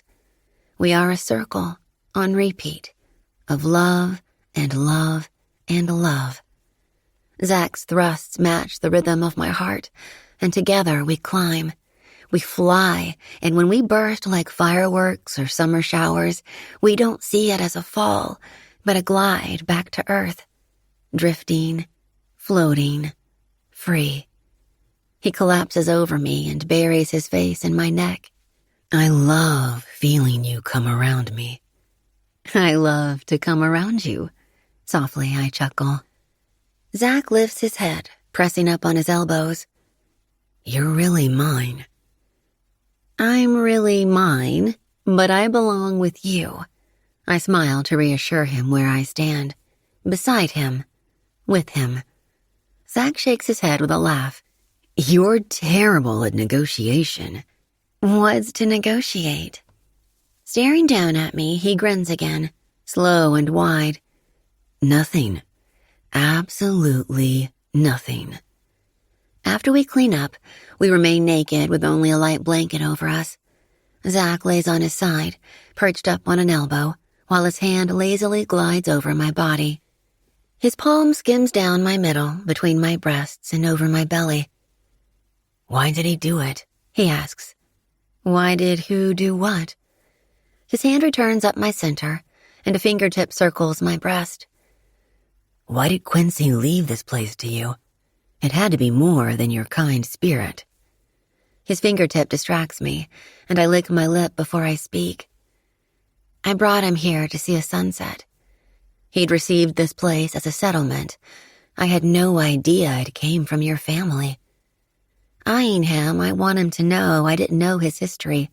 He nods, and I continue. "He wanted to die someplace beautiful. Instead, he passed away in a small hospital room with only nurses at his side. He didn't get to stay here. It was a little like springing an inmate from prison, but I don't use the analogy with Zach." "I thought he was blind." I described it to him. Quincy had been in excellent spirits that night. He claimed he could feel the warmth on his skin. As best I could, I explained the brilliance of the half-circle sun, lowered behind the water. The cool glow like a rainbow of golds and oranges effervescing outward. The clouds as they broke off in thin strips like cotton. And the deep blue of the water as it rippled like folds of denim with a frayed hem of white as it touched the shore. Thinking of that night, I see it all in my mind's eye. 2 days later, he died. Zach's forehead furrows as his finger dips down to my belly button, circling the puckered skin before dragging back to the valley between my breasts. "Wills take time. He must have already gifted the property to you before that night." I shrug as I don't have an answer. In the will, he said a beautiful place should belong to a beautiful soul. He didn't mean the house. He meant the view. I could have returned the house to Quincy's children. They argued it wasn't ethical for me to take it, and some would agree. It wasn't. I was his nurse. He was my patient. Being gifted a large property just isn't done. Yet, it happens. I didn't want it, but after an ugly fight with Daniel, I didn't want him to have the place either. This was a special spot to Quincy, and as he reminded me of my grandfather, I couldn't pass on his generous gift. It was the new beginning I didn't know I needed. Quincy reminded me so much of my grandfather in some ways. In others, he wasn't. Losing him was like losing Grandpa all over again, though, and it was difficult for me. Zach nods, considering something. So, just to be clear, you haven't been married to anyone before him? He tips up a brow while his finger stills on my skin. I haven't ever been married. His forehead furrows again. Why not? His voice softens, expressing concern he'll hurt my feelings. I lived with someone for years in my 20s. We grew comfortable with one another, which can lead to being complacent. We just didn't see it going any further than what it was. Roommates who occasionally had sex. We were both too busy. He was an emergency room doctor. After him, I'd been on dates, but nothing serious. I didn't have time. Zach's quiet for a moment before he speaks again. But you make time for love. Slowly, I smile. You make time for love. Our eyes meet before his expression turns serious. I'm grateful Ben was able to come home, be here, although it was difficult for Anna. He stayed in a guest room on the second floor because he didn't want his illness tainting the master bedroom with haunting memories. He only wanted Anna to remember the good times in their bed. Zach softly chuckles and looks around my room for the first time. It's different in here. New paint, he observes. Different bed and furnishings. His review moves to the window with sheer coverings. No haunting memories, he whispers, and I wonder only briefly if he could ever live in this house again. Would it be too much for him? We've only just declared our love, so moving in together seems like too much to mention. You okay in here? I will be. He pauses as he glances back at me. Remember when you asked me to keep my eyes to myself, and I denied I could? Zach smiles, and I chuckle at the reminder of our first encounter. You said, whatever makes me feel better. And somehow, I knew, right at that moment, just being with you, would make me feel better. Zach, I whisper, overwhelmed by him. His gaze roams over my body once more. My shoulders, my breasts, my belly. His look alone is a soft caress. You do have a beautiful soul. You are sunrise and sunsets, and I want to see them every day with you. Deep inside, I light up because I want the same thing. 29. Zach. Unfortunately, I had to leave early the next morning, speeding across the state once more to get home to my boys and return to work. I had so much to do and so little time, but I took a deep breath, knowing River and I promised to make time for one another. When the weekend drew near and Janine canceled her scheduled visit with the boys, it didn't take any coercion to convince Trevor and Oliver we should return to River's home, even if she had to work the morning shift both days.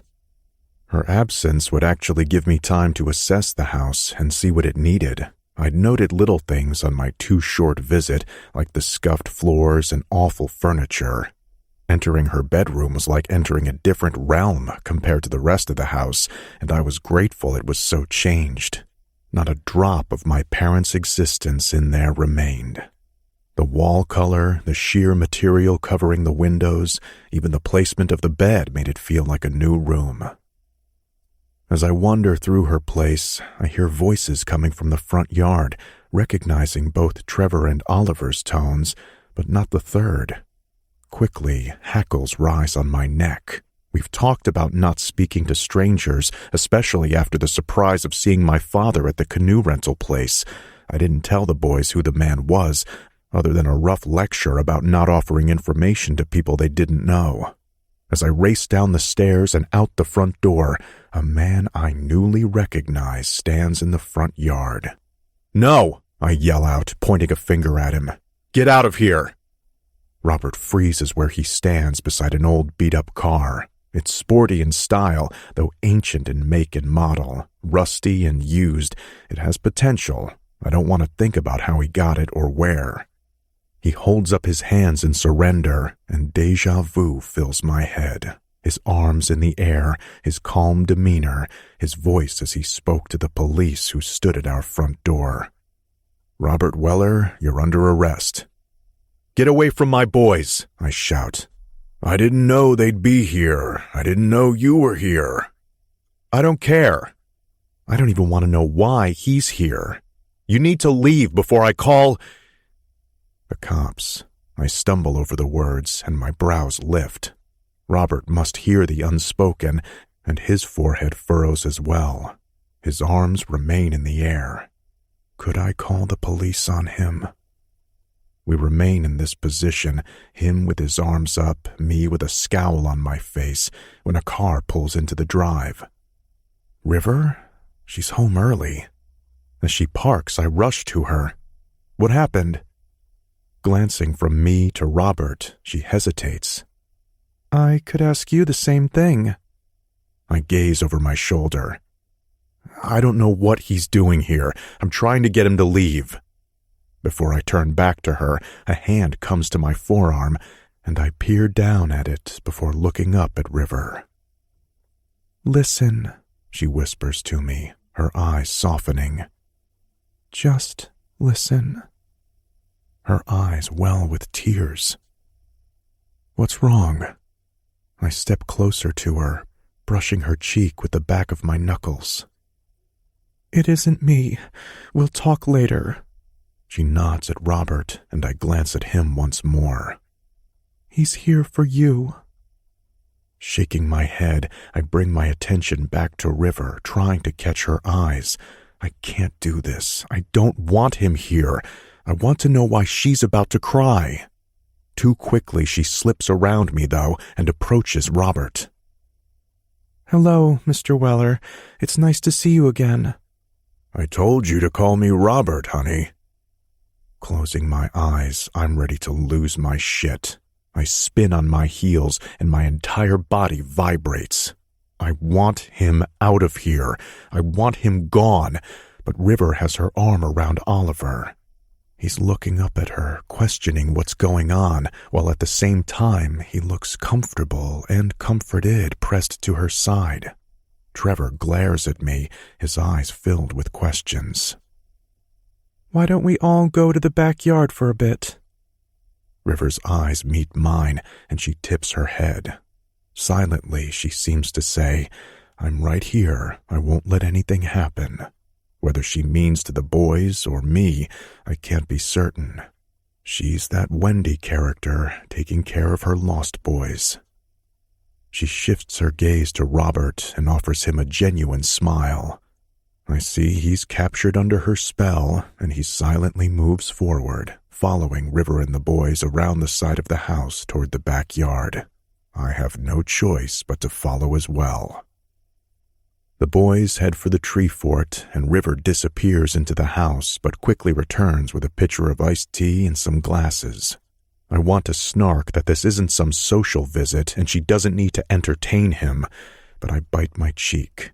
Personally, I could use something stronger than iced tea. River glances at me, offering me a glass, which I accept, while Robert declines. Giving us space, which I don't want, she wanders into the yard, still wearing her scrubs and her clogs. With her back to us, she allows us privacy, while her position suggests she won't go far. "Just say what you came to say so we can get this over with," I snap, pinning my eyes on a man I no longer know. He leans forward, elbows on his thighs, and I notice the tattoos on his knuckles. I don't want to know what they mean or where he got them or why. He shakes his head. Your mother, you leave Mom out of this, I immediately growl. Sitting upright, he swipes a hand through his thin hair, which is more silver than dark brown now. He looks toward Anna's house, and I want to demand he shouldn't look in that direction. He shouldn't look toward the family who took us in, told us over and over we were their family and cared for us. I glance at River's back, drawing strength from her presence. You're right, he says, his voice rough. I had a problem. I didn't think I was good enough. I wanted to give her more. I didn't want her to ever be sorry she chose me. Robert has my attention now. In the end, I lost her. She was the best thing I ever had, and the best I could do for her was give her up. I turn my head. Silence falls, awkwardly wrapping around us before I peer back at him.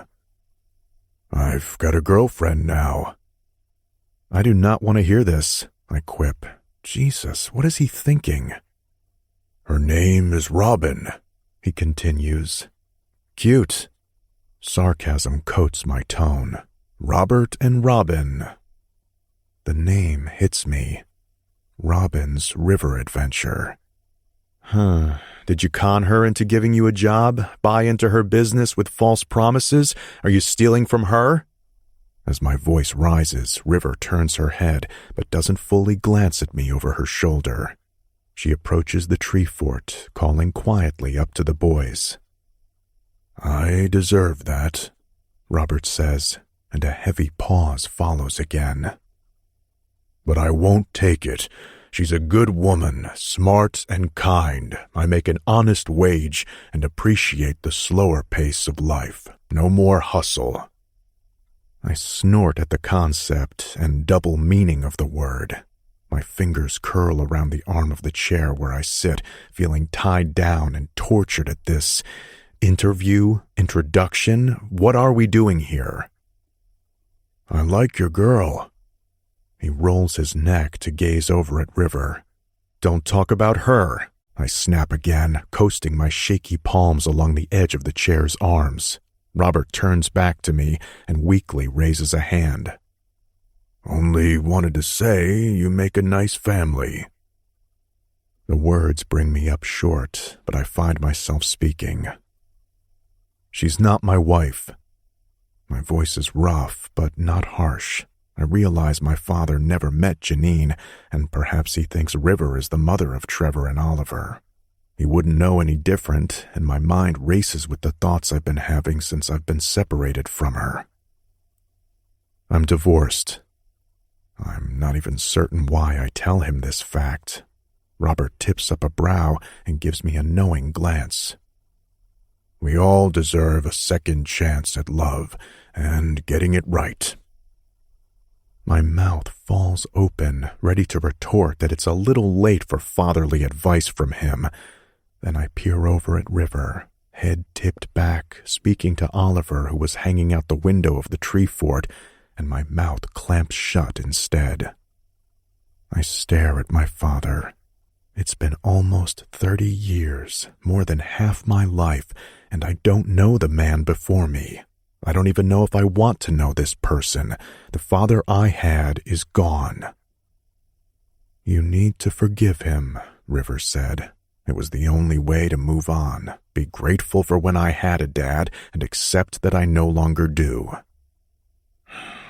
Because of her, I know I need to forgive you. For me, for them. But I'm not there yet. I don't really know if I'll ever get there. Perhaps with River's help. Robert and I remain in awkward silence for another long moment while he lowers his head, pursing his lips in concentration. Finally, he looks up at me, weakly smiling, and says, You should bring your boys back to Robin's. Next river trip is on me. I don't think he's ignoring what I've said about forgiveness as much as bypassing it for now. He isn't looking to argue with me any more than I want to fight with him. Yeah, the boys would like that, I say for some reason, instantly knowing I won't take him up on the offer. My thoughts leap back to the day we went canoeing. The boys had loved pretending they were pirates searching for something hidden around every corner. River added to the adventure, calling out things she hoped to see next, yammering about buried treasure and where it might be found, and wondering if there was gold deep in the river. She was so creative, the boys ate it up. "That's a nice new fort," Robert offers, and I notice he's been watching River and the boys during my silence. "You and your brother had quite the imagination up there." While I recall some moments, there's so much I don't remember, perhaps blocking some memories out. We had to build a new one. The old platform wasn't safe anymore. "It always was the perfect tree for a fort."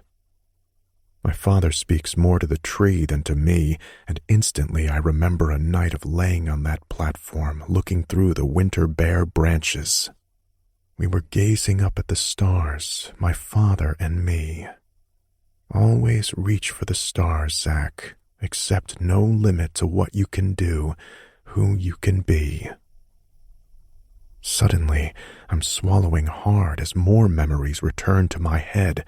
I remember feeling like we were floating, flying as we glanced up at the dark sky with a brilliant display of stars. Flying in love. I couldn't remember the age I'd been, but I'd loved my dad so much at that ancient moment, I was certain of it. But loving a parent is a different kind of love. Unfortunately, my father needed limits back then. He needed to accept what we had. He needed to trust my mother's love for him. She wouldn't have thought less of him. We would have all made changes and sacrificed like Calvin and Bryce did for Ben. That's what families do. That's what I learned from my friends. They were my family. "People make mistakes, son." The comment draws me from my head. I want to snap at him for calling me son. I wasn't his son any more than this man was my dad, but I wasn't going to argue the term. Could we negotiate with one another? Could we compromise? I wasn't certain. Sitting here with him felt bigger than both of us. My eyes seek Trevor and Oliver, both laughing at something River has said. With the universe as my witness, I swear I will never be distant from my boys again. "I need to go," Robert finally says when I've taken too long to respond to him. He rubs his hands together, and I watch the motion, wondering if he'll hold out a hand to me. Will we shake like acquaintances? Will we stand and hug? The thought makes me shiver, and I quickly dismiss it.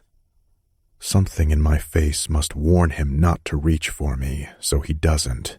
He rubs his hands over his thighs next. "Well..." "Yeah." I quickly stand, scraping the feet of the metal chair against the concrete, making a sound like nails on a chalkboard. River turns in our direction and meets my gaze. Without a second of hesitation, she crosses to me. "Leaving?" There's a question in the word as her eyes remain on mine. "I need to get to work," Robert says. I almost huff, but stop myself. "We enjoyed our day at the river adventure," River offers, smiling at my father, who can't help but smile in return to her. "You come over any time you want." He winks, and River nods, keeping her grin in place. She'll never go there again if I don't want to go. I've done what she asked. I listened. Did I absorb it? Did I forgive him? I'm not certain I'm there yet, but I let him talk.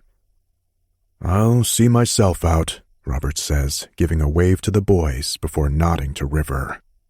"It was good to see you, Zach."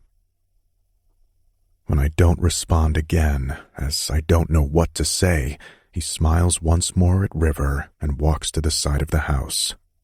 Watching him disappear around the corner, I nearly collapse back to the chair, not realizing how on edge I'd been.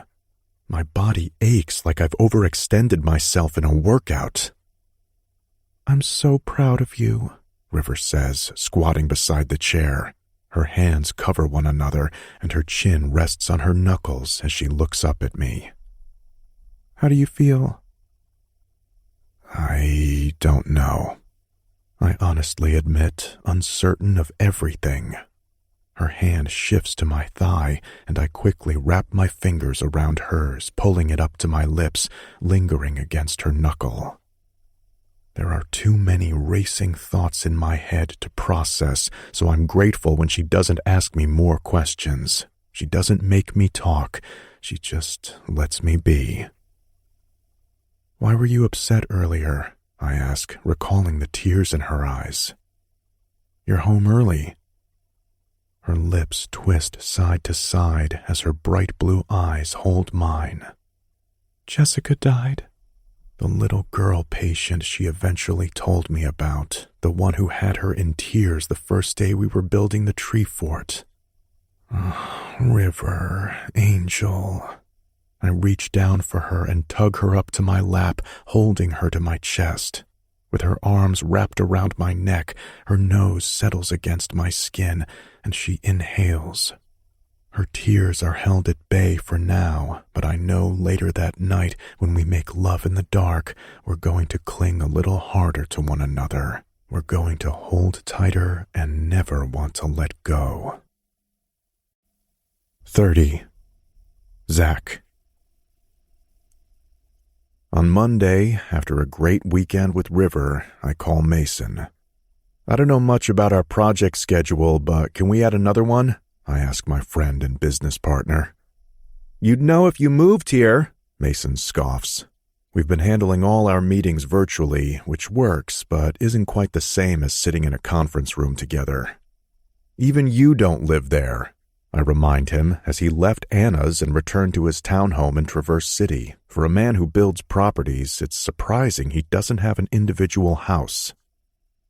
"I'd like you to take on River's house." The line goes silent for a second before Mason asks, "Are you sure about this?" With a smile in my voice, I answer, "I've never been more sure about anything in my life." After my father left and River told me about Jessica, we were quiet, but constantly touching, as if afraid we'd lose the other without the physical connection. She made dinner, and I was at her side. I sat with the boys, and she held my hand. And when we finally had time alone, we made love that was a rush at first, and then a slow dance second, keeping us connected as long as possible. Even in sleep, we wrapped around one another. The weekend ended too fast. "You remember it's not your house, right?" Mason reminds me, and I grin again. "Yeah, but going to be mine again someday. The woman inside belongs with me." I chuckle when I consider her saying she was her own person. "I am mine." Then she admitted she belonged by my side, and I belong by hers. By the end of the day, I have a call from River. "You cannot renovate my house," she huffs into the line without greeting. Her voice is full of exasperation, and I just want to see her face. Those wide blue eyes giving me that look like I'm incorrigible, and her lush mouth chewing at her lower lip in frustration. "Hello to you too, beautiful," I tease. "I'm actually not renovating your house. Mason is." "Mr. Weller, this is too much." Her calling me the formal name recalls our first meeting, but it also reminds me she called my father that name this weekend. I bite back any retort, as I don't want to discuss my father again. She's made her points. I listen to both her and him. I want to move onward. "I want to do this for you." Even without her present, I know she can see me. "You're pouting, aren't you?" I chuckle. I don't know what my pouting expression looks like, but she always tells me I'm too cute when I do. I wish she could see me so she'd fall for my charm and just give in to this already. Instead, she stays quiet, almost too quiet for her. Zach, you don't owe me anything. My mouth falls open and a sharp sound rushes forward, but River continues before I can speak. Not an apology, gratitude, or a bottle of wine. I don't need you to fix my house. I know this. She doesn't need me. She's one of the most independent, capable women I know. But still, I want to do this for you. I want to give you everything. Suddenly, I realize I sound just like my father. He'd said the same thing. He wanted to make certain my mother never regretted picking him. I scrubbed my forehead, hating the comparison. My father and I are nothing alike. He abandoned the family he wanted to do everything for. He left behind the wife he wanted to give all the things. I don't need everything, though, honey. Time with you is all I want. Time with the boys, too. Just let Mason give you a quote. I fire back before her words hit me. No. The word is so final. I realize it's probably something you don't hear much in your adult life, but no. Why not? Doesn't she know how much I love her? Because I don't like to get my hopes up for things I haven't earned. I don't need this kind of gift. Her voice turns a bit colder, and I don't understand. She'd taken a sizable gift from Quincy. I want to do one better.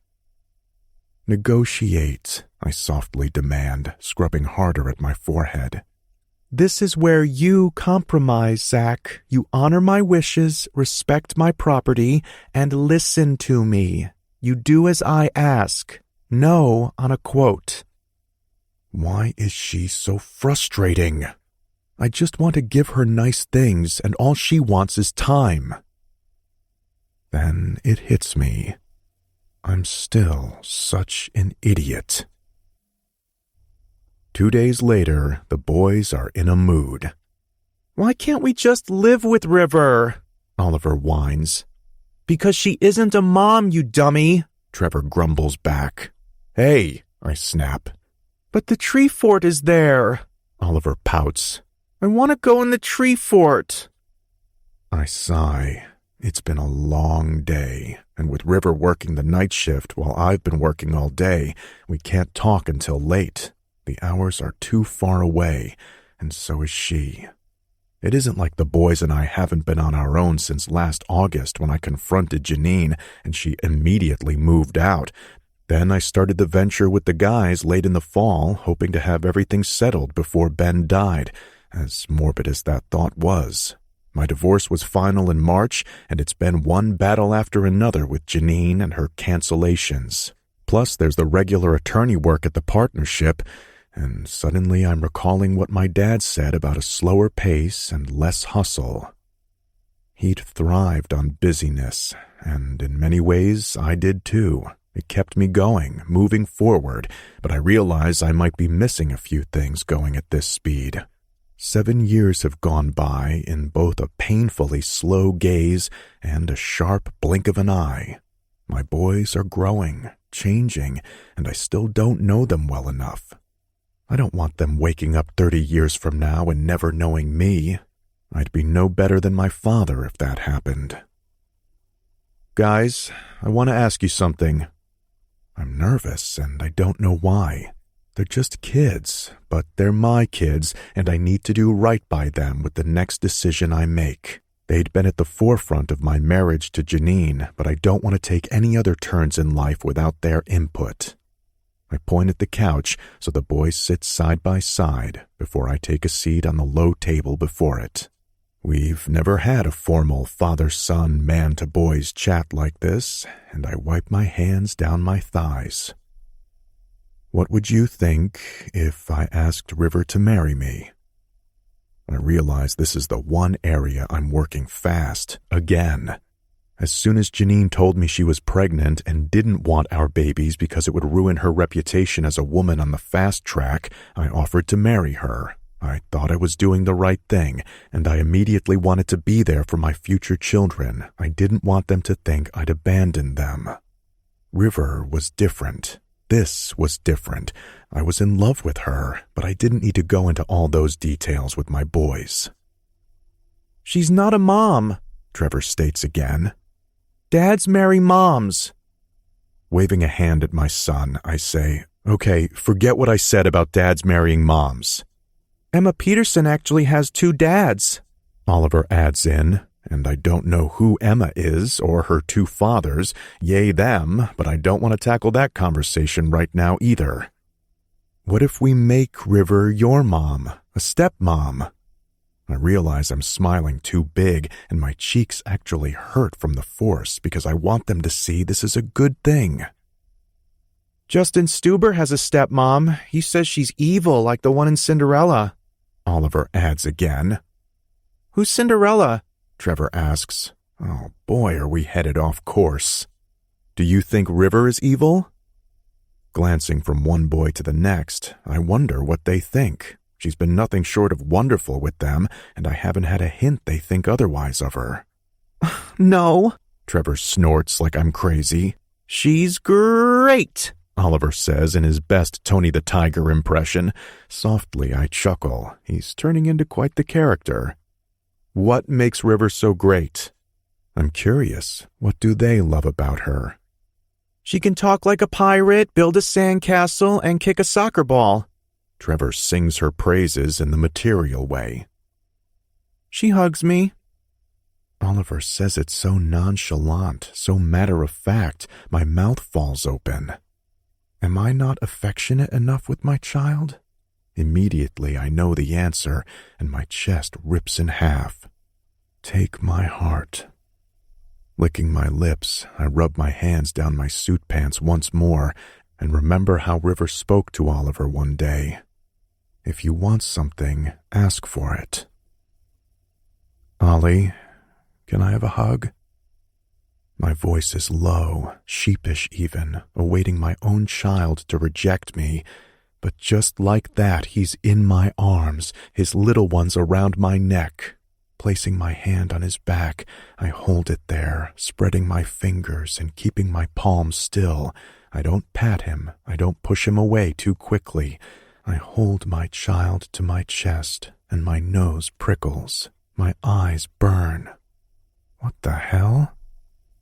Looking up, I notice Trevor watching us. There's something in his eyes as well. The way he's holding back like he wants what he sees, but he doesn't ask. He doesn't trust it, or himself, or something. I hold out an arm, suggesting Trevor fall in next, but he doesn't come to me. Pressing a kiss to Oliver's head, I slip him to my side, keeping him under my arm. Then I shift, lift, and reach for Trevor, pulling him into my other arm before settling back on the low table. Squeezing him tight to my shoulder, I mimic my hold on Oliver. With my cheek at his temple, I inhale his little boy's scent and just breathe. I love you, I whisper to Trevor's hair. He nods, but stiffens in my arms. The words are foreign to me as well. I don't say them often. I can't recall having said them until I spoke them to River, down on my knees, begging her to keep me. I love you, Trevor, I say louder near his ear.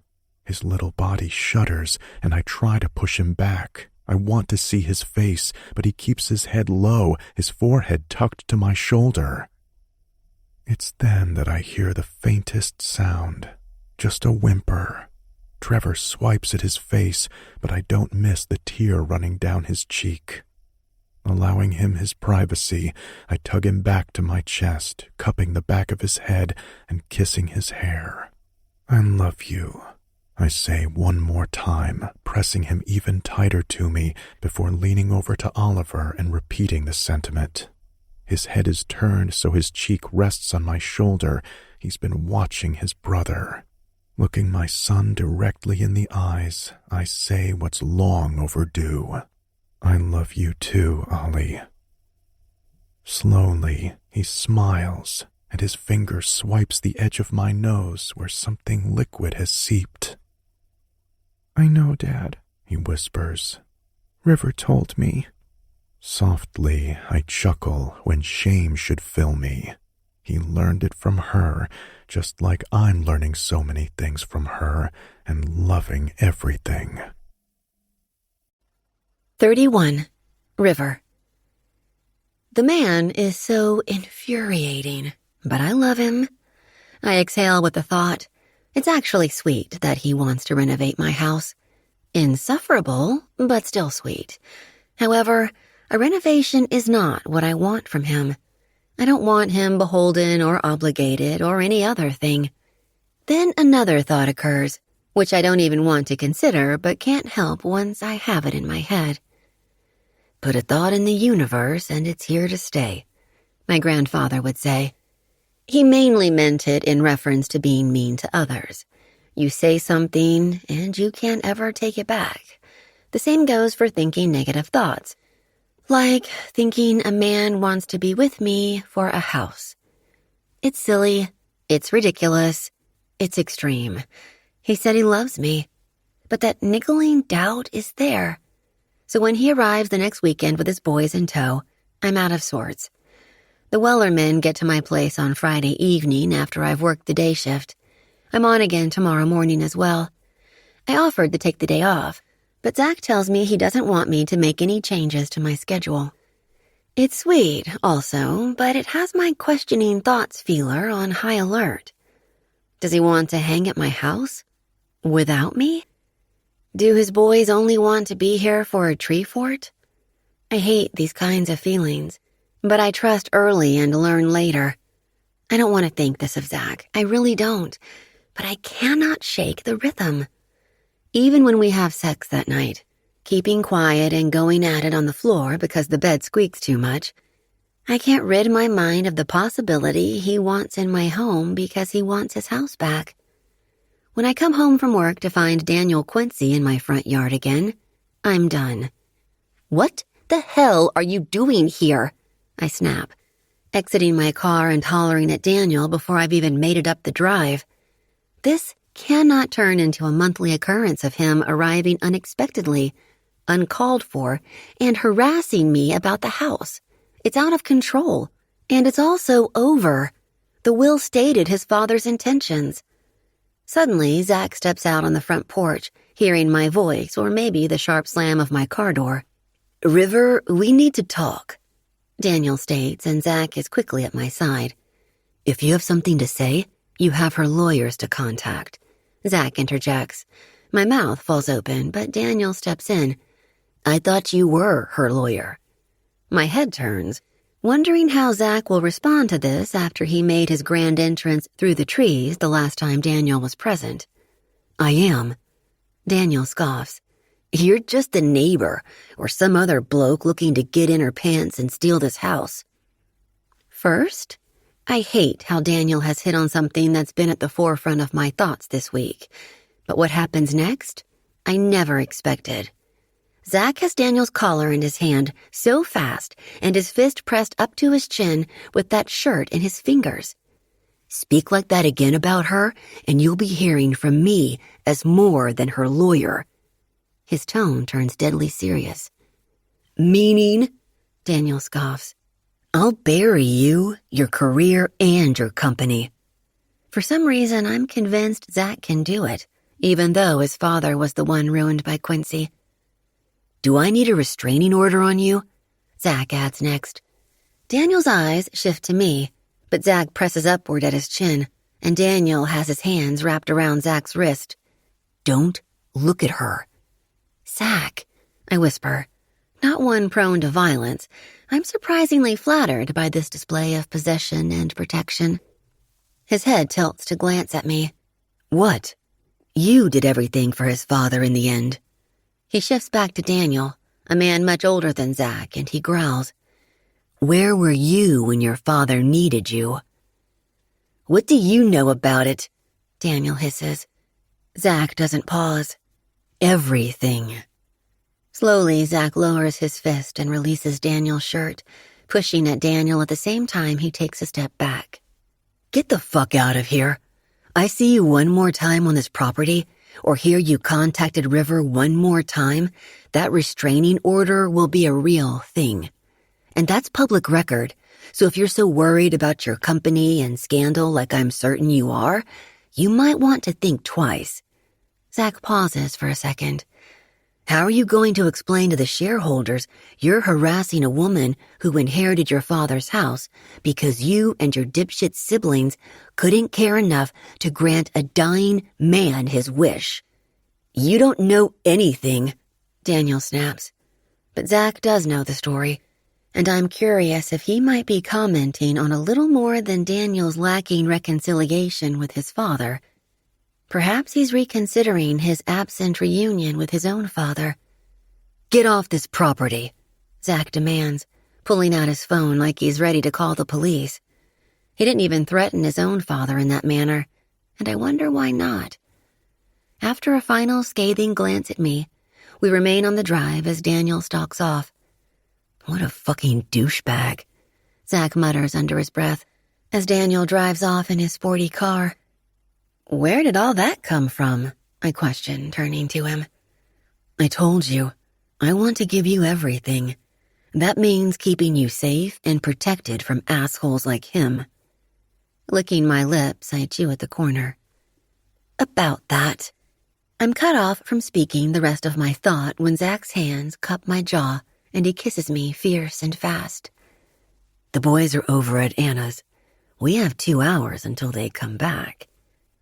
It's evident Zach wants to rush upstairs and have sex, but I just can't get on the same page. With his hands sliding down to my shoulders, he pauses and ducks his head when I don't respond in agreement with his eagerness. What's wrong? Let me change. I just need to shake that off. I tip my head toward the road where Daniel exited, but I also need to get my head on straight. Zach's brows pinch, disappointment on his face, but he nods. I'll pour you some wine and meet you on the lounger in 10. Weakly, I smile at him before turning for the house, feeling his eyes on my back. When I return down the stairs, dressed in shorts and a sweatshirt because the late afternoon air temperature is shifting, I find Zach where he said, seated on the lounger. He holds a glass of wine in his hand, and when I settle next to him, he hands it to me. Is this mine? I question. I thought we could share. I softly chuckle at the reminder of our first night. Do you know how? I tease, finding my tone suggests more. You seem off, Zach says, keeping his eyes forward.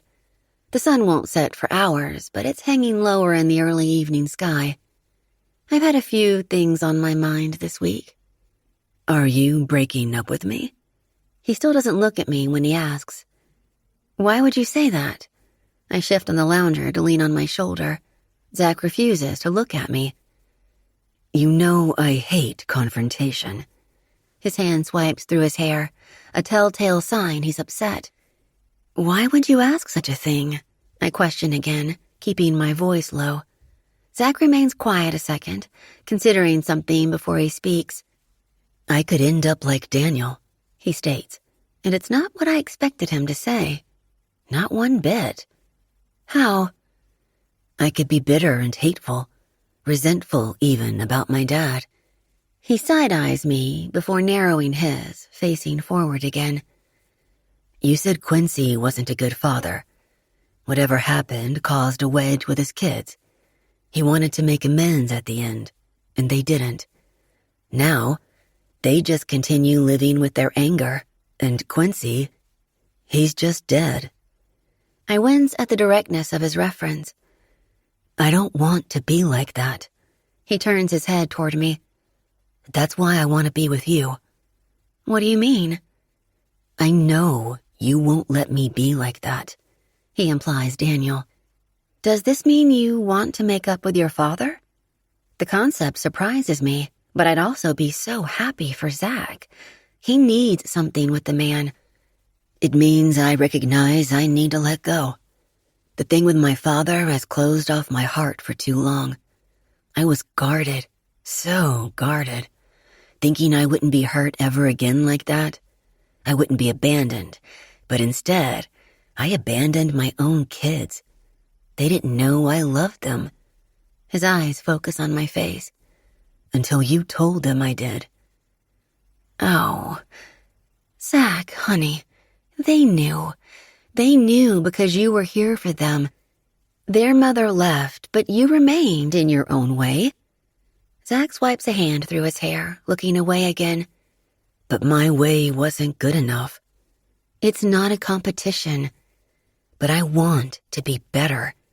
He turns to me once more. With you, I'm better. His eyes search my face. Are we breaking up?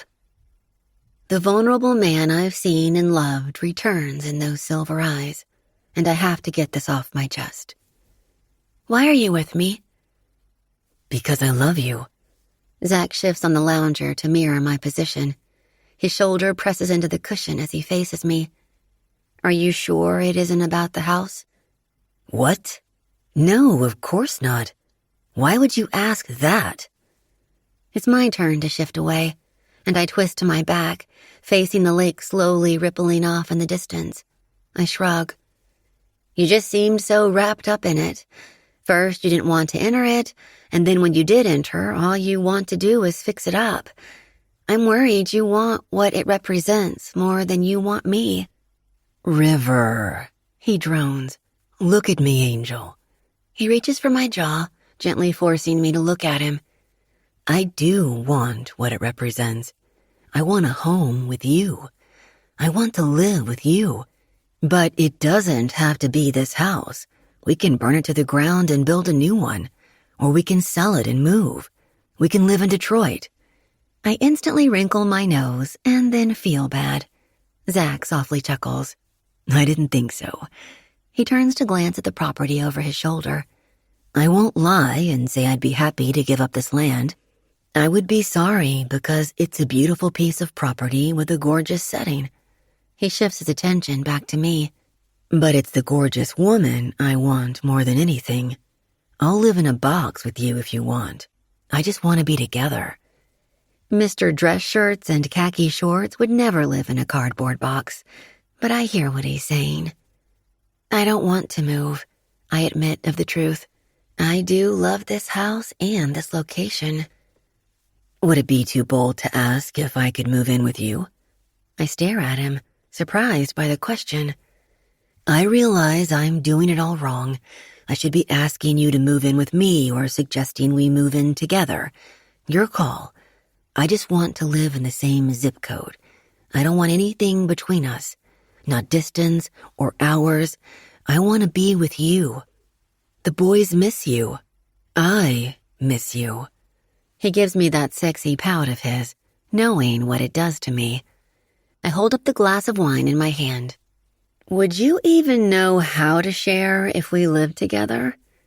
Because I want a partnership, not a man bulldozing things. Teach me, he whispers, lowering his eyes from my lips. Negotiate. My voice is cautious, uncertain if I'm hearing what I think I'm hearing. I want to renovate this place and give it new life.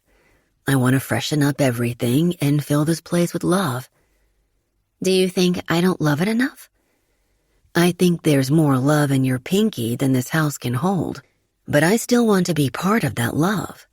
I want my boys to have that love. From you, from me, in this place. I'll handle the cost of everything. I sigh. I can't have you do such a thing. You can't have me move in? His facial expression drops to something I've never seen before, and his hands slip from my face. Quickly, I catch his wrists. That's not what I said. Slowly, I smile, chewing at my lip. What are you saying, then? Be clear with me. I want to do it. My smile grows larger. I want you here. Yeah? He hesitates. But we do it together, I say, my heart racing. This is really happening, and I emphasize again, together. Are you trying to compromise? He flirts. You're typically so pushy, he sarcastically adds. This man. I'll show you pushy. I press off the cushion and straddle his lap, placing my hands on his shoulders. I peer down at him as he tips his head back to look up at me. Please push me. he says, his voice dropping. His hips thrust upward to emphasize his point. Then with his hands on my hip, he flips me to my back, climbing over me. His heavy length presses against my heat, and he kisses my neck. Push me to be a better man. Push me to be what you see in me. You already are a good man, Zach, but I promise to try to make you better as long as you do the same of me. How can I make perfection better? His nose drags over the shell of my ear. Together is how we are better. Together, he whispers. No holding back, I warn. I never hold back with you. His head pops up, and he stares down at me. Laughing, I say, because you have no boundaries. Because I love you, he retorts. River, you once told me if I want something, to ask for it. He pauses, licking his lip and chewing on the lower swell for a second. You mentioned treasure being under my boys' nose. I saw you as the treasure you are the day we met. I've already told you how quickly I knew you were who I wanted. You've captured my heart and my boys' as well. I want the time to be with you, to love you, to share with you. I want you to marry me. My mouth falls open. In the span of a conversation, we went from moving in to marriage. If that was too fast, it's okay. You don't have to answer me. Was there a question in there? I tease. You normally don't ask permission. I'm asking. His sheepish tone turns my insides, and my heart flutters faster. Yes. His brows lift, and he draws his head back for a better look at me. Yes? Swiping my hand through his hair, I look up at him. Yes, I'll marry you. The smile that breaks out on his face is nearly blinding. Dazzling. God, I love you so much. I never thought I'd feel so free to just love. I love you too, honey. Is it wrong to say I want to get naked with you? Tipping my head back, I glance at the house behind me, noting the second-floor window of Anna's house. What will the neighbors think? I laugh, drawing back to Zach's face. Keep your clothes on, he teases, leaning down from my neck and nipping at my skin. Keep your eyes to yourself. The words recall what I said to him at our first meeting. Never. He hums into my skin. Whatever makes you feel better, I squeak because he bites the juncture of my neck and shoulder while grinding his heavy length into me. You make me feel better. But what would really feel better is if you were naked under me and I was buried inside you. Well, that's something we might be able to compromise on. Epilogue. Zach. July, the following year. After losing her young patient, River realizes her heart cannot continue with the pain of her career. She's dedicated 15 years to oncology nursing, and the toll it's taken on her gentle spirit. Death has taught her to cherish life in a different way than most. She sees the simple things, loves the bigger things, and counts every day as a blessing. She's the blessing the boys and I needed, and we moved in shortly after I proposed. Janine still had visitation rights, but her constant cancellations warranted another trip to family court, where I petitioned for full custody. I agreed that when Janine wants to see her boys, she simply had to call. She hasn't called, and I don't encourage the relationship. If my friends think it's strange I proposed to a woman after a one-night stand, finding out 2 months later she was pregnant, they say nothing about my deciding to marry a woman after a month of knowing her. It was only supposed to be a 10-day fling, but I knew within 10 seconds of watching her out that second-floor window, I wanted her. Within 10 seconds of meeting her, I knew I'd never be the same without her in my life. Okay, who's going with who? I say, standing at the counter trying to organize our crew. I want to go with Bryce, Trevor says, holding up his arm, and I notice Lorna's face fall. I glance up at Logan, who shakes his head to ignore the teenage pout of his 12-year-old daughter. She's stuck with her father. Mason takes Mila, and I have Oliver. Bryce is a good sport at 16 to spend the day with the gang. If he's missing his dad on this excursion, he's too old to admit it. Thanks, pal.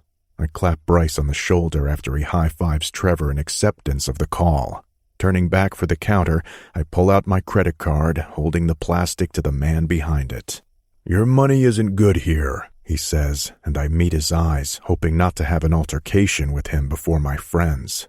Logan and Mason know who he is. They're here for support, as well as an afternoon of canoeing. I'd feel better paying, I admit, holding his eyes. But maybe the kids could have free ice cream afterward. There's an ice cream freezer inside the shop offering bars and sandwiches. It's a concession to his offer. That'd be fine, he says. Okay, guys, Robert says free ice cream later, but that doesn't mean it's a race.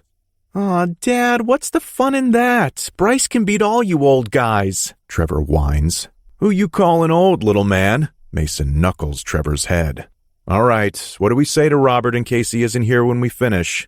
A chorus of thank yous follows, with Logan droning the loudest like he's one of the younger set. You're such a child, Mason teases. Look who's talking, Logan retorts. I simply shake my head. Friends? Robert asks, tipping up a brow in a way I recognize and should hate about him. The best of friends, they're family. My father purses his lips, but nods once to accept what I've said. These men are my family. I've known them longer than him. Enjoy your trip. Thanks again for the ice cream, I say, slipping my card back into my wallet.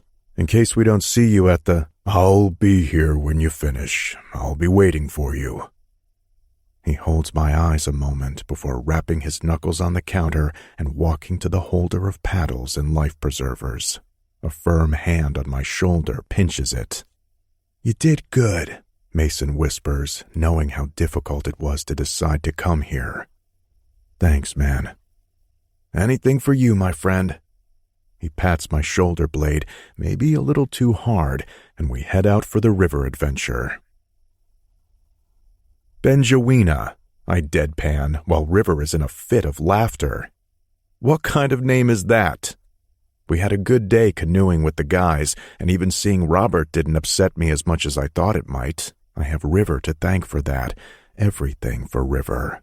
And now she's pregnant. I think it's supposed to be a take on Wilhelmina. She chokes through her laughter as she tries to explain the baby's name.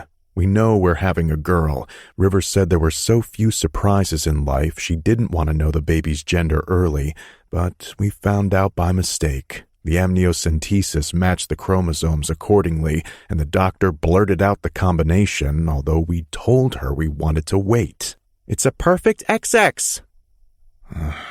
Next time, I told River, thinking I was accommodating. I was showing her I could compromise. She only glared at me, which I decided was rather cute on her, kind of like the pouty face she loves on me. Benjamina, she tries again, but I'm done with this nonsense. We aren't naming our child some construction of Ben's name, even if I appreciate the honor River wants to bestow on our future child.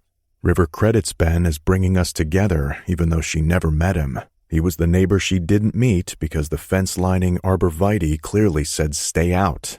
It wasn't the bushes that made the statement, though. It was the ugly metal chain link.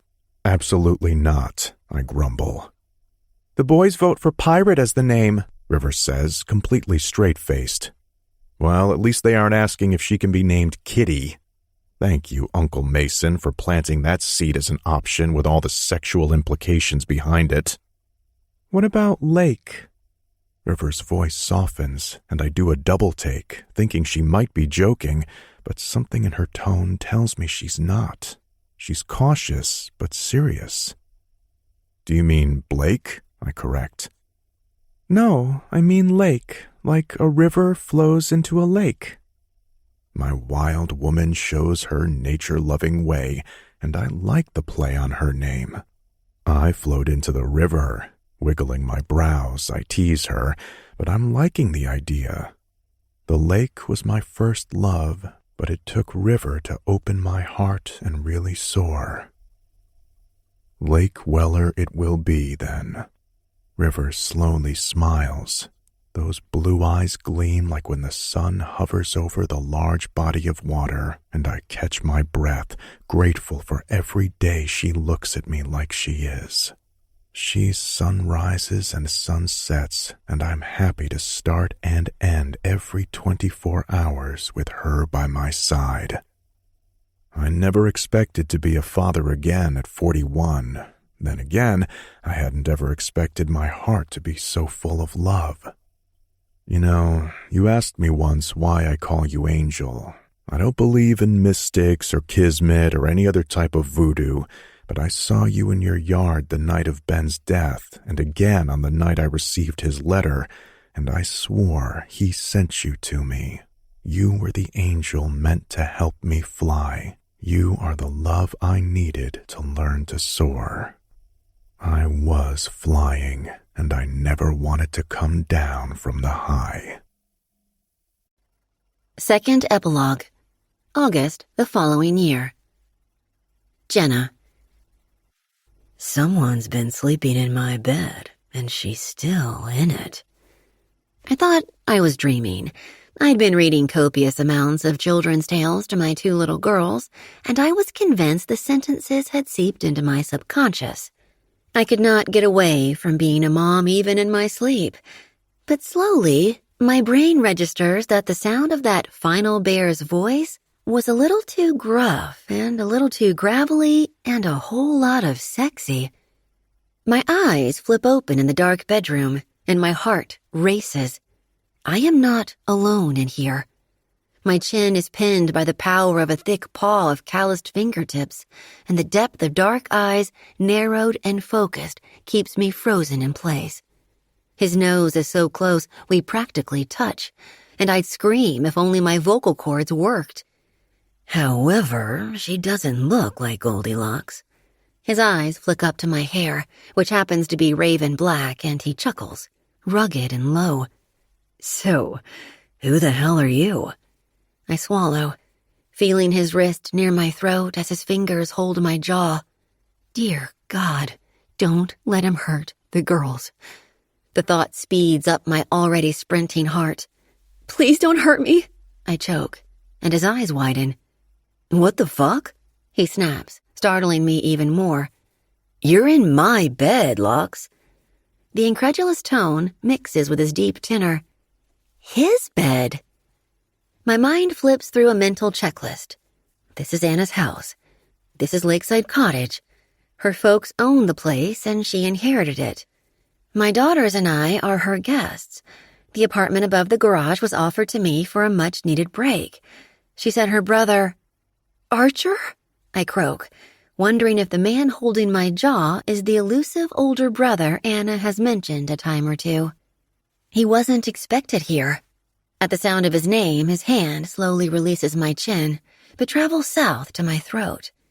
The thick palm isn't squeezing. He just rests it in place like a turtleneck sweater.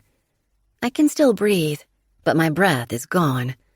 Despite the dark room, the intensity of his eyes suck up all the oxygen. Who the fuck are you? I struggle to find the words again. Maybe it's that strong voice, or the fact he's on all fours over me. How did I not hear him enter the apartment? Or this room? Or this bed? I'm Jenna Davis, a friend of Anna's. His hand lowers even more, flattening over my chest.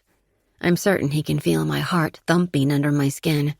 I'm wearing shorts and a tank top and loosely covered by a sheet and light blanket. But I'm all too aware of how thin the layers of material are. The heat of his hand seeps through my flesh just above the swell of my breasts, which rapidly heave in fear. Maybe fear isn't the right word. Is it possible I'm also turned on? Despite not knowing Anna's brother, I was having the most wonderful dream before the gruff little bear invaded my thoughts, and that dream has my nipples on high alert, that someone's hand is very near them. However, my head says this is all wrong. "What are you doing?" I choke because his hand is sweeping lower, and my gut reaction is to lift my knee for his balls, which I do. Only two things happen at the same time. First, he captures my leg between his before I get anywhere near his precious cargo. Then his hand slips lower, squeezing my breast. "What the fuck?" he says, his voice like sandpaper against rocks. "What the frickety frack?" I say at the same time. "What the fuck is frickety frack?" That incredulous tone returns, and I finally find enough strength in my arms to lift them upward and push at his chest. Speaking of rocks, he's missing a shirt and his smooth pecs are as solid as a boulder. He bitterly chuckles at my weak attempt to move him, but shifts enough for me to scramble out from underneath him. He remains on the bed, on his knees, while I slip off the mattress and back up until I collide with the wall. "I'm not going to hurt you," he says. That rugged voice softens only a sliver, and my arms cross over my chest in a giant X, covering myself as best I can. "You just manhandled my boob," I blurt. "You're sleeping in my bed. Find a woman in my bed and I get to touch her." "That's rather assumptive and chauvinistic." "Those are two big words I can't comprehend in the middle of the night, babe." I huff again and then think of my girls. "Tell me you didn't touch my daughters." My heart continues to hammer as the statement stammers from my lips. "You've got kids?" I roll on my shoulder, intending to slip from the room through the open door, only I misjudge the distance to the entrance and smack into the frame. "Frickety frack, frack, frack," I hiss as my nose explodes in pain and my eyes sting. Instantly, warm hands are on my shoulders, steadying me from behind. "Where are you going?" The seductive sound blurs with the pain radiating across my face, and tears fall. My voice shakes as I speak. "Just let me go. Just let me get my girls, and I'll get out of here." His hands peel free of my shoulders, but he doesn't move. His presence overpowers me from behind. Heat wafts off his chest. I sense the strength of him, but it's no longer fear holding me in place. His breath tickles the fine hairs on the back of my neck. Would he kiss me there? It's the most ridiculous thought I've ever had. "Look, there's no need to go anywhere. It's the middle of the night. I'm sure this is my sister's fuck-up. It's been a long night. I'll just take the couch." I have no sense of what time it is. I'd left my hometown of Elk Lake City, roughly 3 hours north of Lakeside, and arrived mid-afternoon. That was hours ago. The girls and I needed a change of scenery, and Anna is a friend from college. When she moved here, we promised we'd get together more often. "No, you should take your bed," I say, spinning to face him, bumping into the firm chest which remains too close to me. My nose throbs and tears still prickle my eyes, but those nipples of mine ache as they tenderly scrape the inside of my thin tank top. "You're gonna join me again?" The teasing shift in such a rough voice doesn't compute at first, so in all seriousness, I respond. "I'll just sleep with my girls." I'm certain I won't sleep after all, but I'm not in the right frame of mind to wake the girls and carry them out of here.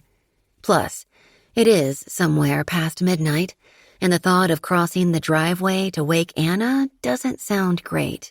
She's been so kind to offer this garage apartment for a 2-week stay. "You weren't supposed to be here," I defend. "It's still my place," Archer reminds me. "Yes, but you weren't supposed to be here," I repeat as if that clarifies anything. "Well, I am." A large arm lifts and I flinch at the raising of his paw, preparing for a strike. "What the fuck?" "Calm down." Our eyes meet, and his search mine for answers I cannot give. "Do you need to keep saying that word?" "What word?" "The frickety-frack word.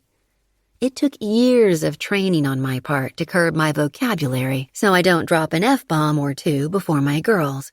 I'm conditioned not to swear as I teach high school and need to keep a stern face when I call out kids for language. But I was no saint outside my classroom until I had children of my own. Even then, I'm still not perfect. Thinking of my 2 little ones, I need to get out of this room and check on them. Taking a step to the side as Archer's presence is just so present, I kick the door frame of the opening I still cannot seem to make it through. Frick! I hiss as my heel collides with the edge in a fluky spot right where the 2 pieces of wood corner together. A definitive thud echoes in the quiet of the place. "You're kind of a hot mess," he roughly chuckles again. Don't I know it? He doesn't need to know it, though. I'm just gonna... And then tomorrow... I can't seem to collect words because I inhaled as my breath caught when I kicked the door. And sweet cherries, Archer smells good. I can't distinguish any specific scent, but it's strong and musky, and I lick my lower lip. Even in the dark, Archer's eyes lower to watch the motion. "Girls' room," he says, dropping his voice while focused on my mouth. I don't know if it's a question or a command, but 2 hands come to my shoulders, shift me to the right, and spin me to face the wide door opening. I hardly take a step through the space when the door is closed at my back, and I race across the living room, but not before bumping into the edge of the couch and then stubbing my toe on the coffee table as I'm unfamiliar with this layout in the dark. Hobbling to the bedroom where the girls sleep, I finally make it to the door and slip into their space, pressing my back against the barrier once closed, and wondering what has me so flustered. With my head tipped back and my eyes closed, I recall Archer's heavy, thick hand over my breast. Maybe I moved and it was all innocent enough. I did try to knee him in the balls, and squeezing my breast might have been more a gut reaction. Still, I reach for the swell and tenderly place my hand over the heaviness, feeling my nipple erect and firm, peeking the soft, thin cotton of my shirt. Then I stifle a giggle, a ridiculous teenage girl squeak at the thought of that large, mysterious man purposely tweaking my breast. Oh my God, I need to get laid, I quietly mutter to the darkness and the heavens. My lids flutter open and I lower my head to face 2 twin beds and 2 little reasons it hasn't happened in years. Taking a deep breath, I sigh with exhaustion and move to one bed, pressing at Rosie's little shoulder so she'll roll over. For a tiny thing, she can take up a lot of space with thin limbs spread in all directions. I know I won't get a wink of sleep with her as she often climbs into my bed at home. I don't mind it much, as the bed feels too large without Ryan. But Rosie has no concept of head on pillows and feet toward the foot of the bed. Eventually, little heels will be pressed into my back, and I'll be forced to the edge of the mattress, practically hanging on to a sliver of the blanket. Still, she shifts and I settle into the bed, pulling the blanket to my throat as if it can hide me or protect me. My head rolls to the left and I check the other bed. Talia sleeps soundly on her side, facing my direction. Her little hands are tucked under her cheek and her lips part, causing her to softly snore. With not a care in the world, not a fear in her dreams, my little worrier rests. Sweet dreams, I say to the dark, wanting only quiet and peace in both my girls' heads as they slumber. For me, I'll be lying here wide awake until morning before I escape the apartment of one hot Archer McCarran. Listen to Archer and Jenna's story in Loving at 40. This is Stephanie Nemeth Parker. We hope you have enjoyed this production of Learning at 40, written by L.B. Dunbar, narrated by Stephanie Nemeth Parker and Stephen Dexter. Copyright 2021 L.B. Dunbar. Production copyright 2021 L.B. Dunbar. Presented by Audibly Addicted Productions. Audible hopes you have enjoyed this program.